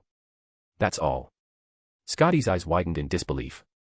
If you want a prettier reason, I could lie to you. Shiomi shook his head. But the great Odin knew how heavy this burden was, which is why he added that extra line beyond the prophecy. Because you understand me. Scotty murmured softly. I wouldn't dare claim to understand everything about you, but I know how exhausting it is to walk this path alone. Shiomi said to her, even with mutual support, even with trusted companions, Morgan and I still endured hardship and disappointment in Britain. You, who must sustain everything alone, cannot have it any easier than us. The long, heavy years spent bearing such a burden can only be understood by someone who carries an equal weight. That is why it had to be this man, why it had to be this outcome. Then why didn't you tell me from the start? Scotty wept, her tears falling like pear blossoms. The greater the expectation, the greater the disappointment. Besides, a great god who never lived through Ragnarok likely didn't have much time to explain these things. Shiomi held Scotty's shoulders gently. But I can tell you this, the great god's entrustment was not in vain. Before Scotty could finish, Shiomi pulled her into an embrace. Unfamiliar and unaccustomed warmth, yet it had the power to embrace everything. She tilted her face upward, resting her chin on Shiomi's shoulder. Tears fell like silent rain, continuously sliding down and dampening his clothes. There's no need to say anything now. Tears alone are enough. Shiomi stroked her hair gently, speaking softly. Even gods need moments to release the bitterness weighing on their hearts. There's no one else here. I promise you, everything that happens today will remain a secret forever. No one but you and I will ever know. So cry freely. Each of his words touched the softest part of Scotty's heart. Grief surged uncontrollably with her voice, and soon tears streamed down like a spring. Scotty had never imagined she'd weep in someone's embrace, yet now she clung to him like a drowning person grasping a straw. Her hands involuntarily reached around to Shiomi's back, clutching his clothes as she cried unceasingly, tears falling without end. She had no idea how long she cried or what she ranted about in her release. Shiomi remained silent, only gently patting her back and stroking the hair at the nape of her neck. When she finally came to her senses, she realized she was sitting on the cold ground, her head resting against Shiomi's chest, lost in thought. The tears had stopped, leaving only dry streaks on her face. Shiomi was like a warm statue, gently cradling her shoulders without a word, waiting for her to calm down. It seems, because of me, you've wasted a lot of time. I was supposed to be your guide, leading you through the trials left by Odin. Scotty pulled away from Shiomi's embrace, her troubled expression conveying her apology. Don't worry about it. There never was a third trial to begin with. Shiomi shook his head. This is merely the endpoint of the trials. I discovered that after assessing the situation here earlier. No third trial. Scotty felt a slight shock. Come to think of it, they hadn't been given much time before the first two trials began. The second trial had even started instantly. It's just a matter of perspective. In a way, perhaps you are the third trial. Shiomi extended a finger, pointing toward the altar ahead. If I couldn't reach your heart, I'd likely have to return empty-handed. Unnoticed, the magic stones illuminating the cave grew increasingly bright. Me. But during your adjustment period, I've nearly grasped the meaning of this trial. Whether it's becoming your own master or controlling your being, these are merely the riddles. The true answer is. As he spoke, he rose from the ground, reaching out to Scotty for what felt like the umpteenth time. What is it? Scotty bit her lip softly, pulling his hand to stand. Understanding oneself, Shiomi said. That is what the great god Odin expects of me through these trials, and the gift he bestows. Instantly, a blinding light flared before the altar, revealing a white portal of light before them. Seems it's time to leave. Come. Shiomi pulled her toward the gate. Dragged along, Scotty hurriedly asked, what exactly did you understand? Simply put, the power I touched isn't merely the power of life, or rather, the power of life is just one of its manifestations. Stepping through the gate, they returned to the entrance of Valhalla, yet neither Morgan nor the other two Valkyries were in sight. Shiomi grew wary. Before he could assess the situation, the earth trembled. He saw towering flames erupting between the snow-covered mountains of Scandinavia. How could this be? Scotty, equally unprepared for this turn of events, clearly knew the answer. Chapter 685, Volume 9, Chapter 35, A Sudden Turn. Earlier. My resolve is firm, my shadow strikes with the sword. Sakura's fingers traced through the void, leaving behind a fleeting flash of light. A shadowy figure materialized from the imaginary number space, transforming into a weapon-wielding demon that counterattacked, forcing back the twin servants who had closed in. Seizing the moment, Bayaban Sith caught the recoiling spell tome with one hand. Its pages fluttered rapidly before freezing on a specific page. The surging true intent summons the dewdrop of misfortune. Tidal surge. Channeling magical energy, the prepared magecraft formula materialized as tangible tidal waves emerging from the void. They engulfed the ice-covered land, sweeping the twin servants into their grasp and forcing them to wield their weapons against the abrupt surge. Not enough. Sakura drew her wand from imaginary numbers. She exchanged a glance with Babe and Sith, and together they unleashed a freezing magecraft. The surging tidal wave froze instantly, its churning spray solidifying into a vast expanse of ice that trapped the twin servants' movements. Yet they knew well that against servants possessing superior magic resistance, the lethality of magecraft was drastically reduced. Thus, this merely temporarily delayed Saber and her two companions. Caren. What's the situation at Valhalla? Any news about Dad? Seizing this moment, she relayed her inquiry to Caren, who remained on the bridge providing intelligence support. Nothing, Caren replied. The doctor's been monitoring the radar over that area, but Valhalla's gates still haven't opened. I see. Sakura could only conclude that her father was being held back by some trial within Valhalla. For now, more pressing matters demanded her attention. Half a month had passed since Shiomi entered Valhalla. Valhalla was originally established by Odin to receive the souls of fallen warriors, training and entertaining them within its halls in preparation for Ragnarok. Consequently, time flowed differently inside compared to the outside world, progressing much more slowly. Accompanied by Scotty, Shiomi had entered Valhalla to undergo the trials left by Odin. To him, the experience felt like no more than a day. Outside, however, time had passed differently. After waiting a day and night in Valhalla, when the storm border approached the royal city, Morgan and the others deduced the time discrepancy and temporarily returned to the warship to wait. Yet just half a day ago, the Cryptor and the alien apostles launched an assault on the storm border. Now, outside Scotty's royal city, the landscape had transformed into a battlefield. Sakura gazed upon the flames burning across the frozen land, and upon the flaming giant, surrounded by Morgan and the others, yet beyond their control. Surtur. The other soul concealed within Saber Sigurd's spirit origin, Ophelia, had infiltrated Ophelia's servant summoning procedure. It seized control of the dragon-slaying hero, the flame giant bound by this very spirit origin. As the vanguard servant, Surtur deceived his own master. Exploiting their inferiority against Morgan's group, he allowed Scáthach's magic spear to pierce Sigurd's spirit core within the spirit origin. Thus freed from his bonds, he manifested in his true form within the Scandinavian Lost Belt. Unlike Ivan the Terrible in the Russian Lost Belt, Surtur possessed not only a colossal form exceeding 1,000 meters in height, but also the divine power to manipulate flames, wielding the world-altering noble phantasm named Levitian. Even Morgan and her two companions combined could only stave off Surtur's advances, unable to swiftly eliminate him. Moreover, other servants were present here. Canes was locked in combat with Barghest, while the twin sabers charged directly at the battleship, intent on destroying their headquarters. Under Melusine's guidance, Mash and Grey engaged Rasputin and the Nameless One in battle near the battleship. The twin sabers are coming out. Prepare to fight, Sakura warned Babe and Sith. Yet a chill suddenly shot up Babe and Sith's spine. Always be aware of your surroundings. Remembering her father's teachings, Babe and Sith reflexively shoved Sakura aside and threw her body in front of her. Bang. The sound of a sniper bullet striking armored steel rang out. Melusine raised her twin swords and blocked the shot aimed at the two girls. Miss Melusine. Sakura froze for a moment.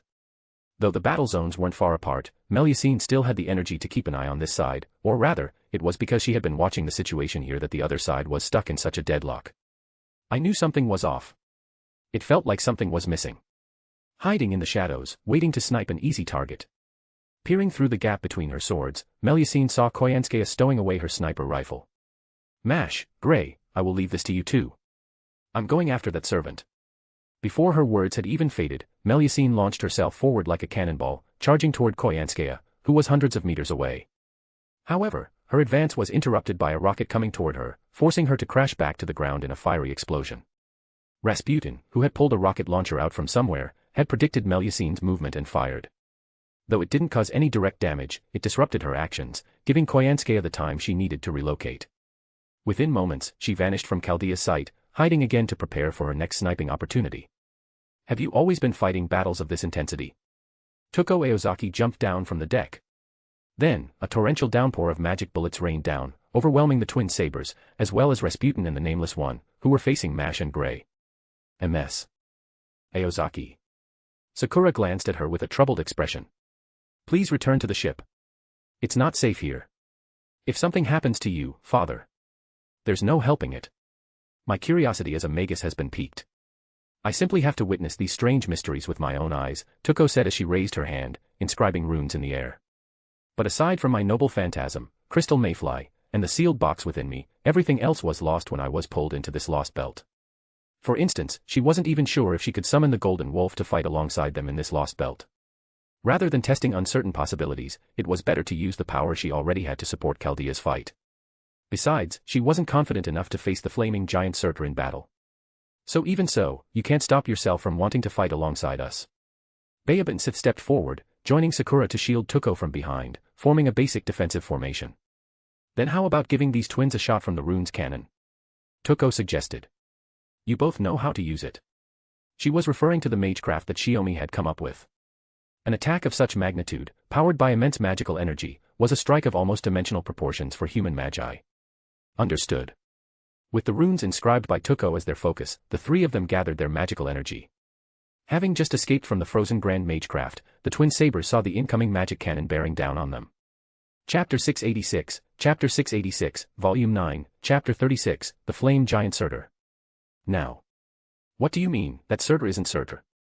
The moment he emerged from Valhalla, Shiomi saw flames consuming the land below, along with the colossal figure of the flame giant rampaging across the earth. He ran toward it without hesitation. Morgan and the others were already locked in battle. He had to reach them.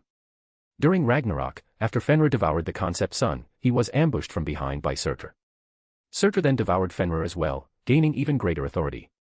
Scotty was not suited for running. She had originally planned to use magecraft to teleport, but it would have been too slow. Surtur's rampage had already shattered the barrier protecting the Scandinavian world. Cradled in Shiomi's arms, she was carried forward at full speed, mountains and valleys passing beneath them as though the land were flat. So that's how it was. Shiomi exclaimed. In the Ragnarok of proper human history, Surtur and Fenrir each fulfilled their destined roles, together drawing the curtain on the end of the Scandinavian Age of Gods. Yet the point of divergence in this lost belt lay in a single question, whether Surtur had betrayed his comrades. The Surtur of today possesses both his own authority and Fenrir's, Scotty said, her gaze dimming. The great god Odin gathered the surviving gods and Valkyries and sealed Surtur within a prison. After that, he and the other gods vanished one by one.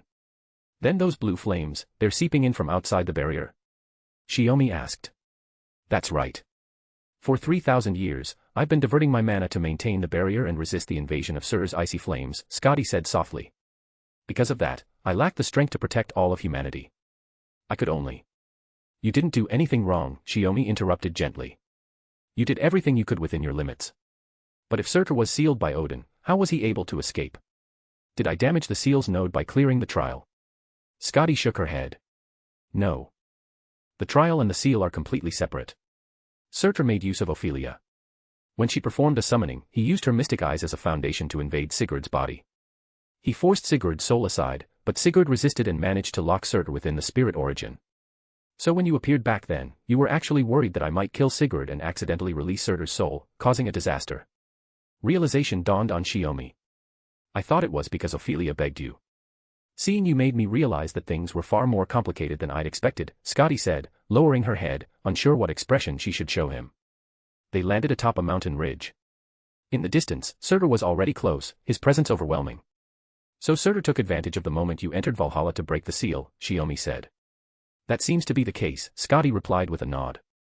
Shiomi set her down, intending to reunite with Morgan and the others and join the battle against Surtur himself. At that moment, 3 Valkyries descended from the sky beside them, landing in unison and kneeling on one knee in salute. They were the same 3 who had previously opened Valhalla. Your Majesty Scotty, we are relieved to see you unharmed, Thrud said, her expression as calm as ever. What is the situation? Scotty asked at once. We deeply regret to report that with Surtur's awakening, the barrier resisting the ice flame has been damaged. The ice flame is invading the Scandinavian world from beyond the boundary. In just half a day, more than half of the villages have been reduced to nothing, Ortlind reported in a low voice. Scotty's pupils shrank sharply. Half. At present, the remaining Valkyries are protecting the surviving villages, Hildur added. However, the destruction caused by Surtur's noble phantasm is too severe. Losses among both the Valkyries and the settlements continue to rise. The fact that there had been no engagement with Chaldea, nor any assistance given to the cryptor, was clearly because Scotty had never issued such an order. Listening to their report, Shiomi turned his gaze toward Surtur. It was only after getting closer that he noticed the strange shift in color across his body.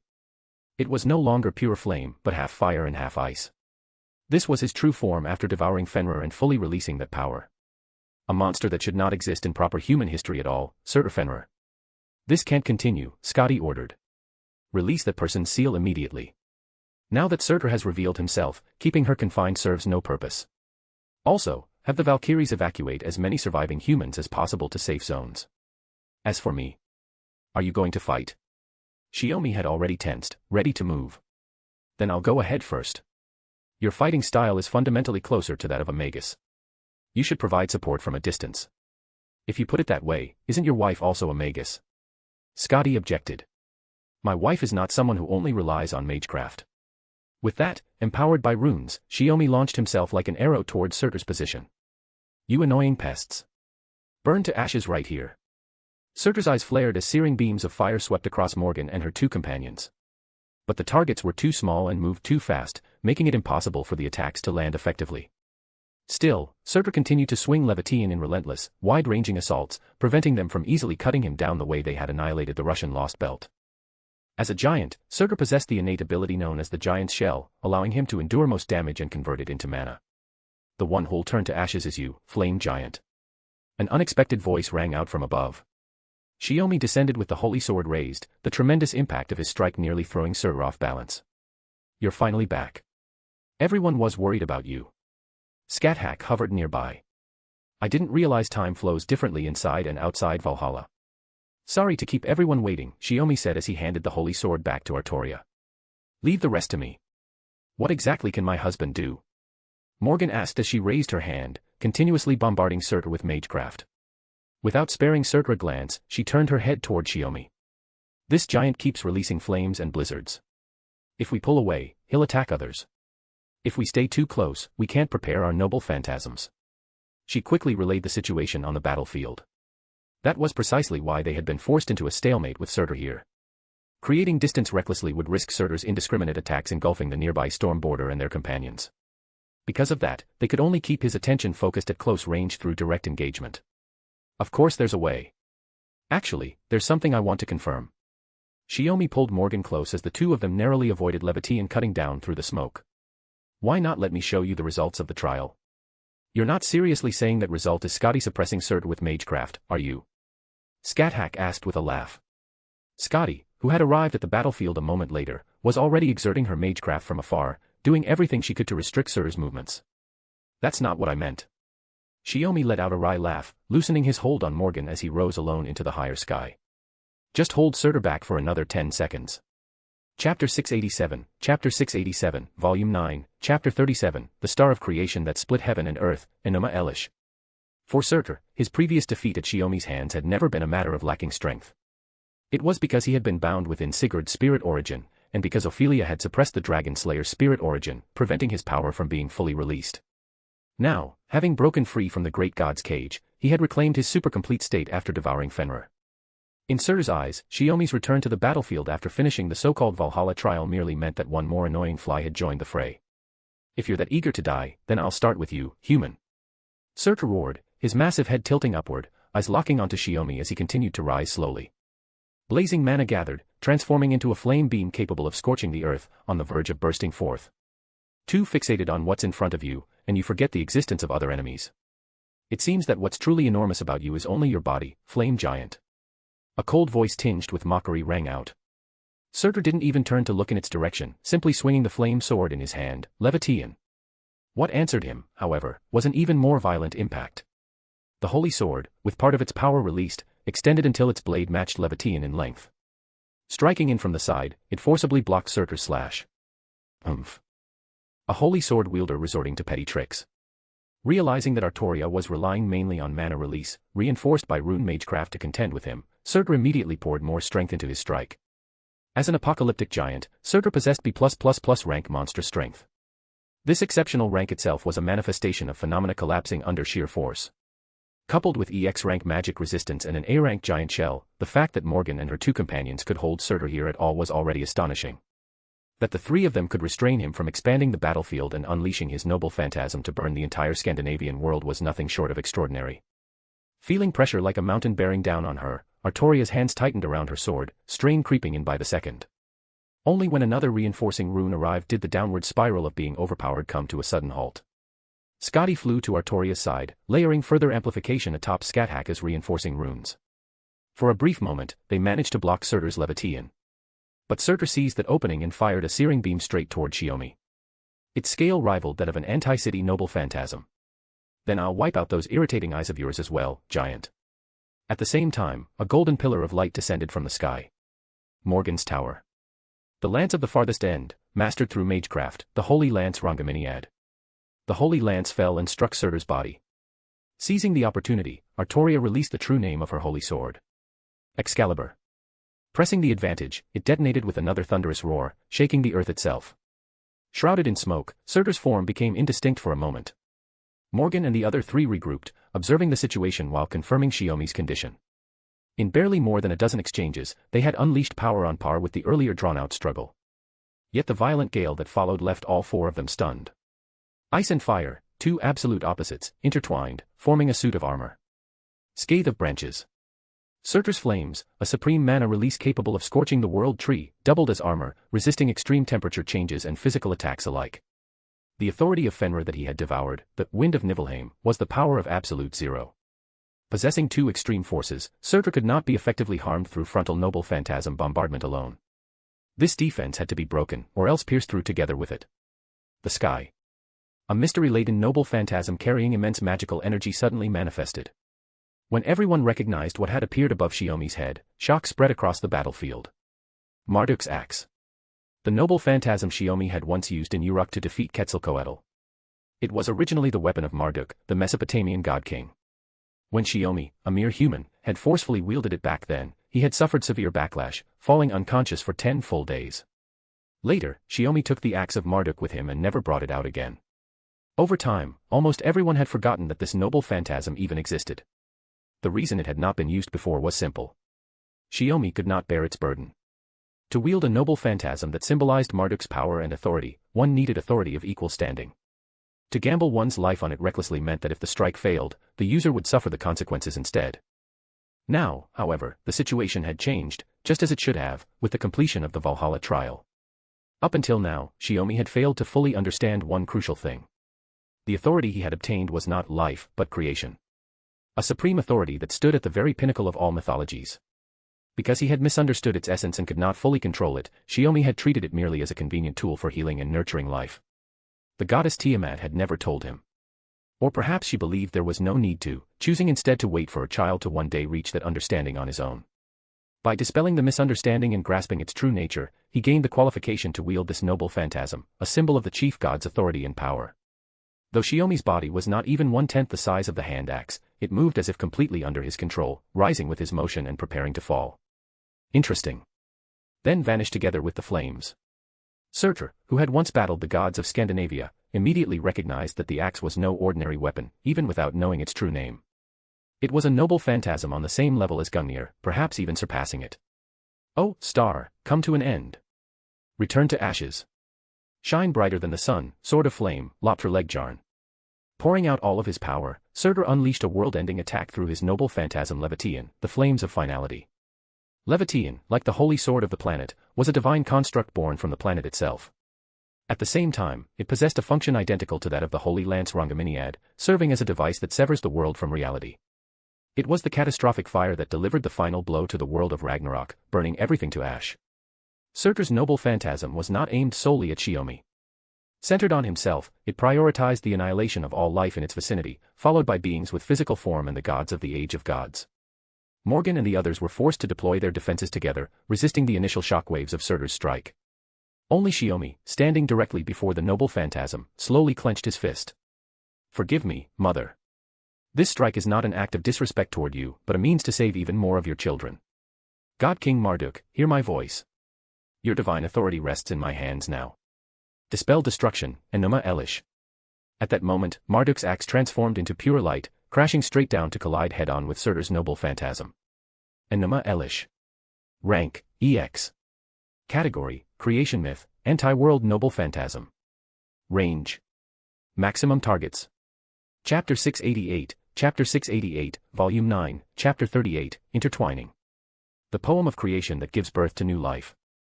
It was the mythic feat in which Marduk defeated the primordial mother goddess Tiamat and tore her body apart, using it as the foundation upon which heaven and earth were created. This hand axe was the noble phantasm that materialized after that great deed was accomplished. Unlike Ea, which reenacts the myth of splitting the world apart, what Marduk wielded was, in the most literal sense of the noble phantasm's name, the act of creating a world and writing its laws. It repelled the erosion of the boundary layers that isolate the world, utterly crushing everything that lacked the ability to interfere with the world itself. It was both an anti-world noble phantasm and a creation myth given form. The instant it collided with Levitian, another anti-world noble phantasm, the shockwaves from their impact swept across the entire Scandinavian world. Even if Surtur's noble phantasm could withstand that blow, what awaited him afterward was a domain governed solely by Marduk. To stand against the sword of flame that burned away all life and gods in the world, one needed a noble phantasm capable of creating a world. Primordial hell, or the rebirth of the world. That was the first impression Morgan and the others felt as they deployed their defenses at full strength. Had it been anyone else in their place, they would likely have been erased by the aftermath alone. Morgan did not want to blame Shiomi for his recklessness. Even he himself had probably been unable to fully estimate the scale and power of the clash between Marduk's axe and the sword of flame. Still, there was one thing she could be certain of. Surtur's noble phantasm was being suppressed by Shiomi's. In another 10 or so seconds, this Scandinavian world would be left with scars rivaling those of Ragnarok itself. I, who destroyed the gods, am being overpowered by a human like this. Surtur cried out in disbelief as he realized his strength was failing him. Then, in the next instant, he understood that Shiomi was no ordinary human. So that's it. So that's how it is. Odin. The one you chose is this kind of existence. Grah. Forcing out the last of his power, he pushed the mana of the sword of flame upward, only for it to be driven back down almost immediately. Heaven and earth roared. As if carving a wound into the planet itself, the light of Marduk's axe, seeming intent on cleaving both sky and land, split the Scandinavian earth in two, leaving behind a long, yawning chasm. When the light and shockwaves finally faded, Surtur's towering body stood motionless, the sword of flame still raised in his hand. The arrogant, merciless voice from moments before had vanished without a trace. Like a mountain cut apart yet slow to react, a cracking sound rang out. Surtur's massive body split open along the side of his neck. His form, further altered after devouring Fenrir's authority, a body where ice and fire were interwoven, was severed cleanly along a boundary line. The upper half slid slowly to the right. With his body split apart, Surtur toppled backward, triggering yet another thunderous crash. Certain that the battle was over, Morgan lifted her gaze to the sky, only to see Shiomi falling helplessly. The immense mana consumed by unleashing that noble phantasm had left him unable to maintain flight through runes. My husband. Morgan rushed forward first, catching the falling Shiomi squarely in her arms, her own altitude dropping slightly as a result. Scáthach and the others quickly gathered around, looking at Shiomi as he lay there, drained and utterly exhausted. That was close. I almost thought I was going to fall to my death. Though I guess I probably wouldn't actually die, he joked weakly about his condition. You become a bona fide god king, and then almost drop straight out of the sky.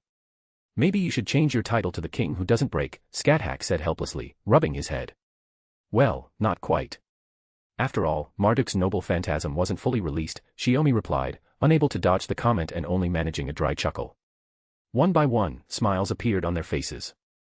The collision of two major anti-world noble phantasms swept across the entire battlefield, forcing the clash between the alien apostles, the Lost Belt servants, and Chaldea to come to a halt. Both sides were driven back, left facing each other at a distance. Sult's defeat itself had been within their expectations, but the manner in which it happened lay far beyond what they had anticipated. Well now. To think he'd pull out a noble phantasm like that. One more strike of that level, and all of us would have been wiped out here, wouldn't we? Kodomine Kirei spoke with his usual unhurried composure. Lady Goyasukia seems to have already withdrawn. We should retreat as well. Planning to run away, father? Tuko asked coldly, holding the glasses she had just taken off. Of course. I still need to report what happened here to Kirsteria. After all, this operation was only arranged to test Chaldea's combat strength. I never imagined you'd reach this level. If things had continued as before, every Lost Belt would likely have met the same end. Kodomine Kirei continued calmly. But now, even he no longer has any reason to stop the descent of God. At that moment, Kani shouted toward the twin sabers. Hey, Saber. Take Ophelia with you. If they bring her along, it'll be trouble. I'd like to say that, but... The younger of the twins replied with a troubled expression. Look at the situation before you talk, the older twin snapped back irritably at Kani's. After Surtur lost control, Ophelia, who had been rendered unconscious by Morgan's magecraft, was now being protected by Saber Sigurd, who should have disappeared, along with another female servant. I thought that after risking everything to achieve resummoning, I could reclaim my honor on the battlefield. I never expected to be fortunate enough to witness a battle straight out of myth.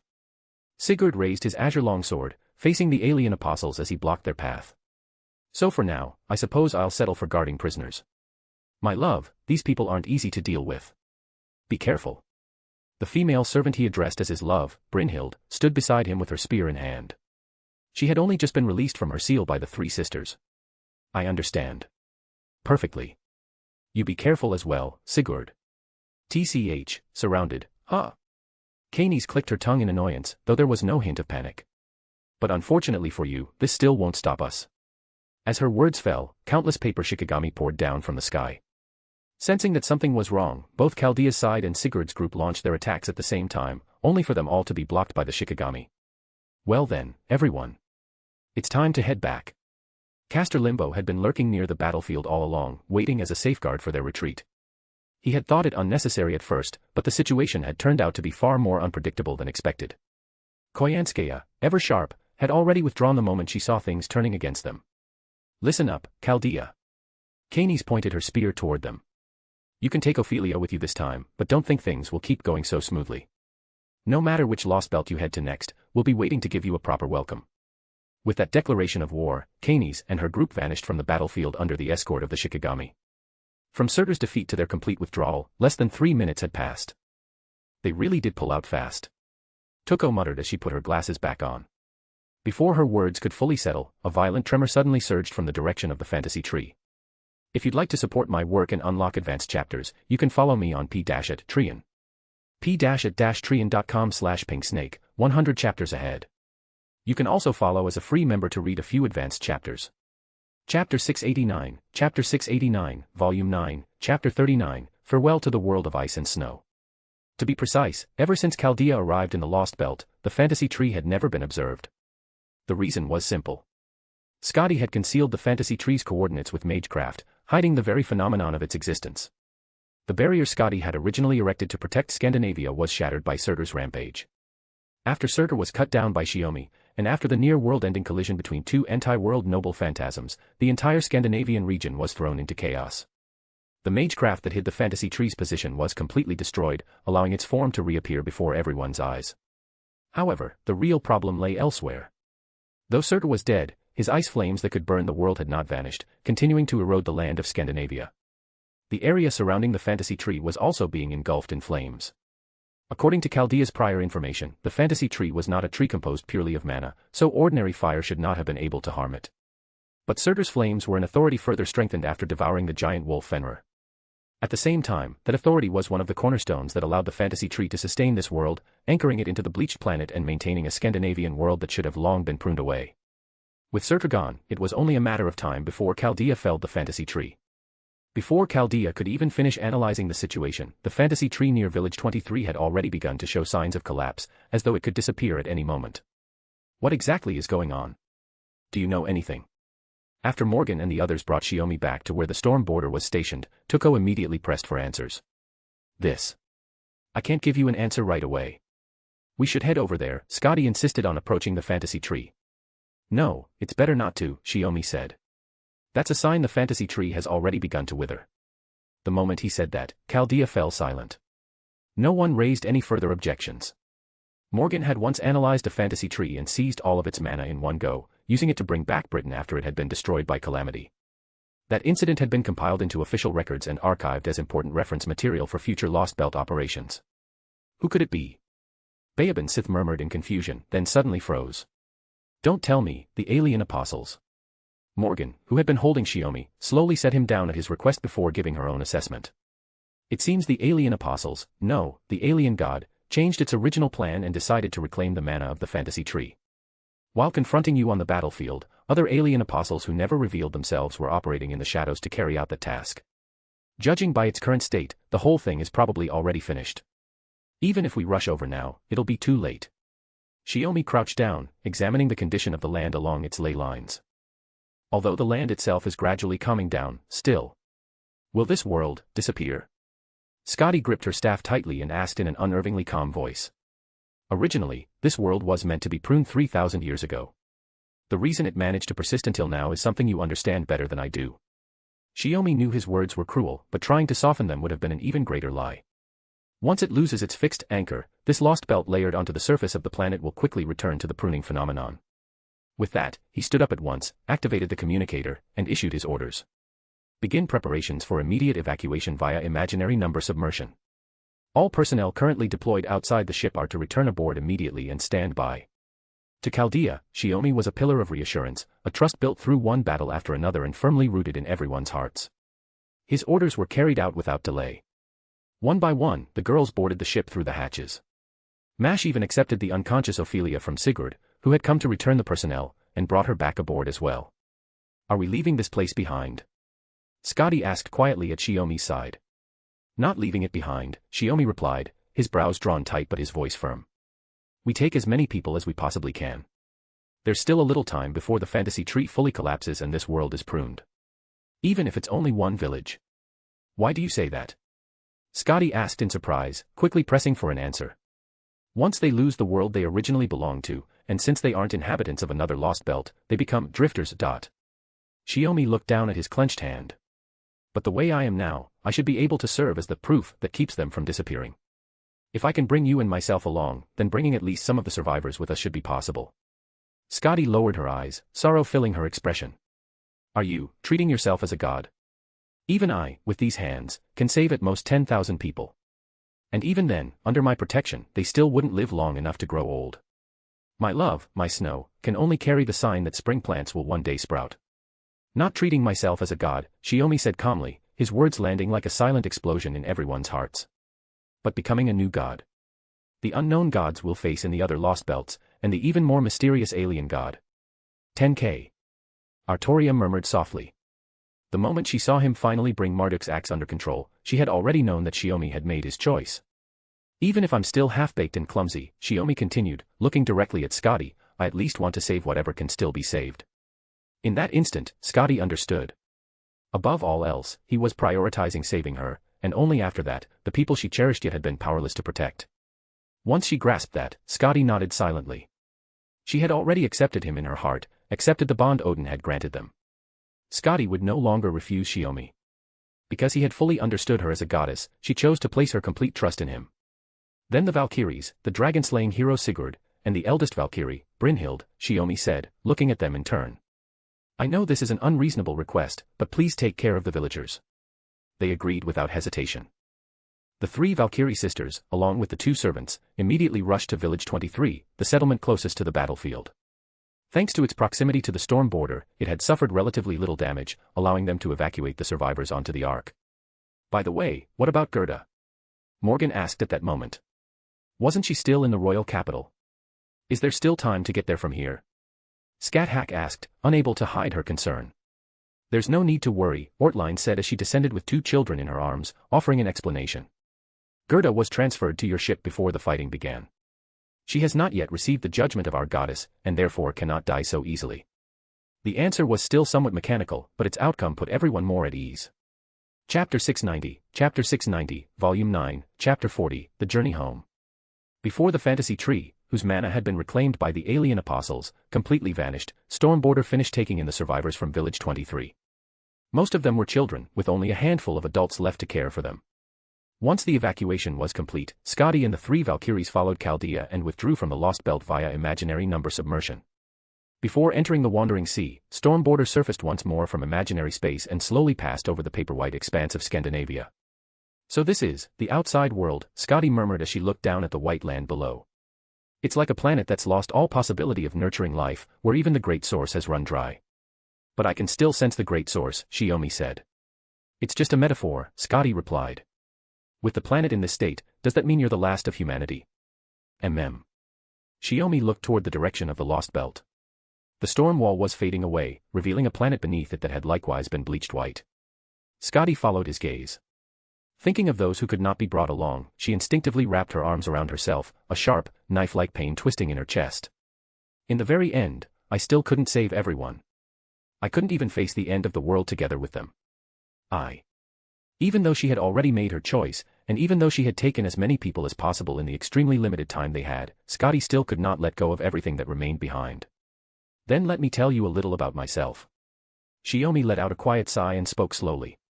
In the Britannia Lost Belt, I once called myself a god king and ruled Londinium for 2,000 years. In that city lived tens of thousands of people, along with a small number of fairies. Scotty froze for a moment. Britannia and the Scandinavian world are completely different. You can't compare them outright. But to me, those people who followed me generation after generation and fought for my sake were the ones I wanted to protect. Shiomi bent down and sat on the deck, his hair fluttering in the wind. But in the end, Britannia was destroyed. Londinium was destroyed as well. I wanted to take the surviving soldiers with me, but for my sake, they fought against a calamity they couldn't possibly overcome. They all died right in front of me. Do you still regret it now? Scotty asked softly as she sat down beside him. I regret it, but I also understand that it was their choice, Shiomi said with a faint, soundless smile. For them, dying on the battlefield was something they chose for themselves. Even I had no right to stop them. Scotty slowly closed her eyes, tears slipping from the corners. At least they knew why they were alive. Whether it was survival or destruction, they could face it without hesitation. Unlike the villagers, who vanished together with the prune phenomenon without ever knowing the meaning of their own existence, leaving nothing behind. It's not that nothing was left behind, Shiomi said, sensing the pain in Scotty's heart. You're still here. The Valkyries are still here. And the villagers who followed you and survived are still here too, even if there are only a dozen of them. You are the proof that the world which vanished once existed. You really know how to comfort people, Scotty sighed softly. Even a goddess could be persuaded by words like that. It wasn't that she couldn't accept it in her heart. It was the pain of having to abandon so many lives she had protected for 3,000 years that continued to linger. It's not really comfort, Shiomi said. After all, before we could even act against the fantasy tree, the alien apostles reclaimed its mana and completely disrupted all our plans. If you truly can't accept this outcome, then let's seek revenge together, against the alien apostles, and even the alien god. I'm a goddess who governs ice and snow, and you're telling me to seek revenge. Scotty couldn't help but laugh. If you don't want to, that's fine, Shiomi said with a smile. Chaldea will face the culprit behind the bleaching of Earth sooner or later anyway.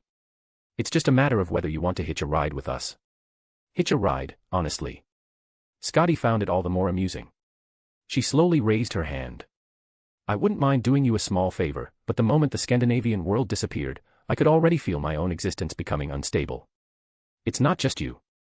The Valkyries, the survivors, all of them need a foundation to maintain their existence. And as their goddess, you're the most critical part. Shiomi spoke calmly.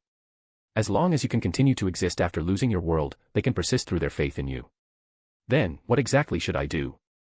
Scotty asked seriously. Shiomi's expression turned subtly awkward. Simply put, you need to obtain a new identity with enough weight. For example, becoming the bride of a newly born god. So that's why Odin gave me those instructions, Scotty said, gradually understanding. But given the current situation, you'll need to stay by my side, Shiomi added as he leaned closer to her face. Realizing what was about to happen, Scotty flushed and tried to pull back. Don't get so close. I'm not used to human body heat, divine body heat isn't any better either. At the very least, we need to establish a contract of continued existence before anything else. Shiomi took a deep breath and gently held Scotty's face. Then surely there's another Her voice was instantly cut off. Shiomi's presence surrounded her far more vividly than it ever had in Valhalla. The warmth carried through lips and the tip of his tongue made her dizzy. Intoxicating. Only when her breathing faltered did Scotty finally pull free, swaying as if drunk. With the contract kiss as its foundation, your condition should stabilize now, Shiomi said. Scotty had already realized that during the kiss itself. But now she felt both shy and faintly resentful, wanting to scold Shiomi yet lacking the confidence to do so. After all, the experience had been rather wonderful. So that's what you meant earlier about becoming a new god. Morgan appeared beside them without warning, nearly stopping Shiomi's heart. In that case, perhaps you should follow Odin's example and offer yourself to yourself for 9 days and nights. You might grow even stronger. Scáthach shook her head repeatedly, wearing an expression that looked almost disappointed. Come, let us head to the seat of the gods together, Artoria offered gently. Everyone knew that this invitation was deeply suspicious. As for the binding rope, we can substitute it with my mystic code, Crystal Mayfly. It's sturdier than it looks. Tuko lit the last cigarette in her stash, took a drag, and spoke casually. I have no objections. Scotty quickly agreed. And then, a scream that echoed across the entire deck rang out. It was Shiomi's. Chapter 691, Volume 9, Chapter 41, The Wandering Sea. The Wandering Sea, one of the 3 major organizations that make up the Mages Association and the oldest among them, is said to have existed even before the Common Era. Its headquarters, believed to be rooted in Scandinavia, is actually located on the North Atlantic, constantly shifting its coordinates as a mobile island. According to Lord Trembilio, the head of the Department of General Fundamentals, the Wandering Sea keeps minimal contact with the outside world and rarely accepts new casters. It only opens its doors once a year, on December 31st, to recruit disciples. However, in reality, its gates remain firmly closed. New disciples are almost non-existent, and those who have reached the Wandering Sea could be counted on one hand.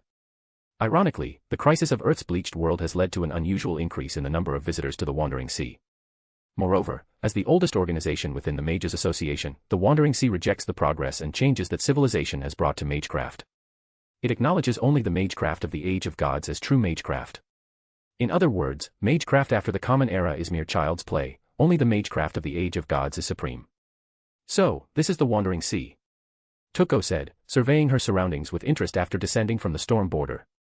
It's much more rustic and ancient than I imagined. Lord Trembilio wanted me to represent the clock tower as a magus of the Age of Gods and break the long-standing Cold War between our two organizations. Shiomi shrugged, casually mentioning the significant matter. The Lord had once engaged Shiomi in a magical combat exercise under the pretense of an exchange. From the smallest clues, he deduced that Shiomi's runes magecraft was not the basic, teachable kind practiced at the clock tower, but true, primordial runes. Recognizing this, Trembilio understood that revealing the truth would only make Shiomi more of a thorn in the side than Tuko Aozaki. It was far better to maintain the status quo. So, the Lord had kept the discovery to himself, only privately asking Shiomi about his wishes. Unfortunately, Shiomi was soon scheduled to head for the Antarctic Chaldea, and the matter was left unresolved. It's really a pity, Shiomi continued, this isn't the actual Wandering Sea, just some outer zone or similar area. The Atlas Institute expended a contract just to get access to this much. A purple-haired girl in an Atlas Institute uniform approached, weaving her way around the boarding and disembarking personnel, and then introduced herself to Shiomi. I'm Shaun Eltnam Sakaris. With my father's permission, I've come to the Wandering Sea under the Atlas Institute's banner to assist Chaldea during this crisis of human history's bleaching. Ah, you're the daughter of Director Zepia? Shiomi asked, surprised. And you're also. He recognized the resemblance to Zepia and the traits of a dead apostle, essentially, a vampire. Shaun raised a finger and gestured for Shiomi to keep this information quiet. As expected, Mr. Shiomi, nothing escapes your eyes. Please keep this confidential. Shiomi was used to such things. No big deal. My daughter, Bayaban Sith, has a similar constitution. You two should get along well. I've received the report already, Shaun nodded with a smile. I didn't expect that simply going out to track your whereabouts would result in resolving 3 lost belts at once. It really shocked me. Shiomi shrugged. Let Romani and Marie explain the specifics to you. That's what I plan to do, Shaun replied. But from the preliminary reports, it seems Mr. Shiomi is no longer an ordinary human. If possible, whether it's your skin, hair, or even your blood, I'd like to use the Atlas Institute's and the Wandering Sea's instruments to see what state you've truly become. Shiomi nodded thoughtfully. Living for 6,000 years yet still feeling like I'm in my prime, seems even more unnatural than the second magician. Shaun grinned, clearly excited. Your willingness to cooperate is great. As a researcher, I'm already eager to get started. However, there were more immediate tasks to address, including containing and maintaining the storm border and securing the dozen survivors rescued from the Scandinavian Lost Belt for a full examination and status assessment. Shaun had no time for idle chatter, especially since Chaldea staff were waiting for her. By the way, how's your father? Shiomi asked as she was about to leave. My father doesn't approve of what I'm doing now, but he hasn't opposed it either, Shaun said with a helpless shake of her head before turning to leave. Tuko, who had been listening nearby, spoke up. I've heard the Atlas Institute has technology to observe parallel worlds, though it can't interfere like the second magician. Shiomi nodded in understanding. You mean Zepia believes the destruction of a single world doesn't matter, as long as the whole continues to exist? Typical Magus thinking. Just then, someone lightly tapped him on the shoulder. It was Olga Marie. Professor, since this is your first time here, I'm sure you don't know where your room is. Would you like me to show you, she offered. Do you have time? Shiomi glanced at Scotty, who had followed them. He, Tuko, and Scotty were all entering the workshop in the Wandering Sea for the first time and needed to familiarize themselves with the area. All 3 of you are key combatants in saving the world. Naturally, as the director, I should personally take care of you, Olga Marie said with a matter-of-fact tone. This was also her own self-interest.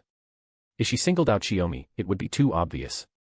By looking after both the Grand Puppeteer and the Scandinavian Goddess, she could subtly improve her teacher's impression of her. And so, they followed Olga Marie toward the residential area. Save the world. Shiomi glanced at Tuko. Never thought that phrase would apply to me one day, Tuko chuckled. It feels weird no matter how I look at it. At least it'll make for good conversation the next time you see your sister. You've done what even the fifth magician couldn't, Shiomi teased. Toko adjusted her glasses.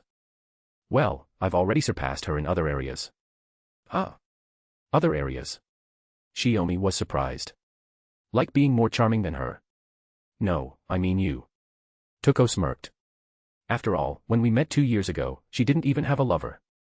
So that's what it was. Then, you've definitely won a lot, Shiomi said with a nod of approval. Scotty, a step behind, observed them with a piercing gaze, but remained calm and composed. Toko laughed as she reached into her coat pocket, only to remember she was out of cigarettes. With a sigh, she withdrew her hand. Shiomi noted the gesture. Chapter 692, Volume 9, Chapter 42, Everything as it was. Later that evening, in Toko's room. When she saw Shiomi arrive, she opened the door wrapped in nothing but a bath towel, having just finished her shower, and calmly led him into the room. You really are that impatient? Was the royal bedchamber not enough for you? Toko untied the towel around her hair, sat down on the bed with ease, and crossed her long, pale legs as she teased him. Ah. Shiomi sat down beside her and handed over a golden box. I came to deliver something. Cigarettes. The brand Toko liked the most and had been smoking all these years. How did you get cigarettes? She paused, then casually took the pack and toyed with it in her hands. After all this time, did you finally learn to smoke? Not really, Shiomi replied. Figures. There was no scent of tobacco on him. Toko had known that from the start. In fact, the moment she saw the pack, she already understood what it was. Magecraft can be pretty convenient sometimes, Shiomi said.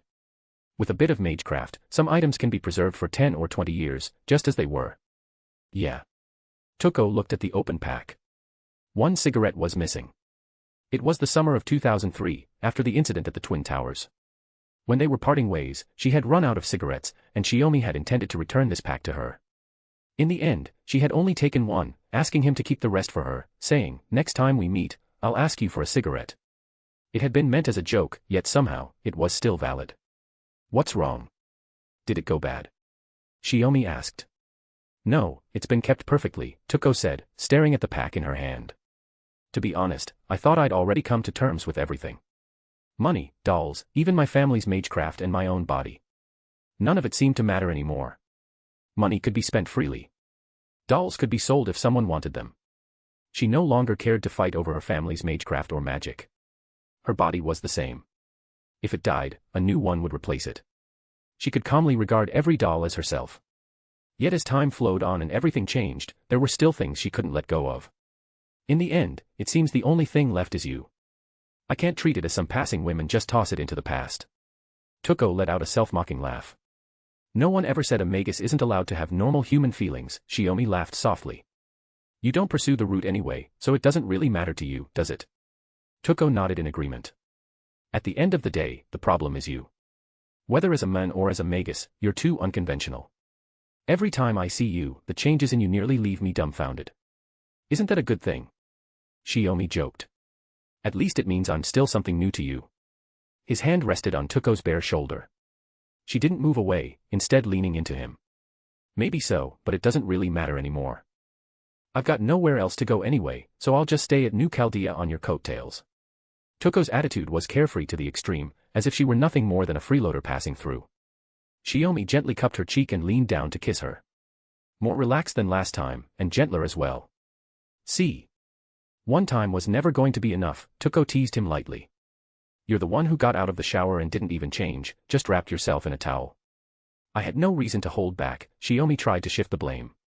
Toko only smiled. Slipping free from his arms, she untied the towel around her body, then looped her arms around his neck, pressing her warm, soft chest firmly against him as the two of them fell together onto the plush, comfortable bed. A sense of ease. Yes. That was it. A sense of ease. Toko suddenly realized the answer. Even after witnessing the end of the world with her own eyes, she hadn't felt fear. Only a faint regret that, when the world ended, she had still been alone. But not anymore. Northwest matter how the road ahead turned out, at least that worry was gone. Whether in life or in death, this man would be by her side, and she would be by his. The men she had loved, and still loved. By the time she came back to herself, she was already lying in Shiomi's arms, worn out yet deeply satisfied. Cool air from the AC brushed over her slightly damp skin, bringing a comfort that was hard to put into words. So we ended up doing it after all. Toko sat up halfway from his embrace and rubbed her still slightly dizzy head. Giving into pleasure really did drain your stamina. Even she needed a moment to recover. She reached out, found the cigarettes on the bedside table, smoothly pulled one out, lit it, and took a drag. In the past, after moments like this, Toko would habitually light a cigarette, and her already pleasant mood would only become better for it. She felt Shiomi sit up as well, loosely wrapping his arms around her from behind, staring absent-mindedly at the cigarette in her hand. What? Suddenly curious. Toko asked. Can I try it? Shiomi said. So Toko handed it to him. He took it awkwardly, drew in a clumsy breath, and immediately broke into a violent cough. Cough, cough. What a strange taste. I can't believe you like this. His mouth felt bitter and harsh, completely unfamiliar. He quickly handed the cigarette back to Toko. I don't even remember how I picked up the habit myself. If you don't like it, then don't bother, Toko said as she took another drag, smiling at him. But seeing that look on your face makes the cigarette worth it. Shiomi rested his chin on her shoulder, his nose brushing against the side of her neck. The mingled scent of a woman's warmth and tobacco was intoxicating. I was planning to rest a bit and take a shower, but thanks to you, I guess I'll have to go back into the bathroom, Toko said casually, feeling the ticklish warmth of his breath at her neck. Sorry about that, Shiomi laughed. Toko held the cigarette between her lips, her gaze drifting over his body. But you don't look fully satisfied yet. I'm completely out of energy. Don't force yourself. I'll figure something out on my own, Shiomi replied lazily. I see, Toko said, understanding at once. So they all sleep in your room? Not exactly. Except for Morgan, they all have their own rooms, Shiomi explained frankly. They just usually end up staying in my room. Hardly anyone goes back to theirs. I see, Toko repeated. If there's anything you want to ask, go ahead. I wasn't planning on hiding anything from you. Otherwise, when you came as a special envoy last time, I would have avoided you as much as possible, Shiomi murmured by her ear. There's nothing I need to ask right now. Let's just stay like this a bit longer. And this time, it was Toko who, cigarette in hand, leaned down to kiss Shiomi. Chapter 693, Volume 9, Chapter 43, Hypotheses and Conjectures. Within the Wandering Sea, with technical support from Shaun, the former Chaldea personnel reconstructed several key Chaldea facilities using the workshops there. Under Olga Marie's leadership, they established a new organization called New Chaldea, dedicated to addressing the crisis of humanity's bleaching. According to the atomic clock within the Wandering Sea, taking January 1, 2017 as the reference point, the crisis known as humanity's bleaching, one on par with the incineration of humanity caused by the demon god King Goetia, has already lasted 5 months. Inside the control room, Romani muttered to himself while recording a progress report on everything so far. It was currently break time, and no one, including him, needed to stay at their post. Unlike the incineration of humanity, this crisis was filled with far more unknowns. It wasn't something that could be solved just by one person staying awake day and night. Halfway through his notes, he leaned back lazily against the chair, rocking slightly from side to side. After the planet was bleached, it lost all day-night cycles. No matter where you are on Earth, all you see is white land beneath a cloudless blue sky. Actual time can't be measured anymore. So it's reasonable to assume that this blue sky is the result of a planet-scale artificial firmament. As he muttered on, a cup of black tea and a slice of strawberry cake were set down beside his keyboard. Catching sight of them, Romani casually picked up the cake and prepared to take a bite. Thanks. Overtime really calls for sweets, Da Vinci. Romani thanked out of habit, only to realize the person in front of him was Shiomi. Sorry, it's me. Disappointed. Shiomi said dryly. Want me to call Da Vinci over instead? The big one or the small one? That won't be necessary. Romani speared a strawberry with his fork and ate it first. Don't you need to stay with the others? You came all this way just to check on me. One thing is one thing, Shiomi replied, folding his arms. There's something I want to talk to you about. I'm borrowing that well-informed brain of yours. What is it? Romani sounded relaxed, but his attention sharpened. He knew Shiomi wouldn't come to him without reason. Whatever was coming next was likely important, maybe even crucial for understanding what lay ahead. Simply put, I want to know just how far the king of magecraft's clairvoyance can actually see, Shiomi said. No wonder you came to me. Romani chuckled in understanding. You even brought tea and cake that suit my tastes. Very considerate. The cake was still delicious regardless. As he ate, Romani asked, why ask this all of a sudden? Does it have something to do with Odin? You're sharp. Shiomi replied. That god also obtained the Eye of Wisdom by sacrificing himself to the gods, Romani said. Judging purely by the specs of that eye, in some respects it might even surpass the king of magecraft's clairvoyance. That's not what I mean, Shiomi said, a distant look crossing his face. When I was in the Lost Belt, staying by Morgan's side, Satanta appeared again as Odin's proxy. Right. Counting the time you were sealed within your soul, that makes 3 times, Romani nodded. He already knew the rough details of the Britannia Lost Belt's past, having heard them from Baobin Sith and the others. Every appearance was timed perfectly, Shiomi continued. Setting aside the incineration of humanity itself, don't you think it's strange how Odin arranged things afterward? It's as if he used the Eye of Wisdom to see another crisis waiting right after the incineration was resolved. So what you're suggesting is, Romani said slowly, understanding dawning on him. That Goetia, who carried out the incineration of humanity in the name of the king of magecraft, also foresaw this crisis through the clairvoyance of his physical body. Shiomi nodded. That's my inference. If Odin could see that future, then did Goetia see it too? Or maybe we should ask an even deeper question. Was Goetia's decision to enact the incineration of humanity really driven solely by complete despair toward humanity as a form of life? You're saying that, regardless of whether Goetia chose to act or not, humanity's bleaching was inevitable, Romani murmured, his gaze shifting to the other screens in the control room. They were filled with footage retrieved during investigations of the bleached Earth. Romani imagined it for a moment. If he were still the king of magecraft, still possessed of clairvoyance that could see the future. Upon witnessing this scene, would he have chosen a more extreme path as well? The answer was no. Solomon did not have that freedom. Those who had already entrusted the future to humanity should not return to interfere after death. I still remember that during the London Singularity, Goetia said the incineration of humanity had already been completed, Shiomi continued. His manifestation at the time was merely making use of some spare time. Combined with the information obtained from the Atlas Institute, the incineration of humanity was already complete, and Goetia had moved on to the next stage of his plan. And then, that entire plan was completely overturned by Chaldea after the resolution of the 7 singularities. No one knew what Goetia had intended to do next, unless the whereabouts of the missing demon god king himself could be found and questioned. If that's the case, things may be even more complicated than we originally thought, Romani said, feeling a strange sense of relief. The incineration of humanity wasn't simply an unprecedented act of mass slaughter. It may have been an attempt to save all of human history from a bleached future. It's only a hypothesis. We can't draw conclusions yet, Shiomi replied thoughtfully. Because if that hypothesis is correct, then the so-called alien god didn't come from outer space at all, but was something born from this planet's own history. Only by destroying human history from its very foundation and recreating it could the possibility of the alien god's birth be eliminated. So that's why the Lord granted guidance to Goetia. Romani suddenly felt mentally drained. He suspected it was because, after finishing the cake, most of his blood had rushed to his stomach to help with digestion. It goes beyond that, Shiomi said, putting forward a rather chilling hypothesis. Different gods have different agendas regarding this planet.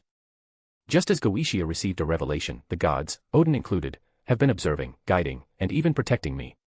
According to what Grimmer said in the fairy chronology, the reason I wasn't erased was also because other gods interfered. That's really not something to laugh about, Romani said quietly, as a long-standing doubt in his mind suddenly unraveled, leaving him with a sense of reluctant clarity. Exactly. There's nothing funny about it, Shiomi nodded. What I'd like to ask is that, when you analyze and organize the data on humanity's bleaching, and when you study the lost belts and fantasy trees, you keep what we just discussed in mind as one possible explanation. For the sake of strawberry cake, I'll do it, Romani replied with a gentle smile. There's still plenty left in the cafeteria fridge.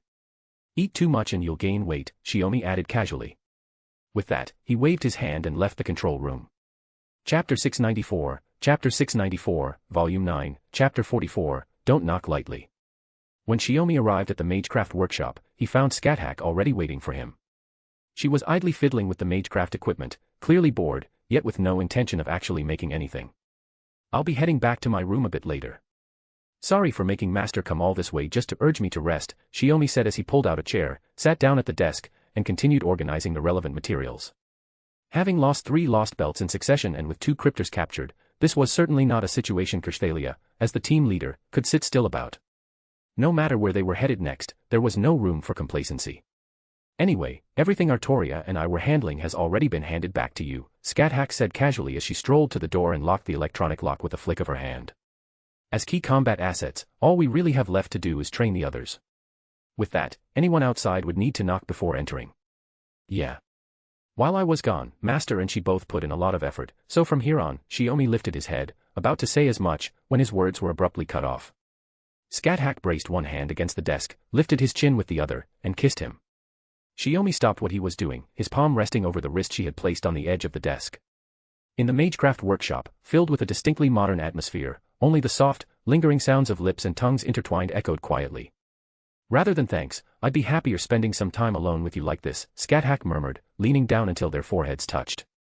There are more and more women around you lately. It makes me a little uneasy.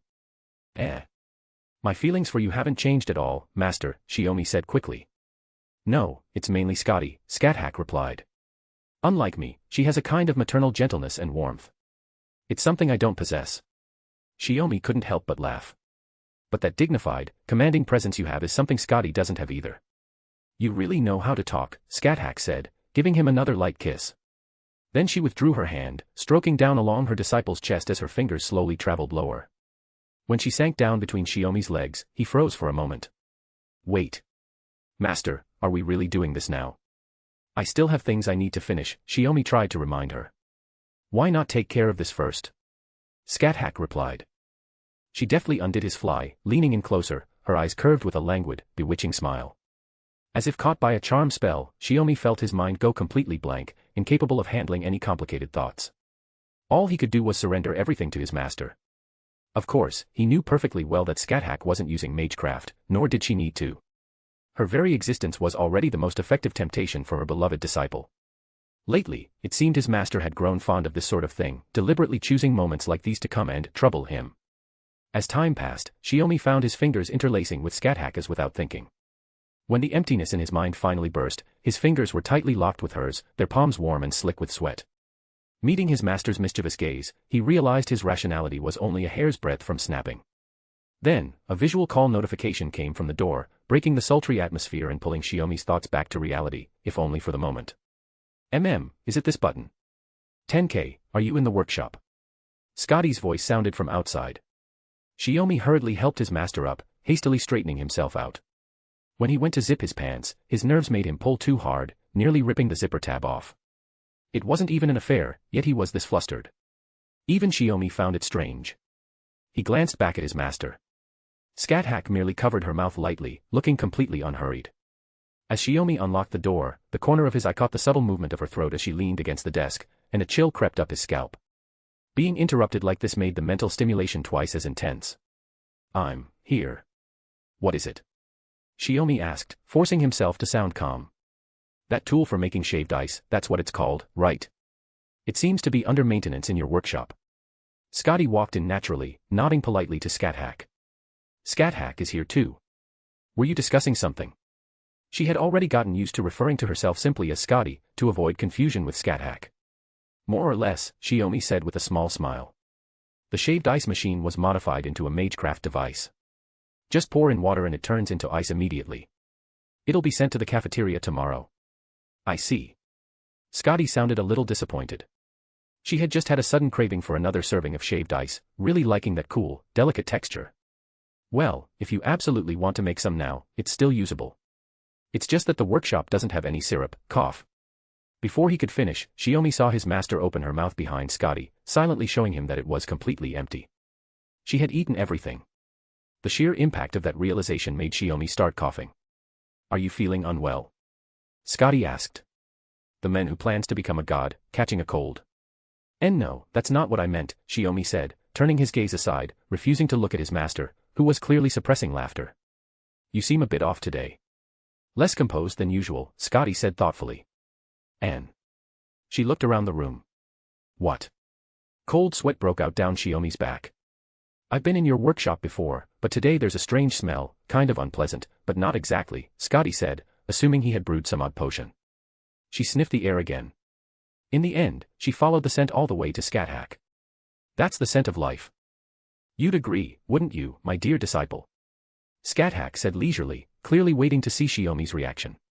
Yes. Shiomi leaned against the wall, having no idea how he was supposed to respond. The scent of life.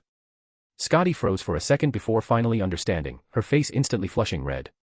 Though she had never married, she was hardly an ignorant child.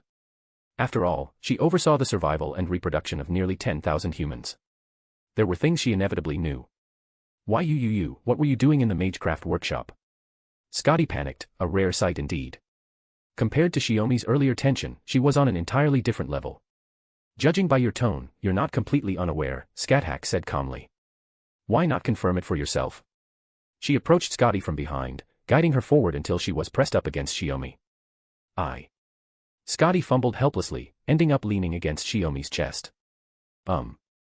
Master, you're acting a bit strange today, Shiomi said, looking at Scáthach. He was certain now she wasn't joking. She was serious.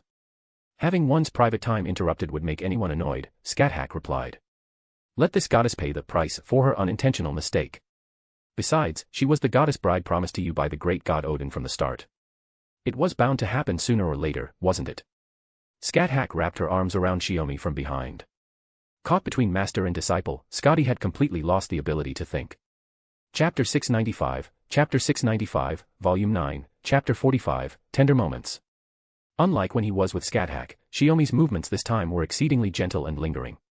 Even so, Scotty still failed to hold herself together, and in the end everything turned into a complete mess. How embarrassing.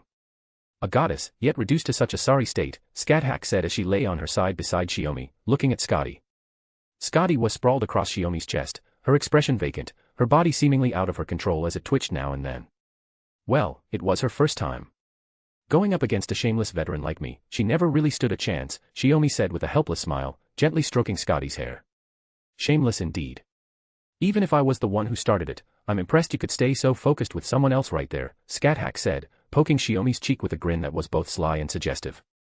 She was referring to both her own round with him, and what followed with Scotty. Well, it's not like we're strangers, Shiomi muttered in his defense. Scáthach only smiled, her gaze drifting back to Scotty. My disciple said you're not very good with warmth. But human body heat is different, isn't it? Quite nice. Scotty replied quietly. She was sensitive to heat by nature, yet the warmth of being held by him was completely different. Kissing, embracing, all of it felt wonderful. She was already close to becoming addicted. He had once said that, the warmth of skin is never a bad thing, and now Scotty finally understood what that meant. Looks like it worked wonders, Scáthach said, tickling Shiomi's nose with a strand of her hair, making his face itch slightly. Noticing this, Shiomi spoke up thoughtfully. You weren't exactly the same to begin with, but when you look this close, the differences really stand out. Oh? Scáthach asked with interest. Scotty lifted her head as well, curious to hear what he meant. Master's hair has a warmer shade of purple, Shiomi said. Scotty's is more on the cool side. Scáthach caught the tip of her hair and examined it, then smiled. That's true. They really aren't the same, Scotty agreed. Without a mirror, she rarely paid attention to herself, and so she had never really noticed the differences between her and Scáthach. But the most obvious one is that Master is clearly a bit taller than Scotty, Shiomi continued. Is that so?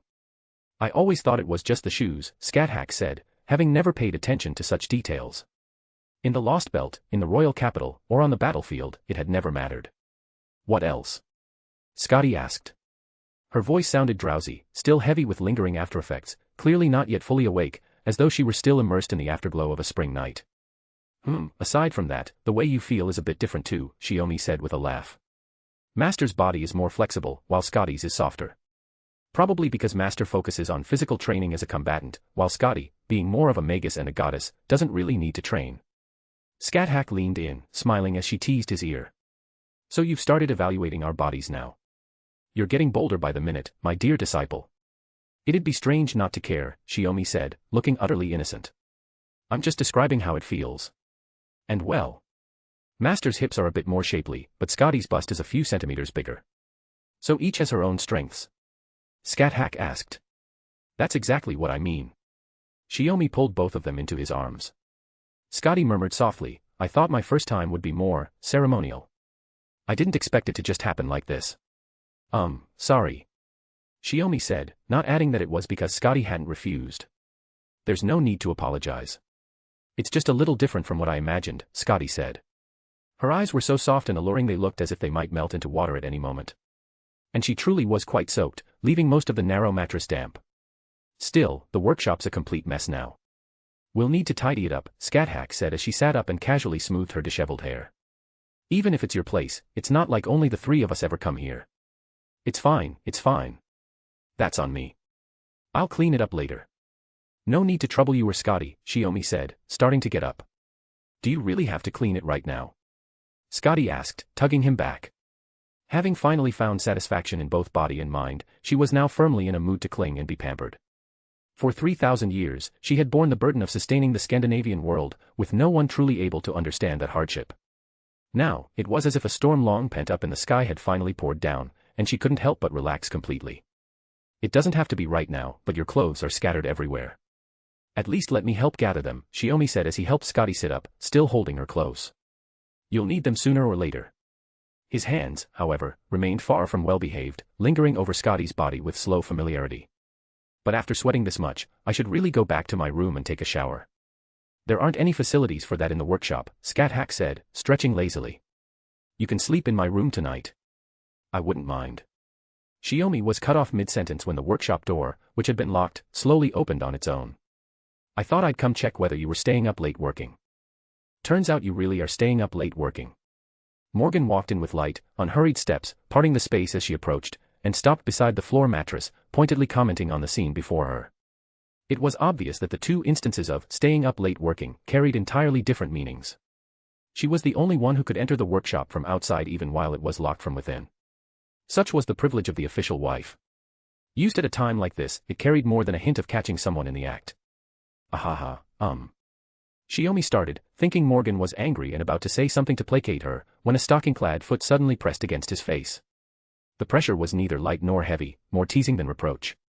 That foot then slowly slid down his face, the toes tracing his throat, collarbone, chest, and abdomen, before finally pressing down with perfect force on a particularly sensitive spot. Clearly, the moment she saw what was going on, Morgan had already decided what she was going to do next. My husband is my husband. I do hope you're not just a pretty flower with nothing behind it, and that you still have something left to bloom for me, Morgan said, her smile faintly dangerous, a light flush coloring her pale cheeks. So, you are angry after all? Shiomi asked. Angry? Not really. Just a little unwilling to accept it, Morgan replied as she knelt on the mattress, cupping Shiomi's face and looking down at him. Sneaking around and indulging yourself here behind my back, when even I haven't tried it yet. With his mouth thoroughly silenced, Shiomi understood that cleaning up the workshop would, once again, have to be postponed. It was now Morgan's late-night snack time. Chapter 696, Chapter 696, Volume 9, Chapter 46, The Kitchen. Ah. Along with Artoria's surprised exclamation, Scotty froze for a moment. Everyone seemed a little surprised by each other's sudden appearance. In the quiet Chaldea cafeteria during the midday lull, she was watching Shiomi fry pastries. This gave her the perfect opportunity to sample them fresh out of the fryer. She was holding a plate lined with paper towels, ready to catch the freshly deep-fried brown sugar cakes. Put it on the counter. No need to hold it, Shiomi said. It's still too hot to handle straight out of the fryer. But these treats are best eaten while they're piping hot, right? Artoria remarked with a knowing smile. Shiomi shrugged. If you want them hot, you'll need to add something. With that, he opened the fridge and pulled out an ingredient. Scotty, standing on the other side of the counter, asked, "Are you cooking this late to prepare for dinner?" No, Artoria replied. Tenkei just happened to have some free time, so he came to the kitchen to make something. Artoria, holding chopsticks, started neatly arranging the freshly fried pastries as they came out of the oil. I see, Scotty said, understanding. She then watched as Shiomi took out a tub of soft-serve ice cream from the fridge and scooped a large portion onto the center of a plate. Oh. Artoria instantly understood. Though the pastry's outer crusts cooled quickly to an edible temperature, the fillings inside remained scalding hot. Eating them with ice cream helped cool the filling without compromising the original flavor. I get it. Want to try some? Shiomi offered with a smile. Just don't eat it all at once, or I'll have to make more. That's a bit rude, don't you think? It sounds like you're calling me a glutton, Artoria retorted, picking up her chopsticks and getting ready to taste the treat. At that moment, Shiomi turned to Scotty. Would you like to try it now, or would you prefer to come back later and get some for yourself? Not now.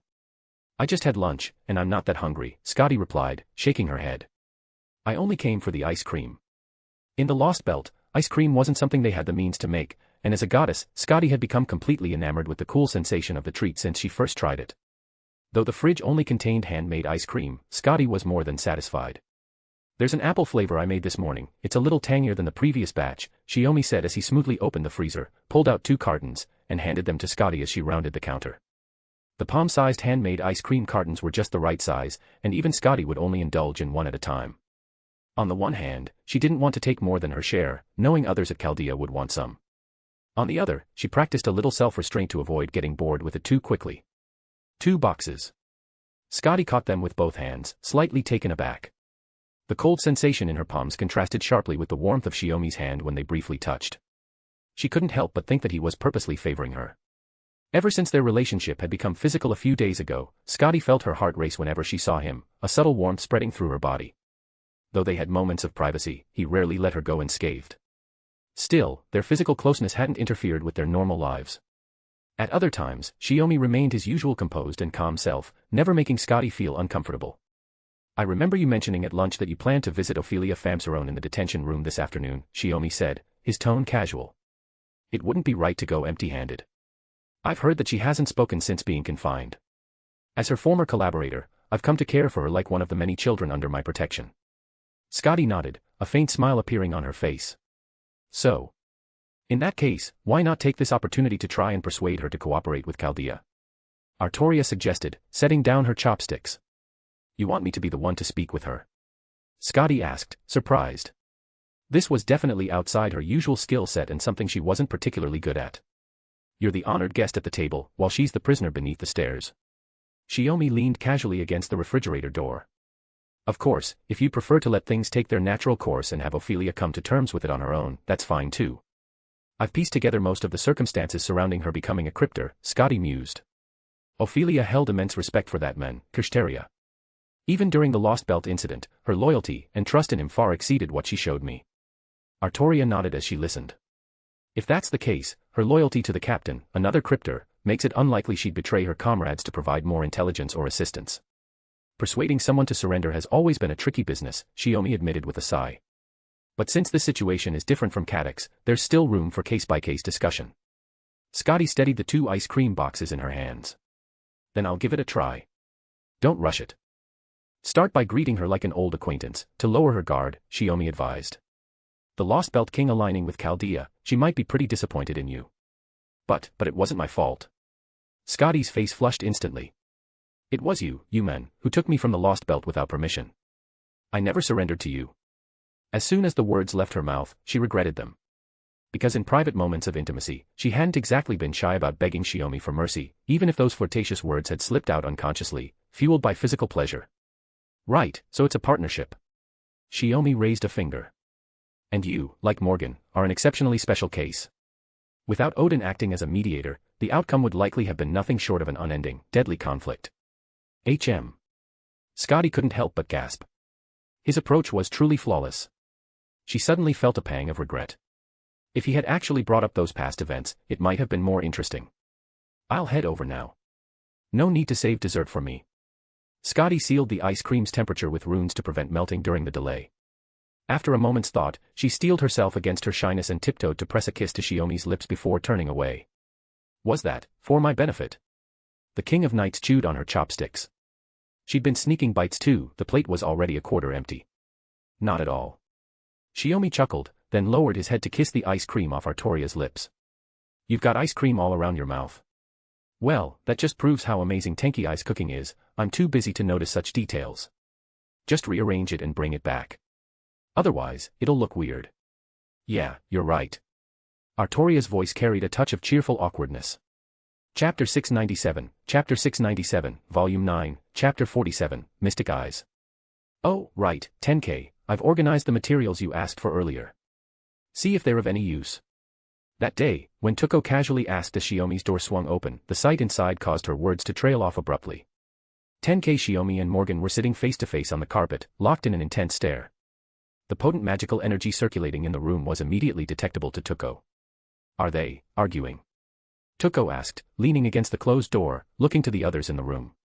Artoria and the others were casually standing or sitting around, observing the standoff between Shiomi and Morgan. Not at all. They're just training, Artoria replied. Training? Tuko didn't immediately understand. Mystic Eyes training, Scáthach said without looking up, holding a book in her hand. Though my beloved disciple has acquired mystic eyes, they aren't innate. He's not using them smoothly yet, so he's practicing here. Mystic eyes. Tuko slowly nodded, starting to understand. He did mention it once. However, since it had only come up in casual conversation afterward, and since Chaldea was currently in a rest period, Toko had never actually seen Shiomi's mystic eyes in action. Strictly speaking, though, it can't truly be called mystic eyes, Scotty murmured, biting her ice cream spoon. They were originally Tiamat's eyes, the Earth Mother Goddess, an entity embodying the will of the planet. Or, to put it another way, it's the radiance of a sentient being that is the very essence of planetary power itself. So that means. Toko, still unclear on the details, wore an intrigued expression. Artoria added, if we were to compare it to human mystic eyes, it would be more like an Earth-class or planetary-level mystic eye. According to the Mages Association's classification, mystic eyes are generally divided into 3 tiers, gold, jewel, and rainbow, from lowest to highest. There are even lower-grade artificial copies, Scotty continued. For example, in Lord Elmeloy II's classroom, there's a student who uses malachite as a substitute for a mystic eye. Clearly, Shiomi's mystic eyes don't belong to any of these categories, Artoria said. In fact, they might even surpass the legendary rainbow-tier mystic eyes. Shiomi himself only knew that, after his original eyes were corrupted and destroyed by a curse, Tiamat had bestowed these special eyes upon him through a spiritual connection. The benefits were immense, on par with the power of the primordial mother goddess. But the drawback was the difficulty of mastering them. Shiomi could use the mystic eyes, but he couldn't fully harness their power. Against magi like Scáthach or Ophelia, a single glance could implant a suggestion strong enough to completely incapacitate them. But against skilled servants, it only caused limited disruption. That was why he'd asked Morgan to practice with him. Before Toko came to find him, the two had already been locked in silent standoff for 2 hours. Planetary-level mystic eyes, what's known as star eyes, Toko said, removing her shoes and stepping onto the carpet. She crouched down, moving closer to the pair. Just closing the distance allowed her to feel the influence of both their mystic eyes' power. No wonder the others were keeping such a wide distance, any moment of distraction could result in being caught in their peripheral vision, vulnerable to their effects. Star eyes had the extraordinary power to influence everything within their line of sight. At this thought, Toko suddenly removed her glasses and reached out, grabbing Shiomi's face. Realizing what she was doing, Scáthach couldn't react fast enough to stop her. Shiomi's face was swiftly turned, forced to face Toko's mystic eyes of enchantment. The mystic eyes of enchantment, Toko's innate ability. Through extensive training, she had mastered the technique of creating over 20 lenses inside her mystic eyes. By focusing and adjusting them, she had dramatically improved the precision of her mystic eyes. Fully aware of Shiomi's power, Toko wasted no time. Even so, with her mystic eyes fully open, she could only maintain Shiomi's gaze for 3 seconds before uncontrollably losing consciousness. Shiomi and Morgan were both taken aback. They had become so focused, with Scáthach and the others observing nearby, that they had completely shut off their awareness of the surroundings and were only focused on communicating through the power of their eyes. You idiot. Shiomi placed his hand gently on Toko's head as he began the healing process. Morgan pinched the bridge of her nose. 2 hours of training with the mystic eyes activated had left her a little tired. My husband, was your ex-girlfriend really one of the top human magi? She asked. After all, Toko's behavior seemed completely irrational, like a normal magician completely captivated by a mystery. Well, she did hold a rank certified by the Mages Association, but compared to a Grand Caster, that's on an entirely different level. Shiomi leaned in closer to Morgan, their foreheads touching, as he used his authority to ease the fatigue from her fairy eyes. Looks like she'll be fine. Scáthach grabbed Toko's wrist to check her condition. But what about you two? After 2 hours of training, did you gain anything? This is the gain, I suppose. Artoria smiled wryly. Miss Toko is a more powerful magus than the 2 cryptors we currently have captive, yet she couldn't withstand Shiomi's gaze for more than 3 seconds. Morgan casually shifted her position, hugging her curled-up left leg. My husband's progress is rapid, forcing me to gradually increase the suggestion level of the fairy eyes. Only for now, Shiomi chuckled. As they joked, Toko slowly regained consciousness and lay down on Shiomi's lap. Those eyes are truly something else. I thought I could help, but it seems unrealistic. When did you become as foolish as your younger sister? Shiomi remarked, recalling how Toko's actions mirrored those of her sister Aoi, who barges in during a mystic eyes duel. Well, it's hard not to be curious. After all, it's a planetary-level mystery. Toko unconcernedly looked at Shiomi's now closed mystic eyes. Whether it was because she was fascinated by the mystery or because the one wielding that mystery was him, she hadn't considered it herself. Listen. If you'd been even a little weaker, your mystic eyes would have reflected and focused the excess power through its internal lenses, ultimately frying your entire brain from magical overload. Shiomi was unusually frustrated, cupping her face and squeezing it between his palms. Even with a spare body that isn't afraid of death, you don't play around like this. Perhaps she was certain from the start that even if she couldn't handle it, your mystic eyes wouldn't reach the level that could kill her, which is why she took the risk. Scotty speculated. Trusting me is fine, but that kind of recklessness can't happen again. Shiomi said. But the training phase for the Mystic Eye's output is over. There won't be a next time. He helped Tuko sit up, stretched lazily, and then asked. It's already this late. How about we rest and watch an old movie together? The response, of course, was unanimous. Chapter 698, Volume 9, Chapter 48, A Relaxing Holiday with Morgan, 1. It feels like we've gone back to the old days. As Shiomi spoke, he sat on the sofa, reading a book. Morgan was reading too, though she was half reclined on the couch, her legs lazily draped over his. The old days. Morgan lifted her gaze from the book and paused to think.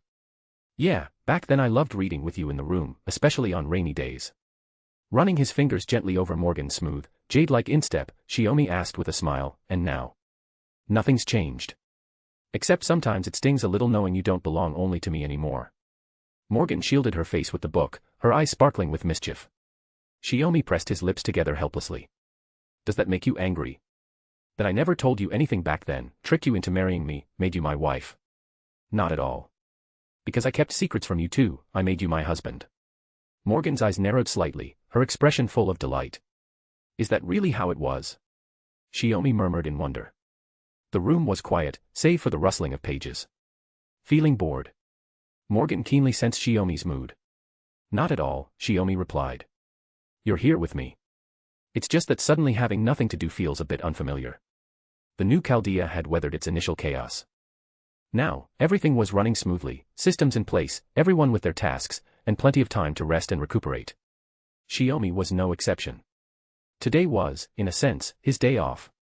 With no pressing duties, he and Morgan were simply passing the time together, reading in his room. In that case, my husband, what do you plan to do for amusement? Morgan's foot began to move restlessly, teasing him.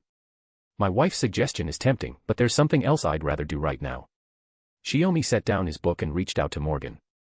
Let's go for a walk. It's been ages since we've strolled together. Morgan gently pushed his hand away, as though refusing. Thinking she was playing a game of polite refusal, Shiomi invited her again. True to form, Morgan pushed him away 3 times in a row. After the 3rd time, she raised an eyebrow slightly. Go wash your hands. Shiomi froze. Then it dawned on him, his hand had been lingering on Morgan's foot the whole time. Theoretically, that wasn't quite appropriate. Of course, that was just theory. But it's your foot. It's not sweaty, doesn't smell, and isn't dirty, Shiomi protested, grabbing her foot and sniffing it for confirmation. See? Not a hint of odor. It even has a lingering scent of body wash. Morgan was already amused beyond measure by his earnest demeanor. The book resting on her chest shook with her laughter. If my husband will go to such lengths to prove his innocence, I certainly can't insist you wash your hands. Morgan closed the book, then took Shiomi's outstretched hand and sat up. She sat on the edge of the sofa, her feet tapping rhythmically on the carpet, and made a request. Since you invited me for a walk, would you mind putting my socks and shoes on for me? It doesn't matter to me at all. Shiomi fetched the socks and shoes. Seeing you looking so lazy and carefree, just like before, makes me feel very at ease. Head. Morgan chuckled softly as she watched him put on her socks. This is only possible when we're alone. In front of the children and others, I must maintain the appearance of a mother. After all, I am the Queen of Winter, who has reigned over the fairy kingdom for 2,000 years. It wouldn't do for anyone to see me like this. Shiomi's hand paused. He slowly lifted his head and looked into Morgan's eyes. You truly feel that way? Why do you ask? Morgan replied, puzzled. Though it's strange coming from me, this so-called cold-hearted Queen of Winter is just your own subjective perception, right? Shiomi stifled a smile. Setting aside the fairy kingdom for now, during those years you served as my servant, you only showed that side during the initial Holy Grail War. Morgan's eyes widened slightly, her surprise evident. So that means, whether in Sakura's eyes or those of your other comrades at Chaldea, you've never been the cold-hearted type. Shiomi, who had just finished lacing Morgan's shoes, calmly explained a truth Morgan herself hadn't realized. Truthfully, he hadn't expected Morgan to believe her persona was so well established. It was a harmless, laughable misunderstanding. After all, during her servant period, Morgan had consciously or unconsciously played the role of another version of herself from proper human history in her words and actions. Perhaps it was to avoid problems stemming from facts within the Lost Belt, but in terms of results, the success rate of this act was 50-50. Because at her core, she remained that kind-hearted little witch. Monsters and beasts were one thing, but truthfully, Morgan had never personally killed any human or fairy. Wars were always instigated by Shiomi, and on the battlefield, she never had the chance to kill any of Londinium's soldiers. From beginning to end, the only one with blood on her hands was Shiomi. Ugh. Morgan covered her face, a blush spreading to her ears. Forcing herself to play the wicked witch when she wasn't truly evil, in everyone's eyes, it must look like she had some strange fetish. In ordinary people's terms, it was what they called a case of middle school syndrome. All right. They probably didn't call you out because they didn't think it was necessary. Don't take it to heart. Shiomi had to hug her to comfort her. If need be, I'll go scold them later. How could they bully you like that? It wasn't exactly bullying. Morgan just felt intensely awkward. It felt like everyone was acting along with me, like that movie The Truman Show. What a brilliant metaphor. If this had been back in the Fairy Kingdom era, you probably wouldn't have even imagined such a description. Shiomi praised her with a smile, further easing her discomfort. After getting up from Shiomi's embrace, Morgan felt a wave of relief wash over her. What a brilliant analogy. Back in Fairy Kingdom days, you probably wouldn't have thought of describing it that way. Shiomi praised with a laugh, further easing her discomfort. After rising from Shiomi's embrace, Morgan took his hand. I wonder who it was, back then, always dragging me out shopping, on dates, to movies, then picking up Sakura and Caren from school together. Because it was so much fun, Shiomi replied. Especially walking down the street, people would look at me with envy. Thinking back, I was pretty giddy back then. A stunning beauty appearing in a small town like Fuyuki was bound to draw attention. I was pretty reckless. In the end, nothing bad happened. It's all in the past now. Morgan stood on tiptoe and ruffled Shiomi's hair. Let's go out. Seeing her mood lift, Shiomi nodded. Yeah. Chapter 699, Volume 9, Chapter 49, A Relaxing Holiday with Morgan, 2. In truth, the newly established New Chaldea at the Wandering Sea had merely repurposed the area of this ancient organization that resembled an entrance, transforming it into a new frontline base. Even so, this area was astonishingly vast, rivaling that of Antarctic Chaldea. Maintenance, development, preservation, affiliation, and regeneration. Shiomi pointed toward the 5 massive, sealed stone doors and explained to Morgan, though I'm not sure which door corresponds to which. Morgan casually glanced at the 5 doors. Behind them lay mysteries that could take a lifetime for human magi to unravel, yet she didn't pay them much attention. Shaun mentioned that, as part of the deal for leasing the external area through the Atlas contract, the task of addressing the Earth's bleached world was also handed to her. Morgan smiled at Shiomi. Do the magi of the Wandering Sea, who locked themselves behind those doors, place complete trust in Chaldea's abilities? Or is it because they're aware of my husband's existence that they feel so at ease? Either could be true. Shiomi took Morgan's hand as they slowly walked away from the stone door area. As far as I know, the Wandering Sea is a workshop that, in the distant past, concealed this entire remote island from the cosmos in order to isolate itself from both humanity and the gods. Because of this, the shadow of the Wandering Sea has cast its influence across all eras. Even if the entire workshop were destroyed, it would have no effect on the core entity. The core area exists entirely outside the timeline, in a unique domain. The only means of interfering with the core entity are those 5 stone gates. These gates are portals of time connecting the Wandering Sea to each era. In a sense, it's somewhat like the king of the demon god's temple of time, Morgan mused, pressing closer to Shiomi and casually hooking her free hand through his arm as she teased. Though whether the Wandering Sea is located in imaginary number space or somewhere even deeper remains unknown. Whenever we have the chance, we should ask Romani's opinion, Shiomi said with a smile. As they made their way through the New Chaldea base, they encountered several staff members passing by, all of whom exchanged nods of greeting with the two.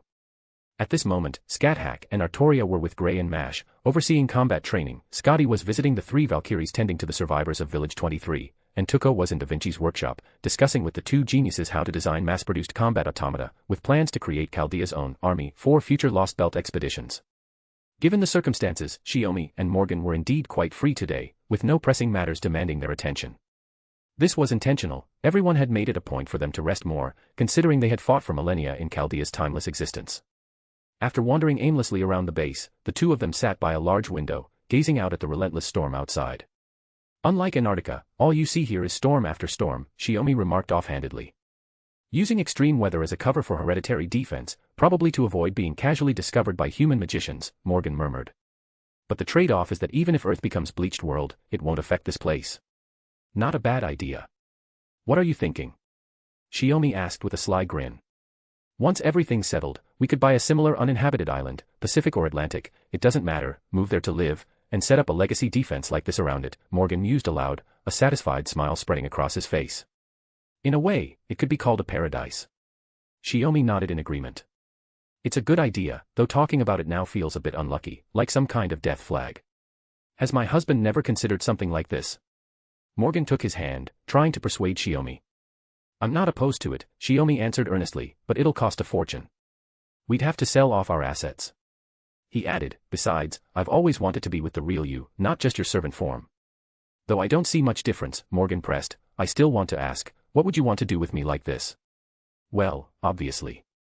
Shiomi pressed her lips together, lowering his voice slightly, a hint of embarrassment in his tone. Morgan's cheeks flushed slightly. Sakura and Caren aside, then there was Gray, and now there's Babe and Sith. Is it really impossible unless they're your own children? They're all good kids, but I can't shake this feeling something's off. Shiomi couldn't quite put his finger on it. Besides, when you're with the one you love, it's impossible not to think this way. Though their current situation was unique, to avoid complications from pregnancy, they consistently used magecraft contraception. But all things must come to an end, and peaceful daily life was bound to return. This wasn't mere wishful thinking, it was hope for the future. I see. Morgan understood. She leaned forward, her breath warm against Shiomi's ear. But my husband, does he only want children with me? Or does he? Well. Shiomi scratched his nose. You know how it is. Though Tuko likely had no such desire, Master and the others might be different. And even if they regained their original daily life, it didn't mean they had to rush straight into having children. He and they weren't ordinary people, they had ample time to spare. I don't understand, Morgan gently bumped Shiomi's forehead. At the very least, the first child has to be with me. You really are jealous, aren't you? Shiomi teased softly. Making you accept me like this must be tough. Still better than forcing you to abandon them and stay only with me. Morgan roughly kneaded Shiomi's face. Happiness and pain are two sides of the same coin. Making you struggle between them would be cruel to both of us. Besides, it's actually much easier than I imagined. After all, having me alone bear all your desires would be rather taxing. Morgan whispered in his ear, his voice faint as a breath. Aha. Shiomi didn't deny this point. But since we're discussing the future, let's get back to more practical matters first. Morgan reminded him. Let's go sort out your assets right now and see how much more we need to buy a suitable little island. On a rare day off, and I have to deal with numbers again. Faced with Morgan's enthusiastic suggestion, Shiomi could only sigh with a smile as she was dragged along to participate. Chapter 700, Volume 9, Chapter 50, Melusine's New Equipment. Melusine sprinted through the corridors of the new Chaldea base, using her exceptional agility and reflexes to dodge oncoming personnel as she raced toward the magical workshop. She had just received word that Shiomi wanted her to come by later. Though she had been assisting MASH with combat training moments before, Melusine instantly lost all desire to continue. She broke into a full run. Even after rejoining Chaldea, Melusine still had opportunities to see him and could speak with him. Yet she simply wanted to talk to him more, to spend more time with him. Even knowing this desire was somewhat greedy, she felt it nonetheless. Besides, today Shiomi had suddenly summoned her, there must be something important he needed to discuss. I'm terribly sorry to keep you waiting, Reaching the workshop door, she pressed the open button while greeting those inside, only to freeze in surprise. Shiomi was fiddling with a mechanical part, while Da Vinci-chan and Tuko Aozaki were discussing something over a blueprint. Moreover, this wasn't Shiomi's own magical workshop, it belonged to Da Vinci. Only then did Melusine recall that he'd mentioned Da Vinci's magical workshop. You got here so fast, no need to rush over like that, Shiomi waved her over, offering a somewhat helpless reassurance. Melusine, who'd been troubled by her misunderstanding, instantly forgot her earlier frustration upon seeing his warm smile. She happily ran over. What did you need me for, and everyone's here, she asked. Naturally, it concerns our future operations. Shiomi placed the parts on the workbench and nodded to the two of them. Da Vinci-chan pushed his glasses up. Since the master isn't here, I'll explain. Considering the outcomes of our campaigns in Britannia, Russia, and the Scandinavian Lost Belt, we have reason to believe the cryptors will be more vigilant. Regardless of which Lost Belt we enter next, we will face their united resistance. Therefore, based on the current discussions within Chaldea, since this possibility cannot be ruled out regardless of which Lost Belt we choose, it would be better to engage in a decisive battle directly. Tuko Aozaki placed a flag marker on the Atlantic Ocean. The Atlantic. Melusine paused, taken aback. For Britannia, the world beyond their shores was an endless sea stretching east and west alike. It was only after leaving Britannia that she first learned the true planet contained more than just one large island like Britannia. Though Scáthach and Ophelia refer to it as the Greek Lost Belt, current observations indicate its location isn't in Greece but rather the Atlantic near the equator. Shiomi sketched a rough circle. Therefore, having endured the 1,000 Years' War, Melusina's combat instincts were razor-sharp. It'll become a naval battle. Exactly, said Da Vinci-chan. Though Storm Border is a dimensional barrier-piercing vessel built around Captain Nemo's noble Phantasm, equipped for both surface and submarine combat. But that alone won't suffice. Intelligence gathered from Scotty via Ophelia suggests the ruler of the Greek Lost Belt is likely another major deity.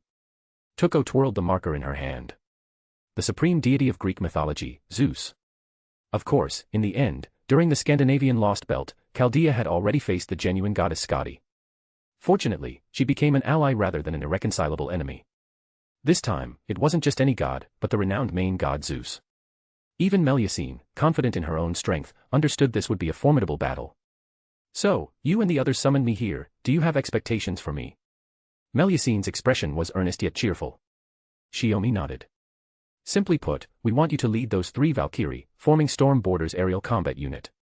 It was unclear what trump cards Zeus held, but the battle wouldn't be confined to the sea. If it escalated into air combat, personnel capable of sustained aerial warfare would become crucial combat assets.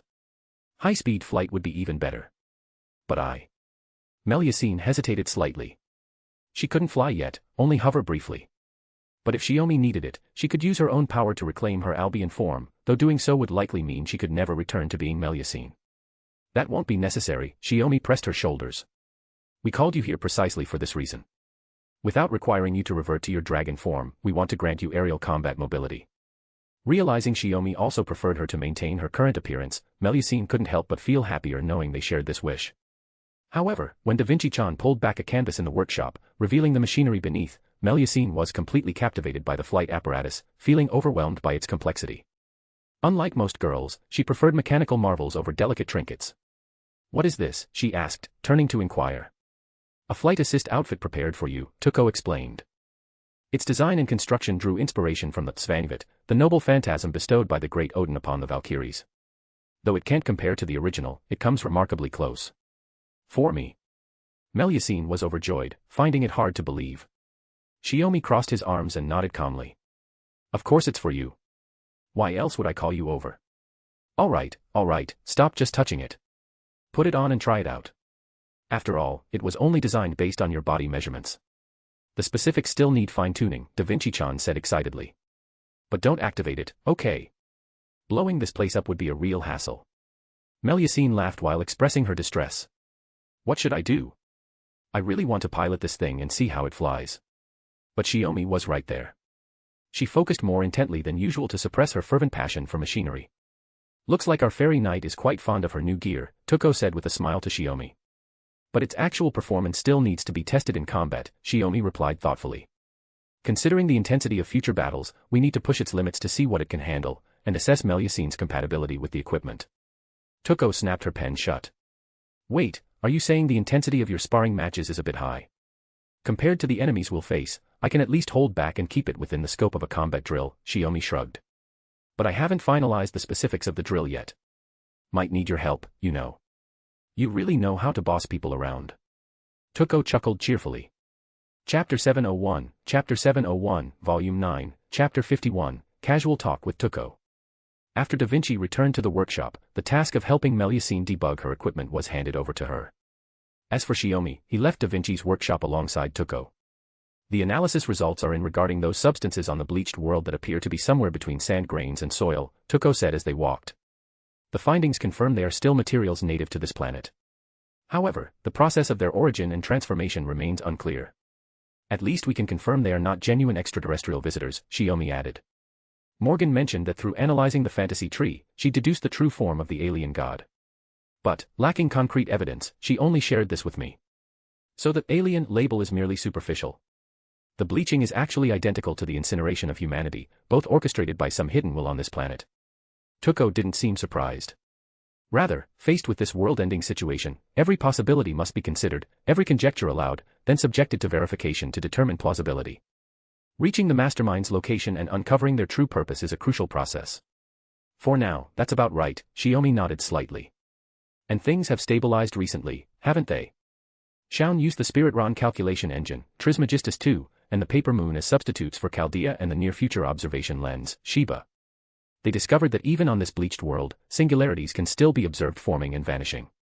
I know. But some minor singularities vanish shortly after detection, likely servants summoned by the counterforce resolving those minor issues themselves, Toko replied. Besides, haven't you been handling the rest of those minor singularities with your children and students? Of course, since the minor singularities encountered thus far have all occurred prior to the bleaching of human history, reliable ray shifting can be achieved using substitutes alone, and Chaldea can provide effective support for these incidents. Despite Earth becoming a blank slate, 4 lost belts still persist, rooted in the bleached land. No one can say for certain why these singularities appear, nor what consequences might arise if left unchecked. Therefore, Chaldea adheres to its consistent policy, resolve them whenever possible. Fortunately, the intensity encountered thus far has been relatively mild compared to Lost Belt campaigns. Even Ritsuka Fujimaru, an entry-level Magus, could remark on its ease. Everything has proceeded smoothly so far. That may be true, Shiomi said, looking at Toko, but there's something you don't know. Before the Earth's bleached world incident occurred, I learned a fact from somewhere, ray shifting cannot reach the era after 2017.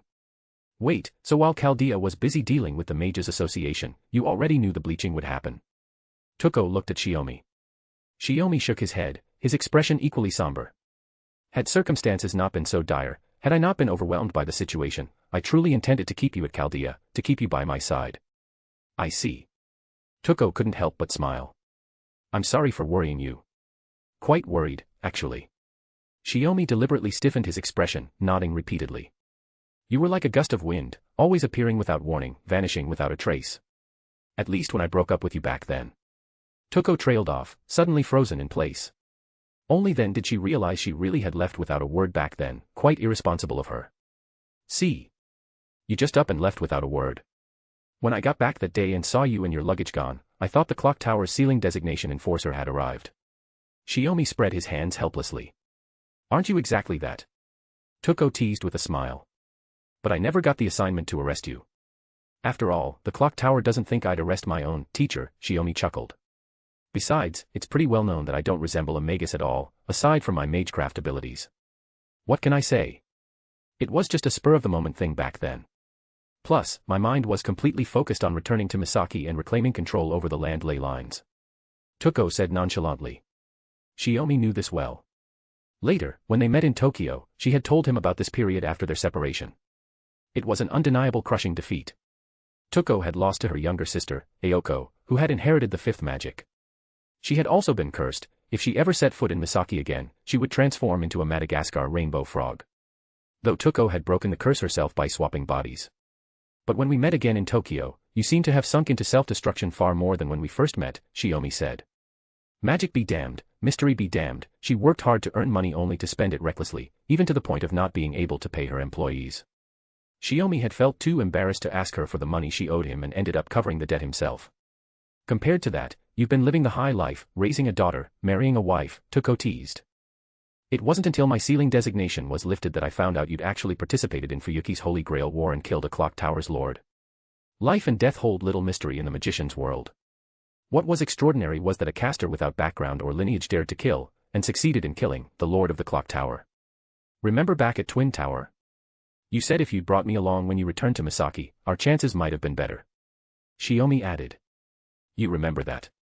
But if I'd won, becoming an existence that could influence the foundations of human reason, that would have been even worse. Toko teased Shiomi openly, mocking herself as well.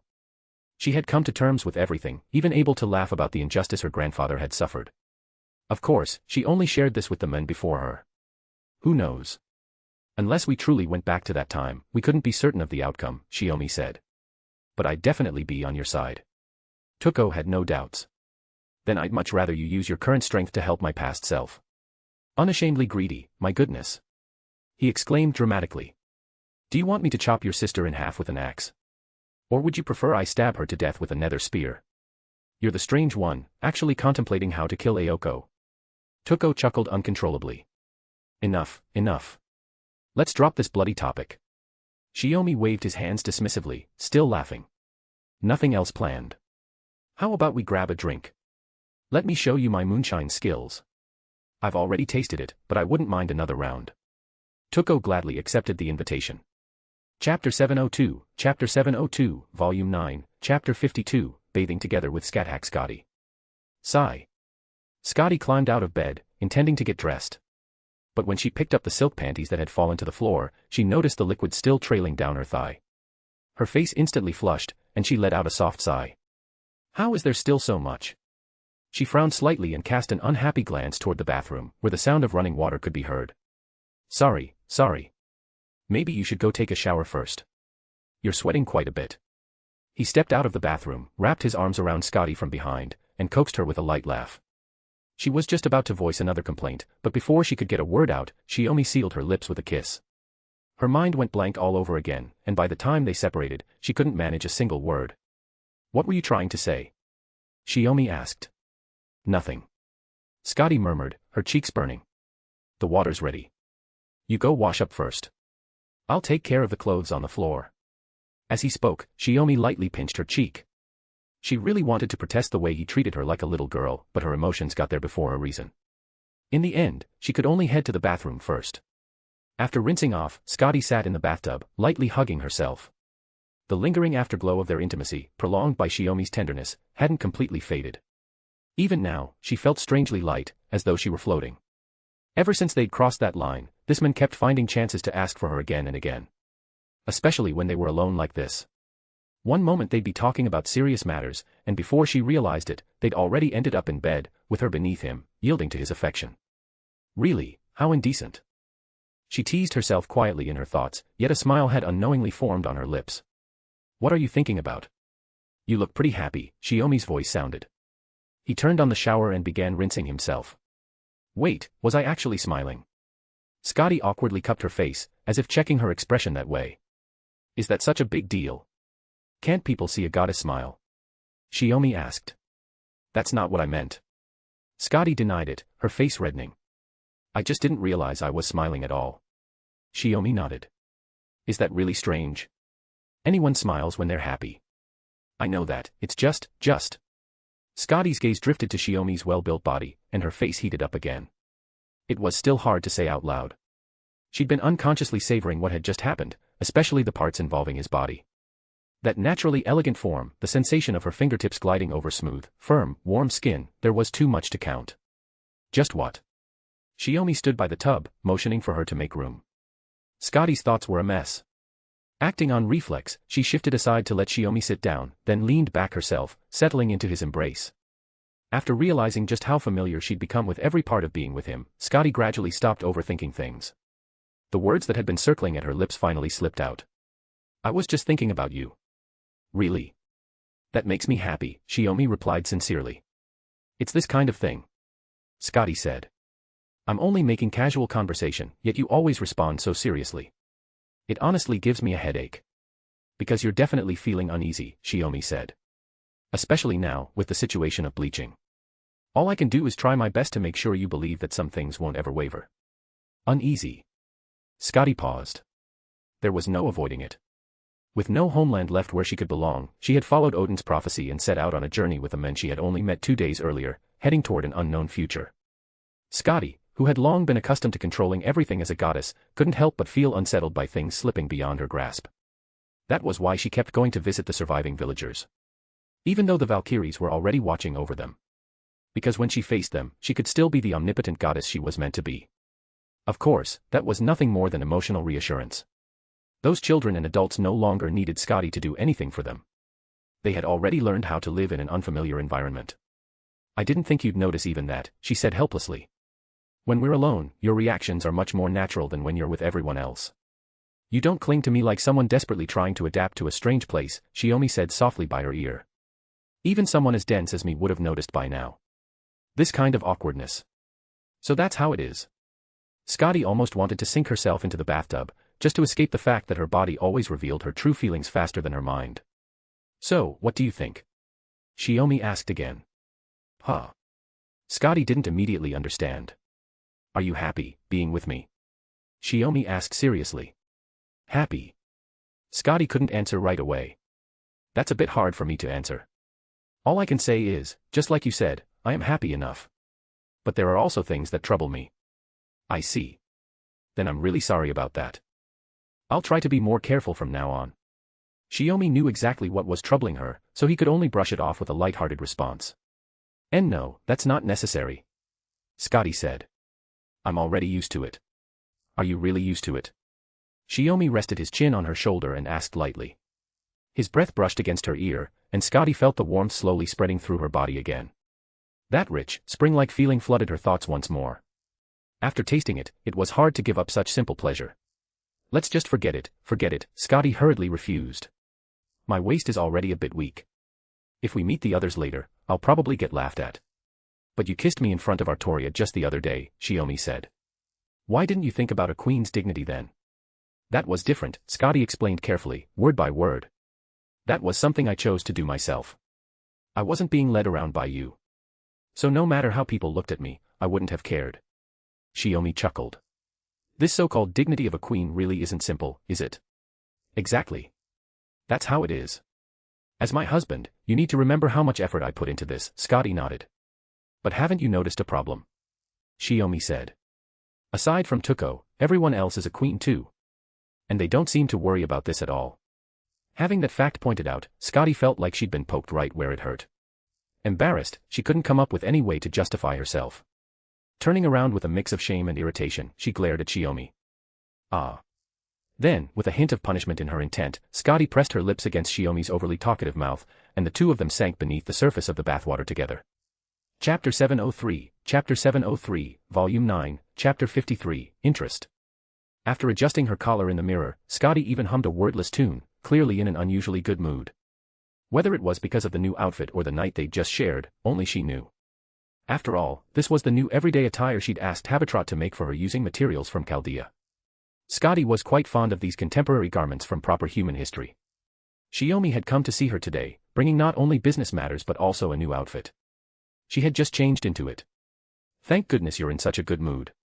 I was worried when you pinned me down in the bathtub earlier, I almost thought you were angry, Shiomi said from behind her.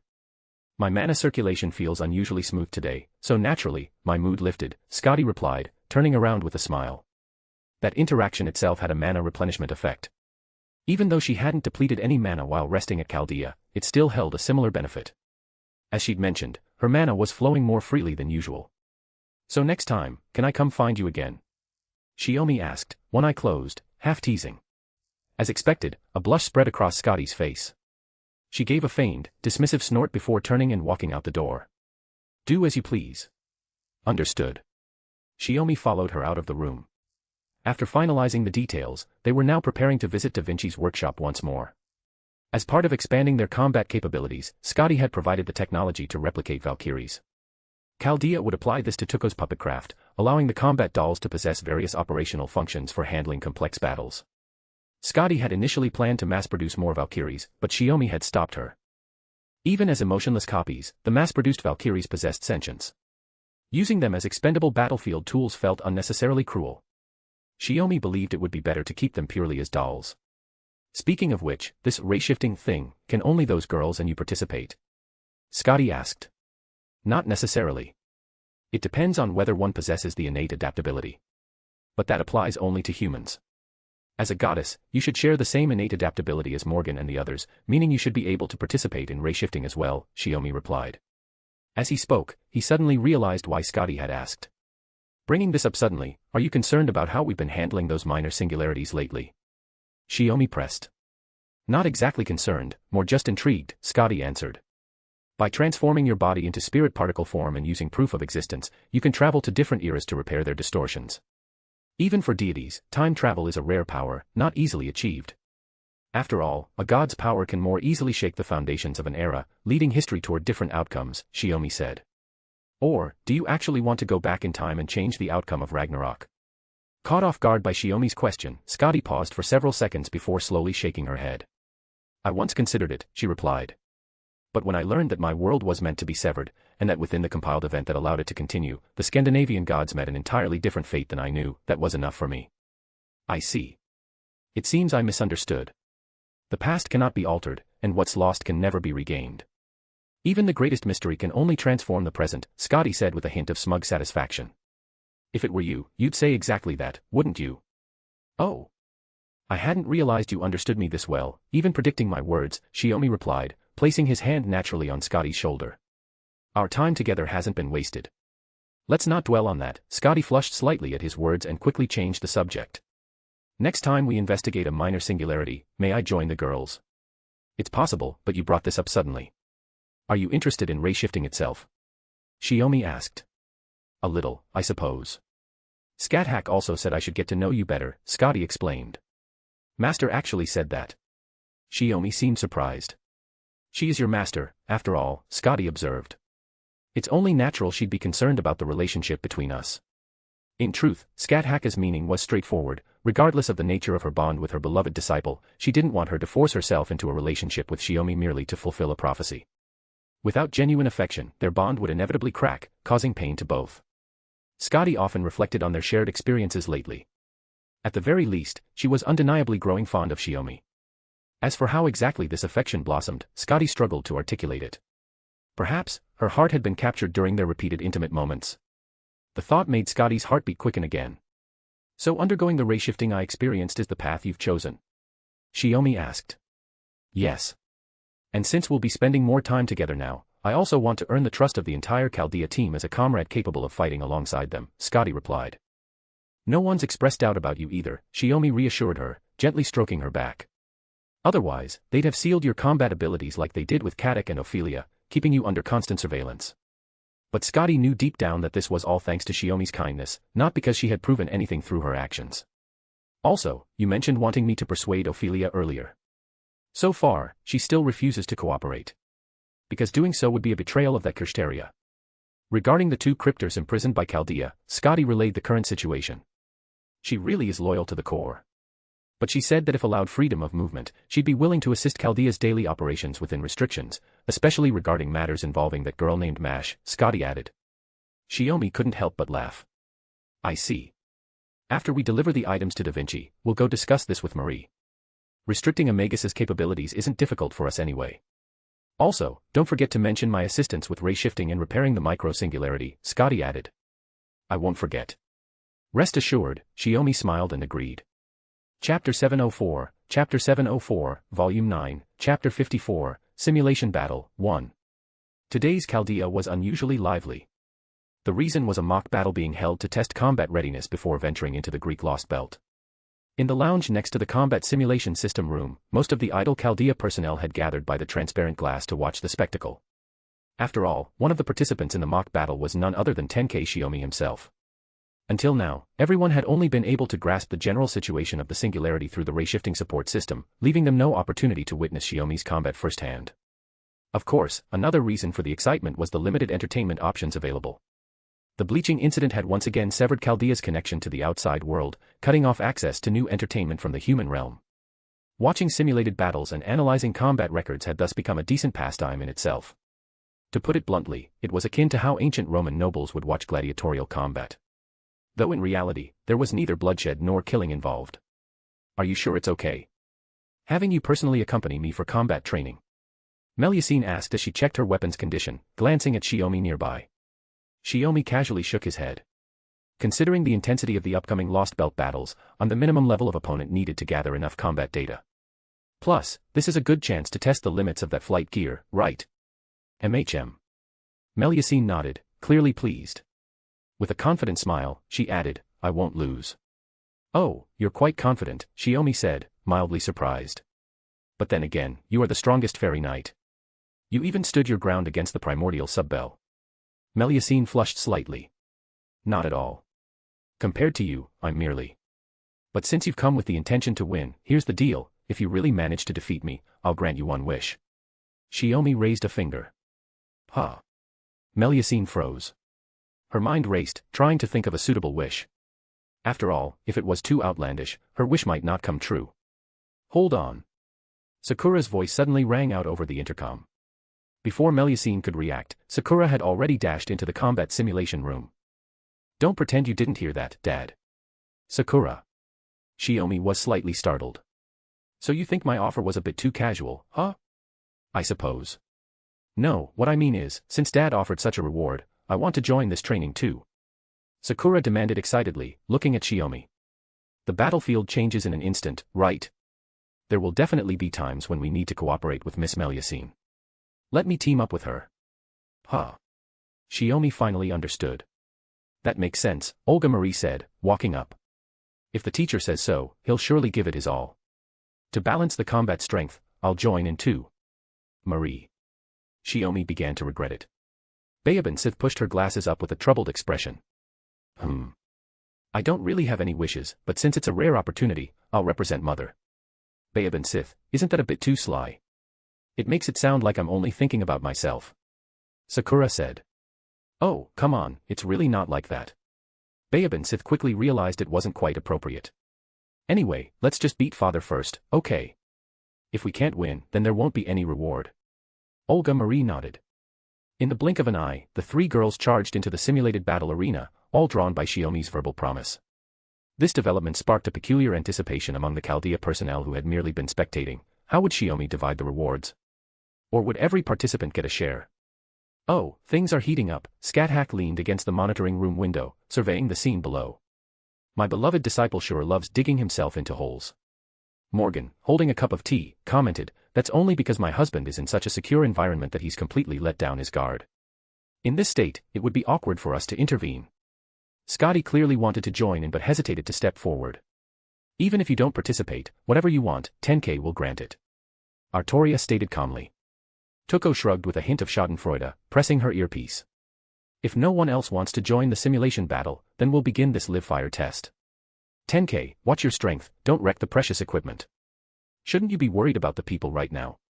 Shiomi retorted into the broadcast. You wouldn't hurt them anyway. Tuko pointed out, hitting the nail on the head. With that, Shiomi fell silent. The girls gathered around Melusine, discussing tactics. At that moment, the simulation room began dispersing spirit particles, generating a wide area barrier to simulate the battlefield environment. Through this magecraft device, the room, originally only about 200 square meters, expanded into a vast space resembling a singularity environment. It possessed no magecraft other than spatial extension, simply replicating the actual battlefield as realistically as possible. Though not an infinitely expansive world, it was more than enough for both sides to engage in mock combat to their heart's content. Considering the necessity of conquering the Greek Lost Belt, this battlefield was modeled after the environment of the Third Singularity, set on a tiny island surrounded by boundless ocean. Shiomi watched the four of them discussing with great enthusiasm. Whether it was Bayaban Sith or Melusine, they were both deeply invested. Sakura and Olga Marie naturally accepted them both, and he felt quite pleased. He patiently waited for their discussion to conclude. After about 10 minutes, they finally stopped and looked up at Shiomi, who was sitting on the ground. Finished discussing. Shiomi rose to his feet, leaning on Longinus, a faint smile playing on his lips.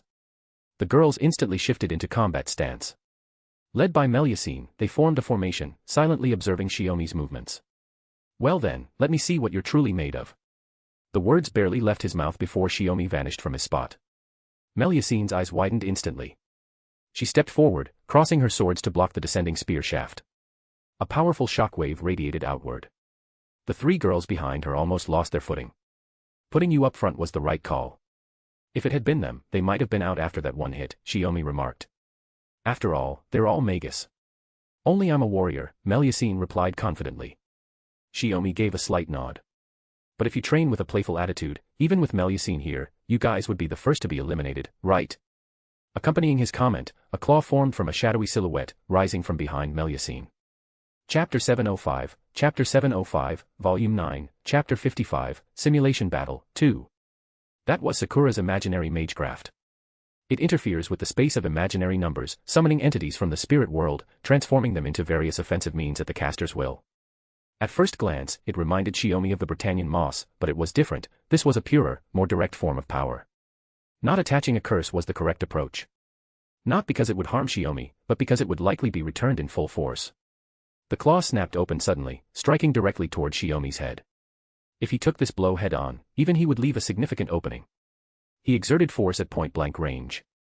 Reinforcement magecraft granted his body greater strength, forcing Melusine to struggle to maintain her footing. Then, without warning, he released the force. Losing her balance, Melusine had to roll backward to avoid Sakura's magic. Boom. An explosion rocked the shore. As expected, it missed. After a few rolls, Melusine stabilized herself on one knee, surveying the battlefield. Olga Marie fired Gander repeatedly, while Shiomi dodged left and right with subtle movements. Ugh. She muttered, a bit embarrassed. Such a minor spell couldn't even cause any interference. Shiomi hadn't counterattacked immediately because Bayaban Sith's magecraft was already prepared, and he wanted to assess the situation first. From nothingness, 4 tornadoes closed in on Shiomi. A magic duel, huh? Shiomi smiled, raising his hand to inscribe a string of runes. I'll give it a try too. Bayaban Sith immediately felt her control over the magic growing strained. Or more accurately, controlling the 4 tornadoes was becoming difficult. Her father was using the runes to seize her magecraft. Once taken, these formed spells would bypass their activation phase, instantly turning into Shiomi's own attacks. Runes are the basics.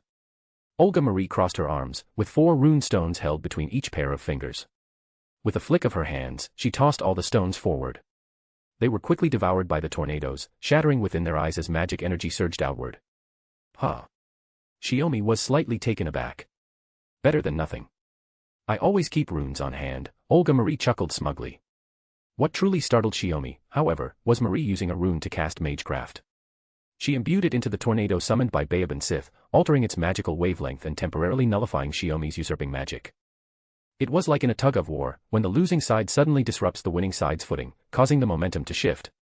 Until the unbalanced party regains their footing, that brief window becomes an opening for counterattack. Even if this window was incredibly fleeting, just a few breaths worth of time. My resolve is firm. My shadow strikes with the sword. Seizing the moment, Sakura ignored the howling winds, opened the gate to the imaginary number space, and summoned the shadow soldiers to surround Shiomi. Panta Ray. Shiomi's voice, cool yet tinged with amusement, carried through the tornado's dust and sand, reaching the girl's ears. Not good. Bayaban Sith noticed the anomaly, quickly flipping through the grimoire, activating the next spell, Tidal Surge. At that moment, Sakura raised her wand high, summoning thunder from the sky to strike the violent whirlpool of waves Bayaban Sith had conjured. The seaside battlefield erupted into chaos. Test personnel monitoring the simulation through familiars and analyzing various conditions reported the situation to Tuko, who oversaw the live combat test. Magic energy within the barrier is stable. We can continue. Of course. The crucial part of this test hasn't even begun yet. Besides, Tuko pushed her glasses up. Regardless of how the girls fare, at least he's thoroughly enjoying himself. Well, he is picking on the weak, Scáthach shrugged. My beloved disciple has no scruples whatsoever. Since victory isn't the goal, the most important thing is how to get the children to unleash their full power, Morgan remarked. But with only this many people, they can't possibly defeat my husband. Artoria chuckled. Even in a simulated battle, unless we join the fray ourselves, summoning all the other combatants wouldn't be enough to overcome the current Tenkei. The others might want to try entering. Scotty noticed Mash, Ritsuka, and Gray running over to Tuko to request mid-match entry. Since Shiomi wouldn't object, he could use this simulation to gauge everyone's strength and prepare more effective strategies. In that case, why not have everyone join? Tuko smiled. We can gather ample data all at once, Da Vinci will be delighted. She had just approved Gray's request to join the simulation and turned to inform Morgan. Hold off on sending those 3 kids in. Morgan gestured with his chin. After the first round of magecraft duels, Melusine has already switched to aerial combat gear. Amidst the chaos, Melusine hadn't forgotten the simulation's original objective. She switched to aerial combat gear and began sweeping her weapons down from above, bombarding the area where Shiomi was located. Ouch. Shiomi carefully dodged Melusine's attacks while mentally assessing the speed. Purely in flight capability, it was similar to the Valkyrie's Svangvit.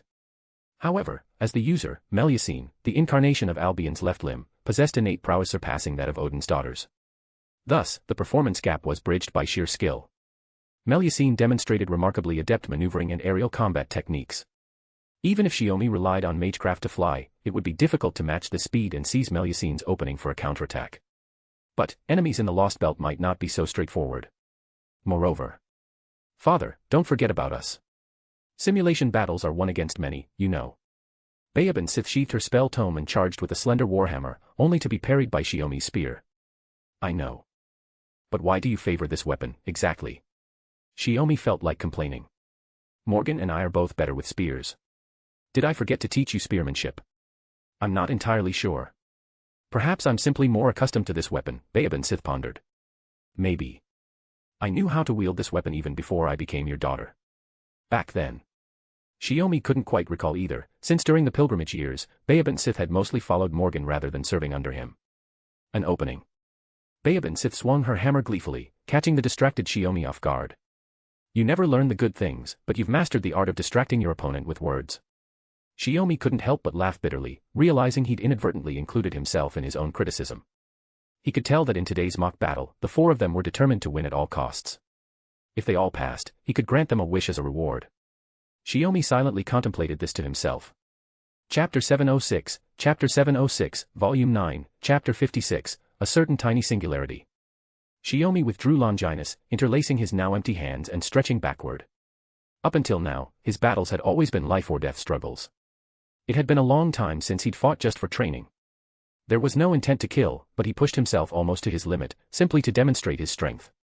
The muscles and bones, once lax from rest, slowly began to regain some of their former condition. But the price for this was clear. The girls participating in the mock battle were now sprawled on the ground, gasping for air, looking up at Shiomi, whose clothes remained untouched. The attrition tactic worked quite well. By the end, even the Valkyries had to step in, Shiomi remarked, stretching his arms from side to side.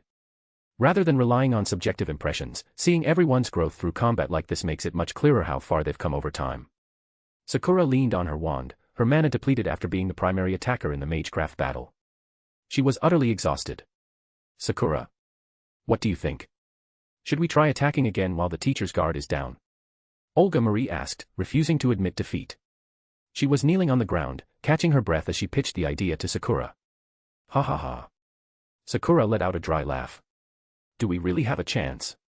Around them, the others who had joined the mock battle were also exhausted, unable to continue fighting. Not only were Mash, Ritsuka, and Grey there, but Barghest and the Valkyries had joined in as well. Though they had overwhelming numbers, they still couldn't suppress Shiomi or secure victory in the simulation battle. I'm fine, but it looks like I broke Melusines' equipment. I'll need to set her aside for now, Shiomi said, reaching out to pull Melusine from the shallow waters onto the shore. She had been knocked from the sky by Shiomi's well-timed strike and had crashed into the sea. She was unharmed, but the equipment had failed to deploy its emergency landing systems, rendering it temporarily unusable. After all, it was still an incomplete prototype. Issues like this were to be expected. I'm sorry, this was a gift you prepared for me, Melusine apologized. It's not a real noble phantasm, after all. There are limits to what it can do as a weapon, Shiomi said, helping Melusine remove her gear. Rest for a bit. You're exhausted too. No, I can still. Melusine was, in fact, in the best condition among the group fighting Shiomi. If she took the lead, another attempt to strike could still yield decent results. If you still want to continue, then return to your positions. Before Shiomi could finish, Melusine seized the opportunity while his hands were empty, launching a sword strike. He had already explained the rules. Ambushes were fair game. As long as the battle hadn't truly ended, combat could resume at any moment. At such close range, Melusine had never missed an attack. But that was against other opponents. How could? Melusine watched as the crystalline sword, formed from her mana, was seized barehanded by Shiomi, without even a drop of blood spilling. A clever tactic. Well then, I'll have to take you out of the fight first. Shiomi held the hilt of the sword in his left hand. Before Melusine could swing her other blade, he gathered a substantial amount of magic power in his palm. A grand magecraft, powerful enough to knock Melusine unconscious, was ready. Sakura, who had been preparing to assist, hadn't even managed to get up from the ground yet, only managing to let out a worried cry. Olga Marie raised her palm, fingers pressed together, black gander gathering at her fingertips, ready to strike, but clearly too late. We're done for. We're losing. Melusine's heart raced in panic. At that critical moment, an emergency broadcast suddenly crackled to life. Romani's voice echoed through the speakers, filling the entire simulated combat training room. Apologies, but the control room has detected a minor singularity. All personnel are requested to report to the control room immediately. This wasn't just a broadcast for Shiomi, it was a call for all resting Chaldea personnel to return to their posts, signaling a new emergency. A singularity. Melusine froze. The sword that had been caught in Shiomi's grip was suddenly freed. He released the grand magecraft he had been preparing, and the simulation room's barrier quickly dissolved, returning to its original, unremarkable state. I'll go check it out first. Everyone, you worked hard in training just now. Shiomi casually ruffled Melusine's hair, and her face lit up with joy. She nodded in response. I'll look after everyone here. Please head to the control room first. Oh, training's over, huh? Baobin Sith suddenly sat up. She had started pretending to be defeated by Shiomi midway through, feigning unconsciousness so she could openly slack off. Training is over, but another singularity report has come in. As Shiomi passed by Babe and Sith, he flicked her forehead. You slacker. I'll deal with you later. Hee, Babe and Sith giggled happily. After leaving the cleanup to Habitrot and Artoria Caster, who had come to assist, Shiomi hurried to the control room. There, he met Morgan and the others. The anomalous point was marked on the flat, bleached world projection of the Earth's belt-shaped model. The director and the others just endured a grueling battle and need rest. Romani will chair the meeting. After relaying Olga Marie's message, Shiomi inquired, so what's the situation with this singularity? What's the risk assessment? It's hard to say. Though it's a minor singularity, just like the previous ones, Trismegistus calculations suggest it will likely dissipate on its own in about 7 days. Shaun smiled as she explained the situation earnestly. We could leave it be, but considering the location and estimated era, it warrants discussion. This location is. Shiomi stared at the brightly highlighted point marking the singularity. Romani manipulated the model projection and added, additionally, this singularity was discovered in a mountainous region of Japan, specifically the mountains of Toyama Prefecture, dating back to 2001. As someone born in Japan, Shiomi should be quite familiar with it, right? Toyama Prefecture. Shiomi scratched his head and turned his gaze toward Morgan. Could it be that place? That place. Come to think of it, since taking up my post at Chaldea, I haven't had time to visit there for sightseeing. Morgan recalled. Scáthach's eyes gleamed with amusement. So this singularity actually has some connection to my beloved disciple? I can't say for certain. Shiomi understood Romani's implication and could only explain helplessly to Scáthach, in May 2001, I did indeed return to Japan with Morgan, bringing Sakura and Caren with me. Then we invited Rin Tosaka to join us for a hot spring trip. Then, Tuko took over the conversation. In other words, the timing of the singularity's occurrence coincides precisely with the period when you were active there. Chapter 707, Volume 9, Chapter 57, The Singularities of. Following Tuko's conclusion, everyone realized that the singularity might not be as simple as they initially thought. A singularity is an anomalous node that appears during a specific period in human history. However, compared to the singularities created by the Demon King Goetia, most minor singularities are like a self-healing skin condition for the Human Order Foundation value and the quantum time lock. Based on the principle of the Human Order Foundation value, individuals who would have died during a singularity are instead recorded as having died by beasts, in an accident, or other similar causes, maintaining the overall balance of humanity's gains and losses. This Human Order Foundation value functions as a form of self-repair for humanity. As integral components of humanity's foundation, individuals, living in the present, during a singularity's occurrence retain no memory of the event once it's resolved. For Shiomi, recalling that family hot spring trip in May 2001 now brings back unquestionably ordinary memories, just another relaxed, pleasant annual outing. Anyway, that's how it is. I don't recall anything strange happening.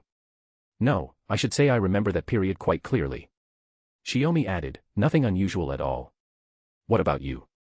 Morgan, who had been asked and confirmed, nodded in agreement. Indeed, nothing worth noting. The memories were as peaceful as ever, as unremarkable as always, but still precious and warm. Did the anomaly at the singularity simply fade away naturally, or did something happen? Scáthach, understanding the situation of her beloved disciple and Morgan, spoke up. Even if it's a minor singularity, shouldn't we investigate it? According to Trismegistus' prediction, this slightly peculiar minor singularity could actually be left alone. But it involved Shiomi and Morgan, along with Sakura, Caren, and Rin Tosaka. Shiomi simply couldn't let it go. At the very least, I support performing ray shifting to verify the actual situation. Then as for personnel, shall it be us? Artoria meant the 5 of them, plus Shiomi. Dispatching Chaldea's strongest forces all at once. Da Vinci remarked with a smile. But doing so should significantly boost efficiency. Romani added, only you. I'm personally available, after all, for a singularity of this level, you, Shiomi, should decide. He was referring to whether Sakura and Caren should also be brought along. After all, if the singularity wasn't severe, it could essentially be treated as a relaxing outing. Because every lost belt is fraught with danger, once you set foot inside, you have to remain vigilant at all times, operating under extreme tension. It's probably better not to bring them, Shiomi considered. If we encounter their younger selves within the singularity, it would be troublesome in every way. But doesn't that apply to you too? Tuko asked. That's why after the ray shifting, Morgan and I will operate in the shadows.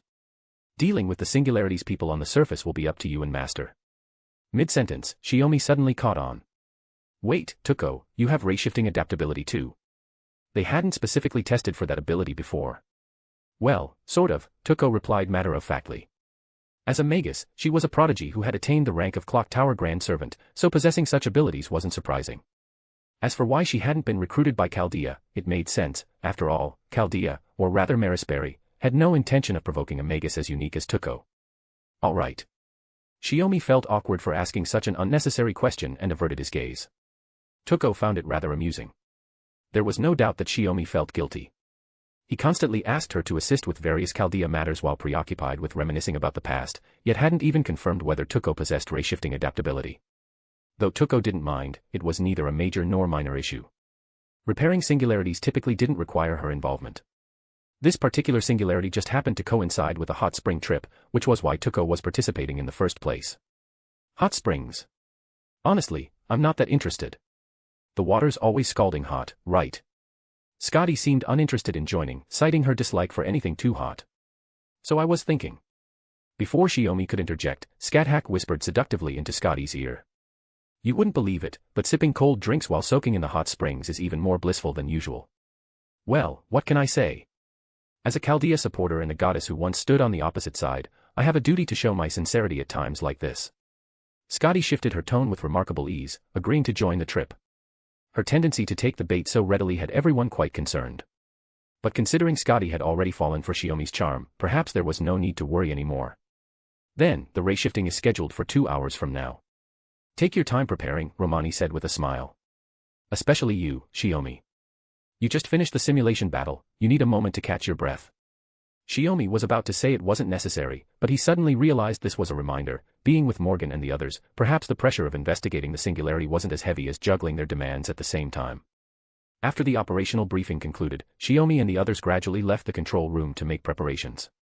Along the way, he noticed Morgan walking at the rear, deep in thought. Is something troubling you? Shiomi slowed his pace and asked softly by her ear. Based on past singularity restoration experience, when a singularity emerges in an era, the people of that time aren't necessarily equipped to handle it, Morgan replied. Minor singularities are no different. Even if they eventually vanish on their own, the repair completed. But for the people of that time. Meaning for us in 2001, even if we don't remember the anomalies afterward, it still indicates that the situation back then truly couldn't be properly resolved by us alone. Shiomi took up Morgan's words and exchanged thoughts with her. MHM. Morgan smiled knowingly. But how exactly? We'll only know once we reach the singularity and examine it from the beginning. Shiomi clasped her hand, replying with conviction, whatever awaits us at the singularity of 2001, let's see it with our own eyes. Seriously.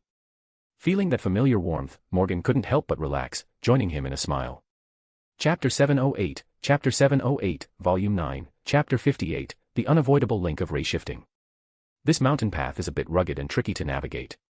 If you don't mind, why not take my hand? Shiomi extended his right hand toward Tuko. Of course I don't mind, but was it really necessary to point that out? Tuko clasped Shiomi's palm and confidently strode along the mountain trail.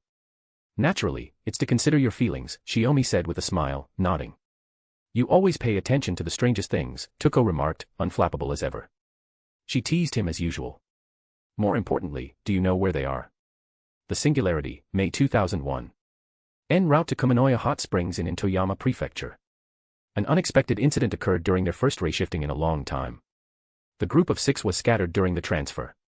Shiomi and Tuko landed on a hillside near the Hot Spring Inn, temporarily separated from Morgan and the others. Tuko was now asking about this incident. From the feedback received from Chaldea's communication link, the signal conditions on the mountain road were fine, but the closer they got to the Hot Spring Inn, the more problematic the connection became. In other words, they couldn't establish contact via communicator. It's fine. Shiomi tapped his left finger against his temple. Chaldea's communication devices have been jammed, but the psychic link between Morgan and me remains uninterrupted. Whether this is an accident or intentional, they've already reached the inn and are waiting near the entrance. We just need to hurry over and meet up. The psychic link he referred to was telepathy. This communication method originated during the Holy Grail War, established simultaneously between masters and servants through magical energy supply channels. During their pilgrimage through the Fairy Kingdom, there were times when Shiomi had to operate separately from Morgan. To ensure they could always reach each other, they used a magical formula to achieve telepathic communication even outside the master-servant bond. Even with inherent differences in their magical and mental capacities, they achieved the highest possible level of synchronization. This ritual was layered onto the pain compensation ritual near Morgan's lower abdomen. It really is an incredibly convenient method, Tuko couldn't help but chuckle. For Magi, establishing real-time long-distance communication without modern technology is actually a rather complex undertaking. It either required fixed magical apparatus or other specific conditions. A method allowing communication anytime, anywhere, like using a mobile phone, wasn't inherently impossible to achieve with magic. The problem lay in the excessive synchronization of mana and spirit between the magi, which carried a risk. Should one party harbor ill intent, they could exploit this method to manipulate and control the other. The relative strength of the two parties only affected the smoothness of the process. For the bloodless, tearless world of magi, it presented 100 harms with not a single benefit. Consequently, it was scarcely ever considered. Thus, conversely, the very existence of this technique served as the most eloquent testament to the relationship between Shiomi and Morgan. I'd love to cut corners too, but unfortunately, the Britannia Lost Belt doesn't have a tech tree. This is just how it is. Shiomi explained with a smile. You make it sound like you have no choice. If Morgan hears you say that, she's going to get mad at you, isn't she? Tuko reminded him, shaking her head helplessly. Shiomi froze, quickly raising a finger. That was a slip of the tongue. Don't tell Morgan, or I'll end up sleeping in the hallway. If you get kicked out, you can come to my room, Tuko said nonchalantly, offering a cheerful solution. Hey. Never mind that. Before we left, you mentioned this hot spring trip. Do you do this every year after getting married? Tuko asked, referring to the family trips. Pretty much. Before that, I was already traveling the world under the guise of my sealing designation enforcer duties, Shiomi nodded. So, I think, whether as an ordinary person or as a magus, it's important to broaden one's horizons. By experiencing a wider world, we can better balance the two identities of being a magus and a regular person. Oh. Tuko gestured with interest, silently encouraging Shiomi to continue. After all, this was a philosophy Shiomi wouldn't, and didn't need to, share with her. Sakura and Caren were his children, inheritors of the primordial runes, which was why Shiomi needed to pay special attention to these aspects. Ultimately, magecraft is just a special ability and skill, Shiomi continued. If being a magus becomes too difficult, it's better to set it aside. That's what I've always told them. But that doesn't mean you don't have expectations for them, Tuko pointed out.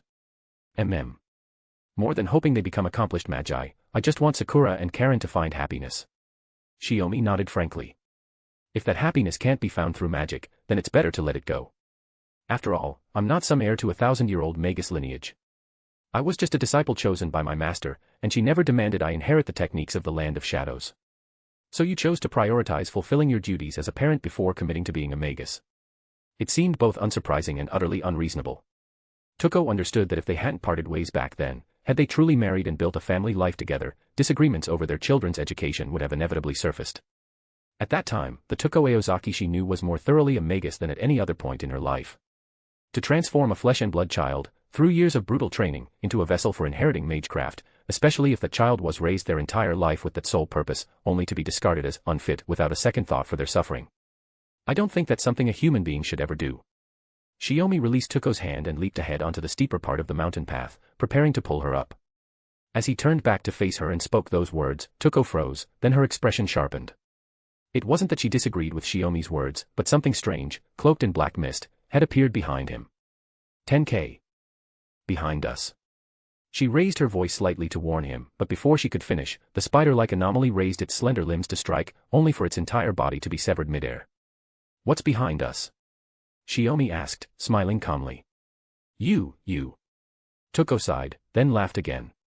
Just as they had dealt with the anomaly, vanishing before they could even discern its true form, and were about to continue on their way to meet up with others at the inn, a peculiar magical fluctuation rippled through the woods. Then came the sound of boots crunching through the leaves and mud. Wow, that was something. I thought some ordinary person was in trouble and came to help, but turns out you two are pretty impressive, took down that thing in 2 moves. Looks like I'm not needed after all. A woman with jet black hair and sapphire eyes spoke with brimming energy, but as she stepped out from the foliage, the sight before her made her words trail off abruptly. Chapter 709, Volume 9, Chapter 59, Aoko Aozaki. Big, sis.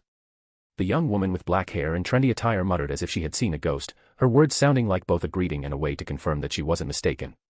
What the hell? It's actually Aoko. What are you doing all alone in this deep, remote forest? Investigating ley lines? Or collecting materials for magecraft? Nah, the latter probably isn't your forte. Her words flowed easily, a mix of casual greeting and teasing, but Tuko was equally shocked. This was a journey from a bleached world to the year 2001, before humanity's doom had come, a real time travel. She had come half to experience ray-shifting firsthand, and half for a relaxing hot spring trip with Shiomi. but she never expected to run into her own blood relative here. Her younger sister, Ayoko Aozaki. Taking 2001 as the starting point, it had been over 10 years since the rift and conflict between the sisters in Misaki City. Yet both Ayoko and Tuko appeared unchanged from that time, the only difference being their makeup and attire. That's what I was about to ask. Big sis, what are you doing here, alone, or rather, with companions?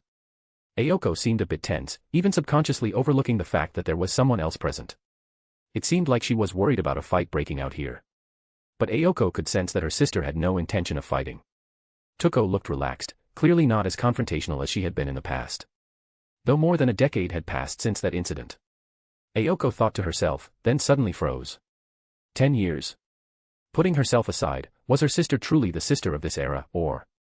Before Ayoko could process it, she saw Tuko grab Shiomi's arms, effortlessly being pulled up the steep slope and standing on the hillside at about the same height as Ayoko. Is she your sister, Tuko? As Shiomi spoke, his left arm extended, subtly shielding Tuko behind him. His right hand's fingers were slightly curled, poised like a taut bowstring, ready to fire at any moment. Ah, come to think of it, you've never actually met Ayoko, have you? Tuko remarked with a hint of regret. Just the name. Didn't you use your sister's identity when helping Sakura prepare the relics back then? Shiomi retorted. And to be clear, in my memory, when I traveled here with my family in May 2001, I never encountered your sister at this hot spring inn. Tuko pushed up her glasses. Considering Ayoko's circumstances, she's probably in a situation similar to ours. Similar. Ayoko narrowed her eyes slightly, her expression turning subtle. Their conversation wasn't deliberately hushed, and Ayoko could hear it. Setting aside the strange man's protective posture toward her sister and the seemingly intimate way they were speaking, what caught Ayoko's attention the most was Tuko's statement that everyone's situation is similar. Now that you mention it, you're right. Shiomi recalled the scene from moments ago. When your sister appeared, that mana and the way it operated were quite similar to the ray-shifting process at Chaldea. Which means? Tuko nodded at Shiomi and then stepped out from his protective range. You're not the Ayoko of this era, are you? Ayoko immediately wore a disheartened expression, clearly not hiding her surprise. I should have known. Big sis always sees right through me. And you just said my situation is similar. Then, with priorities clearly established, whether they were about to fight or part ways, there were still important questions that needed to be answered. Are you sure it's fine? Shiomi asked, double-checking with Tuko. Tuko chuckled, not missing a beat. Not at all, not at all. Since it involves Chaldea's secrets, you're the one with the authority to decide. Besides, even Ayoko showing up here means the situation is definitely complicated. Ignoring it would only make things worse. Is that so? Shiomi sighed and then briefly explained Chaldea's activities to Ayoko. Ayoko, still skeptical, couldn't deny that it was a thorough explanation. At least they weren't enemies with opposing goals. Anyway, that's the gist of it. Next, we're heading to the inn at Kumano Hot Springs. Ayoko, where are you headed? If you want to come along, I wouldn't mind. Tuko said. Ayoko gave a slightly ambiguous look, a mix of nostalgia and relief. So, our relationship has improved, then. It's passable. Tuko answered vaguely, clearly not wanting to delve into it further. Well, since we're headed to the same place anyway, traveling together isn't out of the question. Ayoko turned her gaze to Shiomi.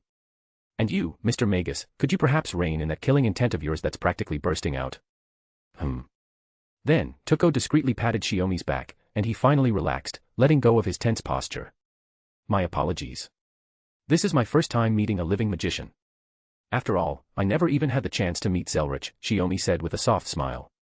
After spending so much time on the battlefield, it's hard not to, well, want to, kill to see. Ugh. Ayoko found this remark dripping with the dark humor typical of her sister, and her expression shifted to one of subtle distaste once more. She now understood why Tuko would come to a hot spring with a man like this. Save the battle-crazed talk for someone else. As Tuko continued walking, laughing gleefully, she casually brushed her hand over Shiomi's shoulder before resting her arm on his, linking it with his in a nonchalant manner. Sometimes I just want to spout lines straight out of a soap opera, Shiomi chuckled, returning her smile. Anyway, let's hurry up. We should meet up with the others and get a better sense of the situation, Tuko said. Shiomi casually flipped through Tuko's collar and nodded. Yeah. Walking behind them, Ayoko couldn't shake the feeling that she was watching some strange horror movie. The scene in front of her was both unsettling and bizarre. Her sister had always been the center of attention, highly admired by men, but there was never any news of her dating anyone. Yet now. Just to confirm one thing, Mr. Magus, what exactly is your relationship with my sister? Ayoko asked, her eyes wide and vacant as she trailed behind them. You're still as slow on the uptake as ever, Ayoko. Tuko turned back with a teasing smile, looking down at her sister from the slope. Can't you just see for yourself? WHWHWH what? Ayoko was stunned, her whole body wilting at the sudden realization. She lost all the confident air she had when she first appeared, now looking more like a wilted eggplant. Don't assume everyone is like you, stuck in the same place no matter how many years pass. Tuko only laughed softly, her expression full of meaning. Chapter 710, Volume 9, Chapter 60, Tuko and Ayoko. Kumano Hot Spring Inn is nestled deep within the mountains and forests. The only access route crosses a 50 to 60 meter wide ravine via an elevated bridge, flanked by walkways that allow visitors to pass on foot or by car. For the Shiomi family, hot spring trips were a leisure activity that had become almost like a yearly ritual during their time living in Japan. They visited different hot springs every year: Aizu, Beppu, Yuzawa, Sado. Kumano, one of many options, had only been visited a few times by the Shiomis. 2001 marked their second-to-last visit. After the Fifth Holy Grail War, they returned once more to comfort a despondent Sakura before leaving Japan. After that, Sakura and Caren immersed themselves deeper into the world of magi, and spent the next 7 or 8 years in England. Shiomi hadn't returned to Japan until the invitation to Chaldea arrived. Seeing the mountain forests of this area again after so long stirred a flood of emotions in him. He had originally planned to bring the entire Chaldea crew to Japan for sightseeing after settling his affairs with the Mages Association, to act as their guide. But now, even that dream seemed utterly impossible. He didn't even know when the crisis of the Earth's bleached world would be resolved. The simple wish of seeing the world as it once was had become an indescribable luxury.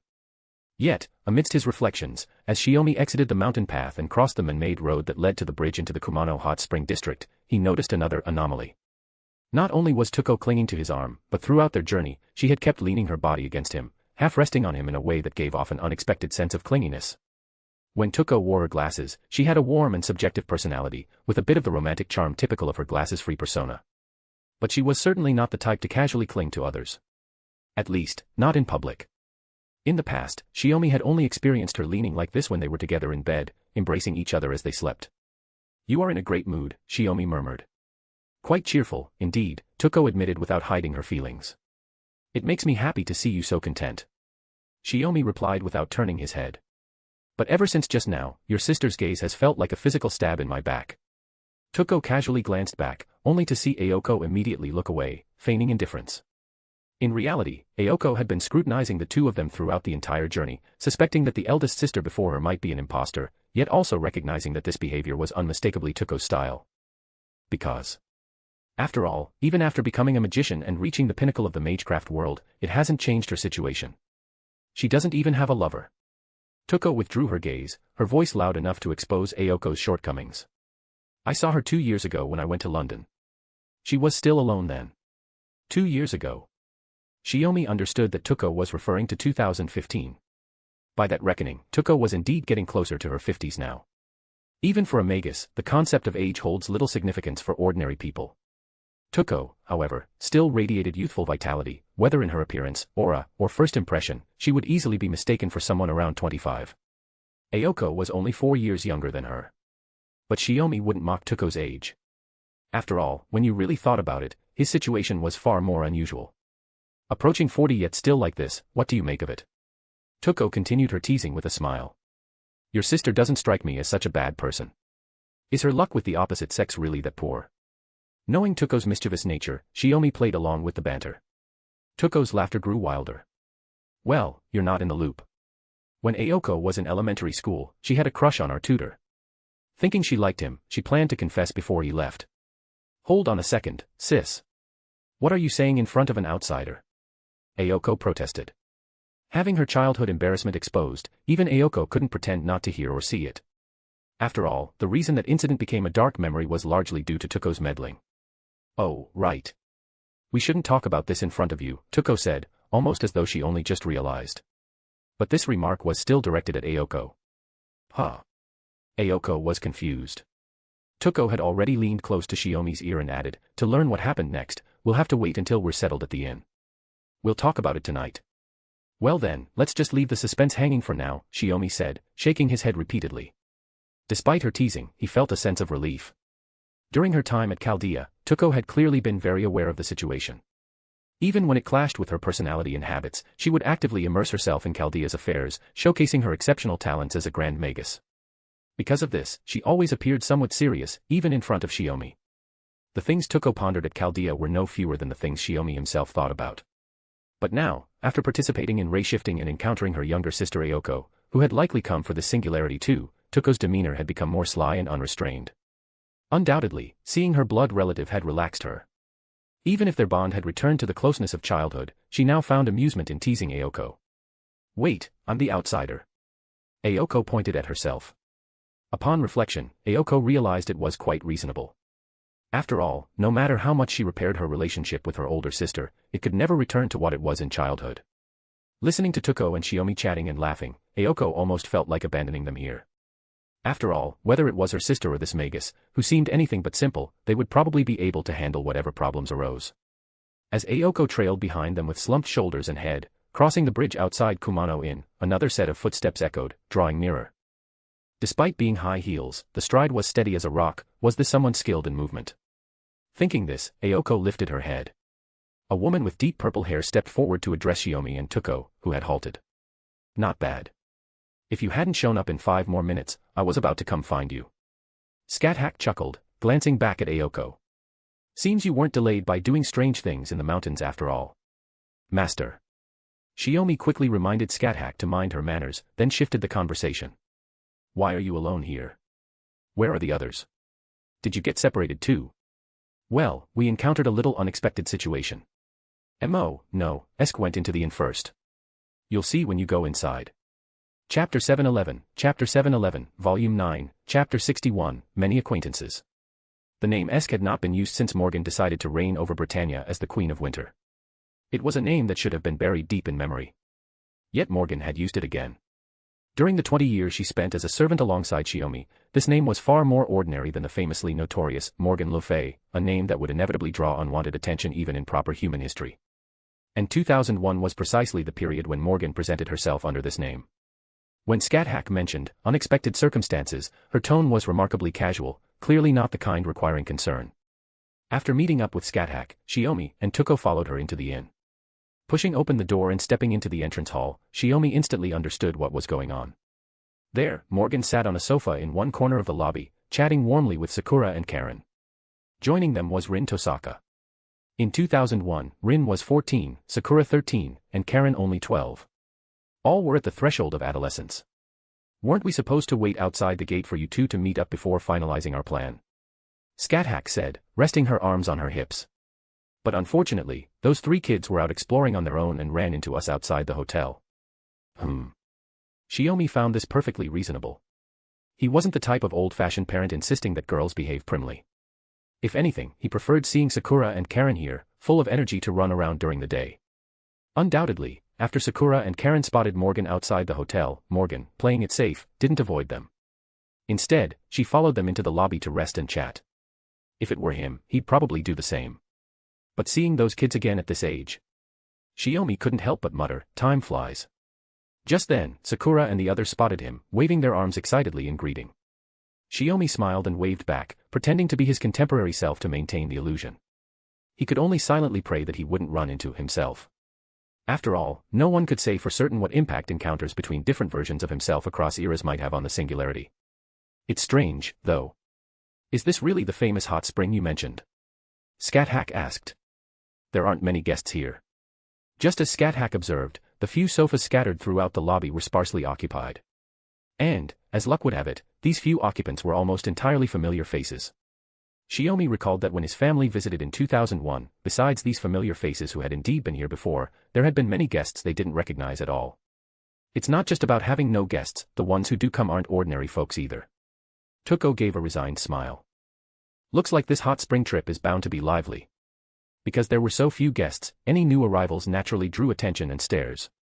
Then, among these guests, 2 women dressed in kimonos approached. "Who'd have thought we'd meet here, Tuko?" The woman in the white kimono greeted her. Tuko shook her head and smiled. "Me neither. But how should I put this? You look much more feminine than before, Shiki." Shiki Ryugi. One of the 2 employees at the peculiar agency Tachibana ran when she opened Garen no Do. You look quite different yourself compared to a few years ago, Shiki Ryugi replied with a quiet smile. Traveling alone?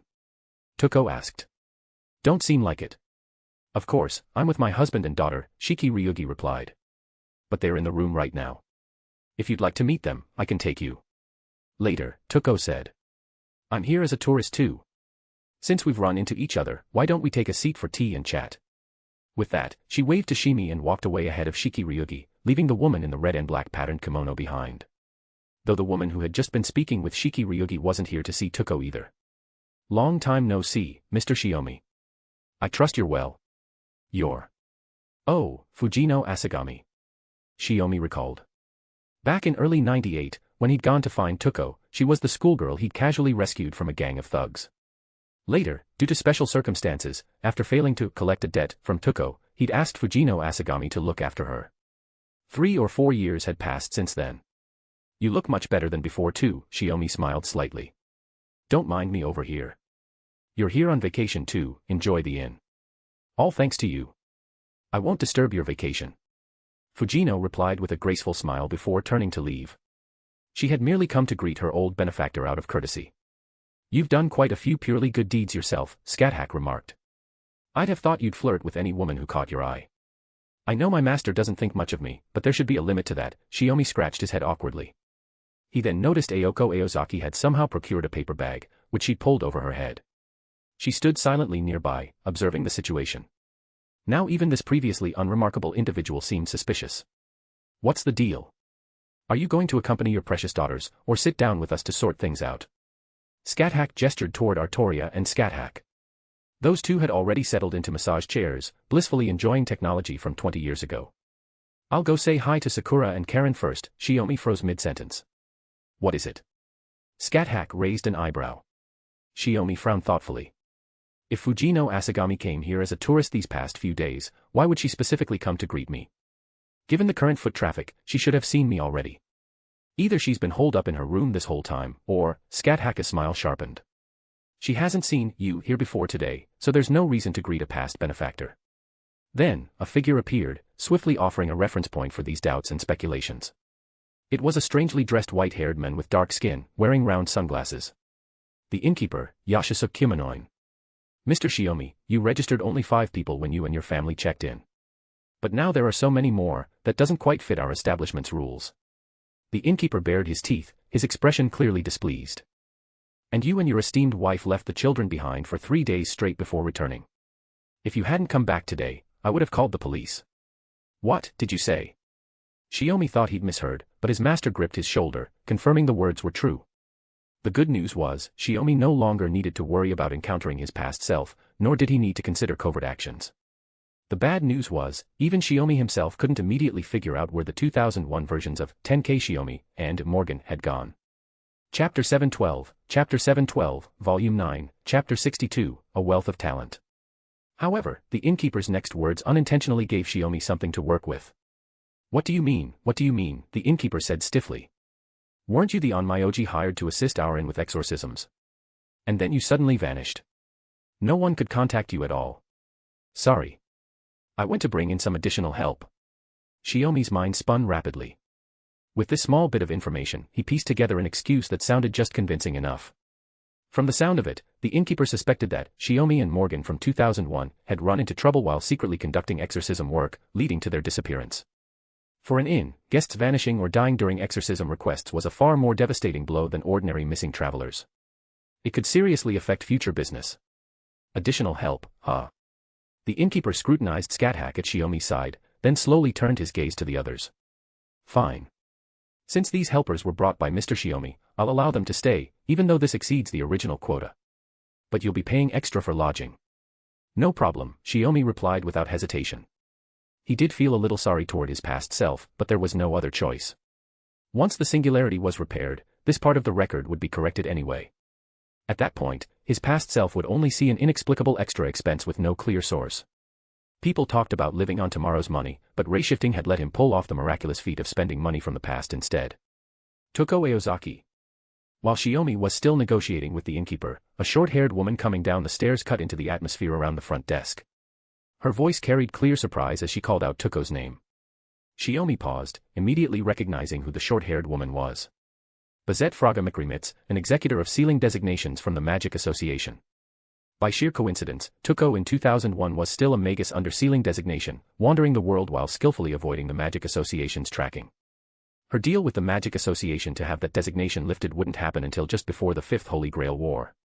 Like a hunter locking onto her prey, Bazette strode straight toward Tuko, who was catching up with Shiki-Ryugi. The moment Shiomi noticed this, he flashed forward and stepped directly into her path. "Shiomi, sir." Bazette froze. The look of shock on her face was almost identical to the one she had worn during the Fifth Holy Grail War, when Shiomi had come knocking on her door. "What is it?" Shiomi asked, his tone edged with hostility. "Did you receive a task from the Mages Association to apprehend my teacher and take her back for a sealing designation?" Under normal circumstances, it would have been effortless for Tuko Aozaki to slip away right under the nose of a sealing designation executor. But this place was a singularity. In a sense, that greatly limited the means Tuko could use to evade someone like Bazette. "Relax, Tenkei," Tuko said calmly. She was sitting comfortably on the sofa, smiling at Shiomi. "I just heard that Miss Bazette was also invited here as part of the exorcism team. My sealing designation is permanently active, after all. Executors like her can decide on the spot whether or not to act the moment they see me." "That's correct," Bazette replied stiffly, slipping into an official tone. "Please don't make this difficult for me, Mr. Shiomi. Or are you intending to stand against the Mages Association? You can act somewhere else, and I won't stop you," Shiomi said flatly. "But not here." Bazette's eyebrow twitched. "Then you leave me no choice but to use force." Whoosh. A sharp gust of wind tore through the open space beneath the wide corridor. Bazette suddenly felt her right shoulder pinned down, her left wrist seized in an iron grip. It wasn't Shiomi.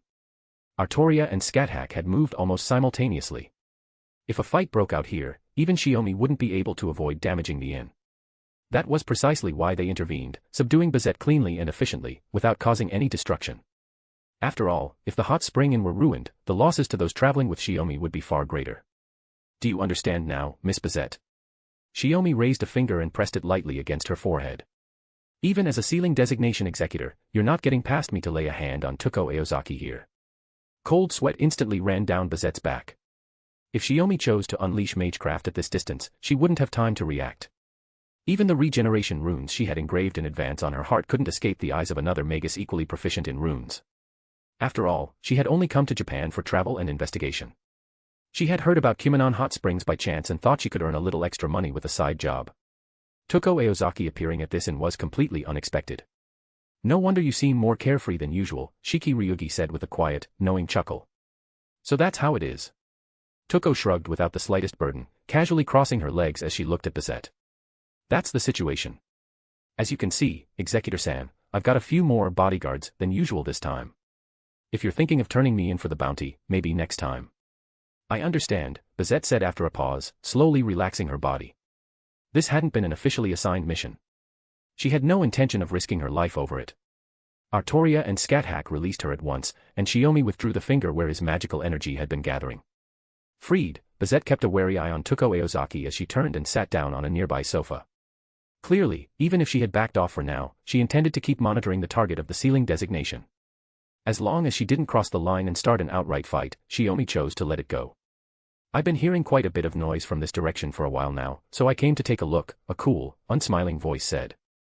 "It seems that, without anyone noticing, quite a few unusual guests have arrived. And among them, I see a familiar face." With the sound of approaching footsteps, the air in the lobby subtly shifted, taking on a strange, elusive quality. Though it was May and the mountain air wasn't particularly cold, the woman was dressed in a winter skirt and a felt hat. A blue robin fluttered around her, the faint mana it emitted making it clear that it was some kind of familiar. Despite it being their first meeting, Shiomi felt as though he had heard of someone like her before, and soon recalled stories Tuko had once told. "Oh. So you're the witch of Misaki from the rumors." Before Shiomi could speak, Morgan stepped forward with her hands clasped behind her back. She studied the winter-clad woman with open curiosity. "Witches of this era really are something else," she continued. "It's as if they're deliberately emphasizing, from head to toe, that they're not ordinary humans. Or maybe it's just that you don't usually act very witch-like," Shiomi muttered under his breath. Sure enough, Morgan discreetly twisted his lower back with surprising force. Shiomi silently cursed as a sharp pain shot through him. Chapter 713, Volume 9, Chapter 63, The Witch's Trial. As for what kind of conduct truly counted as witch-like, even Shiomi couldn't give a clear answer. He had watched Morgan grow from an innocent, inexperienced young witch into a queen of winter capable of standing on her own. He had also seen her deliberately put on the airs of a great witch of proper human history in order to save him, her performance a little too deliberate at times. And yet, no matter what role she played, Morgan had never managed to erase the fundamental kindness and gentleness at her core. That said, as a great witch herself, Morgan was naturally a little curious about the modern-day witch before her, which was why she had come over to take a look. The moment the winter-clad witch appeared, the innkeeper's attitude instantly became noticeably more obsequious. Oh dear, my apologies for disturbing you, sensei. I was just about to go invite you over, the owner said, rubbing his hands together. The number of participants for the exorcism has increased, so I was planning to send them to Hell Hall to test their abilities. In truth, there was no real need for any kind of test. Just the speed and finesse Artoria and Scáthach had displayed was more than enough to prove that the helpers Shiomi brought along were anything but ordinary. Saying so was merely a way to keep up appearances and follow protocol.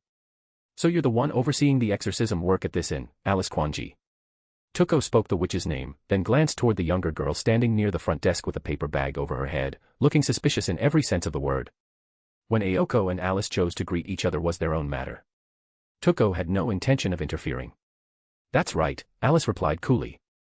I don't know what kind of wind carried you all the way here, even drawing your attention, but those details hardly matter. Since the owner has given his approval, there's no need for me to be picky.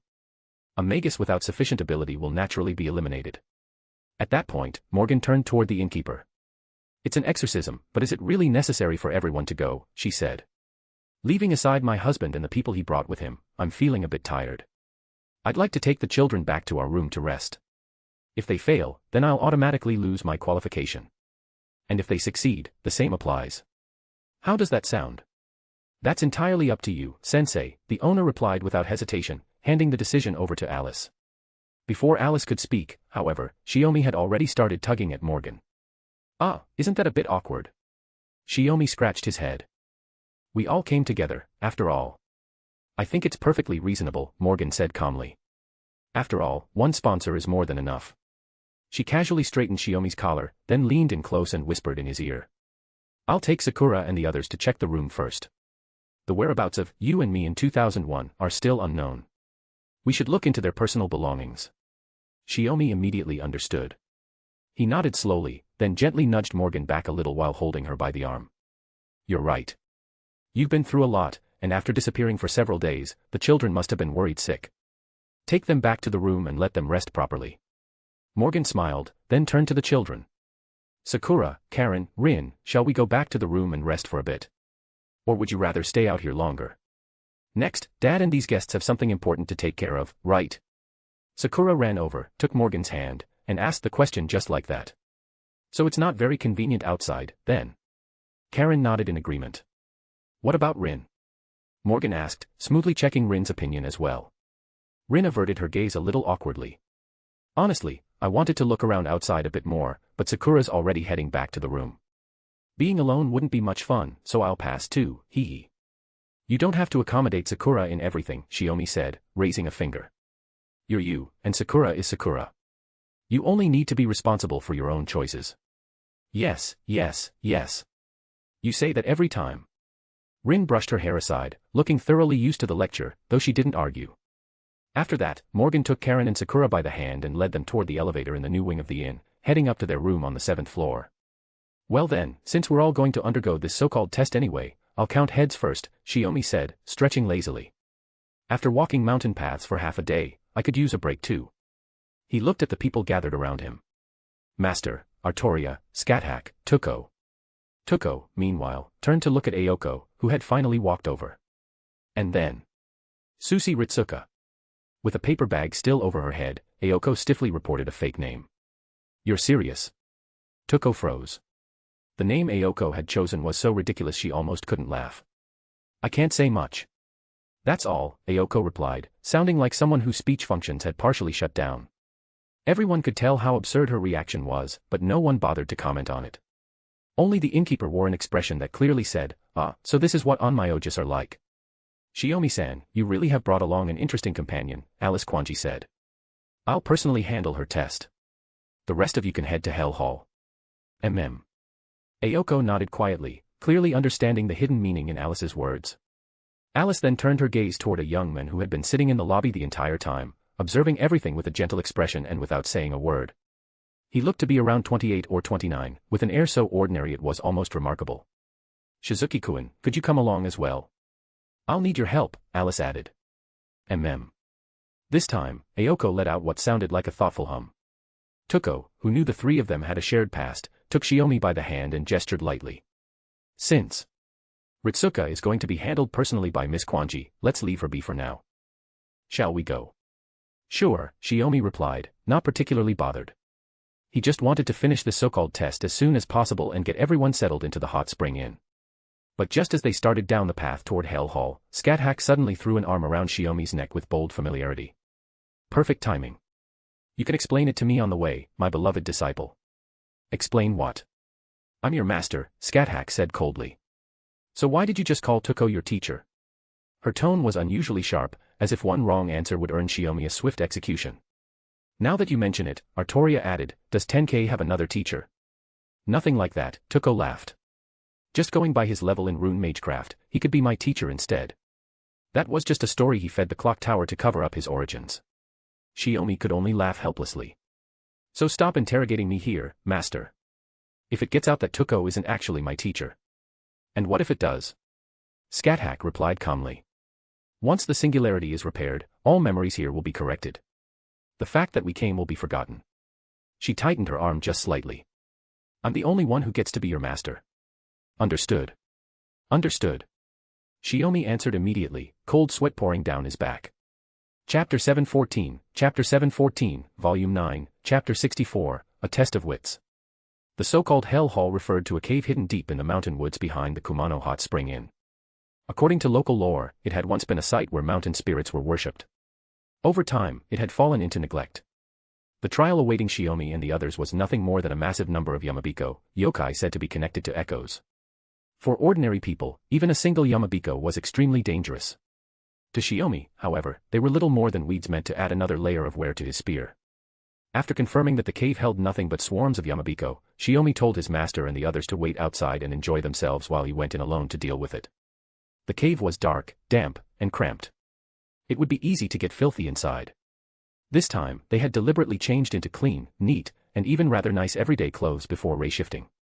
The idea was to avoid unnecessary fighting as much as possible, so they wouldn't dirty their outfits and ruin their mood. At least, that was how Shiomi saw it. "It's been pretty lively in here for a while. I got a little worried and came back to check. How's it going?" Tuko returned into the cave and called out to Shiomi, who was in the middle of cleaning up the Yamabiko.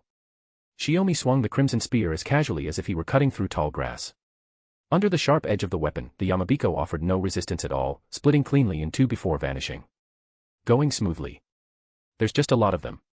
Feels like pulling weeds in the yard, annoying more than anything." He snapped his fingers. The runes he had already set up transformed into slender needles of light, punching through the Yamabiko nearby. "No real difficulty, just takes time. Besides, we can't exactly blow the whole place up with a noble phantasm. That'd probably cause a landslide." Tuko exhaled a lazy stream of smoke and used the half-burnt cigarette in her hand to casually draw runes in the air. Once completed, they turned into fireballs that shot toward the Yamabiko creeping closer to her. "Want me to help out?"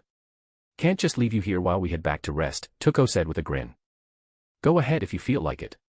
Either way, the rest are just a matter of time," Shiomi replied. "I don't know what the other people handling exorcisms think, but once everything's cleared out, reinforcing the area with runes should keep monsters from showing up again for at least 50 years. Tuko immediately laughed. "In a place like this, Onmyoji techniques would fit the atmosphere better than rune magecraft. I don't know Onmyoji arts." Shiomi brought the butt of the crimson spear down on a Yamabiko's head, like cracking a walnut. "Though now that you mention it, among the alien apostles, there's a servant who calls himself Caster Limbo. His magecraft system is based on Onmyoji techniques and Shikigami. He had been relaxed, killing time by chatting with Tuko as he worked, letting the conversation drift naturally. But just as he got started, Shiomi suddenly cut himself off and stepped back to Tuko's side. There was the faint sound of droplets striking the surface of water, ripples spreading outward. An ornament made of cat's eye stone and glass fell onto the uneven rock floor. Instead of shattering, it sank straight into the stone, as if melting into it. The dripping sound came from that very spot. The pendant fused seamlessly into the surface, luminous ripples spreading outward as waves of mana radiated from it. Even though the boss never explained any additional rules, victory and defeat are actually much simpler than that. Competing over who earns more points is far too trivial. After all, as long as there's no opponent left, the side that remains is naturally the winner, isn't it? Alice Quanji stepped out from the shadows, with Ayako Aozaki following behind her. Judging from Ayoko's expression, the two clearly weren't in agreement. In an instant, the mana gathered inside the cave shifted, giving rise to something resembling an inherent barrier. Diddle diddle, Banquet of the Night, a magecraft that turns the very foundation of the world into a fairy tale. Tuko explained calmly to Shiomi. There was no doubt about it. The expressionless Alice was openly hostile. That hostility was directed not only at Shiomi, the clock tower Magus, but also at Tuko Aozaki. Unlike a reality marble, this type forcibly cuts reality away. To Magi, it's magecraft, yet it feels even closer to true magic than the 5 great magics. A fairy tale magecraft, in other words. In contrast, Tuko looked completely relaxed, showing none of the tension of someone about to fight. That alone felt alien to both Ayako and Alice. Tuko stood there like a bystander, casually explaining the situation to Shiomi. You really have plenty of composure, Tuko Aozaki, Alice said coolly. So what? Because I'm here, you recognized the strangely dressed Ayako and decided to team up with her against me, just like back at the old school building. Tuko folded her arms and asked the question without the slightest hint of caution. Ayako is Ayoko's problem. But since you're exorcism competitors and clock tower magi, and you're here as well, it'd be better to drive you all out now to avoid unnecessary complications. Especially while those guards outside are separated from you. Just how hated are you, Tuko? Shiomi asked with a wry smile. If I had to say, this witch here has more reason than anyone to dislike me, Tuko shrugged. If you don't want to get dragged into this, you can leave first. I'll manage something on my own. Shiomi raised his left hand, palm open. There's no way I'd leave you behind. That said, killing people too casually would inevitably affect history. Making her give up on continuing the fight should be enough, right? You're a remarkably confident Magus.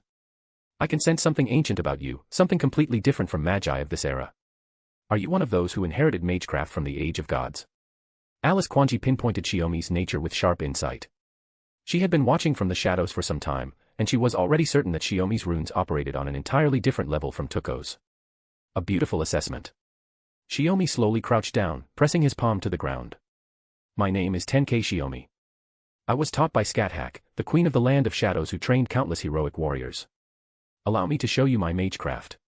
The environment, stripped from reality by Diddle Diddle, Banquet of the Night, and reshaped into a fairy tale night to prepare for Alice's spell, was instantly eroded. Alice noticed it. Ayako noticed it too. Alice, be careful. Pseudo-reality marble deployment, Eternal Orkney. Shiomi's calm declaration overlapped with Ayoko's warning. The glass-like reality was counter-eroded by barrier magecraft, transforming in an instant into a vast wilderness buried under snow and sealed in ice for tens of thousands of years. Although the reality marble had been formed, Shiomi judged that it wasn't necessary to escalate things into a full-on clash. He deliberately lowered the output, using only a simulated version as a deterrent. Even so, the overwhelming gap in strength was still unmistakable. Alice stared at Shiomi and Tuko with a stiff expression, fully aware now that her opponents were anything but ordinary. If you want to fight, I'm ready at any time. After all, you've got another magician on your side. But if it comes to that, this reality marble will stop being an imitation and become the real thing. Shiomi lifted Gi-Balg and pointed it straight at Alice's heart from afar. Chapter 715, Volume 9, Chapter 65, Consensus and Cooperation. Seriously. I sense Grand Magecraft being activated inside just now and was about to go in and check. How are you already coming back out? Scáthach sat perched on a tree branch outside the cave, looking down as she teased her beloved disciple, who emerged one after another with Tuko. If nothing happened, couldn't you at least wish me some luck? Shiomi muttered with a pout. If the whole mountain collapsed, there'd be no hot spring trip left to talk about. Didn't I ask you to keep watch? How did you let someone slip inside? Artoria shook her head. We didn't see anyone other than Tenkei and Tuko. If someone entered through this cave, then there must be another hidden entrance. Ha ha ha, there really is another passage. Ayako, who came out after them, let out an awkward laugh as she explained. Once Alice realized she couldn't get in from this side, she switched routes. So you're Ayako Aozaki, Tuko Aozaki's younger sister. Scotty stood beneath the shade of the trees, her gaze sweeping over Ayako from head to toe. It's hard to imagine the two of you are sisters. Well, we're 4 years apart and not twins, Tuko said with a shrug. It'd be strange if we did look alike. So she's the magician from the rumors, the wielder of the fifth magic, named after the third magic once reenacted by Morgan. Artoria looked genuinely stunned. Before going inside, Tuko had already shared some information with them. That's more or less accurate. Ayoko nodded along, then suddenly froze. Wait. Who did you just say reenacted the third magic? Morgan. As in that Morgan. The great witch from British legend. The one who's supposedly way stronger than Alice. Alice lowered her gaze, seemingly unfazed. Leaving aside how deliberately dismissive that sounded, if we're only talking about that feat, then the only possible candidate is the legendary witch Morgan. There's no one else. But I heard the third magic was passed down through the Einsburn family in Germany, Ayoko shot back. Having traveled the world as a magician, Ayoko's understanding of the magecraft community had grown deep enough that she could casually bring up secrets most people never learned. It's too much trouble to explain, Shiomi said quickly, waving his hands. Let's just leave it at that. Anyway, since we didn't fight, I'll count the demon extermination at Hell Hall as 1 point for me. Fair. At that moment, Scáthach lightly descended from the tree branch 5 or 6 meters above the ground. Let's not do that. A witch is not permitted to fail. It's better to call this a draw, she said calmly. Consider it a favor. No need to turn a minor disagreement into a life-or-death feud later. Don't you agree, my disciple? I feel like you're taking a subtle jab at someone who isn't even here, Shiomi said, shoulders slumping as he laughed lazily. Fine. If Master says so, I'll leave everything to you. Then I'll decide, Scáthach replied with a gentle smile. Right, right. This Master really understands witches, Ayoko agreed with an easy grin. Calling it a draw will save us a lot of trouble later. She stopped halfway through her sentence. By now, Ayoko was certain of one thing: the man traveling with her sister, along with his companions, possessed strength far beyond the ordinary. At the very least, Alice stood no chance against them. If they could form a cooperative relationship, resolving the problems in this place would become much easier. For the sake of what truly mattered, unnecessary prejudice and friction had to be set aside. And yet, once again, her words came to an abrupt halt before she could finish. Wait. What did you just call her? Master. Ayoko's gaze flicked back and forth between Shiomi and Scáthach. Tuko pushed up her glasses, looking a little embarrassed. That jumpy habit of yours, no wonder you're still on your own. That has nothing to do with this. Ayoko shot back. And besides, this person is your, master, right? She couldn't bring herself to say the word boyfriend. Admitting that would mean acknowledging how completely she'd been surpassed by her sister, so badly she couldn't even see Tuko's taillights anymore. Instead, she chose a vague substitute, clinging to it as proof that she hadn't truly lost. Master. Then could it be? Alice froze, recalling how Shiomi had introduced himself earlier inside the cave. Shiomi cleared his throat, then nudged the 3 women beside him into a neat line.